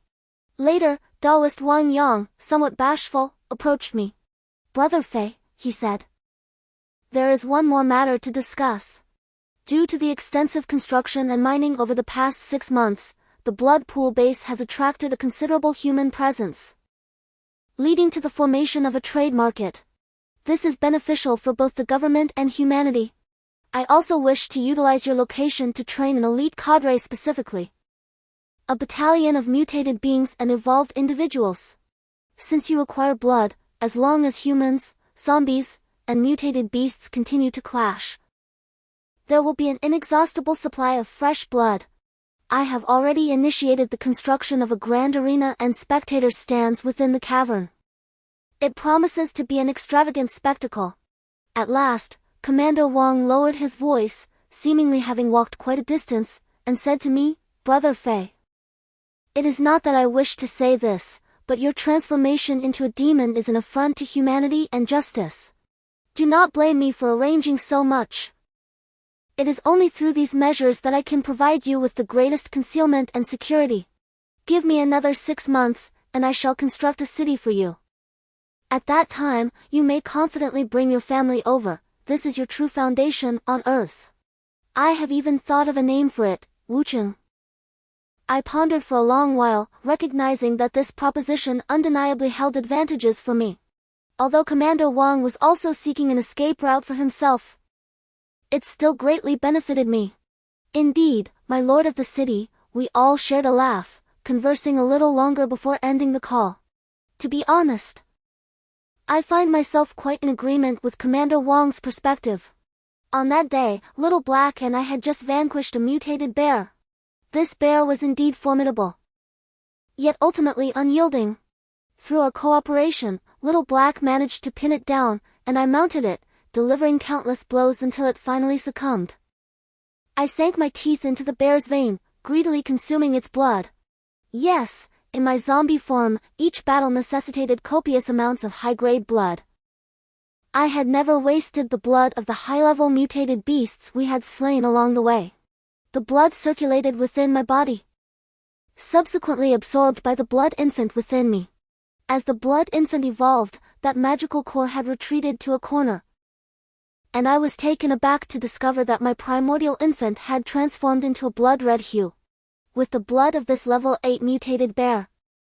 My primordial infant visibly grew, reaching the size of a child, now at the mid-stage of its development. I sensed an amplification in my undead constitution and was reveling in this elation when a gust of wind swept through. Both Xiao Hei and I raised our blood-smeared fangs. A tiger's roar echoed, and to my astonishment, many of the mutated beasts knelt on their forelegs, as if in homage to their sovereign. I glanced at Xiao Hei, only to find it trembling. I hastened to support it, but it abruptly carried me away. I discerned the urgency in its eyes and said wryly, "Hey Z. We cannot outrun it, you are not as swift as my flight." Hey Z braked sharply, pivoted, and transformed into a towering figure, baring its fangs as it roared at the adjacent thicket. I dared not be careless, my crimson hair billowed, and the nails on my fingers elongated as I fixed my gaze on the area where Hazy was looking. Another gale arose, and a tiger with black and white stripes, and wings sprouting from its back, bounded onto the stone platform before us. Its roar reverberated through the mountains, causing Hazy to prostrate itself. I somersaulted backward over 10 meters to steady myself. Insignificant zombie, daring to trespass upon my domain? Do you presume you're kind invincible? With a flap of its wing, I was sent tumbling dozens of meters away. Just as I regained my footing, an enormous paw pressed down on me, leaving me bereft of the strength to resist. Unconcerned with the earth's grime, I sat down. "Young one, have you any wine?" I promptly retrieved several bottles of fine wine from my storage pouch. The dashing figure gestured for me to sit, tossed me a bottle, and took a hearty swig himself. "It seems the hour has arrived. You must have surmised my identity, haven't you?" Chapter 128 The Transformation of the White Tiger. I hastily placed down the wine bottle and bowed deeply. "If I am not mistaken, esteemed elder, you are the legendary White Tiger of the Four Sacred Beasts, are you not?" "Rise and speak," commanded the White Tiger, extending a hand to pull me closer. Observing my well-being, Hazy, perhaps out of concern, cautiously approached my side. The White Tiger glanced at him with a smile and remarked, "Is this your pet? Quite impressive indeed. It does not forget to protect its master. From now on, it shall be your companion. Before I fully transform, allow me to bestow upon you a drop of my essence." With that, a droplet of vital blood emerged from his brow and fell into Hazy's mouth. Hazy writhed as if engulfed in flames, and I quickly rose to my feet. "Elder, is this?" "Do not worry, it is of average aptitude. I am unclear why it has evolved to this stage. I gift it the bloodline of a divine beast, let us see what destiny holds for it. Pay it no mind, come, let us engage in conversation." I turned to glance at Hazy, silently encouraging, "Hazy, you must endure, this is a rare opportunity. You just mentioned that Xuanwu is in your lair? How is it faring? The white tiger inquired. The four sacred beasts of the human realm do not always remain with us. In times of great calamity, we emerge to fulfill our destinies. For instance, I was peacefully slumbering in the west when I was suddenly awakened, rather inexplicably. I intended to seek out my elder brother Qin Long in the east to inquire about the situation, yet along the way, I encountered many evolved beasts, which have not yet attained sentience. I subdued a few here for observation, and then I happened upon you, accompanied by Xuanwu. Such is fate. Have you located Elder Qin Long? I could not help but interject. The white tiger shook its head, expressing uncertainty about the whereabouts of its elder brother's slumber. I can only sense his presence here. Yet I cannot locate him. My sister, the vermilion bird, is in the same predicament. Enough with the trivialities. We, the four great divine beasts, must emerge to fulfill our destiny and protect the mortal realm. As the cycles converge, my time is limited, so listen closely. Each time we rise to fulfill our fate, we require the essence of our blood to take form. Only after undergoing this transformation 9 times may we ascend to the celestial realm. With each transformation, as we reach maturity, our prowess in the arcane arts elevates. However, this process necessitates the presence of our master. Once we ascend, our bloodline will continue to safeguard the mortal realm. I am reaching my limit, the moment I laid eyes on you. I felt the call of fate. You are my master in this lifetime, and this marks our 9th transformation. I hope we have not chosen the wrong individual. With a slight tremor, the white tiger transformed into its true form, letting out a resounding roar. Gradually, its size diminished until it resembled that of a dog, revealing the figure of a small white tiger, complete with a pair of wings, silently gazing at me. I extended my hand and cradled the white tiger, saying, "In this life, you shall be called Little Tiger."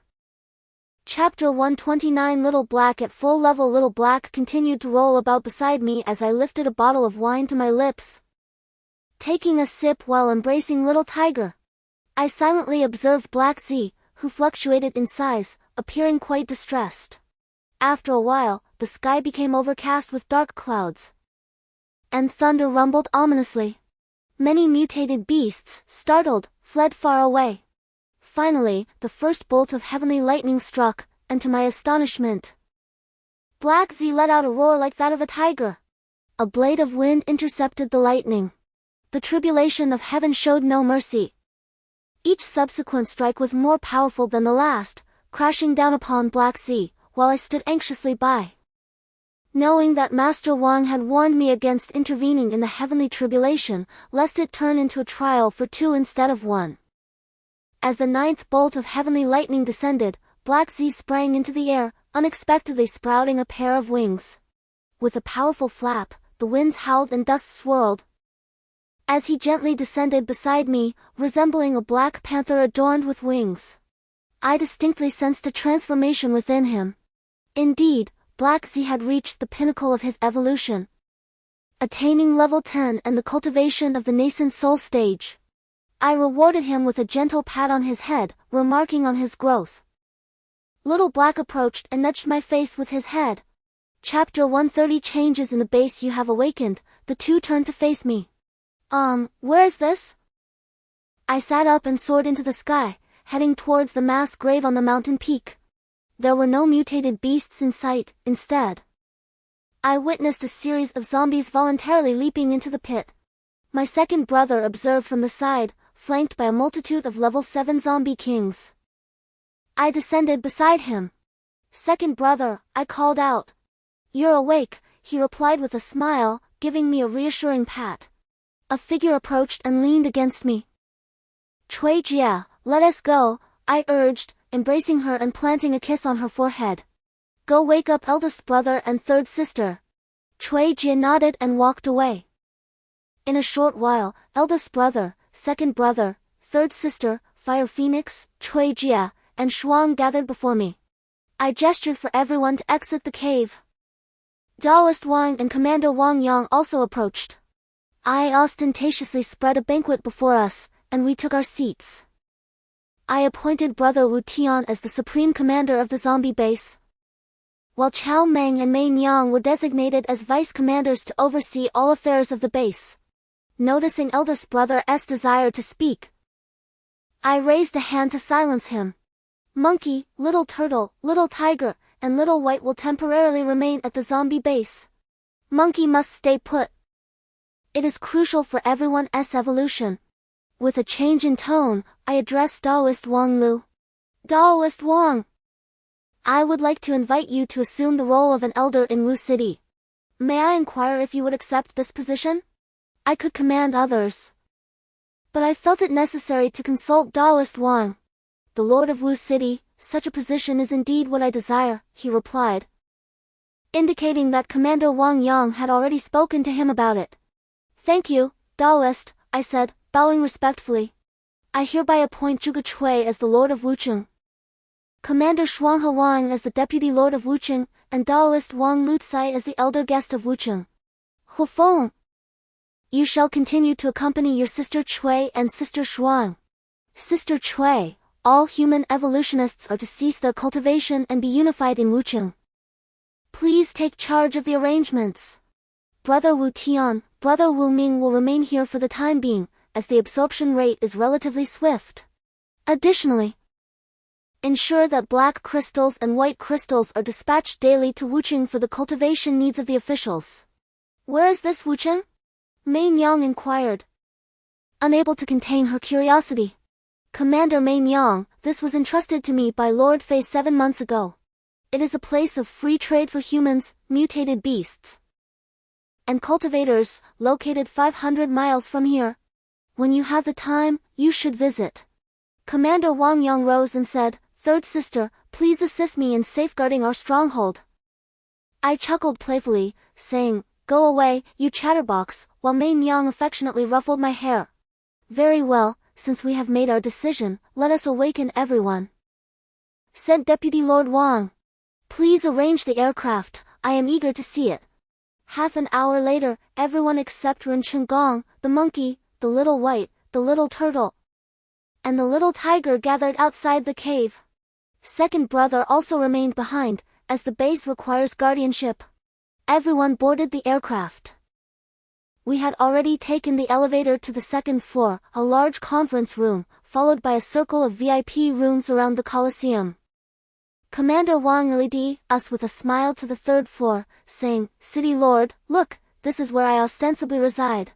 The mountainside is equipped with large bulletproof glass, offering a view of the entire city. There are many similar rooms nearby to accommodate distinguished guests. All the pre-apocalypse facilities are intact. The fourth floor is much the same. But I'll show you the training room. After pressing a button in the corner, an elevator appeared. I was already beyond surprise. We followed Commander Wang down to the 10th level below, each floor 3 meters high, where everyone could choose their rooms. City Lord, please follow me. I winked at Sister Cui, who understood and led the others to select their rooms. I followed Commander Wang down another level to see a pool over 10 meters wide, fully modernized, even with shower heads. The pool already contained some blood. City Lord, this is specially crafted for your training. There are several exits. I've also made some modifications on the adjacent mountain where mutated beasts can be housed, encouraging humans to tame them as a trial. Whoever dies, their blood will flow here. Commander Wang, I acknowledge you. From now on, we are allies. This time, it's truly thanks to you, I smiled at Commander Wang, understanding his efforts were also for his own pursuit of immortality. Who wouldn't want eternal life? Chapter 132 The Normalization of Wucheng. Thank you, City Lord. I shall serve you with utmost dedication, Commander Wang expressed earnestly. Upon uttering these words, he unexpectedly attempted to perform a grand bow. But I gently raised my hand to support him. Brother Wang, my aspirations lie beyond this. You understand that the territory you have helped me establish is equally yours. Indeed. I comprehend, Brother Fei, Commander Wang replied, somewhat awkwardly. Come, let us ascend, I smiled, grasping Commander Wang's hand as we entered the elevator. We arrived at the 4th floor, the City Lord's chamber, which offered a splendid view of the entire base. Do not be astonished, City Lord. Many talents have been overlooked in the post-apocalyptic world. Yet it is quite feasible to recruit individuals of various expertise within human bases. The key is to utilize individuals effectively. Whoever is capable should take the lead. This is akin to warfare. Moreover, there are numerous children at the base. Some have suggested the establishment of a school dedicated to nurturing and managing the evolved individuals. This way, they will have employment and a greater sense of belonging, Vice City Lord Wang elucidated. Cui Jia, Shuang, I must ask for your hard work once again. I remarked. What are you saying? Is this not the home you have provided for us? What woman would lament the management of her own household? Shuang remained silent beside me. I tugged at her hand, gesturing towards a distant mountain range. Will you and Cui Jia reside within or outside? Shuang called out to me. Either is fine, you decide. Shall we three share a bed then? I jested as I moved towards the doorway. How delightful, Shuang replied, her cheeks flushing as she picked up the blankets and began to prepare the bed inside. You and Cui Jia should sleep within, I shall take the outside. What would you like to eat for lunch? I shall soon summon someone to assist me. I will descend to ascertain the most suitable placement for my unicorn. Let us gather for a midday feast, during which Sister Cui can also arrange our tasks. Please instruct the kitchen to prepare an abundance of dishes. Nodding in acknowledgement, I stepped outside and approached the shelf to grasp a bottle of wine, contemplating matters of cultivation. Unbeknownst to me, noon arrived, and Zhuge Qin came to summon me. Brother-in-law. It is time for the meal, everyone awaits your presence, he said.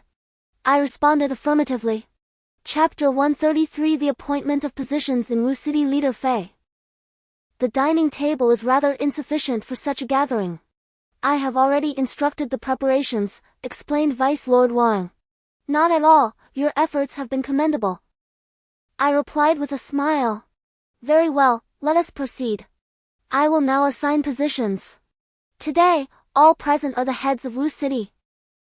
I shall designate each of your responsibilities, and I hope Wu City will serve as a steadfast support for all in the future. Upon hearing Sister Cui's words, everyone understood that the assignment of positions was about to commence and straightened their postures. I hereby appoint myself as the Lord of Wu City, Wang Yang and Shuang as Vice Lords, Wang Lutsai as the Senior Elder of Wu City, and Hua Bao as the Minister of Internal Affairs. The ministers of the Departments of Technology, Civil Affairs, Commerce, Logistics, Construction, and Agriculture are to rise for recognition. All right, please take your seats. Hua Bao. Ensure you deliver their documents to my office. You all are appointed personnel under the Vice Lords. I trust you will continue your diligent efforts. Who is the Minister of Public Security? A straight figure stood up, introducing himself simply as Ji Wei, the former director of the Jinzhong Public Security Bureau. He reported succinctly that he had been recruited by the Deputy City Lord after the apocalypse. Very well, please take a seat. From now on, the security of Wu City shall rest upon your shoulders. You are authorized to select personnel to re-establish the Wu City Security Bureau, equip them with weapons, and maintain order. Any individuals causing disturbances or engaging in bullying may be apprehended on the spot and handed over to the evolved beings to be fed to zombies and mutated beasts. Ji Wei stated, saluting as he took his seat. Fat Chang, Lei, I command you to select 3,000 evolved beings to form the Evolved Brigade. Each of you will be responsible for 500 individuals to assist Minister Ji Wei in managing security within the city and along the city walls. Zhuge Ming, Zhuge Hui. I instruct you both to select evolved beings, ensuring strict assessments, to establish an internal guard responsible for the protection of the City Lord's residents. Lu Chang. You shall continue in your former role, leading the original shadow team of 10. Additionally, seek out agile evolved beings proficient in reconnaissance to form a reconnaissance department. With you as the minister and the 10 members forming 10 small teams, each comprising 10 individuals. Wang Hong, Wang Yan. I assign you both to lead the original Beast Corps of 30 individuals to establish the Beast Legion. The original 30 will be promoted to captains, with the authority to select 10 individuals to receive mutated beasts. You are to position your camps at the front and rear gates of Wu City, leading the mutated beasts to guard the city. Furthermore, you are permitted to marry and settle down within the city. The assembly rose and bowed in respect. Does the Deputy City Lord have anything to add? Moreover, the city wall guards shall be arranged by Deputy City Lord Wang. This is a task you are far more adept at, Sister Cui. Inquire with Deputy City Lord Wang, and rest assured, this is my responsibility. Additionally, I wish to resign from this military uniform and lead my trusted personnel with peace of mind as the City Lord of Wucheng. I am uncertain whether the higher authorities will consent to this. Old Yu from the construction department, please report to the City Lord. A man in his 40s from the construction department stood up. In accordance with Deputy City Lord Wang's orders, I have been overseeing a workforce of 10,000 and large machinery, laboring tirelessly day and night. The completion of the moat is anticipated next month. Furthermore, we have excavated several thousand large caverns in the area inhabited by mutated beasts. With Wucheng newly constructed, there remains much to be developed within the city, causing our progress to be somewhat sluggish. Sister Cui nodded, indicating, very well, let us proceed at a measured pace. The construction department must prioritize fortifications, while the technology department must devise superior plans. Other matters can be addressed later. All right, everyone, let us dine. As soon as Sister Cui mentioned the meal, I noticed Fire Phoenix, Jiao Jiao, and Na Na grew anxious, attempting to speak several times yet refraining. The remaining 20 members of the mutated beast regiment exchanged glances, mirroring my own apprehension. Sister Cui smiled at me, and I understood she had plans in mind, so I feigned ignorance. Chapter 130. For the Great Eagle. After finishing their meal, everyone dispersed to attend to their respective tasks. A few individuals gestured towards the Fire Phoenix, who approached Sister Cui. Sister Cui, what positions have you assigned us? She inquired, draping her arm around Sister Cui. None, Sister Cui replied. You have no position or task. However, Jia Jiao and Nana do. Come over here. Upon hearing Sister Cui call their names, Jiao Jiao and Nana joyfully rushed over. Jia Jiao, Nana. I command you both to lead 10 individuals each to form an assassination squad. Remember, you must operate in secrecy. In any city, there are always individuals who cannot be dealt with openly. Your mission is to be the shadows, eliminating any threats to Wu City. Do you understand? Therefore, train diligently and ensure that you do not become victims yourselves. My requirement is 0 casualties. Understood, they replied, and with that, Jiao Jiao and Nana departed with the remaining 20 individuals. At this point, Fire Phoenix grew discontented, persistently questioning Sister Cui about her own lack of assignment. Just as she contemplated flying away, she spotted a diminutive version of Jiao Mang emerging from the sea. Oh! It turns out Jiao Mang is also at the nascent soul stage. This is advantageous for me. Silently, she floated towards Jiao Mang's nascent soul and enveloped it. Prepare me a snack, she commanded.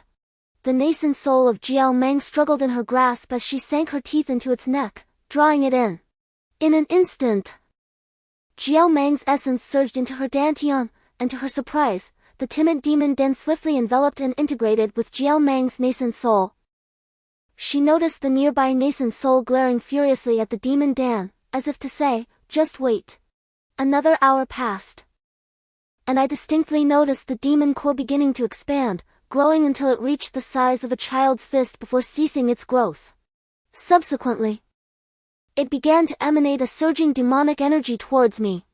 Upon sensing this, I realized I had reached the mid-stage of demonic core formation. Initially, I was worried about falling into the sea, but now I no longer feared. It turns out that consuming a nascent soul with the corpse core can lead to evolution. However, where could I find so many nascent souls to consume? Frustrated, I flew across the sea in one direction. By now, Sister Chui and the others must be anxious. I need to find land quickly. Chapter 5 Island Nation. I had no sense of direction over the sea, simply flying in one direction.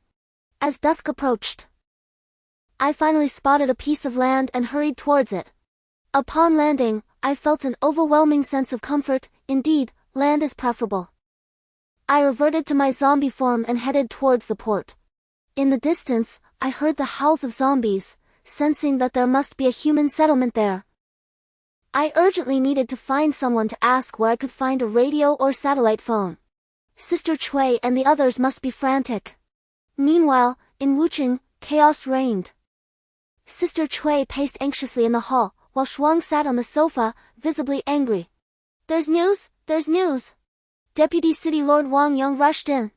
What is it? Cui Jie and Shuang hurriedly approached and inquired. As a soldier who had been digging the moat reported that he had seemingly witnessed an individual being seized by a giant eagle.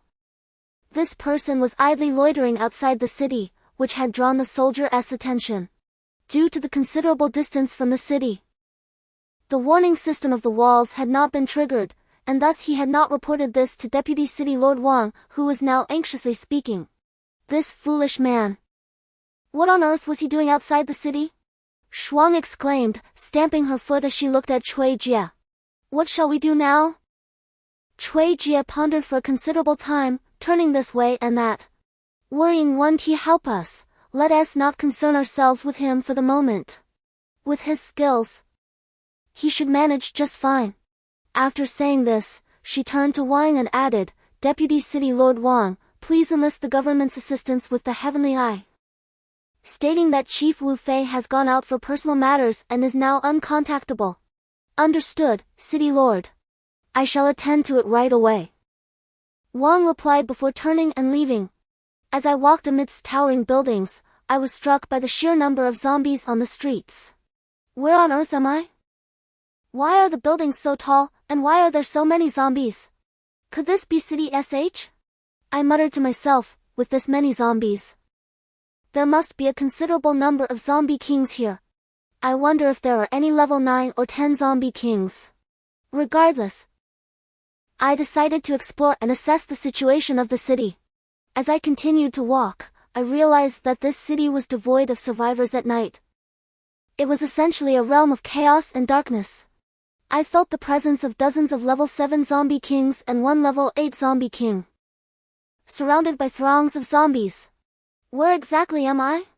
Amidst the cacophony of chaos, a colossal level 8 zombie monarch, towering at 3 meters, suddenly appeared before me. What on earth?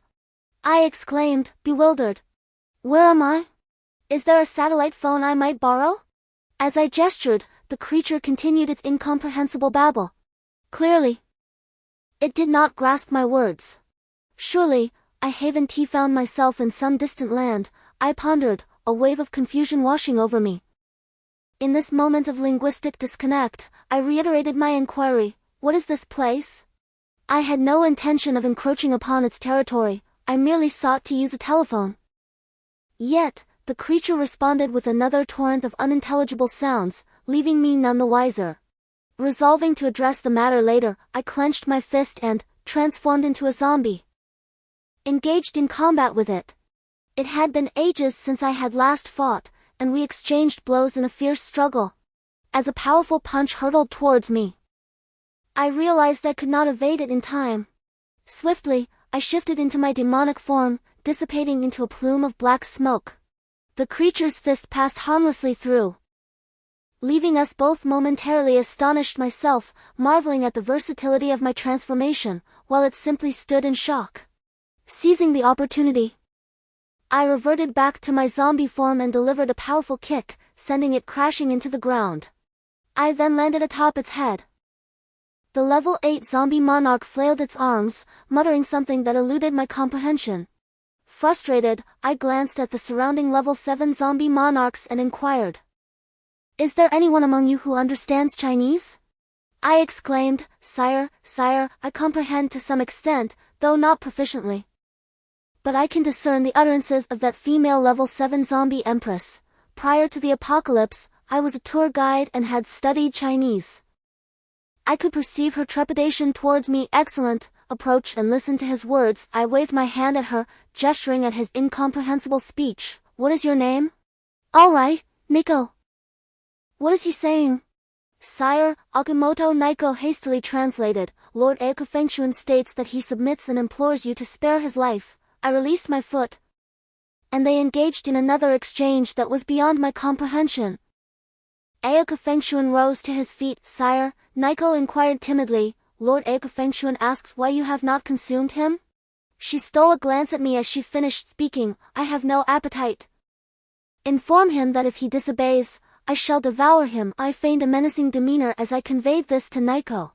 Okamoto Naiko, frightened, quickly translated to Eiko Fengchuan, who nodded in response with a hi. Human flesh? Do you possess human flesh here? I inquired of Naiko, perplexed. Esteemed Naiko, our island nation is surrounded by the sea, and our population is relatively dense. In this post-apocalyptic world, the ogres subsist on cannibalism, with the higher echelons occasionally consuming fish. Other animal meats were depleted long ago. I surmise that even the human survivors are resorting to cannibalism, which deters them from venturing out to sea to fish. Naiko, noticing my expression, elucidated. After hearing her, I pointed at Naiko and Aoki Minakawa, decreeing, you two are henceforth forbidden from consuming human flesh. I do not concern myself with the affairs of others, but you two, in my presence, shall not partake. Yes, yes, they muttered in hushed tones, bowing their heads in agreement. My lord, please wait a moment, and I shall arrange for fish to be prepared. Naiko addressed me. There's no rush. Do you have any chefs among the humans you've imprisoned? I asked Naiko. I am uncertain. I shall inquire immediately. My lord, what is the purpose of this? Naiko asked, puzzled. Go ahead, I'll wait, I replied. Shortly thereafter, a level 7 zombie emperor brought forth more than a dozen men and women, all in shackles. Just how many humans are you holding captive? I asked Naiko, somewhat bewildered. My lord, approximately several thousand. These were captured from a human base we raided. They are our sustenance. Bring them all here. We cannot evolve by consuming these ordinary humans. And are you not concerned that you will eventually devour the entire human race? I began to rack my brains again. Although Lady Naiko didn't quite comprehend, she still conveyed to Aoki mind that over 20 level 7 zombie emperors were escorting a large group of humans into the courtyard. A multitude of people were prostrate on the ground, clamoring. Naiko, what are they shouting? They are begging for mercy, pleading with us not to devour them. I glanced at them and instructed, translate for me. Inquire if there are any Chinese among them. Also, assure them that we won't consume them. Furthermore, inform the level 7 zombie emperors that they are forbidden from eating humans from now on. Now that they've regained human consciousness, why would they still indulge in cannibalism? Really? After Naiko translated, everyone rejoiced. And wouldn't you know it, there were indeed 2 Chinese individuals who approached me. Sir, we hail from China's H province. We came here for tourism before the apocalypse and ended up like this. A man and a woman, likely discerning that I was Chinese, mustered the courage to come to my side. Can you speak Japanese? We know, sir, they hastily affirmed. Excellent, for the interim, you shall accompany Nizi. Furthermore, inform them that their lives are now secure, and sustenance shall be provided henceforth, contingent upon their compliance and avoidance of unnecessary provocation. Implement a system of denunciation, wherein individuals of egregious wickedness may be brought to light. Sir, I wish to make an accusation, a Chinese woman interjected, dissolving into tears. Advancing into the throng, she identified more than a dozen individuals. Sir, they regard us as less than human. Daily, I not only fear being devoured, but I am also compelled to attend to their depraved desires. Behold, she exclaimed, casting aside her garments, revealing a torso marred by bite marks and welts from lashings. I nodded in acknowledgement and instructed Nizi to consign them to the sub-level 6 zombies. Nizi issued several commands to the zombie sovereigns, and the miscreants were promptly dragged away. Very well, let us continue our inquiry, I said to the Chinese woman. After 20 minutes, several dozen more were fed to the zombies. Inquire if there are any culinary specialists among them, I directed. Once more, a dozen individuals stepped forward. Without further ado, I gestured. And 2 mutated beasts materialized in the courtyard. These were the level 6 mutated bulls that Heizi had slain. I had preserved them, deeming it wasteful to discard them. Back when I was with Heizi, we never lacked mutated beasts. My spatial pouch still contains many. Qingmu Feng Chuan, you assist them in breaking them open. Everyone, lend a hand. Today, we shall all feast to our fill. Tomorrow, I shall lead you to catch fish. Henceforth, humans and ogres of level 7 and above shall consume meat. Those among the remaining humans who know how to fish shall lead the others. Women and children shall attend to domestic chores. As I spoke, I pointed towards the Chinese man. These were level 6 mutated beasts, they could never breach their hides. The 2 mutated bulls, weighing several thousand pounds, would suffice for all to share. With that, I ceased to concern myself with them. Having been without rest, I entered the room and collapsed onto the floor to sleep. How could the Japanese even lack beds? Nizi, of her own accord, took up guard duty at my door. Sensing this, I turned over and drifted off to sleep. Chapter 138, Returning to affluence. When I awoke, it was already past midnight. As I stepped out of the gate, Okamoto Nizi greeted me. In accordance with Japanese etiquette, she knelt to put on my shoes, then rose and bowed, saying, Master, everyone awaits your meal. Awaits my meal? Why would they wait for me? I was utterly bewildered. Master, you jest. You are now our leader. The million zombies below are all yours. Those damned survivors who have yet to perish have prepared delicacies. If you do not partake, who would dare to eat? Nizi said with a perplexed expression. Naiko guided me to the square outside the main gate, where I discovered several bonfires surrounded by people seated around them. Beside the fires, an array of fine spirits was laid out, and over 100 level 7 zombies sat nearby. A group clad in white coats was busy arranging items around the flames. Upon noticing my arrival, Aoki Fumikawa and the others immediately stood up, bowing slightly and uttering some words. Naiko promptly clarified, Good evening, my lord. As I waved my hand dismissively and approached the table that had been prepared for me. A pristine white cloth adorned the table, upon which red wine and an assortment of dishes were neatly arranged. It is often said that the people of the island nation are courteous and meticulous, and indeed, this proved to be true. A few survivor women, led by a woman from Huoxia, approached with basins of warm water, some for foot washing and others for face wiping. In no time, I was transformed and felt remarkably refreshed. Eventually, they presented me with a suit and undergarments, assisting one another in dressing me in these new garments. As I emerged from this bewildering experience, I found myself utterly perplexed. Was this truly the apocalypse? Who was I? Was some affluent individual hosting a barbecue party? In my confusion, I inquired, What is this? The Huoxia woman quickly responded, This is what Mr. Aoki instructed us to prepare for you, my lord. We have level 7 ogres protecting us, allowing us to visit numerous stores from before the apocalypse to select clothing and daily necessities tailored for you. Look! The chef has even procured an abundance of oils and condiments. Aoki stood nearby, wearing a smile, and I remarked, Well, this is quite delightful. During the day, do seek out more supplies, the more, the merrier. After all, this is rather comfortable. Please, take a seat. I see that everyone is standing and cheerfully greeting one another. You should sit down as well. It appears there are no chairs at the table, so I'll fetch a few. The man from Huoxia said this and promptly dashed into the courtyard. In a short while, he returned with several chairs, placing them beside the dining table. I urged them to sit down, reassuring them, Do not be anxious, I mean no harm. I am Fei from Huoxia. Please introduce yourselves.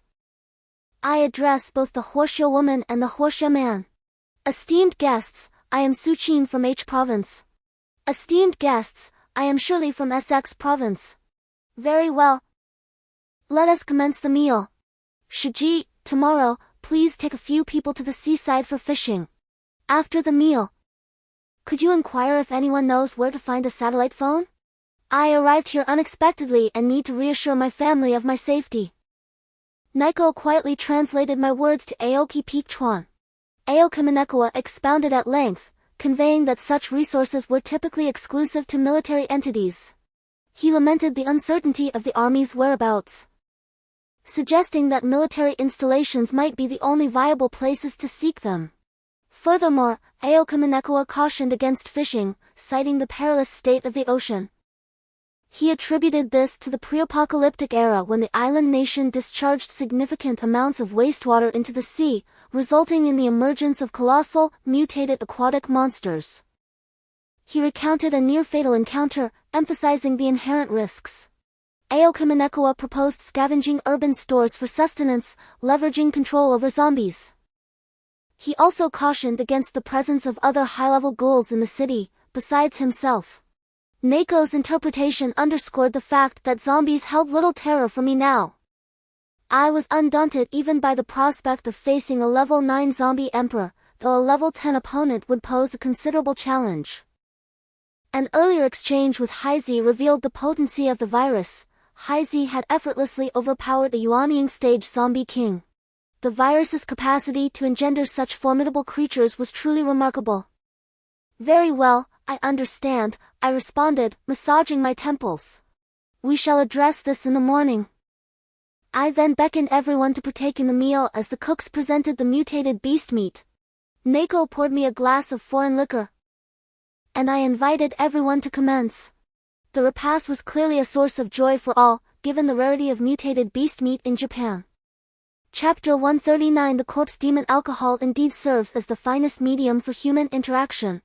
After a night of toasting and drinking, everyone became familiar with each other, shedding the initial awkwardness of strangers. Early the next morning, Aoki Minekawa dispatched several level 7 zombie emperors to lead the survivors in clearing out stores. A few mechanics even managed to repair several cars. As everyone enthusiastically scavenged, life seemed to rekindle its vigor. They could hardly believe they were searching for supplies under the protection of zombie emperors. The mutated beast meat from the previous night had infused their emaciated bodies with newfound strength. Seeing that there was nothing urgent to attend to, I invited Naoko and Aoki Minekawa to venture into the city with me, primarily hoping to get lucky and find a satellite phone. As we engaged in clumsy conversation along the way, we gradually arrived at a 100-meter-tall building in the city center. Naoko and Suchin informed me, "Sir, this building is the wealthiest in the city. If we can't find what we need here, our only options left are the prison and the self-defense forces of the island nation." Aoki Minekawa mentioned that there are quite a few evolvers in this building, and it seems there's also a basement. Ah, let your ogres besiege it. By the way, leave the non-resistant survivors for me. As for Aoki Kyuka and I, we had just completed our translation when a shrill cry erupted from Aoki. All the zombies scuttled towards the building like spiders. Shortly thereafter, the resounding explosions and gunfire echoed through the air. Aoki glanced at me, and I nodded in affirmation. He charged towards the building, and as he moved, his level 7 guard followed suit. I found myself rather bored, so I asked Suchin to procure a chair for me. I sat down heavily, and Suchin, unbeknownst to me, managed to find a bottle of drink as well. Standing beside me was the level 7 zombie queen, Naiko, who began to explain the significance of the building. This island nation is governed by organized crime. Prior to the apocalypse, this edifice had attracted various social elites and even developed an underground basement filled with an array of weaponry. In the aftermath of the apocalypse, it had fortified its defenses extensively, and many evolved beings had pledged allegiance to the building's leader. Several waves of level 8 individuals had LED ogres in attacks, but unfortunately, the casualties were too great, leading to their abandonment of the siege. For an entire morning, I observed ordinary zombies rushing towards the building. It seemed that Aoki had summoned a million zombies under his influence. I could not help but furrow my brow, despite the building being well-equipped. It seemed implausible that it could withstand an assault from such a multitude. I stood up, intending to enter the building when a figure clad in black burst forth. Hot on their heels was Aoki, who leapt out, uttering a flurry of words, prompting Su Qin to hurriedly translate and intervene. "Sir, it is the corpse ogre? You are referred to as such, aren't you?"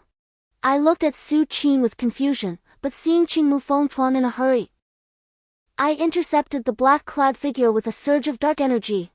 He somewhat resembled a ninja, but his mouth stretched wide to the back of his ears. Upon seeing me, his gaping mouth revealed a set of long teeth. "What on earth is this?" Qingmu Fengchuan landed beside me, uttering a few more words, which I couldn't comprehend. Not daring to be careless, I immediately transformed into a zombie and struck the big-mouthed monster with a punch. Unexpectedly, the monster was quite formidable, matching my zombie body at the nascent soul stage in both speed and strength. We battled fiercely for a while. When the monster threw another powerful punch, I suddenly remembered a technique and transformed into a demonic form. The monster's heavy punch missed, and I descended from above with a downward kick, driving him into the ground. Following up with a somersault and a heavy stomp, I buried his head underground. Qingmu Fengchuan and I quickly subdued the big-mouthed monster. Chapter 140. What is a corpse demon? Sir, you might not know, but the island nation has always been densely populated with limited space. After the apocalypse, many feared us and hid in human survivor zones. However, among them were those too timid to eat humans or resist, resorting only to consuming corpses, whether of humans or ogres. Under certain conditions, these individuals mutate after consuming the corpses of evolved beings or ogres, becoming what we call corpse demons. They are neither human nor ogres, and both humans and ogres must eliminate them upon sight, as we are all potential prey for them, aiding their evolution. This virus is truly formidable. It is not merely an infinite evolution. As I gaze upon the corpse-like demon on the ground, I rub my temples and inquire, "How many of you are there? Do not feign silence. Having endured this long under my hand, your level must be considerable." The corpse-like demon raises its head and begins to articulate a plethora of words, prompting Nico to step forward as a translator.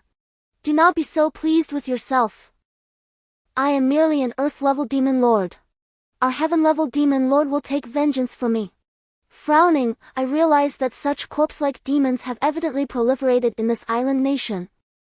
"Eliminate them, they are repugnant," I command. "Aoki, please re-enter and assess the battle situation." Upon uttering these words, Nico unleashes a swift claw strike, severing the demon's head from its body.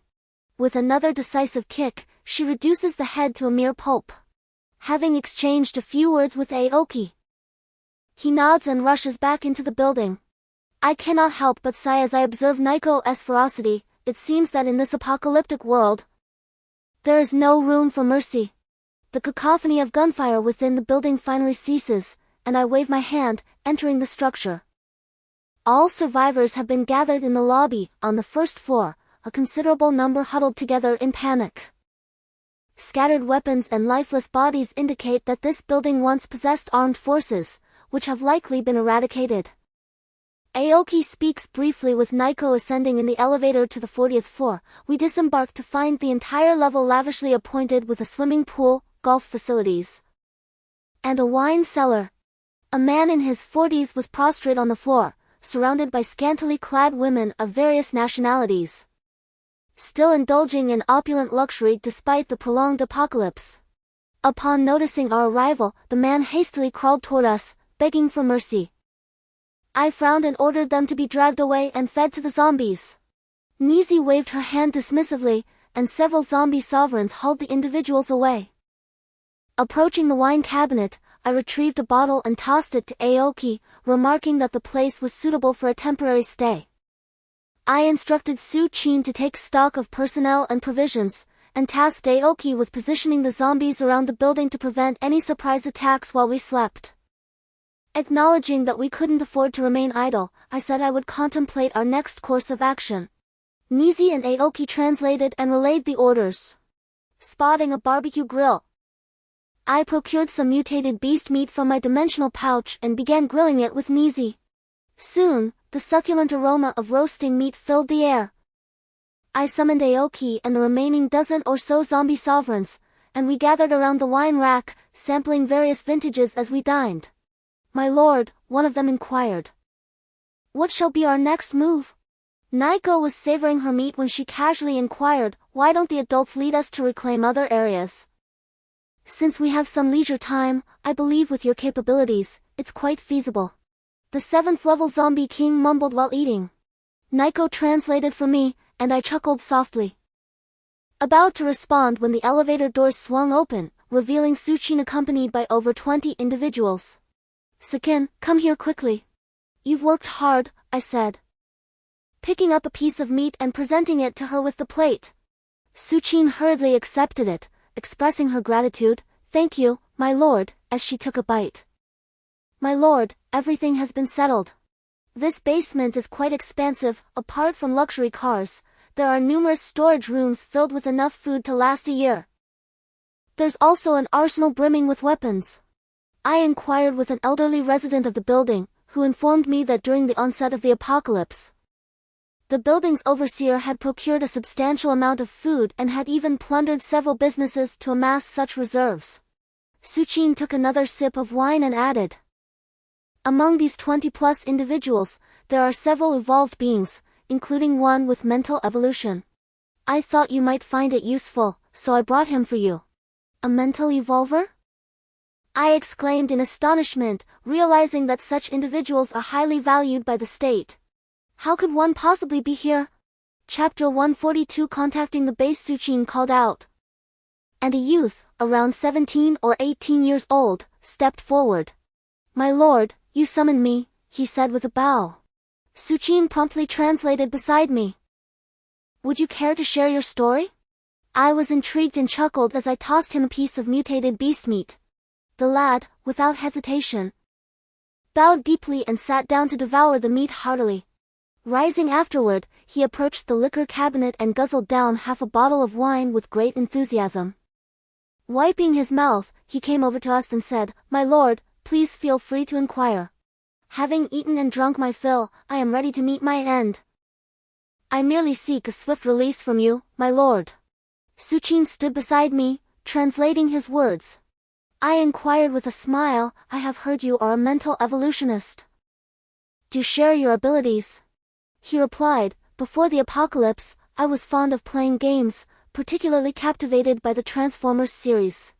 During the end times, my family fell victim to cannibals who broke into our home. As my parents pushed me down the stairs in a desperate attempt to save me, I was on the brink of death when it began to rain. After several days of high fever, I inexplicably acquired the ability to design various computer systems. Later, I was discovered by the search team of the building's owner and brought here. The owner primarily desires me to develop intelligent robots. I am aware that many countries already possess intelligent robots, but my ambition is to create robots akin to Transformers. What is your name? Little Yoshida Yuki. How many levels have you evolved? This fruit can elevate you to level 5. Since you possess extraordinary abilities on the computer, let us proceed this way. I shall grant you 2 days. I require a satellite phone. My dear, connecting to the satellite is a trivial task, however. When it comes to confronting the government, my powers are insufficient, for government telepaths are far superior to me. Yoshida Yuki hurriedly replied, all I need is a satellite phone. You may select any survivor from this building, and I will also provide you with 2 level 7 ogres to ensure your protection. You may utilize the building as you see fit, I only desire your results. Should anything arise, contact Naiko directly. After offering a sweet incentive, I articulated my demands. Naiko nodded. Now, who among you possesses extraordinary abilities? I inquired, turning my gaze towards the remaining evolvers. My lord, I am not an evolver. Strictly speaking, I am not a product of the apocalypse. I am a Special Forces soldier from the Self-Defense Forces. During a mission, I was nearly killed. And the government altered my body. I am, in essence, a bioengineered human, executing government missions until the end times became somewhat intriguing. Step aside, from now on, accompany me. I am merely curious to observe what a bioengineered human entails. And what about the rest of you? I addressed the other evolvers, who did not comprehend my intentions and promptly showcased their abilities. Upon observation, I noted that their skills were rather conventional, primarily revolving around the elemental forces. And their levels were not particularly impressive. I designated the most advanced among them, a 6th level evolver, as the leader of the evolvers, assigning him the responsibility of safeguarding the survivors. However, I cautioned him against any reckless behavior, allowing him the discretion to manage other matters, preferably encouraging the survivors to elect a leader among themselves. More survivors are anticipated in the future. With that, I dismissed them. After Su Qin translated my words, over 20 survivors bowed respectfully and exited. Yoshida Yuki, you should also prepare to leave, I urged, eager to establish contact with my base. Hi, Yoshida Yuki responded, noting that the building was equipped with the necessary facilities, assuring me that the contact would be made by tomorrow morning. I nodded at Aoki, who promptly instructed 2 7th level zombie kings to accompany the group. Chapter 143 The Satellite Phone Connection. Lord Mayor, we have news from Commander Fei. Deputy Mayor Wang Yang exclaimed as he rushed into the mayor's office. Where? Cui Jie and Shuang, along with Hufeng, emerged from their quarters. Deputy Mayor Wang Yang hastily handed over the satellite phone, exclaiming, Fei, where are you? Are you injured? Can't you spare us some worry, you stubborn man? As Cui Jie seized the phone and heard my voice, she unleashed a torrent of scolding upon me. Yet, a warmth enveloped my heart. Sister, I am currently in the island nation. The giant eagle has captured me here against my will. But fret not, I am quite well. The base is functioning splendidly. And everyone is in good spirits. Hey Z has not yet arrived, it seems the number of mutated beasts is quite overwhelming, and he is not expected for another month. I have made all necessary arrangements, so you need not be concerned. Please, do not worry about me. I cannot elaborate further, I must hang up now. As I ended the call, it was not that I wished to withhold information, but rather to protect the base's location. Satellite phones can be monitored by major powers. Meanwhile, in the island nation, reports surfaced from the United States and China regarding evolvers, indicating that a satellite phone call had reached a survivor base in China. This fool could at least say a few more words. Cui Jie angrily tossed the phone onto the sofa. At least now we knew where he was, and that he was safe, allowing us to breathe a sigh of relief. Both Shuang and Deputy City Lord Wang nodded in agreement. Why is there a call from our nation reaching China? Investigate immediately and dispatch the kamikaze squad to thoroughly scrutinize the call's origin. An admiral in the underground base of the island nation issued the command, and soon, a dozen or so kamikaze team members vanished into action. Do not fret. Assistance will arrive shortly, I reassured them. Indeed, I have already devised a plan to reclaim JZ Island and establish my base within the island nation. Su Qin! I called out. My lord, she responded, rushing towards me. How is the leader you recommended faring? I am unfamiliar with the customs of the island nation. Have the survivors chosen their representatives? I inquired, and they recommended a bearded man as their leader. Primarily because he was the only one willing to speak out during their suffering. Though his words proved futile, it was said that he was once a member of parliament. Very well, summon him, and also call for the other evolvers, I commanded. Yes, my lord, I shall attend to it immediately, Su Qin replied before swiftly departing. Chapter 144 Lord of JZ Island Mikawa Ichikai bowed deeply as he entered. You are Mikawa Ichikai? I addressed him, having heard that most of the survivors had endorsed him as their leader. What is your perspective on this? I continued, deliberately asserting my authority while Naozi translated beside me. It was apparent that Mikawa Ichikai was not insincere, he was evidently aligned with my ideology. I swear allegiance to you, my lord, he declared, perhaps fearing my skepticism. In a dramatic display, he drew his dagger and severed his left pinky finger. I understood, this was his oath of loyalty. Arise! Staunch his bleeding. Su Qin gestured. And several evolved individuals approached to staunch Mori Chuanihai's bleeding. I observed him drenched in perspiration from the pain, yet he uttered not a word. Very well. He possesses fortitude. By decree, Mori Chuanihai is appointed as the Lord of JZ Island. Henceforth, all survivors shall be under his dominion. With Su Qin assisting and reporting to me. The armory shall be opened and its contents distributed by Mori Chuanihai. Evolved individuals shall form squads, responsible not only for maintaining order among the survivors but also for safeguarding you. Do not underestimate this number, for in time, you may find it overwhelming. I shall not interfere further, but I caution you against acquiring a nefarious reputation, lest you face dire consequences. Yes, sir. Mori Chuanihai proclaimed, followed by a resounding hi. From all present. Qing Mufeng Chuan, commencing tomorrow, undertake the pacification of JZ Island. All survivors shall be delivered to Mori Chuanihai for his autonomous governance.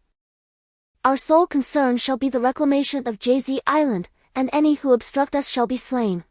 Qing Mufeng Chuan, for now. Attend to the security of Mori Chuanihai. For the moment, I am uncertain how to deploy you. Unexpectedly, this fellow emulated Su Qin, responding with a curt yes, and positioned himself behind Mori Chuanihai. Very well, you may withdraw. Furthermore, those individuals selected by Yoshida Yuki shall be given precedence, and their safety shall be ensured. Mori Chuanihai assented and withdrew from the 40th floor. My lord, do you truly intend to reclaim JZ Island? Qing Mufeng Chuan inquired with a bow. What is it? Is there a concern? No, I merely wanted to confirm, I shall soon summon the Zombie King. Some bones are quite difficult to gnaw. Yet my subordinates are willing to follow you, Lord Aoki, and have expressed their determination. I nodded, to be honest, I did not take it to heart. In an instant, it was just Naiko and me remaining. Naiko, tell me about JZ Island.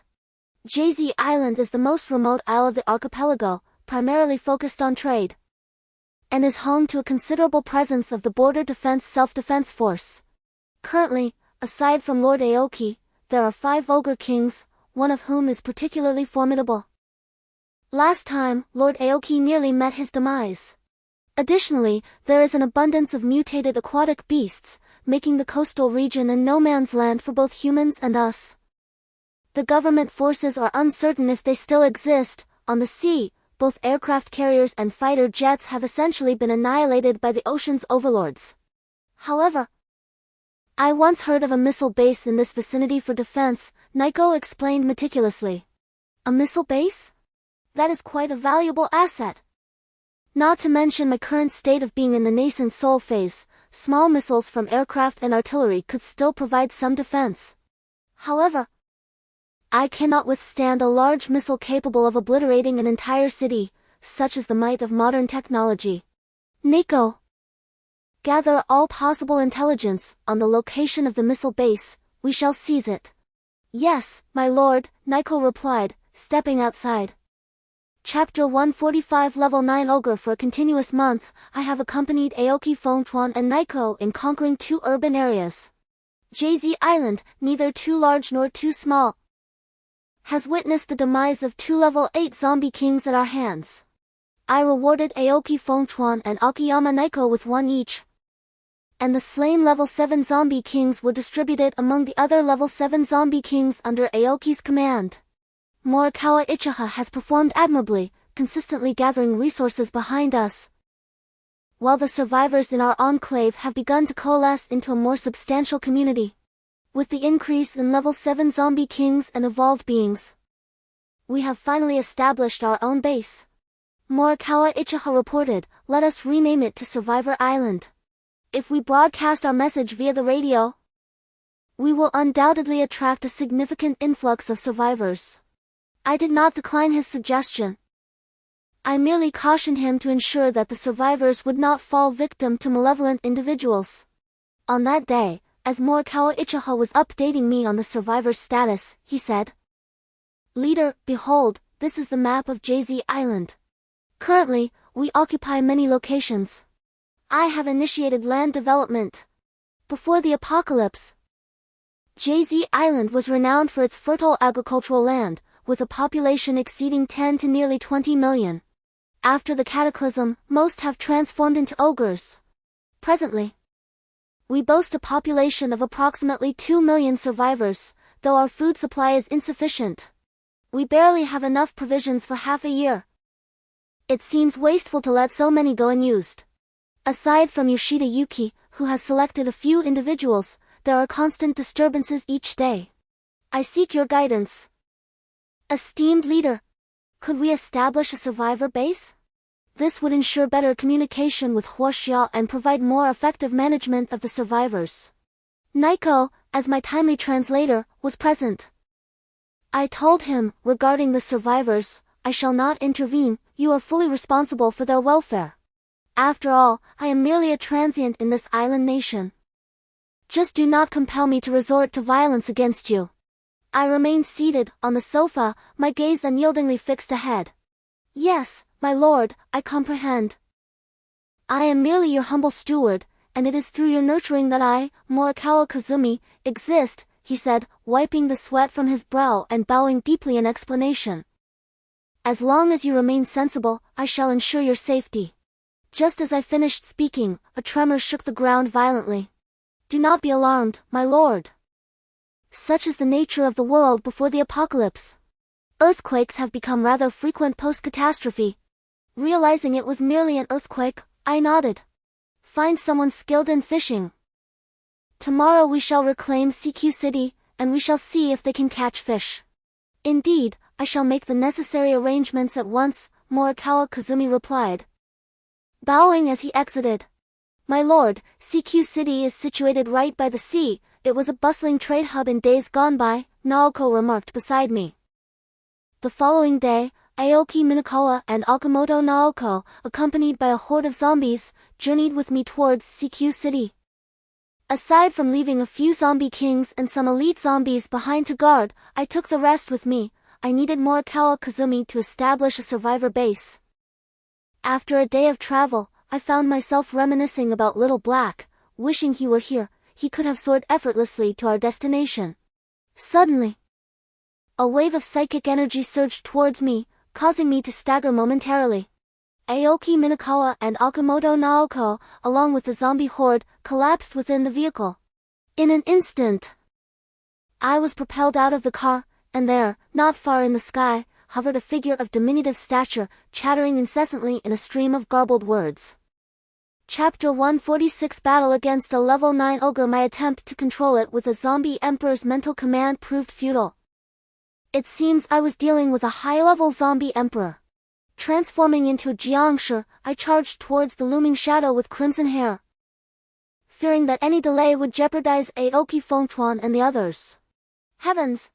I exclaimed, bewildered by the surge of activity from my nascent soul. Alas, my zombie form remained unchanged. Naizi and Aoki Fengchuan hastened to my side, exclaiming, "Your Excellency, your might is truly awe-inspiring." That was a level 9 ogre. It merely inquired if you were the zombie emperor causing disturbances elsewhere, and you vanquished it, despite being a level below. I nonchalantly replied, "It is done. Go and see if you can subdue its followers." Aoki Fengchuan cautiously approached me, remarking, "Your Excellency, I perceive a distinct aura about you in your transformed state." I chuckled, recognizing his curiosity about my power, but retorted with a stern gaze, "That is beyond your ken. Now, begone." Startled, Aoki Fengchuan hastily replied, "Yes, Your Excellency. I beg your pardon. I shall attend to it immediately." As Aoki Fengchuan led his men away, I smiled wryly. However, a thought crossed my mind. If the fusion of zombie and jiangshi forms can unleash such formidable power, what would happen if I incorporated my demonic essence? My gaze drifted towards the demon core. Chapter 147 Airport. A level 9 ogre's severed head lay beside me, while a level 7 corpse emperor drove the vehicle. The body of the level 9 corpse emperor was a reward bestowed upon the level 7 zombie monarch. As I gazed at the head at my feet, I found that, for the first time, I lacked the desire to consume it. My method of evolution had become increasingly distinct.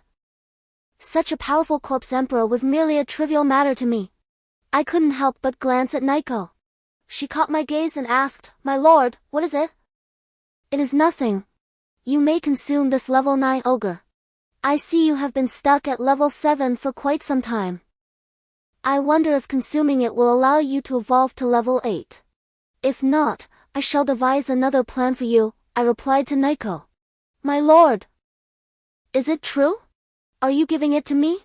Nico inquired, her voice tinged with excitement, for the notion of devouring a level 9 ogre had never crossed her mind. "It would be beneficial for me as well," I assured her with a nod. Upon confirming my words, Nico suddenly knelt before me, expressing her gratitude. "Thank you, my lord, for your life-giving grace." I understood that ascending from level 7 to 8 represented a fundamental transformation. Achieving level 9 would grant her a cultivation level akin to that of the core formation stage. I had never given it much thought before. I wondered if other level 9 corpse emperors would reach the core formation stage. I would have to inquire about it later. Upon our arrival at the designated airport, Aoki Fengchuan approached with an 8th level zombie king in tow.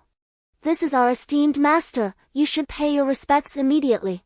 The 8th level zombie king, upon noticing the severed head in Nico's grasp, hastily knelt in reverence. "Rise," I commanded. "From now on, you shall follow Aoki Fengchuan. Should you harbor any ill intentions, you shall meet a dire fate." Nico promptly lifted the head of the 9th level ogre for translation. I dare not. The 8th level zombie king responded as he led us into a room at the airport. "How many survivors remain here? How many intact aircraft are there? Are there any pilots?"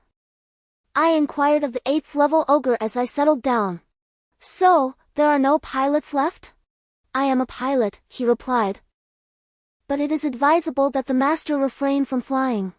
Previously, a few 7th level zombie kings were pilots before the apocalypse. Their aircraft barely took off before they were attacked by mutated sea creatures over the ocean, leaving nothing but remnants."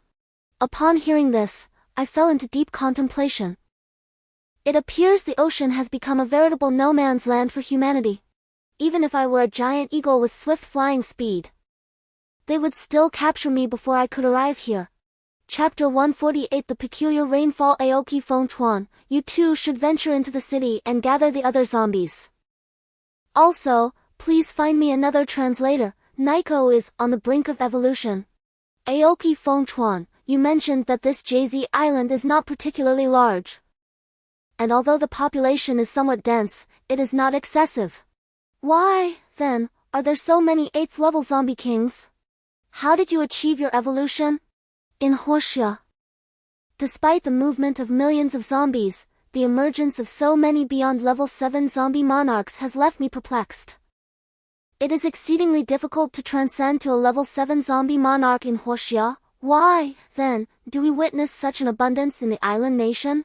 Aoki and Pengchuan, did you encounter the heavenly tribulation when advancing from level 7 to level 8? You know, the one where lightning strikes? Upon my inquiry, the 2 level 8 zombie monarchs exchanged bewildered glances. My lord, what is a heavenly tribulation? They queried. We simply advanced naturally, without encountering any lightning. Could it truly be a matter of rainfall? Was the recent downpour infused with a higher concentration of the virus? In Huoxia, we rely on black crystals to enhance the zombie virus, while the island nation depends on mutated zombies that thrive in the rain for their evolution, thus allowing for swifter advancement, driven solely by instinct. Enough of this for now, explanations will come in due time. Well then, you may go. The survivors will be entrusted to Morikawa and I. Bowing respectfully, they departed with the zombies. Several hours later, Aoki and Peak Chuan returned with a translator. I observed that she was yet another woman from Huaxia. I inquired about the situation in the urban area. The woman trembled in fear upon seeing me. "Rise! You are safe now. You need not fear being devoured," I said impatiently. Realizing I was from Huaxia and hearing that she would not be eaten, she shakily stood up.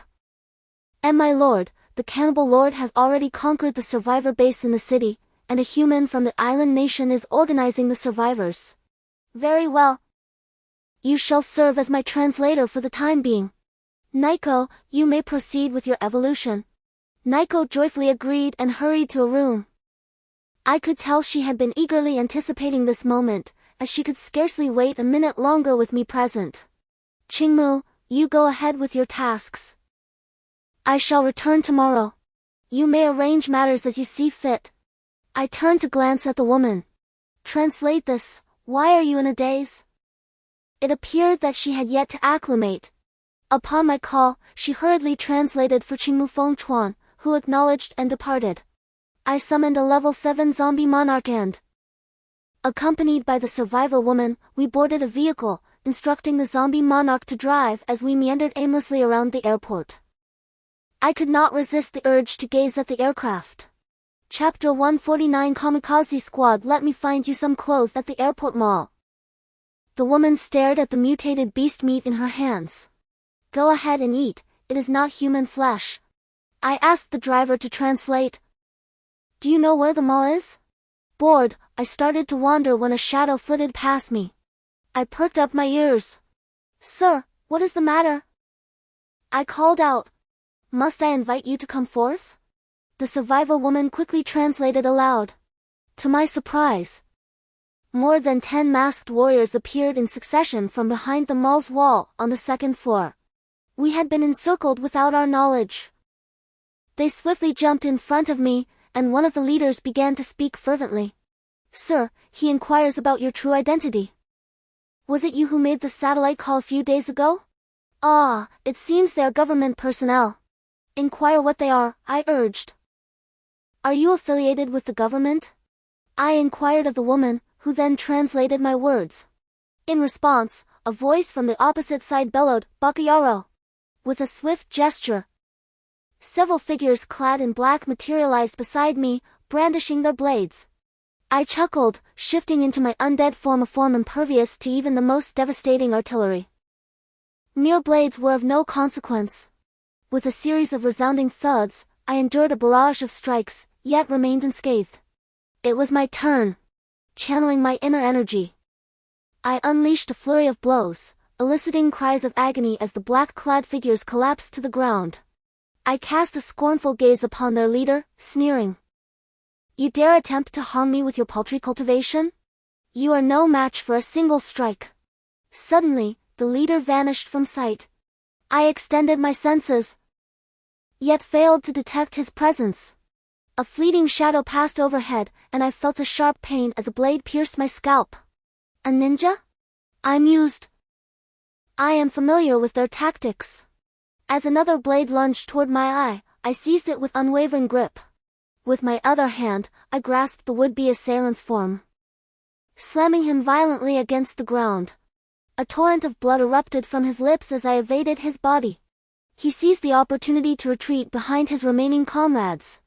"Impressive," I remarked, noting his core formation stage cultivation. He issued a command in his native tongue, and the figures turned to flee. Attempting to escape? With a series of instantaneous movements, I felled each of them with a single blow. The core formation cultivator, hindered by his injuries, was too slow to react. I seized him, sinking my teeth into his neck. After what seemed like an eternity, I raised my head, my mouth stained crimson. I cast aside the body, a wave of invigoration washing over me. I then commanded the 7th level zombie sovereign to gather the fallen, ensuring that the Foundation establishment cultivators were left alive, for I intended to extract information from them. Chapter 150, Aokimori Peak's evolution. "Please fetch Aokimori Peak," I instructed the zombie emperor's driver. The driver nodded and departed promptly.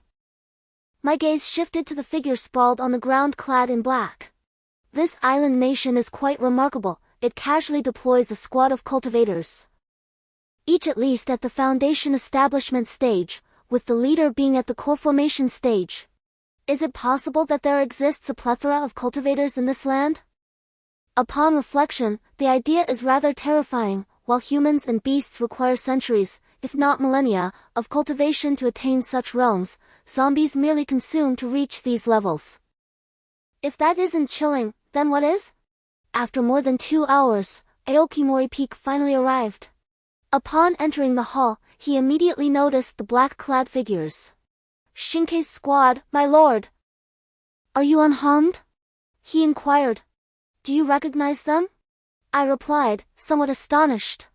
Previously, I had struggled to defeat even one of them. It was only through a horde of zombies that I managed to drive them away. They are part of a secret department from this island nation, Aokimori Peak elucidated. That one there, the one I killed, he was their leader, at the core formation stage. You may consume him, he is akin to a level 9 ogre for us. Additionally, there is a flesh pill within his dantian, ensure you keep it. As for these 10 or so, interrogate them. Once you have finished, you may consume too. It should suffice to elevate you to level 9, I gestured towards the fallen cultivators. My lord, are you truly permitting me to eat them? Thank you, my lord. Aoki Peak River hurriedly knelt and bowed deeply. All right, rise, the lord replied. However, my lord, each of these individuals is a precious asset of the government. Engaging with them could lead us into enmity with the authorities, Aoki Peak River expressed his concerns. Indeed, I am aware. Even if we do not kill them, we will still foster animosity. I harbor no fondness for the government of the island nation. Understood, my lord. I will commence the interrogation immediately. With a wave of his hand, Aoki Peak River summoned over 10 7th level zombie emperors to drag the members of the kamikaze squad to a nearby room. I nodded in satisfaction. If I were to cultivate trusted subordinates, I must provide them with some incentives. Furthermore, it is essential that they, like myself, stand in opposition to the government of the island nation. Only then can they truly serve my interests. Aoki Peak River approached with a report, my lord. I have already inquired. They were sent here because during your last contact with the Huoxia base, the satellite phone was intercepted. The island nation's government likely fears that Huoxia spies have uncovered some secrets and thus dispatched the kamikaze squad to capture you. Additionally, there are even more formidable beings above the kamikaze squad. I nodded, I understand.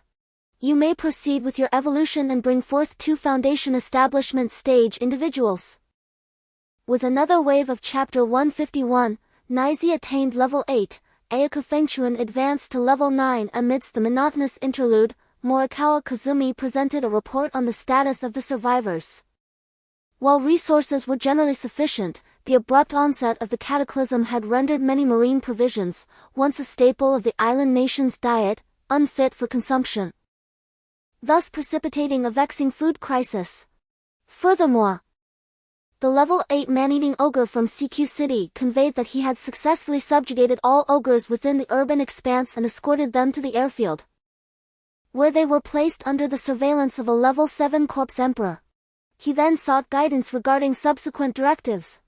His gaze, tinged with envy, lingered upon the chamber where Ayaka Fengchuan was undergoing evolution. I perceived his unspoken aspirations but remained taciturn. Instead, I instructed him to maintain meticulous control over the zombies. Initially, I had intended to reserve the Foundation establishment stage kamikaze squad members for my own zombification endeavors. However, upon observing his fervent desire, I contemplated the acquisition of another corpse emperor. After all, power should never be unilaterally entrusted, competition fosters superior governance. In recent days, the human translator, now acclimated to my disposition, had shed her apprehension and regaled me with reminiscences of her past. I learned that her name was Zhao Mei, and she was also a tourist. It is perplexing why so many of my countrymen are drawn to visit this island nation.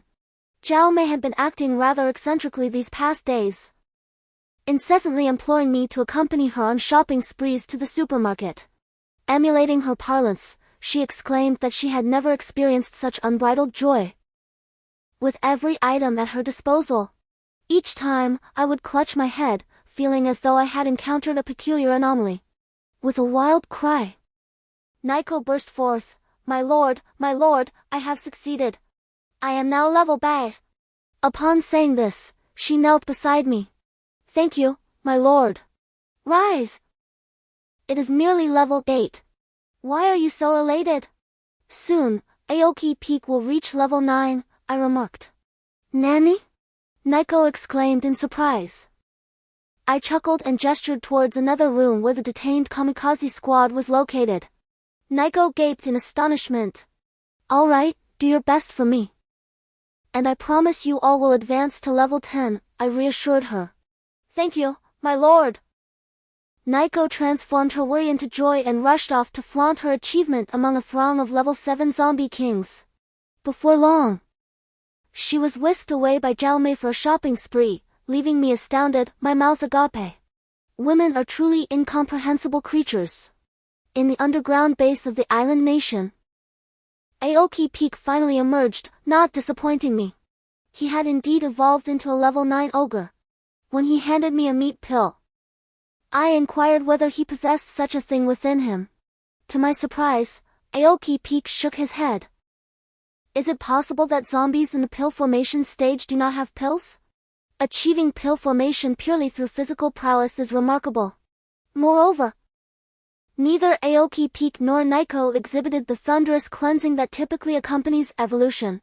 Why then do the zombies and mutated beasts of Huoxia undergo such phenomena? I pondered for a moment, then decided to share my intention of nurturing the level 8 ogre. Aoki Fengchuan was quite straightforward. He promptly approached the level 8 ogre and engaged in conversation. Before long, they returned to my side. The level 8 ogre knelt beside me, declaring, I, a humble being, am willing to follow you, my lord, and pledge my unwavering loyalty unto death. Very well, what is your name? I inquired. I am Jiang Chuanmai, he replied. Excellent. From now on, you and Aoki Fengchuan shall be my trusted aides. Let us allow Aoki Fengchuan to assist you in your evolution. There are still 10 foundation builders remaining. You may consume them. However, be sure to reserve their blood for me, as my cultivation technique requires it. Yes, my lord, they responded. The two of them set off to bring back 4 foundation builders. I drained their blood in one gulp and informed Aoki Fengchuan before seeking out a room. Gazing at the core of condensation, I swallowed it whole. Chapter 152 Jiang Chuanmai, Level 9 time bears no significance in the realm of cultivation. During this period, Aoki Peak Chuan continued to provide me with blood from several foundation establishment stage practitioners. After consuming it, I diligently observed the transformations within my body. The zombie physique had indeed become significantly sturdier after ingesting the flesh elixir, yet there were no signs of an upgrade. Both the nascent soul and the demonic elixir had absorbed the blood and grown considerably, particularly the nascent soul, which, to my astonishment, even took a nibble of the flesh elixir. I increasingly sensed it taking on a more human-like demeanor. At times, it would even wink in response to my thoughts. Eventually, my impatience drove me to exit the room, only to realize that I had been confined within for an entire month. Oddly enough, it felt as though only a brief moment had passed. Jiang Chuanmai had successfully advanced in rank, albeit at the expense of 9 foundation establishment physical forms. She inquired if she might consume the remaining one. Without hesitation, I drained the last foundation establishment practitioner and tossed the remnants to Naiko. Here, Naiko. Partake and lay a foundation for your future ascent to level 9. Naiko joyfully exclaimed, Thank you, my lord, yet her body obediently pulled a person into the room. I noticed Morikawa Ika nearby, seemingly eager to speak. What is it? Speak, my lord. It's still about food, we can survive on our provisions for another month.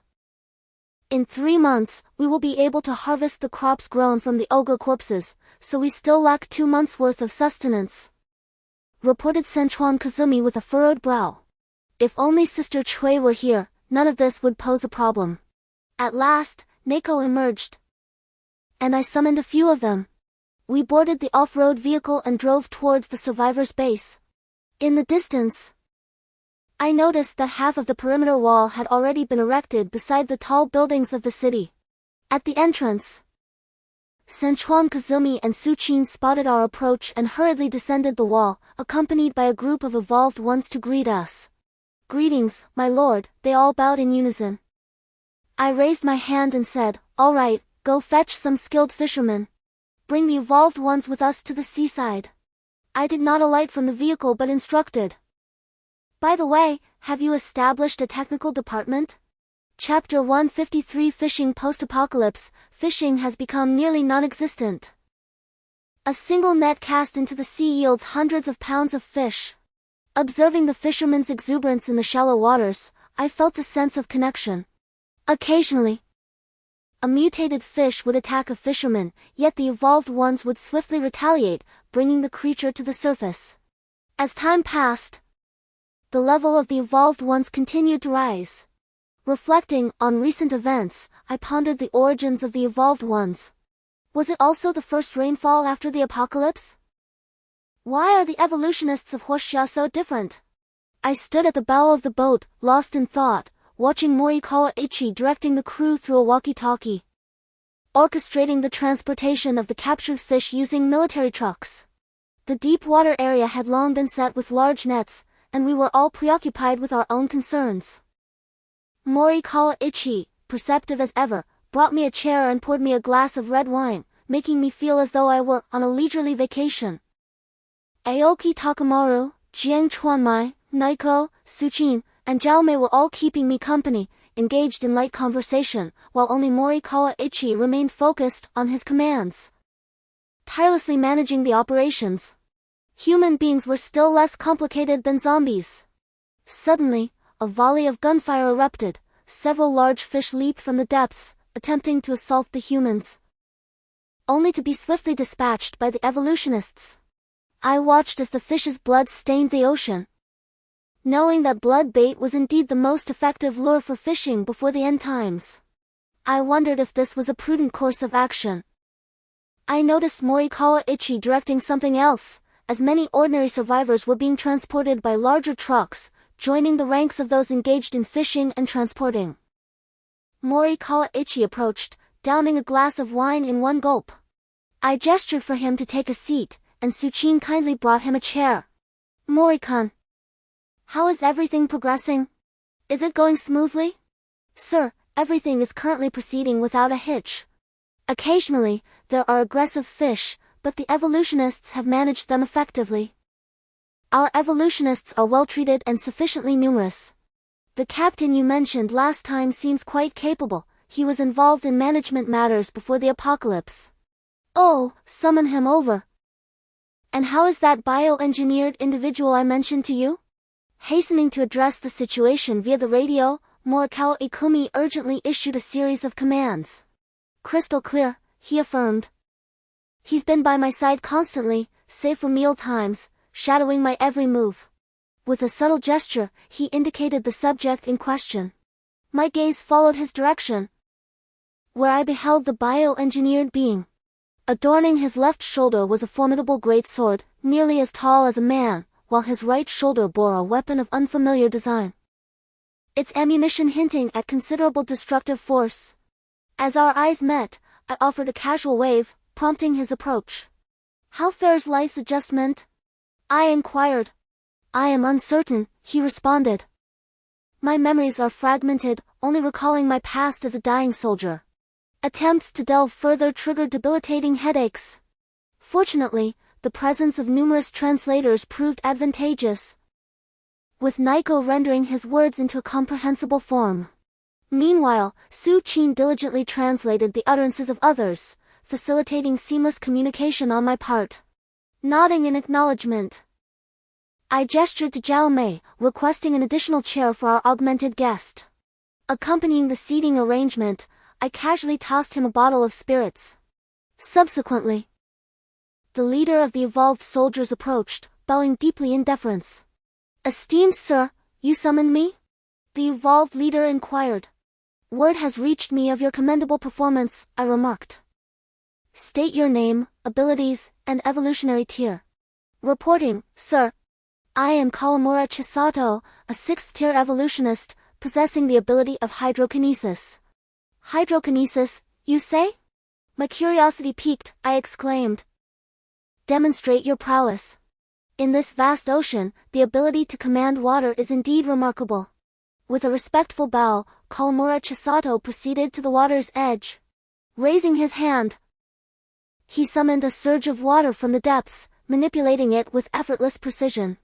Coincidentally, a mutated fish breached the surface, only to be met with a concentrated water droplet, piercing through its flesh with lethal accuracy. "Impressive," I commended, extending another bottle of spirits. "Be seated." Chapter 150 for the fishing commotion as we sipped our drinks. Observing the industrious fishermen, the survivors on the shore busily filled baskets with fish. Curiosity piqued, I inquired of Morikawa Kai, with such an abundance of fish, "How do you intend to preserve them?" "Fear not, my lord," he replied confidently. "This is a dock, after all, equipped with numerous cold storage facilities. I have ensured that our survivor base is stocked with ample large cold storage units. Besides the fuel for the vehicles, I have managed to gather quite a bit, complemented by solar and wind power, so preserving food is not an issue." I nodded, acknowledging his talent. I would not have been able to accomplish such feats. Furrowing my brow, I asked, "Who will go?" Just as a few were about to rise, the bioengineered individuals interjected, "Kawamura Chihiro, you too shall accompany us. It is not merely concern for your safety. I have never witnessed a bioengineered being in action, and I cannot shake the feeling that we are being watched." Kawamura Chihiro raised his hand, and a column of water propelled him forward, while soared into the air, following suit. As Morikawa Kai prepared to rise, I pressed down on his shoulder, stating, "Moreover, I have the backing of the Hoshia government." Chapter 155 The Octopus Monster My Lord. An evolutionist with control abilities handed me a telescope. "Where is it?" In a hushed tone, I inquired, and the evolved being discreetly indicated the location. I raised my binoculars, discerning only a cluster of aquatic plants. "My lord," the evolved one elucidated, noticing my furrowed brow, "it's near that rock formation beside the weeds. Observe closely. There's a human head." I peered through the binoculars once more, confirming the presence of a woman's head covertly observing the battlefield from behind a reef. Regrettably, she possessed a mouth full of tusks. Were it not for the exposed teeth, her countenance would undoubtedly surpass the beauty of any pre-apocalyptic celebrity. I summoned Aoki Fengchuan telepathically. Having ascended to level 9, we were now capable of mental communication, a consequence of my inferior zombie status. I gestured towards the reef, handing him the binoculars. After his observation, he nodded in affirmation and soared from the stern of the ship. The others swiftly gathered around me. I patted the shoulder of the bioengineered individual. Aoki Fengchuan descended beside me, reporting, "My lord, it escaped. A mermaid, of unremarkable strength, capable of hydrokinesis. I was unable to apprehend it immediately. We are cognizant that you regard us as ogres, yet you rescued us from the cruel confines of the labor camp, provided sustenance, and shielded us from oppression. We are eternally grateful. At the very least, we are spared the consumption of corpses and human flesh. Neither the government nor humanity has ever extended a hand to us. We are your subjects, and even if you were to devour me now, I would accept it without reservation." I chuckled. "I have no desire to play the role of a saint. Let them rise, no one intends to consume them." Su Qin's translation incited a flurry of excited shouts among the survivors. Su Qin conveyed to me, "He is informing the survivors that the Ogre Lord has declared that he will not consume us and that we are not livestock." Oh. So that was their apprehension. After a lengthy discourse by Morikawa Kazumi, the somber mood dissipated, and the banquet commenced. As the evening progressed, I addressed the assembly, stating, "This was merely a reconnaissance by the oceanic overlord. I believe there will be a temporary respite from imminent danger. We must seize this opportunity to augment our forces." Upon my directive, Eguamai and Aoki Minakawa rose to attention. "Be seated," I instructed. "Commencing tomorrow, Eguamai and Aoki Minakawa will lead the zombie horde towards BZ Island, subduing all in their path. Do not concern yourselves with the number of casualties. Assimilate those who can be, and eliminate those who cannot. Report any formidable adversaries encountered, and avoid reckless engagements. And you, the bioengineered being, what is your designation?" "Akai Funtada, sir," he responded. "Akai Funtada, are you not still embittered towards the government?" "Kawamura Chisato. Provide him with some evolved individuals, and allow him to investigate the government independently. Su Chin, it is time you assumed a leadership role." "Morikawa Kazumi. Have Su Chin command a contingent of survivors, provide her with guards, and have her follow Aoki Minakawa to gather survivors and supplies.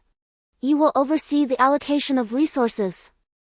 Assign her a ruthless enforcer, as I abhor the weakness of a soft heart, which can bring complications to the base. Those who must be eliminated, eliminate them.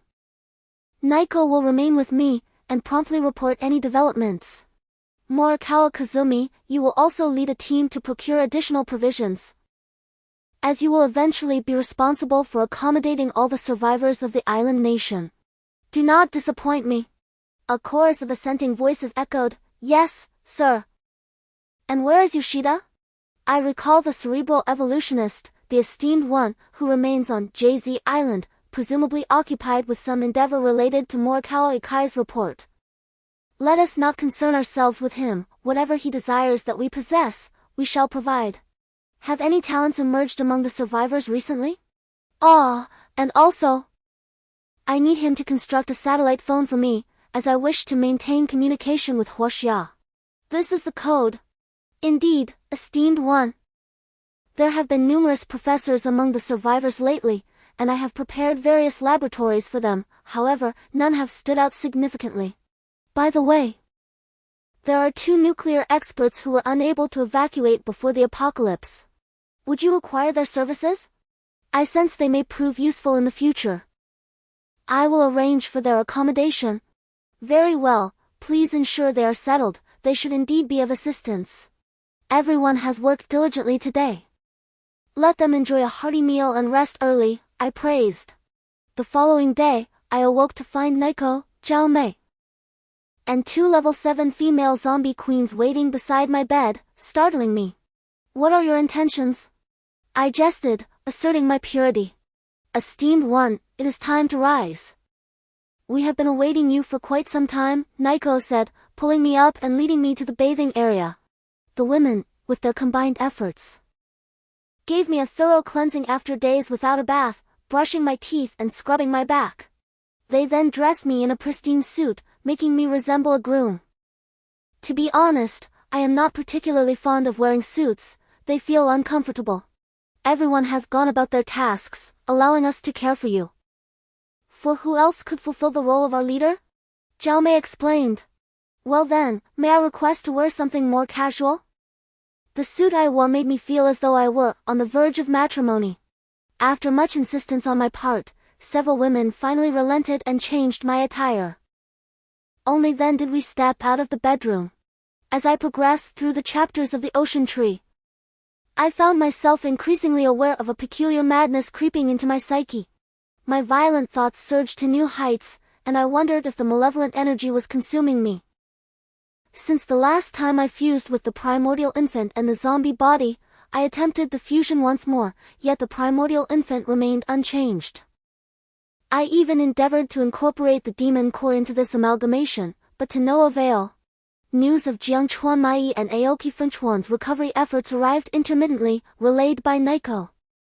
As we strolled along the shoreline, Naiko tugged at my sleeve and inquired, "Sir, why do you seem so unsettled?"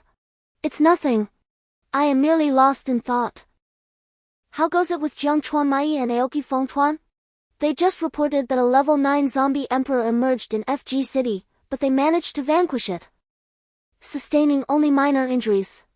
They seek your guidance on how to handle the corpse of the level 9 zombie emperor, which is already en route for transport. Nico, I can't shake the feeling that your evolution is occurring at an alarming pace and with relative ease. In our homeland, advancing to a zombie emperor is a formidable challenge. You should consume it and see if you can ascend to level 9. My current concern lies with this vast ocean. I seated myself upon a rock by the sea, gazing at the expansive waters and the occasional mutated fish that washed ashore, and spoke softly. With the arrival of numerous positive tidings concerning over 10 level 8 zombie kings, my spirits have lifted considerably. However, in the waters nestled between the Korean peninsula and the island, a colossal tree has sprouted, towering majestically. Many mutated seabirds have begun to build their nests upon its branches, while beneath the tree, an array of gigantic marine creatures swim back and forth, safeguarding this arboreal giant. I have established satellite communication with the base. Aside from reprimanding me, Sister Chui has informed me that similar trees have emerged in the seas of the Huoxia region. The government is discreetly deploying measures to study these phenomena, and the base is flourishing, including the zombie facility where everyone's evolution is progressing smoothly.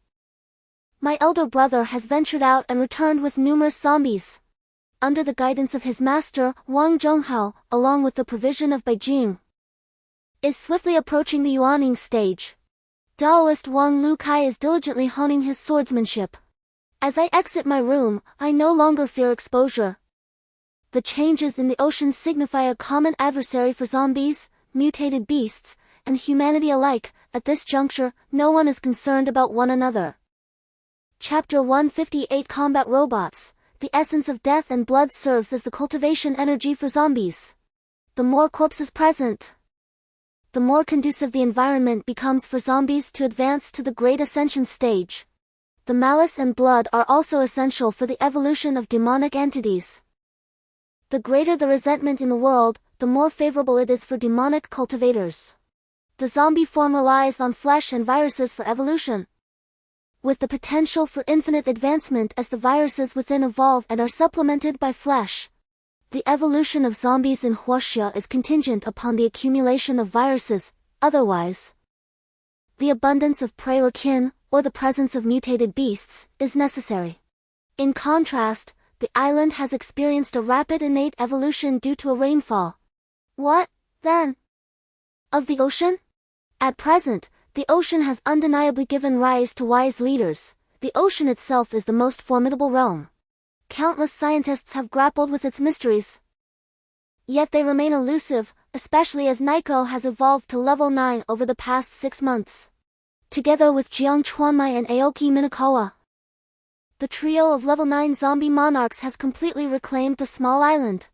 The survivor base continues to expand, fortified with an increasing arsenal of defensive weaponry. And a missile base has been located, though many of its facilities are damaged. The talents unearthed among the survivors tirelessly repair the base, and at my behest, various machines operate around the clock facing the ocean. I have advised Sun Chuanihai that in order to survive, the base must be reinforced repeatedly. Yet I sense that it is still insufficient. Jiang Chuanmai and Aoki Minakawa, along with Nico, are continuously subduing zombies.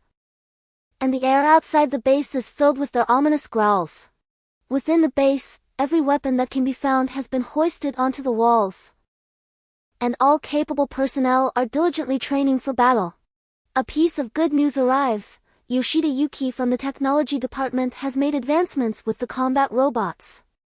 Suchin hurriedly approaches me, stating, "My lord, Yoshida requests your presence," claiming there are new developments with the combat robots. "Ah, let us go see," I reply. Recognizing the necessity of any combat capability, I rise and, accompanied by Suchin, we board the vehicle, heading towards the research department.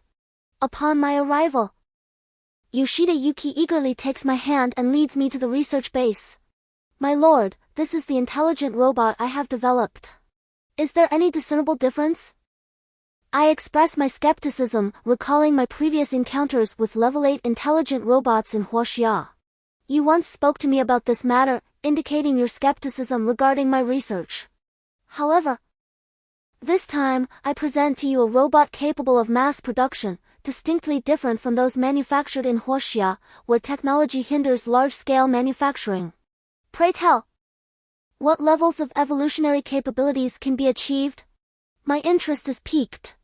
The robots I have developed are entirely modeled after the zombie emperor, with their rank determined solely by the quality of materials used in production and the allocation of weaponry. Quantum weaponry is not within my expertise, at present. I can only equip them with a Gatling gun and a katana from the island nation. Most importantly, they can be outfitted with explosive devices and small missiles. And you may produce either agile or brute force variants according to your preferences. In Chapter 159, The Robot Army, 2 robots stand in the warehouse, one large, towering over 3 meters, and the other of typical human stature. The larger robot is equipped with a rocket launcher on its shoulder and a massive weapon box on its back, wielding a Gatling gun in its hands. The smaller one carries 2 katanas on its back. Upon my entry, there was no response. I glanced at Yoshida, who smiled mischievously as several lab-coated individuals approached. Activation code? I nodded in affirmation. Yoshida, with a mysterious grin, revealed a crystal block in his hand and passed it to the researchers. After a brief flurry of activity from the 2 scientists, the robots began to stir, responding to the commands, "Master, fly, obey all orders." Yoshida engaged in extensive computer operations. And ultimately, the 2 robots descended to the ground. "Sir, let us venture outside to test the might of these machines," Yoshida suggested to me. These 2 robots are powered by nuclear energy, developed by the 2 nuclear scientists you sent over last time. This ensures that the robots will not experience system failures. However, the downside is that the materials used for their construction determine their classification. Their capabilities are entirely reliant on the intelligence chip, which is a one-time configuration and will only serve a single master. I have crafted these using Taiha steel, and if we could incorporate nanotechnology, it would be even more remarkable. Unfortunately, a thorough understanding of nanotechnology is not something that can be achieved overnight. Yoshida continued to elaborate on his robots with great enthusiasm. Can they operate in the ocean? I suddenly inquired. Let us assess their combat capabilities, I commanded. With that, we exited the hall and stepped outside, targeting the building ahead. Destroy it in 1 minute, I instructed. The large robot emitted a mechanical whir, and with its dual Gatling guns and shoulder-mounted rocket launchers unleashed a barrage. Quite impressive, I thought, a tinge of envy creeping in as I noted the resemblance between this robot and my transformed zombie king form. With my spatial pouch, if I could produce energy weapons like the Gatling, my zombie army would be invincible. Conventional ammunition seemed utterly inadequate. I nodded and ordered the smaller regarding the Gatling gun. Yoshida, I was wondering if you could modify it for me. I found it quite exhilarating, but the power is somewhat lacking. Sir, this is the most advanced technology currently available, but I will see what I can do. The island government likely possesses more sophisticated technology, but we do not have access to it at the moment. I nodded, having developed a certain fondness for the Gatling gun. Chapter 160, Life, Alas Sister, here, Faye's call. Shuang dashed into the city hall, phone in hand. Sister Cui was in discussion with several ministers when she received the phone from Shuang. What? Are you insane? Why would the government divulge the principles of intelligent robots to us? What? You also want the core technology for laser swords? Faye, has your brain been fried? And you want to mass-produce them? We are not merely cooperating with the government, we are cooperating with the government. According to intelligence, the government has been extensively researching extraterrestrial spacecraft and has made significant breakthroughs. I suspect they might even attempt to flee to another planet. All right, Faye, I understand. You mean we could disregard this, but for the sake of our family and humanity, we have no choice but to intervene.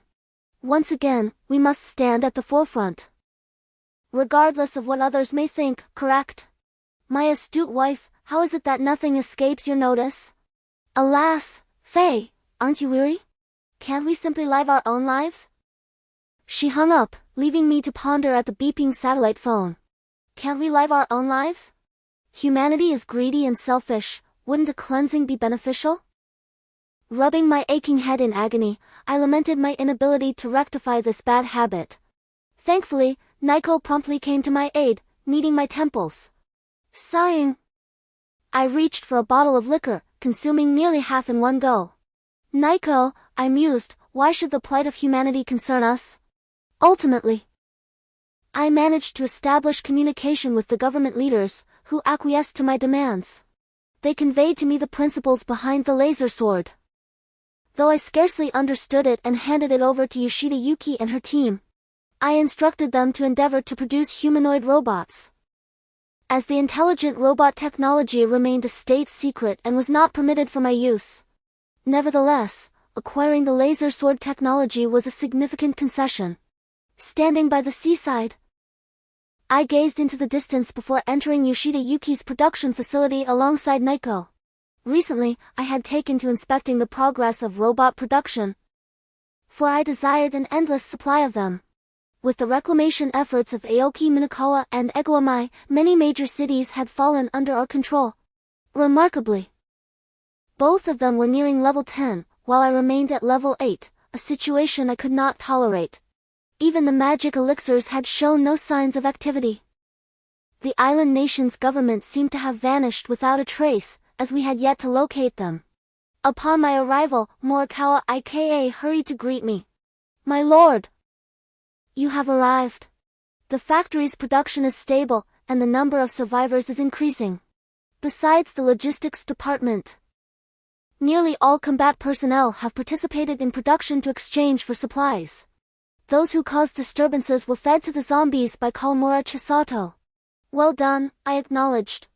Morikawa, remember, you must maintain control of the robotic army. Aoki Minakawa and Eguamai must not be allowed to make contact. I reiterated my instructions once more. My lord, I understand. You can rest assured, Morikawa IKA nodded earnestly. Power, indeed, is best managed when separated. In Chapter 161 The Winged Angel, my elder brothers agreed to give it a try. After reaching level 10, Little Black sprouted wings. Recently, we have also captured numerous mutated beasts from the heavens, and many low-level mutated creatures have been raised as sustenance within the martial city. The steel walls of the island base, towering at a height of 10 to 20 meters, have been constructed, and robots have been deployed to the base. Evolvers fish daily, while patrol duties have been entrusted to humanoid robots. Many survivors, witnessing humanoid robots arguing from a distance, have dispersed, for robots do not abide by human sentiments. Bored, I sat by the seaside, gazing out at the vast ocean when suddenly, I felt a disturbance above me. A mass of humanoid flames plummeted towards me. What on earth? I swiftly darted away. The base's alarm system blared, and numerous robotic units along with evolvers surged towards the shore. Curiosity piqued, I flew towards the crater from which the object had emerged. There, a humanoid creature with white wings lay in the pit, appearing somewhat feminine, particularly due to her alluring white legs. Just as I contemplated leaping down for a closer inspection, a swarm of bats swooped in, transforming upon landing into a figure clad in a black robe, bearing a western visage. I gazed at him, and he returned my stare, babbling incessantly in a language I could not comprehend. Well then, if words fail, let us resort to a different means of communication. Transformed into a zombie, I harnessed the essence of my primordial spirit. My towering figure, exceeding 3 meters in height, was suddenly adorned with crimson and azure hair cascading down to my waist. Exposing my ghastly fangs, I let out a resounding challenge towards the bat-like creature across from me. To my surprise, it too revealed its own set of fangs and unleashed a torrent of words. Regrettably, I could not comprehend them. In an instant, I teleported forward and delivered a powerful kick, only to witness the Batman evade my strike by morphing into a bat. Having not exercised in quite some time, I swung my colossal hand in a flurry of strikes. The bat creatures regrouped and transformed back into human form, engaging me in combat. To my astonishment, I found myself unable to overpower him immediately. Though of ordinary human stature, his speed was remarkable, and his razor-sharp claws left me with minor wounds. Despite my being a zombie impervious to standard bullets, I was taken aback by the sharpness of his talons. With another punch, I sent him flying a considerable distance.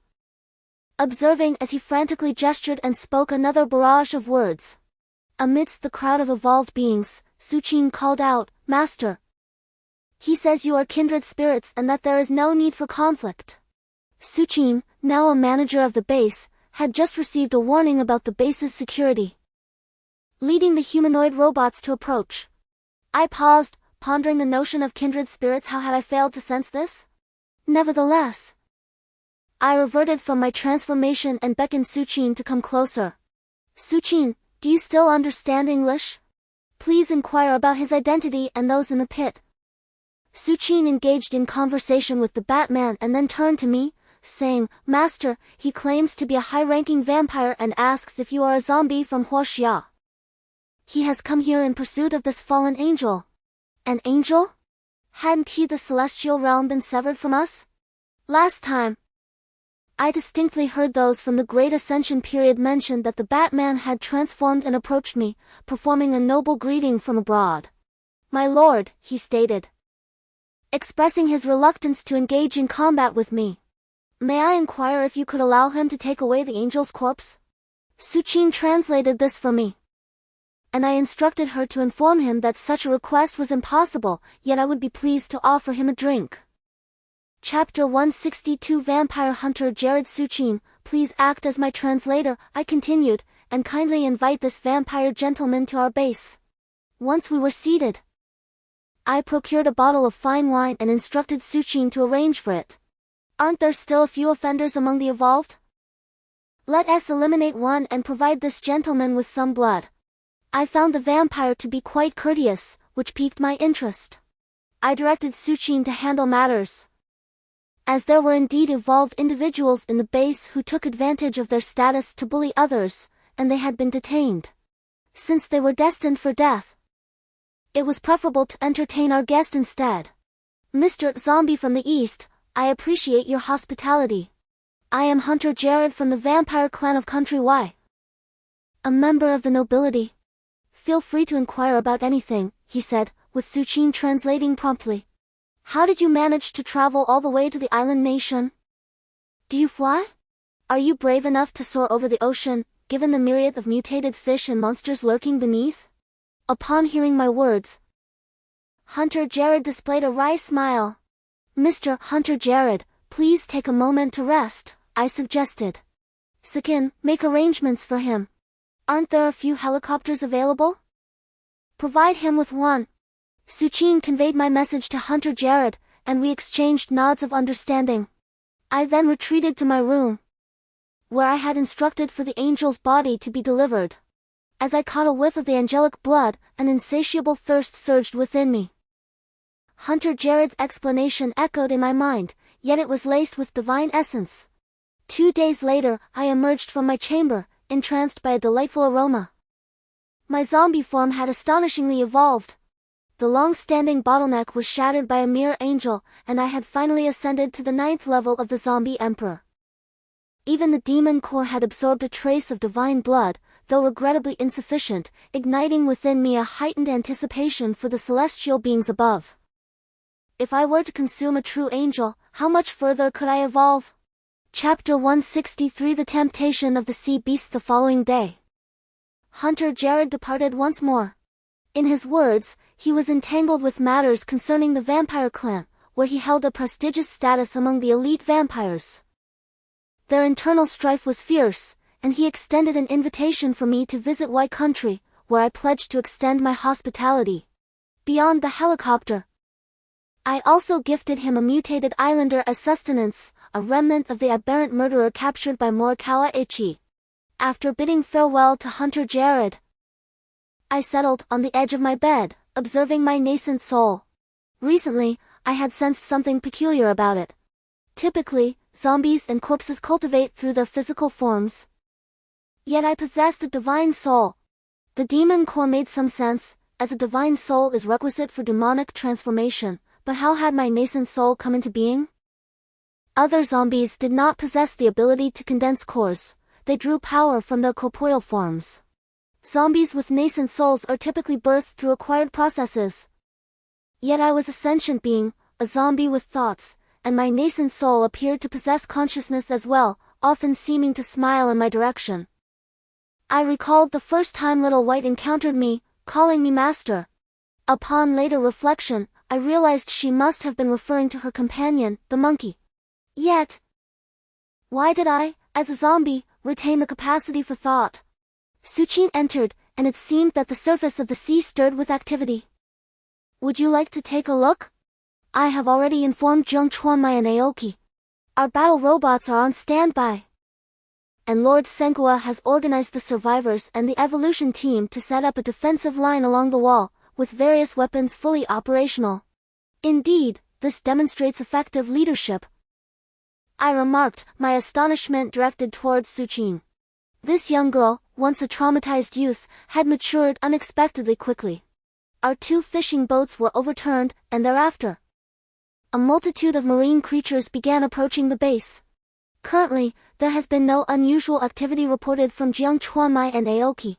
Let us go and have a look, I said, rising and pulling her along as we teleported to the edge of the city wall, climbing to the parapet to gaze towards the distant sea.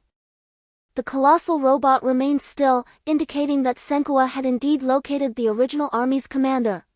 I lifted my binoculars to observe the merman creatures, only to find them motionless, continuously manipulating the seawater toward the base, accompanied by countless mutated organisms.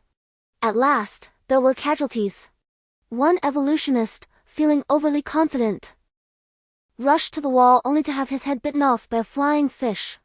In response, a swift streak of light severed the creature's head, courtesy of a robot. What kind of assault is this? Despite their overwhelming numbers, there seems to be a lack of substantial offensive power. Mori Chuan Kazumi approached to report, summoning him over. Shortly after, a military officer from an island nation jogged over to pay his respects. I inquired, how do you perceive the situation in this battle? Indeed, my lord, he replied, as you can see, we are currently facing only low-level mutated beasts. Although their numbers are substantial, their ranks are not formidable.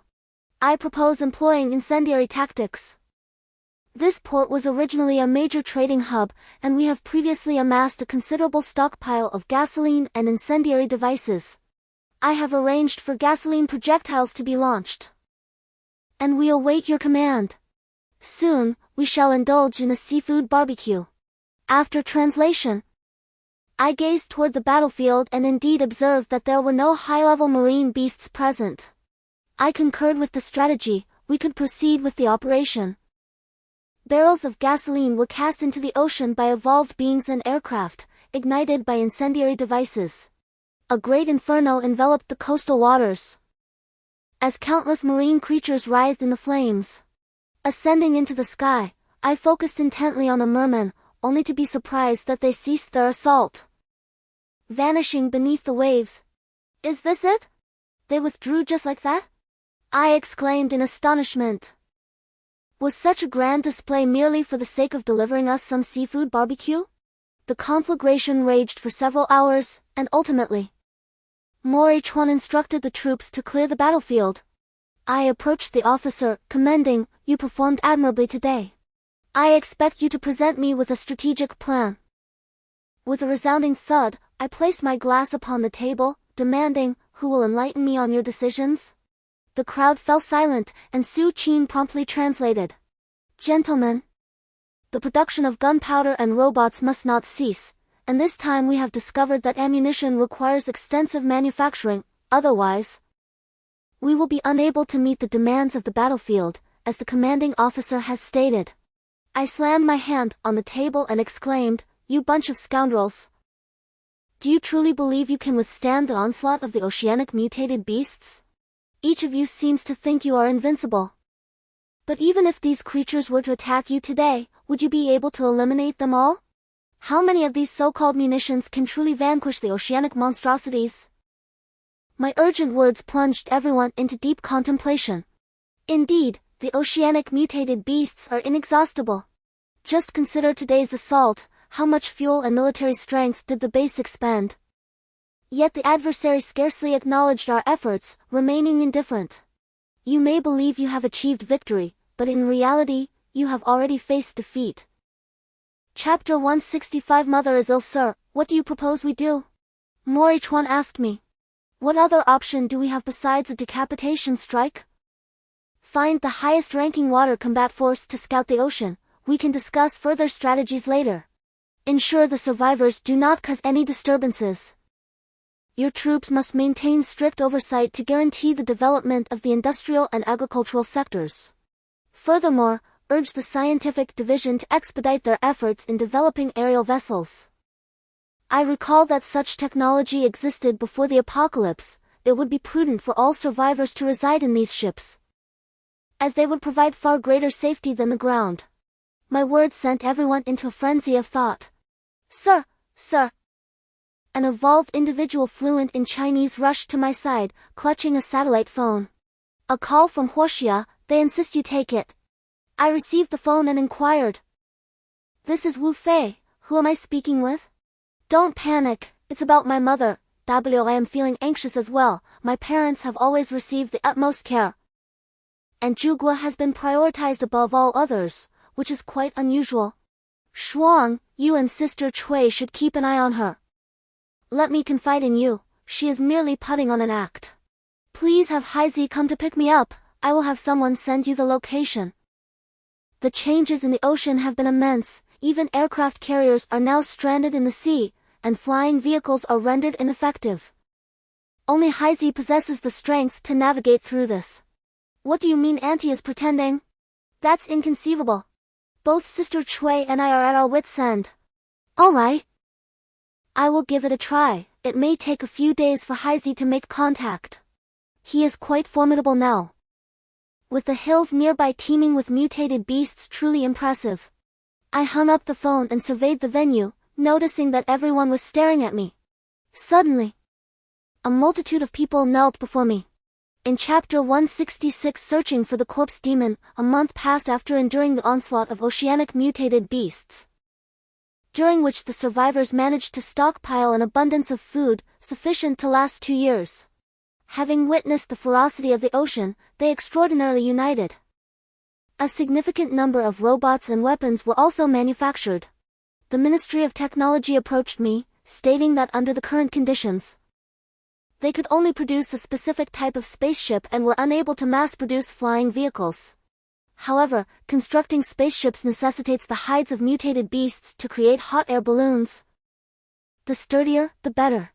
I checked my storage bag and found a few mutated beast remains, which I promptly handed over to them. The team from the Ministry of Technology was overjoyed and hurriedly arranged for the removal of the carcasses. The final vehicle delivered to me a formidable Gatling gun. Ever since I laid eyes on it last time, I had developed an affinity for the exhilarating sensation of firing. I glanced over as Yoshida Yuki elucidated its operation for me. Esteemed sir, this has been custom-made to accommodate your post-transformation height, she explained. This is the type of ammunition it utilizes. With a wave of her hand, a group of individuals unveiled an entire cart filled with ammunition. Each round could scarcely be referred to as mere bullets. They were akin to the shells fired from a tank, brimming the cart. Although these munitions might prove ineffective against foes of level 8 and above, the rapid-fire capability of the Gatling gun could still inflict a degree of disruption and minor damage. I was undeterred by the recoil. It seemed to me that it could be quite effective against oceanic aberrations.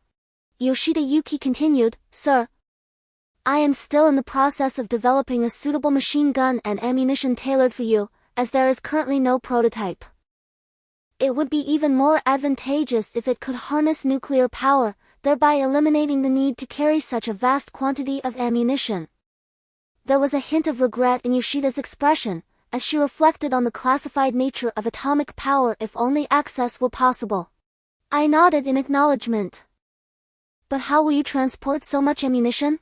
Can your artifact accommodate it? I inquired, smiling at Yoshida Yuki's beaming face. She had long wished to commandeer my storage pouch for research, but I had no intention of relinquishing it. With a wave of my hand, I stored the Gatling gun and its ammunition away. Mizukawa Ichi, come here. I called out. Mizukawa Ichi was engaged in conversation with the Evolver team leader, Kawamura Chisato. Upon hearing my summons, he and Kawamura Chisato hurried over. Sir, you called? Have you both forgotten a certain creature? It was only yesterday, upon witnessing the demise of a survivor, that I was reminded of it. How long has it been since we first encountered that abomination, the corpse demon? We have yet to see another. Survivors, please conduct a thorough inspection. Every individual must be registered in secrecy. Assign 10 individuals to each leader for this task. I cannot shake the feeling that this creature is not as simple as it appears. Inform Aoki, Peak, and Chuan to conduct their own inspections as well. The two of them bowed in agreement. Yes, sir. Such a wretched thing, where has it been hiding? I almost forgot about it. In Chapter 167, The Arrival of the Shadow, the base has remained remarkably stable. After several days of inspections, there has been no indication of its whereabouts. I refuse to believe that such a being could simply vanish. Without humanity or zombies, how would they evolve? They must be concealed within various bases, capable of masquerading as either humans or zombies with their abilities. Su Qin accompanied me as we strolled through the base, observing the array of snacks. The base has implemented a point system, allowing survivors to earn points through labor, which can be spent in the market or exchanged for food. It serves as a novel means of encouraging everyone to work harder through competition. With the presence of humanoid robots maintaining order, the base has become significantly more stable. As long as both parties consent, you can use points to procure the company of any woman you desire, with no one to intervene. Suddenly, an alarm blared, a red alert. A dark cloud loomed over the base, and the cannons atop the city walls began to roar. I looked up to see a winged black leopard soaring above the base. What on earth? Is that a unicorn as well? Cease fire! For heaven's sake, cease fire! I shouted, prompting my companion Su Qin to dart away in a flurry. The sky darkened as I called out, and with a thunderous sound, it landed not far from me. The force of its wings sent the survivors staggering. In an instant, I teleported beside it. It had been a while since our last meeting, and I embraced its neck. Blackie had grown stronger, having acquired the essence of the white tiger, thus evolving towards becoming a mythical beast. We exchanged affectionate gestures, and as the gunfire ceased, a black horse landed with a thud beside us. Looking up, I saw Shuang perched atop the unicorn, her eyes filled with deep affection as she gazed at me. Shuang, what brings you here? I exclaimed in surprise, helping her down from the unicorn. Her expression shifted, and she began to scold me. You're not at the base, what are you doing here? Do you have any idea how perilous the ocean is? What if something were to happen? Did you sneak out? Feeling wronged. Shuang understood my concern as she entwined her arms around mine. Why scold me the moment we meet? I missed you. Sister Chui asked me to find Little Black and come directly to you. She said it wasn't that she couldn't leave Wucheng, she's coming too. With Sister Chui absent, we both felt a sense of freedom. Little Black let out a fierce roar. And suddenly two figures descended from the sky, a majestic lion and a large azure python. Upon closer inspection, I noticed that the unicorn, the lion, and the python all bore wings, and they were all level 9 mutated beasts. The unicorn's prowess was unquestionable, but the lion with wings was unprecedented in Huoxia. I recalled a passage from a foreign text that described a guardian spirit known as the Holy Marco Lion, reputed to have wings. As for the python, its wings resembled those of a soaring serpent. There's a line in Cao Cao's poetry that mentions the soaring serpent riding the mist, ultimately becoming dust and ash. Could it be referring to this creature? It appears that their prowess is quite formidable, likely making them the right-hand companions of Kuriko. A peculiar corpse, the nature of which is unknown, lies discarded on the ground. It possesses a pointed head and 2 tentacles, with a tail resembling that of a serpent. Just as I was about to inquire further, Suchin had already hastened over with Morikawa Iku and the leader of the Evolvers, Kawamura Chisato, who stood by my side. They observed the mutated beasts with astonishment, and upon noticing my own surprise at the corpse on the ground, Suchin elucidated, "My lord, this creature is known as a sharp-mouthed monster. In the days preceding the apocalypse, due to the dumping of nuclear waste into the sea by our nation, a plethora of mutated organisms emerged in the ocean. This is one such specimen, notorious for attacking fishing vessels and preying on humans. At its largest, it measured just over 1 meter. I wonder how this one has grown so immense." Nodding in acknowledgement, I reflected on her words. In chapter Ibai Soshibe, regarding the news of the corpse demon, many survivors had never encountered such a colossal mutated beast. They gathered at a distance, pointing and whispering about Xiao Hei. Kawamura Chisato instructed them to disperse, clarifying that it was merely my mount come to find me. She promptly set about dispersing the crowd. "My lord, how shall we deal with this creature?" Morikawa Iku inquired. "If it is edible, let it be consumed, if not, set it ablaze," I commanded before mounting Kuriko. Shuang'er also leapt onto Xiao Hei's back, and together, the 4 of us, accompanied by the mutated beasts, strode boldly toward my lodging, eliciting gasps of astonishment from the survivors trailing behind. The 4 mutated beasts were quite substantial in size. I instructed my companions to prepare some fresh water, noting the fresh wounds on several of them, which indicated that our journey had not been without its perils. I had them lay out some blankets on the ground and instructed Kuriko to allow the beasts to rest without wandering off. Kuriko had long since learned to comprehend my words and affectionately licked my face. I struck it firmly on the head, even as the beast emperor. It still could not shake off its canine tendencies. After some playful banter, I led Shuang into my chamber, where a meal had already been served, and warm water prepared. I noticed Suchin was present. I must say, this girl is becoming increasingly considerate. "Adult, who is this?" "Oh, I forgot to introduce you. This is my girlfriend Shuang, a level 9 evolver." "Shuang, this is my translator from the island nation, Suchin." After the 2 exchanged pleasantries, I instructed Suchin, "Please fetch us 2 bottles of fine wine.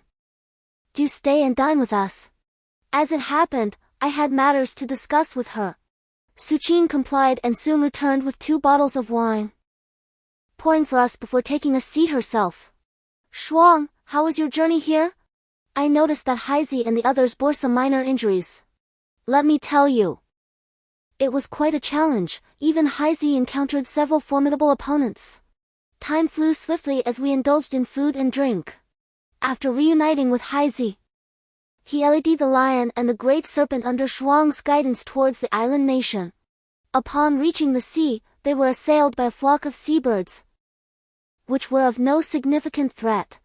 Tingsha dispatched the leader, causing the rest to scatter. Subsequently, they faced various aquatic mutant beasts employing water-based attacks. Eventually, they encountered a flying water creature, its scales reminiscent of a mythical being. Heizi found himself embroiled in a fierce battle with it, ultimately managing to sever its head with a powerful bite. To our astonishment, Heizi's wounds began to heal gradually. Just as they arrived here, that beaked monster emerged from nowhere, ensnaring Heizi in midair and nearly causing him to plummet into the sea. Fortunately, the lion and Tingsha pulled him back, and together, the 3 of them managed to slay the beaked creature. I cannot forget the enchanting scene upon my arrival, so I inquired whether they had encountered it. Shuang replied that they had not. As I sipped my drink, I reflected that the scaled monster they had encountered must also be a demonic beast of the nascent soul stage, while the beaked creature was merely a variant beast. After we had dined satisfactorily, the warm water had grown cool, prompting me to suggest that Shuang take a hot bath. A multitude of people hastily attended to this under Suchin's instructions, and in my inebriated state, I ventured outside. An evolved individual knelt beside me. stating that there was news regarding the corpse demon. A registered survivor had mysteriously vanished today in Survivor Zone E following various investigations. It was almost confirmed that the corpse demon resided in Zone E. Lord Chuan Village Senli, fearing he could not subdue it, requested my opinion. Chuan Village Senli has consistently performed admirably, and I hold him in high regard, though he seems overly confident in his own allure. It appears I must devise a means to elevate his standing. "Hey Z," I called, and a shadowy figure swiftly appeared at my side. "Send your subordinates with him. He must be captured alive, do not kill him." Hazy barked a few commands in beast language, and the lion and soaring serpent emerged. I pointed to the evolved individual on the ground, and after another series of barks, Hazy departed with him. "What is the matter?" "I overheard you and Xiao He discussing capturing someone." After Shuang finished her bath, she surprisingly did not don any undergarments, instead draping herself in a delicate kimono as she leaned against me. Su Qin had already left, yet I noticed a hint of melancholy in her eyes as she departed. Hazy lay at my doorstep while I rested on the sofa. There is nothing to mention, however, on this island, there exists a rather repulsive creature, which I briefly described to my companion, Shuang. "How can such a thing exist? It is somewhat terrifying. Can we handle it, Faye?" While I uttered these frightful words, I instinctively drew Shuang closer to me. The beauty of the moment. Finally, we have achieved a profound bond. "Shuang, do you comprehend what Hazy is saying?" I inquired. "Fool! Have you forgotten that I am a mental communicator? I previously tamed the unicorn in a similar manner. Moreover, Hazy has now reached the 10th level of beast royalty. Its mind has begun to resemble that of a human. With my recent advancement, communication should pose no challenge." Shuang, nestled shyly in my embrace, suddenly reminded me, "Oh, I almost forgot. What is Hazy telling me at the door?" I jokingly remarked. To my surprise, Shuang stood up and called out, "Hazy, your master wants to know what you wish to say." At the door, Hazy responded with a singular bark, prompting Shuang to burst into laughter against my chest. I was left bewildered, pondering what it had said. Was it not merely a bark? With a playful grin, Shuang tapped my head, revealing, "It told you to scram." The next morning, as Shuang and I stepped outside, we were greeted by 3 mutated beasts lounging at the entrance. They glanced up at us as we approached. The unicorn, sensing Shuang's presence, wandered over. Shuang appeared slightly bashful, while a group of women in the distance hesitated to approach, holding breakfast. With a wave of her hand, Shuang beckoned them forward, and they came to assist me in washing up and changing into fresh garments, setting out food, and tidying the room. A gentle sigh escaped my lips. This is the life of an emperor, albeit a fleeting one. From a distance, Kawamura Chisato appeared anxious yet hesitant to approach. I waved my hand, prompting her to cautiously step closer, and she even remembered to pay her respects to a few mutated beasts. "My lord, the corpse demon has been captured." "What does that mean? Where is Su Qin?" I did not comprehend her words. Shortly thereafter, Su Qin arrived. "My lord, the corpse demon has been caught. Last night, it was knocked unconscious by the Lion King's paw. However, no matter how we interrogate it, we cannot uncover their hiding place." After hearing this, Su Qin explained, "Is mental control being utilized? Have you attempted it?" In my urgency, I replied, "I have tried, but to no avail. I am uncertain if it is due to a low evolution level." Su Qin translated this. "This is troublesome, it poses a significant threat, and unresolved. It will lead to complications," I sighed, lowering my head. "Fool, I have a solution," she said, tapping her finger on my head. I was bewildered. "Double?"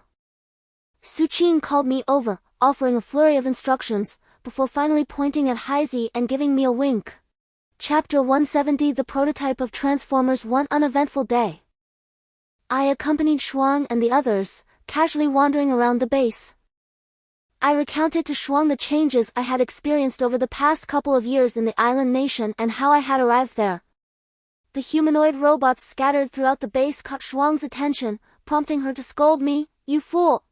They've developed humanoid combat robots.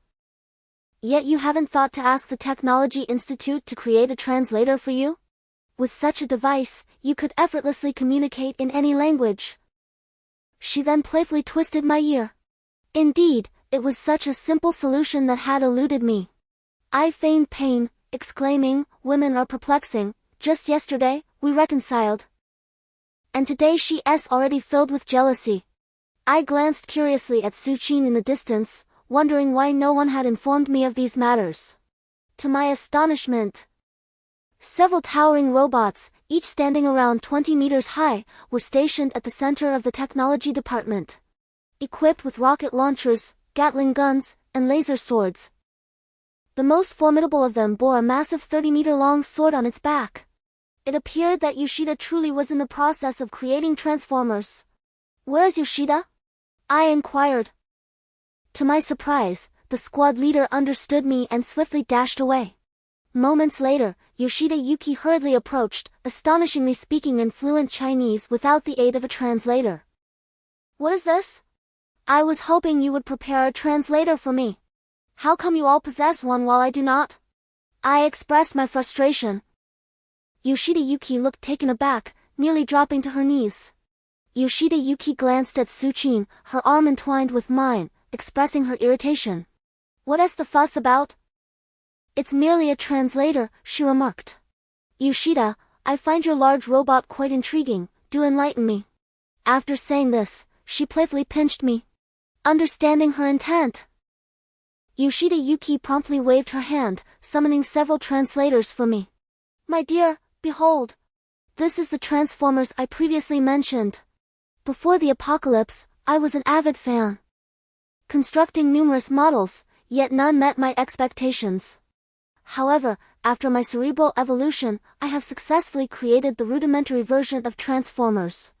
The intelligent chip is not an issue, as it integrates our humanoid machines with the large combat robots. The difference lies in this," she gestured, and soon, dozens of lab-coded individuals approached the control panel. Within mere minutes, a humanoid robot over 2 meters tall sprinted forth, creaking and transforming into an aircraft, soaring above me. Aware of your enthusiasm for the skies, I focused the Transformers on aerial capabilities. By the way, it can also venture into the sea. Currently, our deficiency lies in power, ordinary electricity cannot sustain it. Just then, a unicorn behind Yoshida Yuki emitted sparks of lightning. She hurriedly intervened, stating, "Mr. Mutation Beast, that is not the type of power we lack." As night fell, I engaged in conversation with Shuang. "Quickly, do you and Su Qin have something going on? I just heard about it yesterday, and you've already been involved with someone else." Let go. There's truly nothing between us." "I can hardly believe you, it's evident that Su Qin deliberately withheld the translator from you." "I refuse to accept that you couldn't discern this." As Shuang and I bantered, Kawamura Chisato approached with a report. "My lord, madam, everything is prepared. We suffered 2 casualties, and the corpse demon has successfully escaped. I dispatched an evolved ninja to follow them. I request your assistance from the mutation beast." Before I could respond, Shuang dashed out, whispering something in Heizi's ear. Heizi barked in response, and Shuang turned to Kawamura Chisato, saying, "You fool! Couldn't you pry open the corpse demon's mouth?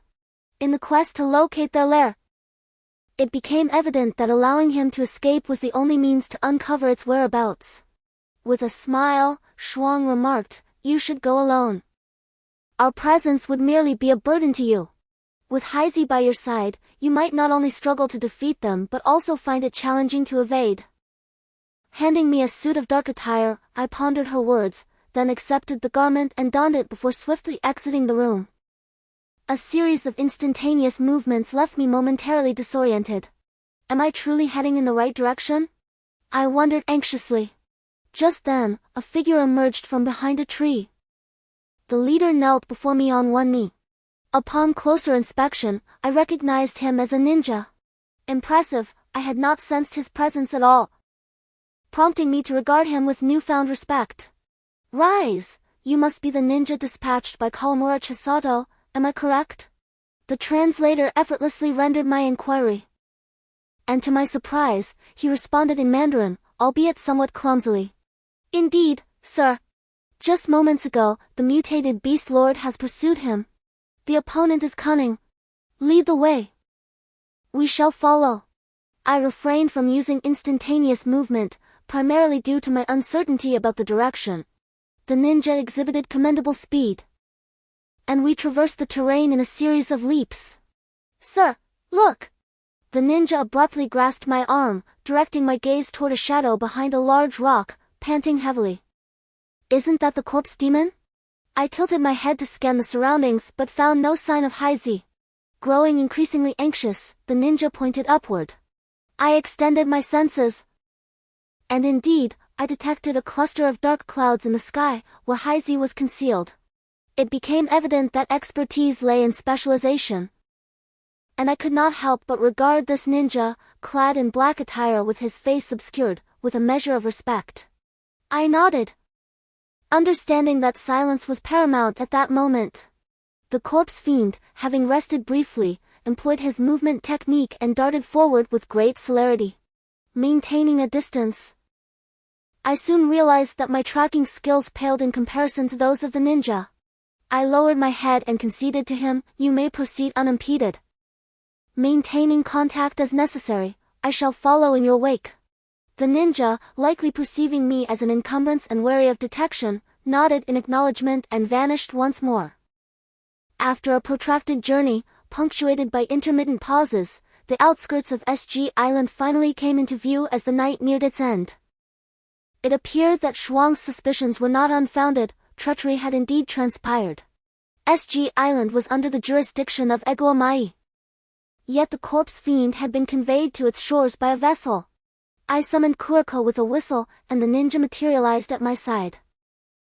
I drew him onto Kuriko's back, deciding that the corpse fiend could wait. My immediate priority was to eliminate Eguamai. Chapter 172, The Demise of Eguamai. As dawn broke, I noted the location where the corpse fiend's vessel had docked, but paid it no further heed. I had no fear of his escape. I urged Kuriko onward, "Let us make haste to the city's stronghold." With a powerful beat of his wings, Kuriko ascended and swiftly carried us to our destination. Several level 7 Corpse Emperor guards were swatted aside before they could react. We strode purposefully into the main hall, seizing a level 8 Corpse Emperor. "Where is your mistress?" I demanded.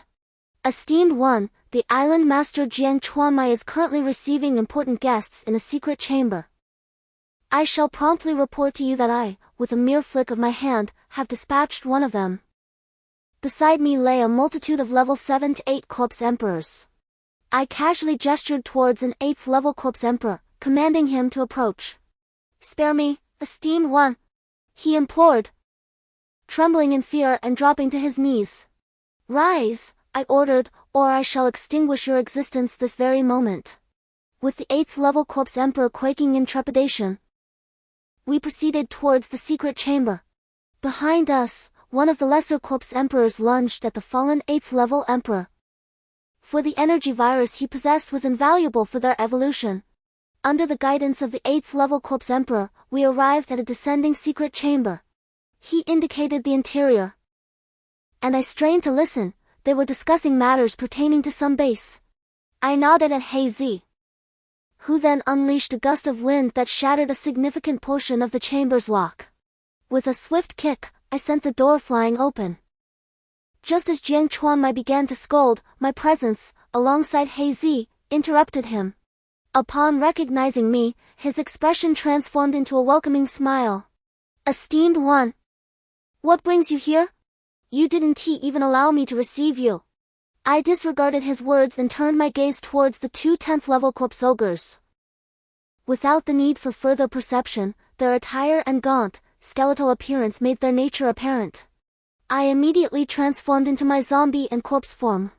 Jiang Chuanmai, witnessing my display, ceased to conceal his intentions. "Esteemed one, I acknowledge your prowess, but consider this. With my 2 10th level Corpse Ogres, do you truly believe that you, a mere 9th level corpse emperor, can contend with us? Let us speak of the two undead beings behind me, who seem utterly oblivious to their precarious situation. With a mere thought, my hair transformed into a striking crimson hue, and in an instant, I teleported beside Jiang Chuanmai, delivering a powerful blow. Upon witnessing my aggression, Haizi unleashed a gust of wind, directing a blade of air towards one of the undead. In that moment, I found myself engaged in a fierce battle against two formidable foes, a level 10 ogre and a corpse demon, both masters of physical combat. The clash of our fists resonated with a thunderous intensity, yet I relied on my formidable zombie king physique, gradually gaining the upper hand. Haizi, infused with the blood of the white tiger and approaching the evolution into a beast, was on the verge of merging with the physique of a mutant creature. Thanks to the essence of a sacred beast, Jiang Chuanmai, perhaps aware of the inevitable fate that awaited them, observed the struggle between Haizi and me. Uttering a plea, "My lord, spare us." Unmoved by her words, I simply gestured for the evolving ninja to enter, tossing a short sword before Jiang Chuanmai.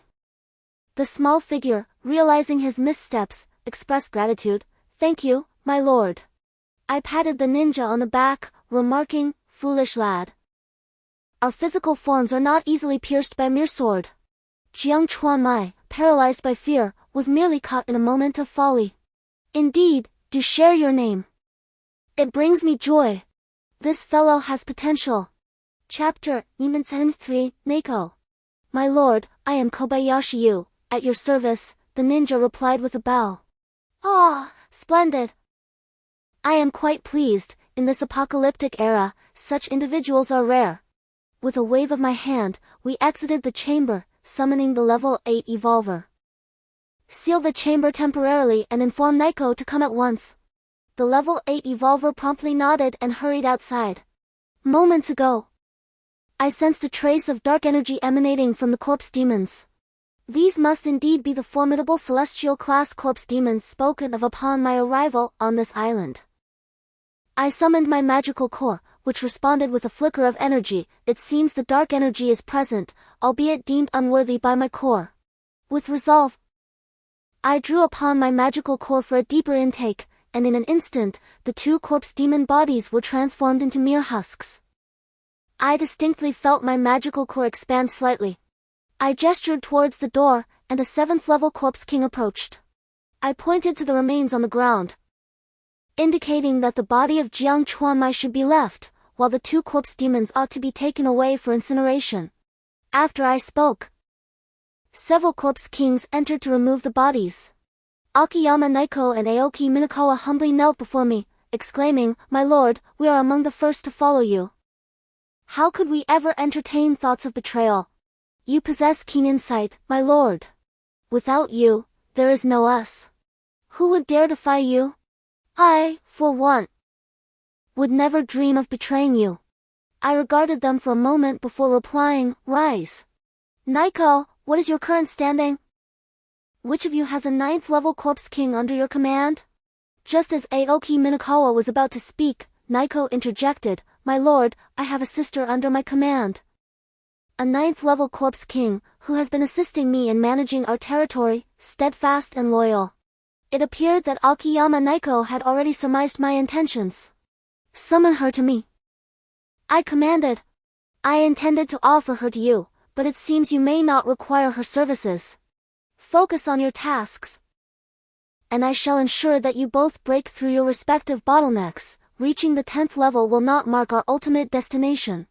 Aoki Minakawa and Akiyama Naiko hastily knelt again, pledging, "We vow to serve you unto death, my lord." I raised my hand, permitting them to rise. Aoki Fengtuan gazed at Haizi and inquired softly, "My lord, who is this mutated beast emperor?" "Oh, I nearly forgot. This is my companion, Wu Haizi, who has accompanied me throughout my journey." Haizi does not possess a surname, so I took the liberty of naming him after my own. Upon hearing that Wu Haizi is my close companion, the two of them did not dare to be complacent and promptly paid their respects. Haizi also bowed his head respectfully. "By the way, Are there any among the 7th level corpse emperors below who possess knowledge of ninjutsu, or were ninjas prior to the apocalypse? After a night of bustling activity, I feared that Heisey might be hungry. Thus, I retrieved a well-cooked large fish and some beverages from my storage pouch, inviting everyone to sit cross-legged. I tossed the fish to Heisey, while noticing that Zio Banxian was still standing. I beckoned him to join us as well.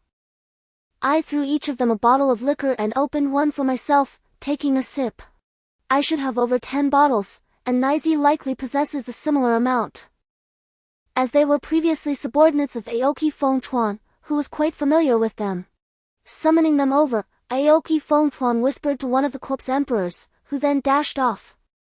After a long separation, we enjoyed drinks and conversation together. An observant 8th level corpse emperor soon brought over some local delicacies, indicating that Jiangchuan might also knows how to indulge. I inquired if it was human flesh, and upon receiving confirmation that it was not, everyone began to eat. I was aware that they also maintained some humans to supply the high-ranking corpse emperors, yet I did not interfere, as long as my boundaries were respected. After all, I am a zombie as well. Chapter 174 Fujita Eiko becomes the island master. Finally, Natsuko's aide has arrived. Fujita Eiko, a level 9 female necromancer, whose fitted attire accentuates her competence. In her 30s, she stood attentively after performing the customary bow. You are Fujita Eiko, correct? Natsuko has recommended you to become the island master of SG Island. What is your response? I inquired. I shall abide by your arrangement, she replied. Very well. That chamber contains your evolved necromancer. You may proceed there, but I grant you only 1 day's time, I instructed as Fujita Eiko bowed and entered the chamber. I gestured for the necromancer delivering food to approach. Do you know the whereabouts of your island master's stronghold? Such matters typically fall within the purview of the island master and their closest confidants, so I am not privy to that information, he stammered, revealing a hint of trepidation. Do not fear, misfortune shall not befall you. However, share with me the names of his confidants. No sooner had I spoken than 2 necromancers attempted to flee. In a swift motion, Kuriko leaped forward, striking one down with a single blow. It was no wonder I had noticed their palpable anxiety moments earlier. The 2 corpse emperors divulged, with little effort, that within the ranks of the corpse sorcerers, there exists a significant figure endowed with considerable influence. It remains uncertain what promises were made to the island's lord. Yet he ordered the clearing and preparation of an underground warehouse at the docks to serve as a base for this esteemed individual. It was mentioned that the corpse sorcerers boast several level 10 masters, a fact that surprised me. For I had previously assumed the corpse sorcerers were a product of innate evolution. Evidently, I had underestimated the situation. At that moment, a cohort of several dozen zombie emperors approached. Qingmu Fengchuan reported, My lord, these are the mutated corpse emperors from the era before the apocalypse. I nodded in acknowledgement. Qingmu Fengchuan, please assign a high-ranking individual to lead them. All shall heed the commands of Kobayashi-yu.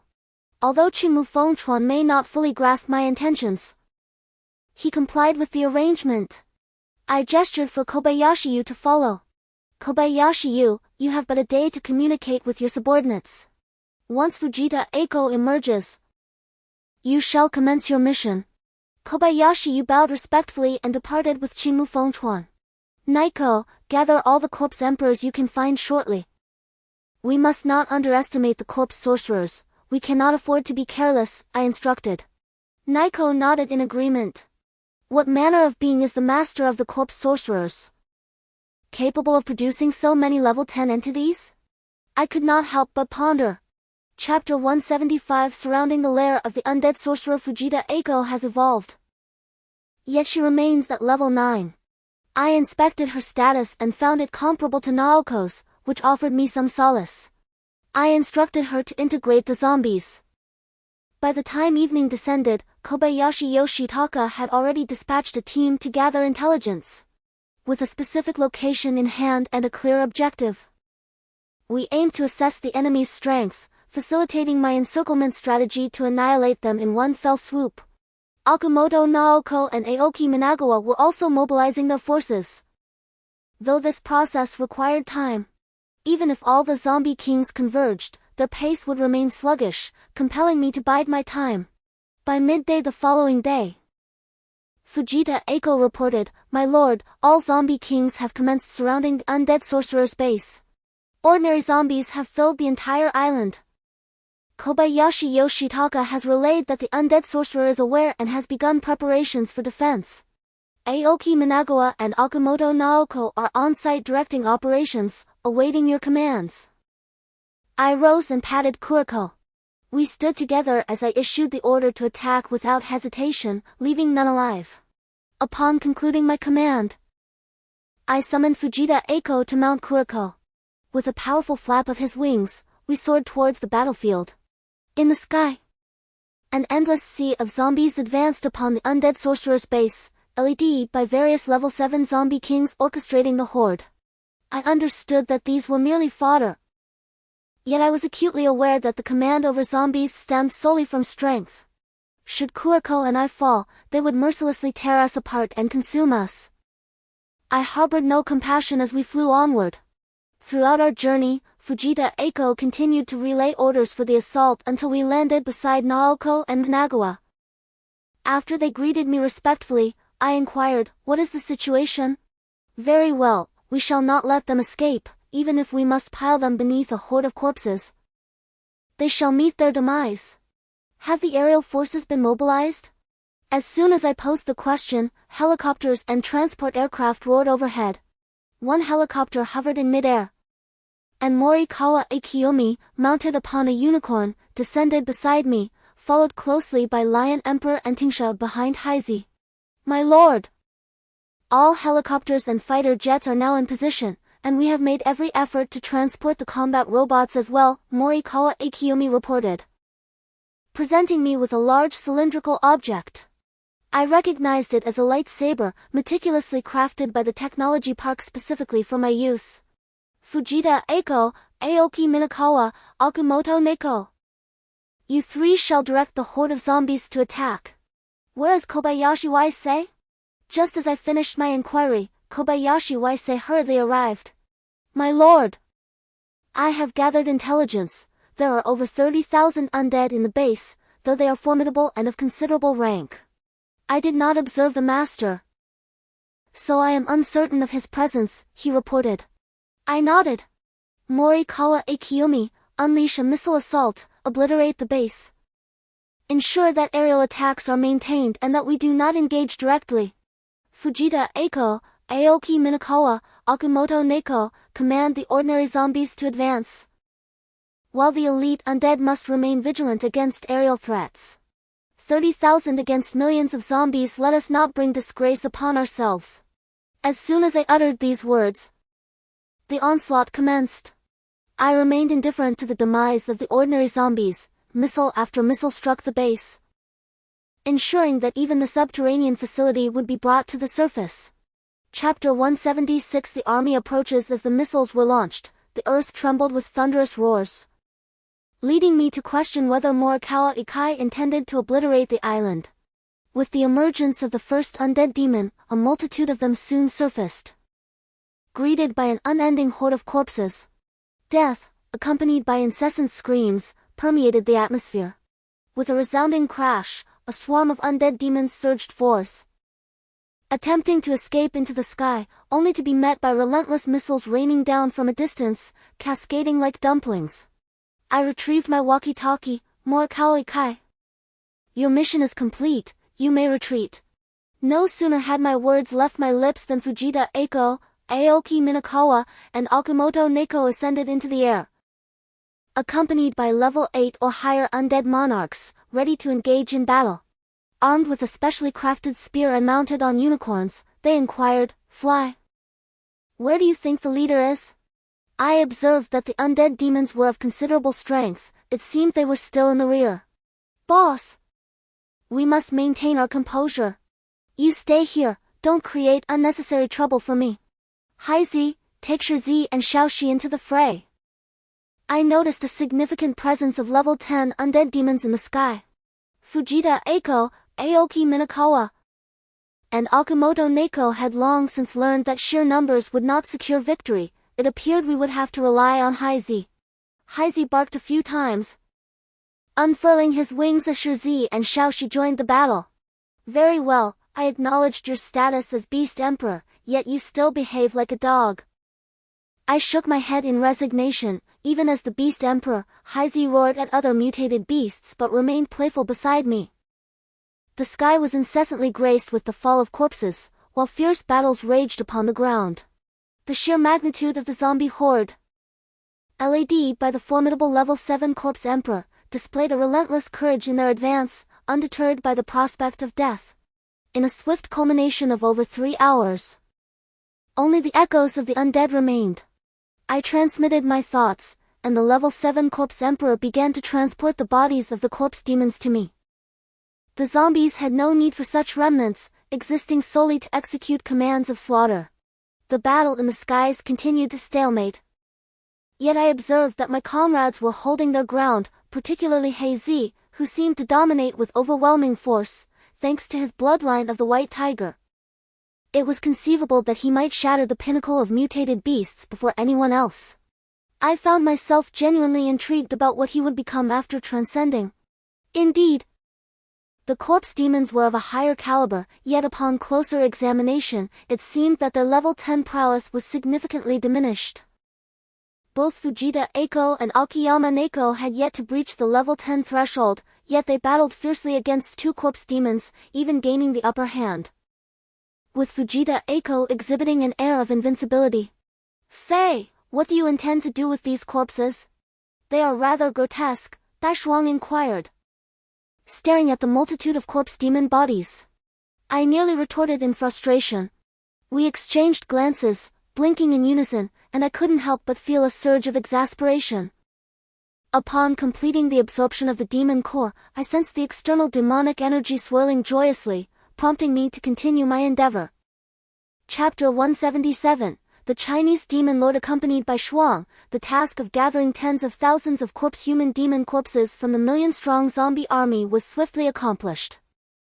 I approached a mountain of corpses and, with a single inhalation, reduced it to dust. Well, no need for cleanup, as one corpse mountain after another vanished. My demon core unexpectedly swelled into a fist-sized fleshy orb. I had witnessed this before. Wasn't this the precursor to the corpse core transforming into a nascent soul? It seemed I had struck it rich this time. Turning around, I noticed that the 30,000 plus corpse human demons had dwindled to nothing, leaving only a group of level 7 corpse emperors staring at me in astonishment. Even Shuang and the unicorn were watching me. Oops, I had gotten carried away. I hastily looked up at the sky. The battle was still raging, and I noticed that even Haizi and the others had sustained injuries. I couldn't help but feel a surge of excitement. After all, my demon core had already reached the late stage of core formation. I transformed into a cloud of black mist and instantly teleported above a level 10 corpse human demon, delivering a punch. Unexpectedly, the combination of a zombie body and the demon core's assistance sent him flying a considerable distance, nearly crashing to the ground. I burst into laughter. For a moment, black mist flashed erratically in the sky, the sounds of impacts resonating against the corpse human demons. With my addition, Haizi and the others soon regained the upper hand, eliminating a significant portion of the high-level corpse human demons. Just as I was rejoicing, a mass of black energy drifted into the sky. I felt a jolt of surprise and halted, turning to face the black energy. I sensed that its cultivation was in no way inferior to mine. From the black energy, a red-haired man materialized. We both asked simultaneously, "Demon Clan?" It turned out to be an Eastern Demon Clan member as well. Esteemed fellow cultivator, in these end times, it is the perfect opportunity for our demonic clan to rise. Why do you obstruct our plans? Do you seek to absorb my demonic essence? Although we demons can consume our own kind, do you, a mere golden core stage demon, truly believe you can contend with my nascent soul stage form? And why are you still the zombie emperor? Intriguing, perhaps you are as perplexed by me as I am by you. Your words are tedious, don't claim confusion. For I too am baffled. These zombie demons were painstakingly cultivated by me, using demonic energy to possess and evolve them over several years. Whether I consume them myself or utilize them, they serve me well. It seems rather unprincipled of you, a fellow demon, to confront me with such accusations. I chuckled darkly. I'll devour you first. What's a nascent soul stage to me? I transformed into a zombie and a Jiangshi, and lunged at him. What? You possess Jiangshi bloodline too? What exactly are you? The Demon King exclaimed in shock, not daring to be careless. He raised his hand and cast a spell, Dream. Unexpectedly, after his spell, a cloud of black smoke entered my body, and I collapsed to the ground with a thud. Faintly, I heard Shuang's voice, Fly. Chapter 8, Dream Demon. Suddenly, I felt a sharp pain and opened my eyes. Shuang and the Demon King were locked in combat, and even Heizi had descended from the sky to assist Shuang. Beside me, the unicorn's horn was crackling with electric light. It had used its electricity to awaken me. I stood up abruptly, patted the unicorn, and said, Thank you. This creature fears electricity. Assist me later. Since the unicorn could awaken me from my stupor, I surmised it must possess a countermeasure against the Demon King. Once again, I transformed and joined the fray. This time, I employed a clever strategy. After the Demon King withstood a wind blade from Heizi, I teleported behind him and clutched his form tightly, shouting, Heizi, clear the way. Now is the time for the unicorn. Regardless of the Demon King's struggles, I clung to him resolutely. A bolt of lightning struck us, followed by several more potent arcs of electricity. Unicorn, for heaven's sake, you are merely level 9. Do you truly need to be this formidable? I cursed inwardly as we fell to the ground together. I had intended to endure the unicorn's lightning due to my zombie form, yet I lay on the ground for quite some time before rising. Heizi had already subdued the Demon King. What exactly are you? Neither corpse nor zombie, neither human nor demon, even the Demon King's abilities do not belong to him, he remarked with a wry smile, seemingly resigned to his fate. 179th chapter, The Demise of the Zombie Demon. How are you holding up? Heizi called out anxiously to me. I gently caressed her face and replied, I am well, surprisingly so. You wretched spirit, you terrified me. She scolded, giving me a light smack. Glancing upwards, I noticed 5 or 6 level 10 zombie demons still in the sky. Block him. Do not let him escape. I disregarded everything else and hastily unleashed my mental energy, determined to locate him. I had no desire for such creatures to exist in the future. There were already too many new beings on Earth. With a resounding crash, an 8th level corpse king was struck down to the ground. Xia Banjin was encircled by a group of corpse kings around a tree. We rushed over in unison, and the 10th level corpse demon reluctantly revealed himself. So, you have ninjas as well. But merely a chunin, he remarked. I know I cannot escape. To be frank, I am just a chunin placed by the government among you. The esteemed Nin has long been aware of your presence, and the government's weaponry is nearing completion. The world belongs to our great island nation. With that, he abruptly turned the blade upon himself and ended his own life. What on earth is happening? Xia Banjin exclaimed. What is this chunin and Nin he speaks of? My lord, I explained, we ninjas are a sect of cultivation from the time before the end, classified into Nin, chunin, and genin. The esteemed Nin are extraordinarily powerful, transcending the realm of humanity in the context of the pre-apocalyptic era. Oh, I see. We shall discuss this later. How many of us still belong to the realm of humanity? I nodded, not particularly concerned. As I approached and inhaled deeply, this so-called chunin was reduced to dust. A dark essence seeping into my nostrils and settling in my dantian. Chapter 180, Preparing to return home. Morikawa Ichiha, seek within the survivors for any ninjas, and hand them over to Xia Banjin. He has performed commendably this time. I hereby authorize him to establish a ninja squad to diligently investigate the government's movements. Morikawa Ichiha complied and departed with Xiabanjin. Shuang, procure us some hot water, I requested as Shuang and I soaked in the tub. Shuang! Where do you think the island government's hiding? A multitude of individuals, indifferent to the plight of the common folk, engaged in clandestine activities. One beneath the ground and another beneath the sea, uttered disdainful remarks. Have you forgotten? Vice City Lord Wang Yang previously received intelligence regarding a collaboration between the island nation's government and some maritime overlord, working together to develop a secret weapon. How could I have overlooked this? However, the ocean is not something I can contend with at present, it is best to let it be for now. Focusing instead on my own ascension. I nodded and instructed, please arrange for us to procure some provisions, I would prefer not to consume raw food. We planned to depart in the afternoon. Sun Chuanihai went to gather supplies for us, leaving me and Hei Zi, along with Shuang, to relish this rare moment of tranquility. Afterward, I mounted Hei Zi, and Shuang ascended atop the unicorn. With a triumphant cry, we soared into the azure sky. The sun shining brightly and the sea exhibiting an astonishing blue hue. Contrary to expectations, we encountered no mutated sea creatures attacking us. As I gazed at the distant giant tree, an inexplicable urge to explore it arose within me. This thought, once conceived, proved impossible to suppress. Shuang! Do you see that colossal marine tree? I've heard reports of similar phenomena appearing elsewhere, I wish to investigate. I continually sensed that the existence of such vast trees in the ocean was rather peculiar, especially with mutated beasts guarding them. No, I must see it for myself.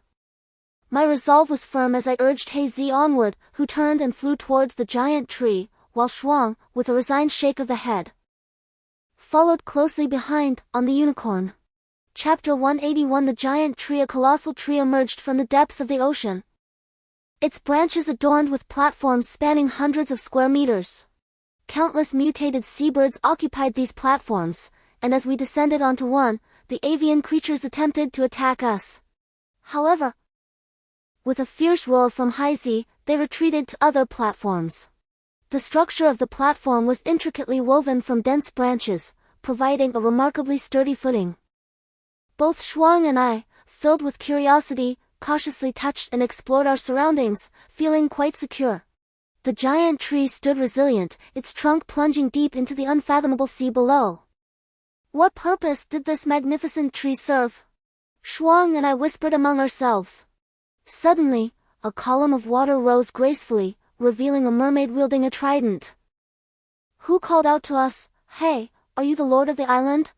If so, our leader wishes to speak with you." Upon seeing the mermaid, I was initially puzzled by her solitary presence and her apparent lack of cultivation, as she had not yet reached the core formation stage. Dear mermaid, I am a human, not a fish. How could I possibly meet your leader? I replied with a smile. Oh, right.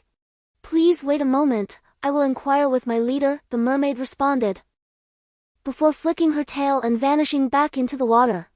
I exchanged glances with Shuang, bewildered. What was going on? Were they foolish? Fly, you must be cautious. We are on the ocean, I nodded in agreement. Chapter 182 The undersea palace glistening with golden light, adorned with shells, gold, luminous pearls, and an array of fantastical inventions, I felt as though I had entered a palace constructed of gold.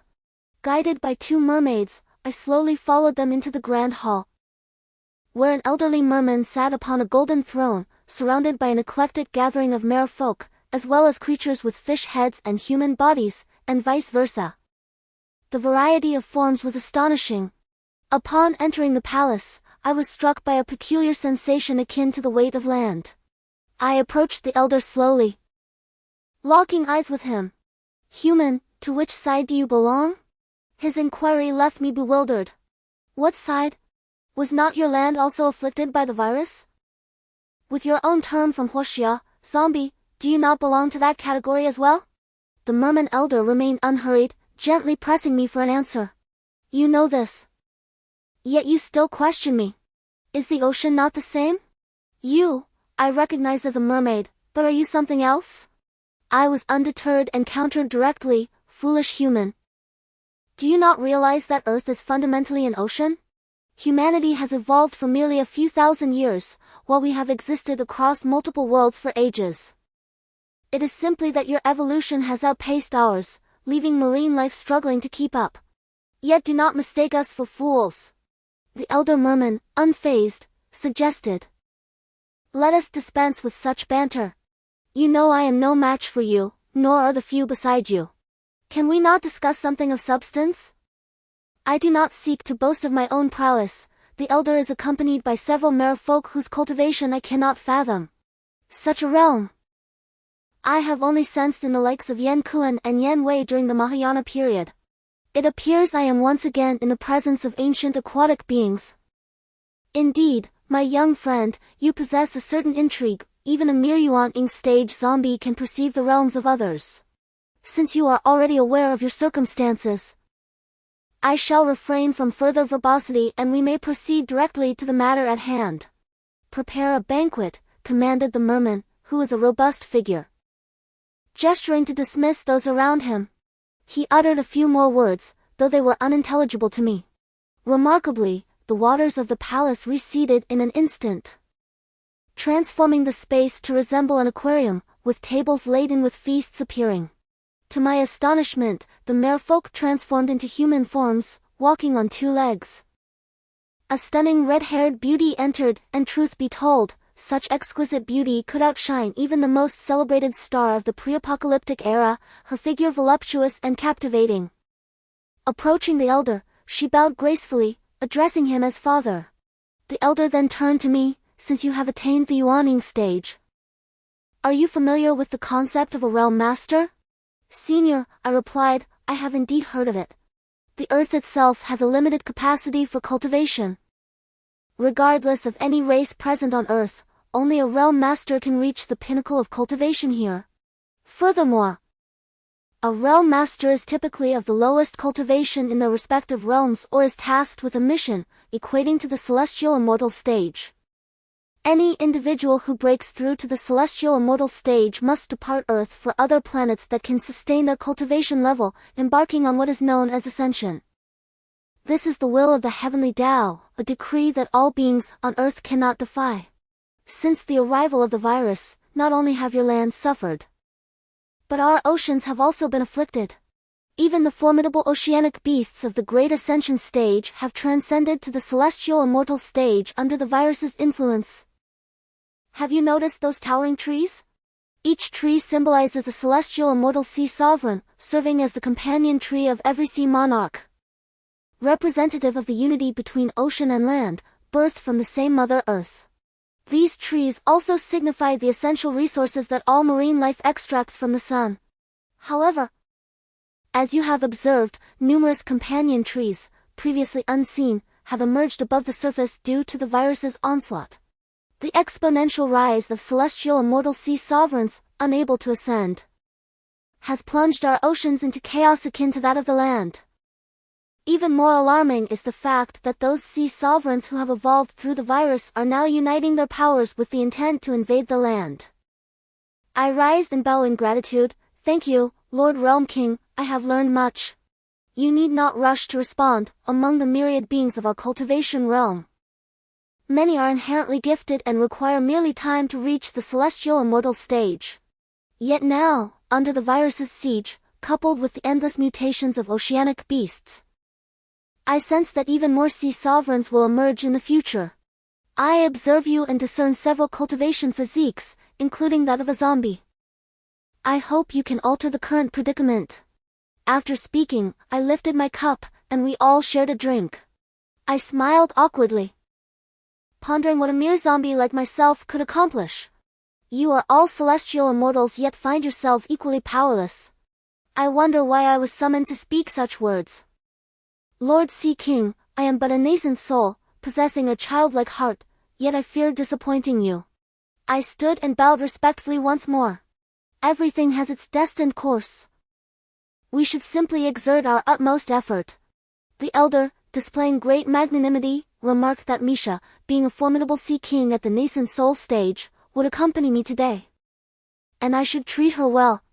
Upon hearing this, I was taken aback. Is she not a princess? How could she be so casually entrusted to me? Your Excellency. The Sea King, this cannot be. A princess of such exquisite beauty cannot possibly accompany a mere boy like me, I protested. Do you find my daughter, Misha, unworthy? She pouted. As the atmosphere grew tense atop the grand tree, Heisey and the others, sensing the tension, swiftly retreated to another platform, observing from a distance. The Sea King's authoritative tone assured that Princess Misha would remain by my side, and to my astonishment, I sensed her genuine joy. Upon reaching the tree platform, an unexpected scene unfolded. Two individuals glared at Misha, demanding an explanation, particularly fixated on her beauty and figure, which incited a commotion. Misha then innocently asked, "Sister, are you my flying wife? From now on, we shall be sisters. I am the first in our sea tribe to have a human husband in centuries." This nearly caused chaos, with the platform trembling under the weight of their excitement. After a delightful feast, I finally rose, stating, "Let us embark." I mounted Heisey, and Misha gracefully settled behind me, wrapping her arms tightly around me. Seeing this, the two individuals were not to be outdone. They floated to the front, grasping my arms, eager for a shared embrace. "Very well, as long as there is no commotion, everything shall be permissible. Heise, let us embark." Heisey glanced at me with a sense of helplessness before soaring into the sky, with the lion, the soaring serpent, and the unicorn hastily following suit. The continuous flight compelled me to allow Misha to ride upon the lion while I took to the unicorn. Although Heisey could bear the weight, I remained vigilant against the ever-present dangers. Misha, the princess of the ocean, proved her worth as she often repelled or vanquished the mutated sea creatures that attacked us with her trident. The sea was unusually calm that day, and the sky was remarkably clear. Misha was engaged in a discussion with Shuang about the scenic beauty when a dark cloud suddenly surged towards us. Upon closer inspection, I realized with dread that it was the very giant eagle that had previously captured me and taken me to the island. Everyone, do not underestimate it. This creature is responsible for my abduction to the island, I warned. The enormous serpent of the Yuan Ying stage had already fallen victim to it. Upon hearing my words, everyone transformed and readied their weapons. Amidst a flurry of sparks, Misha's trident clashed with the giant eagle's talons, resulting in a stalemate. I soared into the air, aiming to land upon the behemoth's back, eager to circumvent its formidable claws. Onyx had already engaged the eagle in a fierce grapple, its steely hide marred by bloody gashes inflicted by the eagle's razor-sharp talons. Alarmed by this sight, recalling the eagle's combat prowess, I swiftly descended onto its back. I retrieved a large sack from my spatial pouch. Straddling the eagle's neck, I ensnared its head within the confines of the bag. Blinded, the eagle thrashed violently, attempting to dislodge me. Seizing the opportunity, Onyx sank its teeth into the eagle's neck, while Misha plunged her trident into the eagle's abdomen. Surprisingly, Misha's weapon pierced the eagle's defenses, which even the great python had struggled to breach, suggesting its exceptional quality. The lion and the serpent, previously unable to intervene, now swooped in, each seizing a wing in their jaws. The eagle, writhing in agony, careened wildly, dragging us along for the ride. Watching anxiously, Shuang, with Misha in tow, mounted the unicorn and gave chase. Suddenly, a waterspout materialized on the horizon, resembling an apocalyptic harbinger. Blinded, the eagle unwittingly plunged us directly into the vortex. Amidst the roaring winds, I faintly heard Shuang and Misha's cries, before witnessing them, astride the unicorn, following us into the tempest. With a resounding shout, I urged everyone to hold fast, as the tornado's fury rendered speech impossible, and I clung desperately to the eagle's body. For several consecutive days, we found ourselves ensnared in a tempestuous whirlwind. Just before losing consciousness, we plummeted heavily to the ground. A sudden cry jolted me awake from my stupor.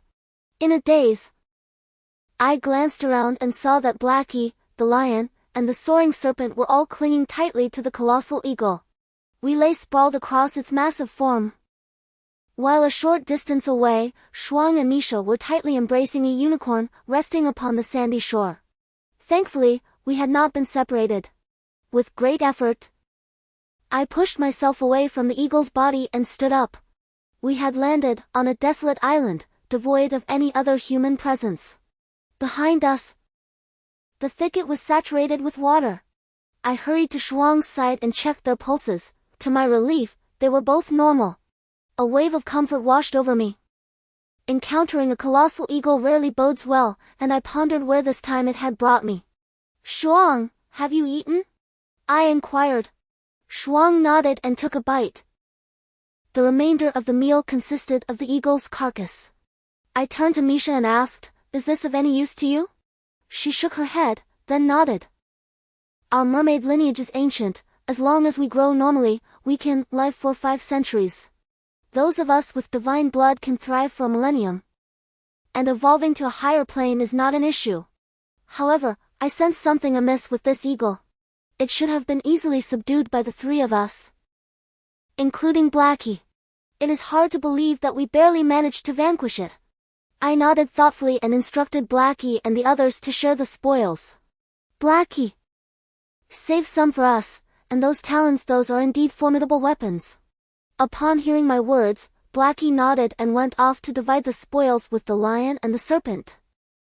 Chapter 185 Divine Weapons. We casually found a spot to roast the meat of the giant eagle, but it was rather unpalatable and excessively tough. I could not fathom how Heisey and the others managed to consume it raw. After this experience, I resolved never to eat eagle meat again. Seeing my struggle, Misha rose and dove into the sea. Before long, she re-emerged, spear in hand, presenting a 1-meter-long lobster, which she tossed into the fire. The giant eagle was utterly useless. Its essence was depleted, and its meat was far from delectable. Even the capsule within its brain proved to be of no value.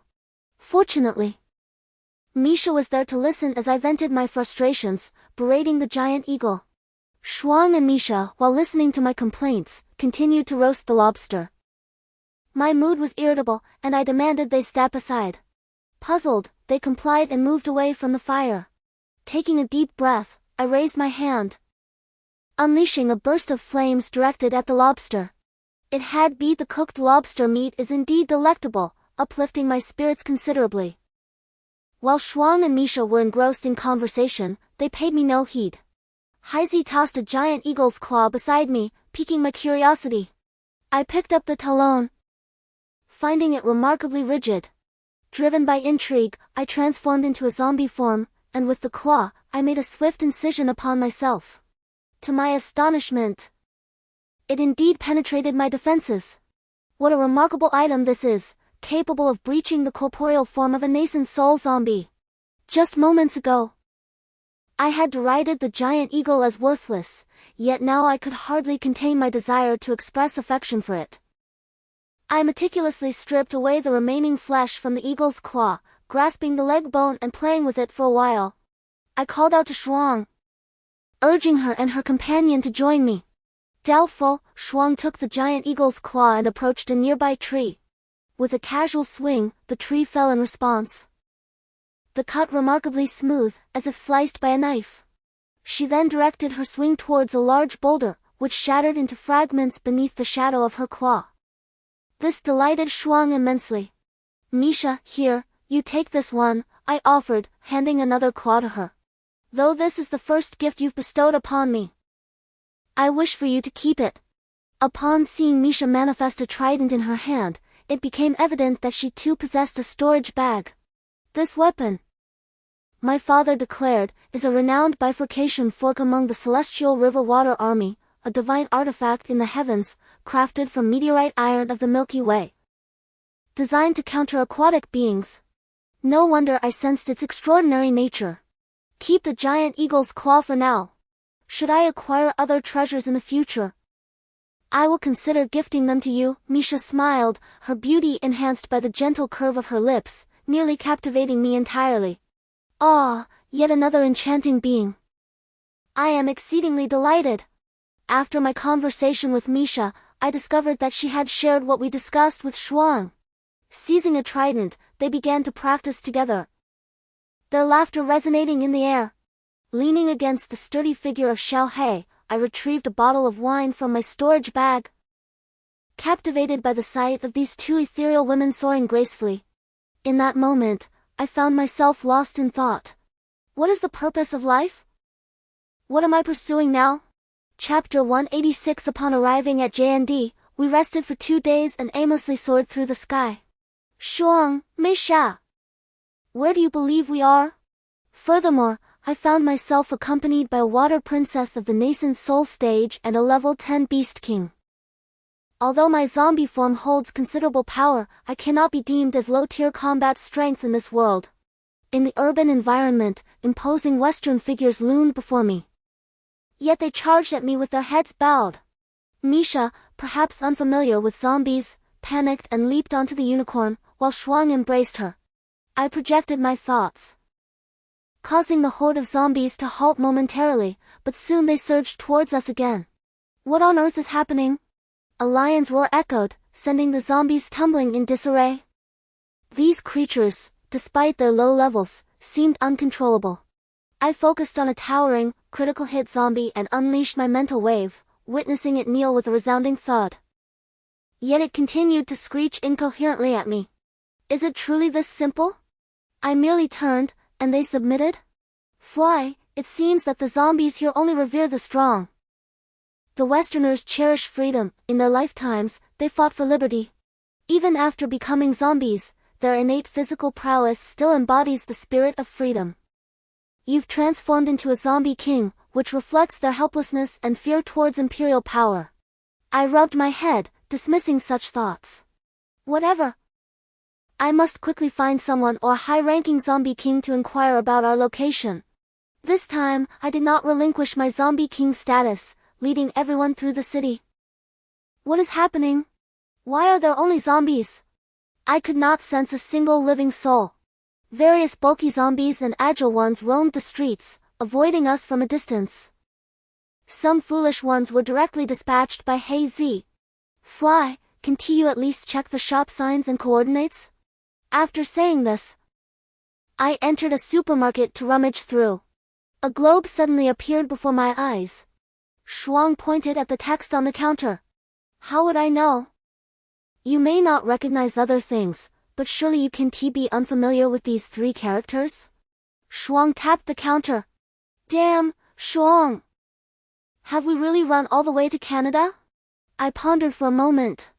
Forget it, let us find a place to stay first. My earlier shout would inevitably attract both zombies and human evolvers in this city. We shall deal with that when the time comes. Shuang nodded, holding Misa as they wandered around the supermarket. Perhaps all the various items captivated Misa, as she soon lost her fear and began asking Shuang questions about everything. Chapter 187. Level 7 Zombie Monarch. As night finally descended, a horde of zombies approached, and 2 level 7 zombie monarchs emerged, chattering incessantly. I retrieved my translator and held it to my ear. Can you speak English? I inquired. The device could only translate English. Which esteemed individual is emitting brainwaves today? One of the level 7 monarchs asked. After listening, I removed the translator. Translate for me, I commanded, and instantly transformed into a level 9 zombie monarch. I am the esteemed zombie king from the east. May I inquire why you have summoned us? To my surprise, the 2 level 7 monarchs immediately displayed submission, bowing their heads in anticipation of my commands. Amused, I observed, since my arrival, we find ourselves on the periphery of JND, where personnel are scarce. Those mutated after the apocalypse comprise 90% of the population. While survivors do exist, they are likely in a secret base near the capital. The weather is frigid, and zombies are ill-suited to endure the cold, resulting in a limited number of survivors. At present, we are the highest-ranking entities here. I wonder, esteemed one, are you merely passing through or do you intend to stay for an extended period? The 2 exchanged glances. I chuckled, I am merely passing through. Blown here by a tornado. Please, allow me to visit your dwelling, that I may extend my humble hospitality.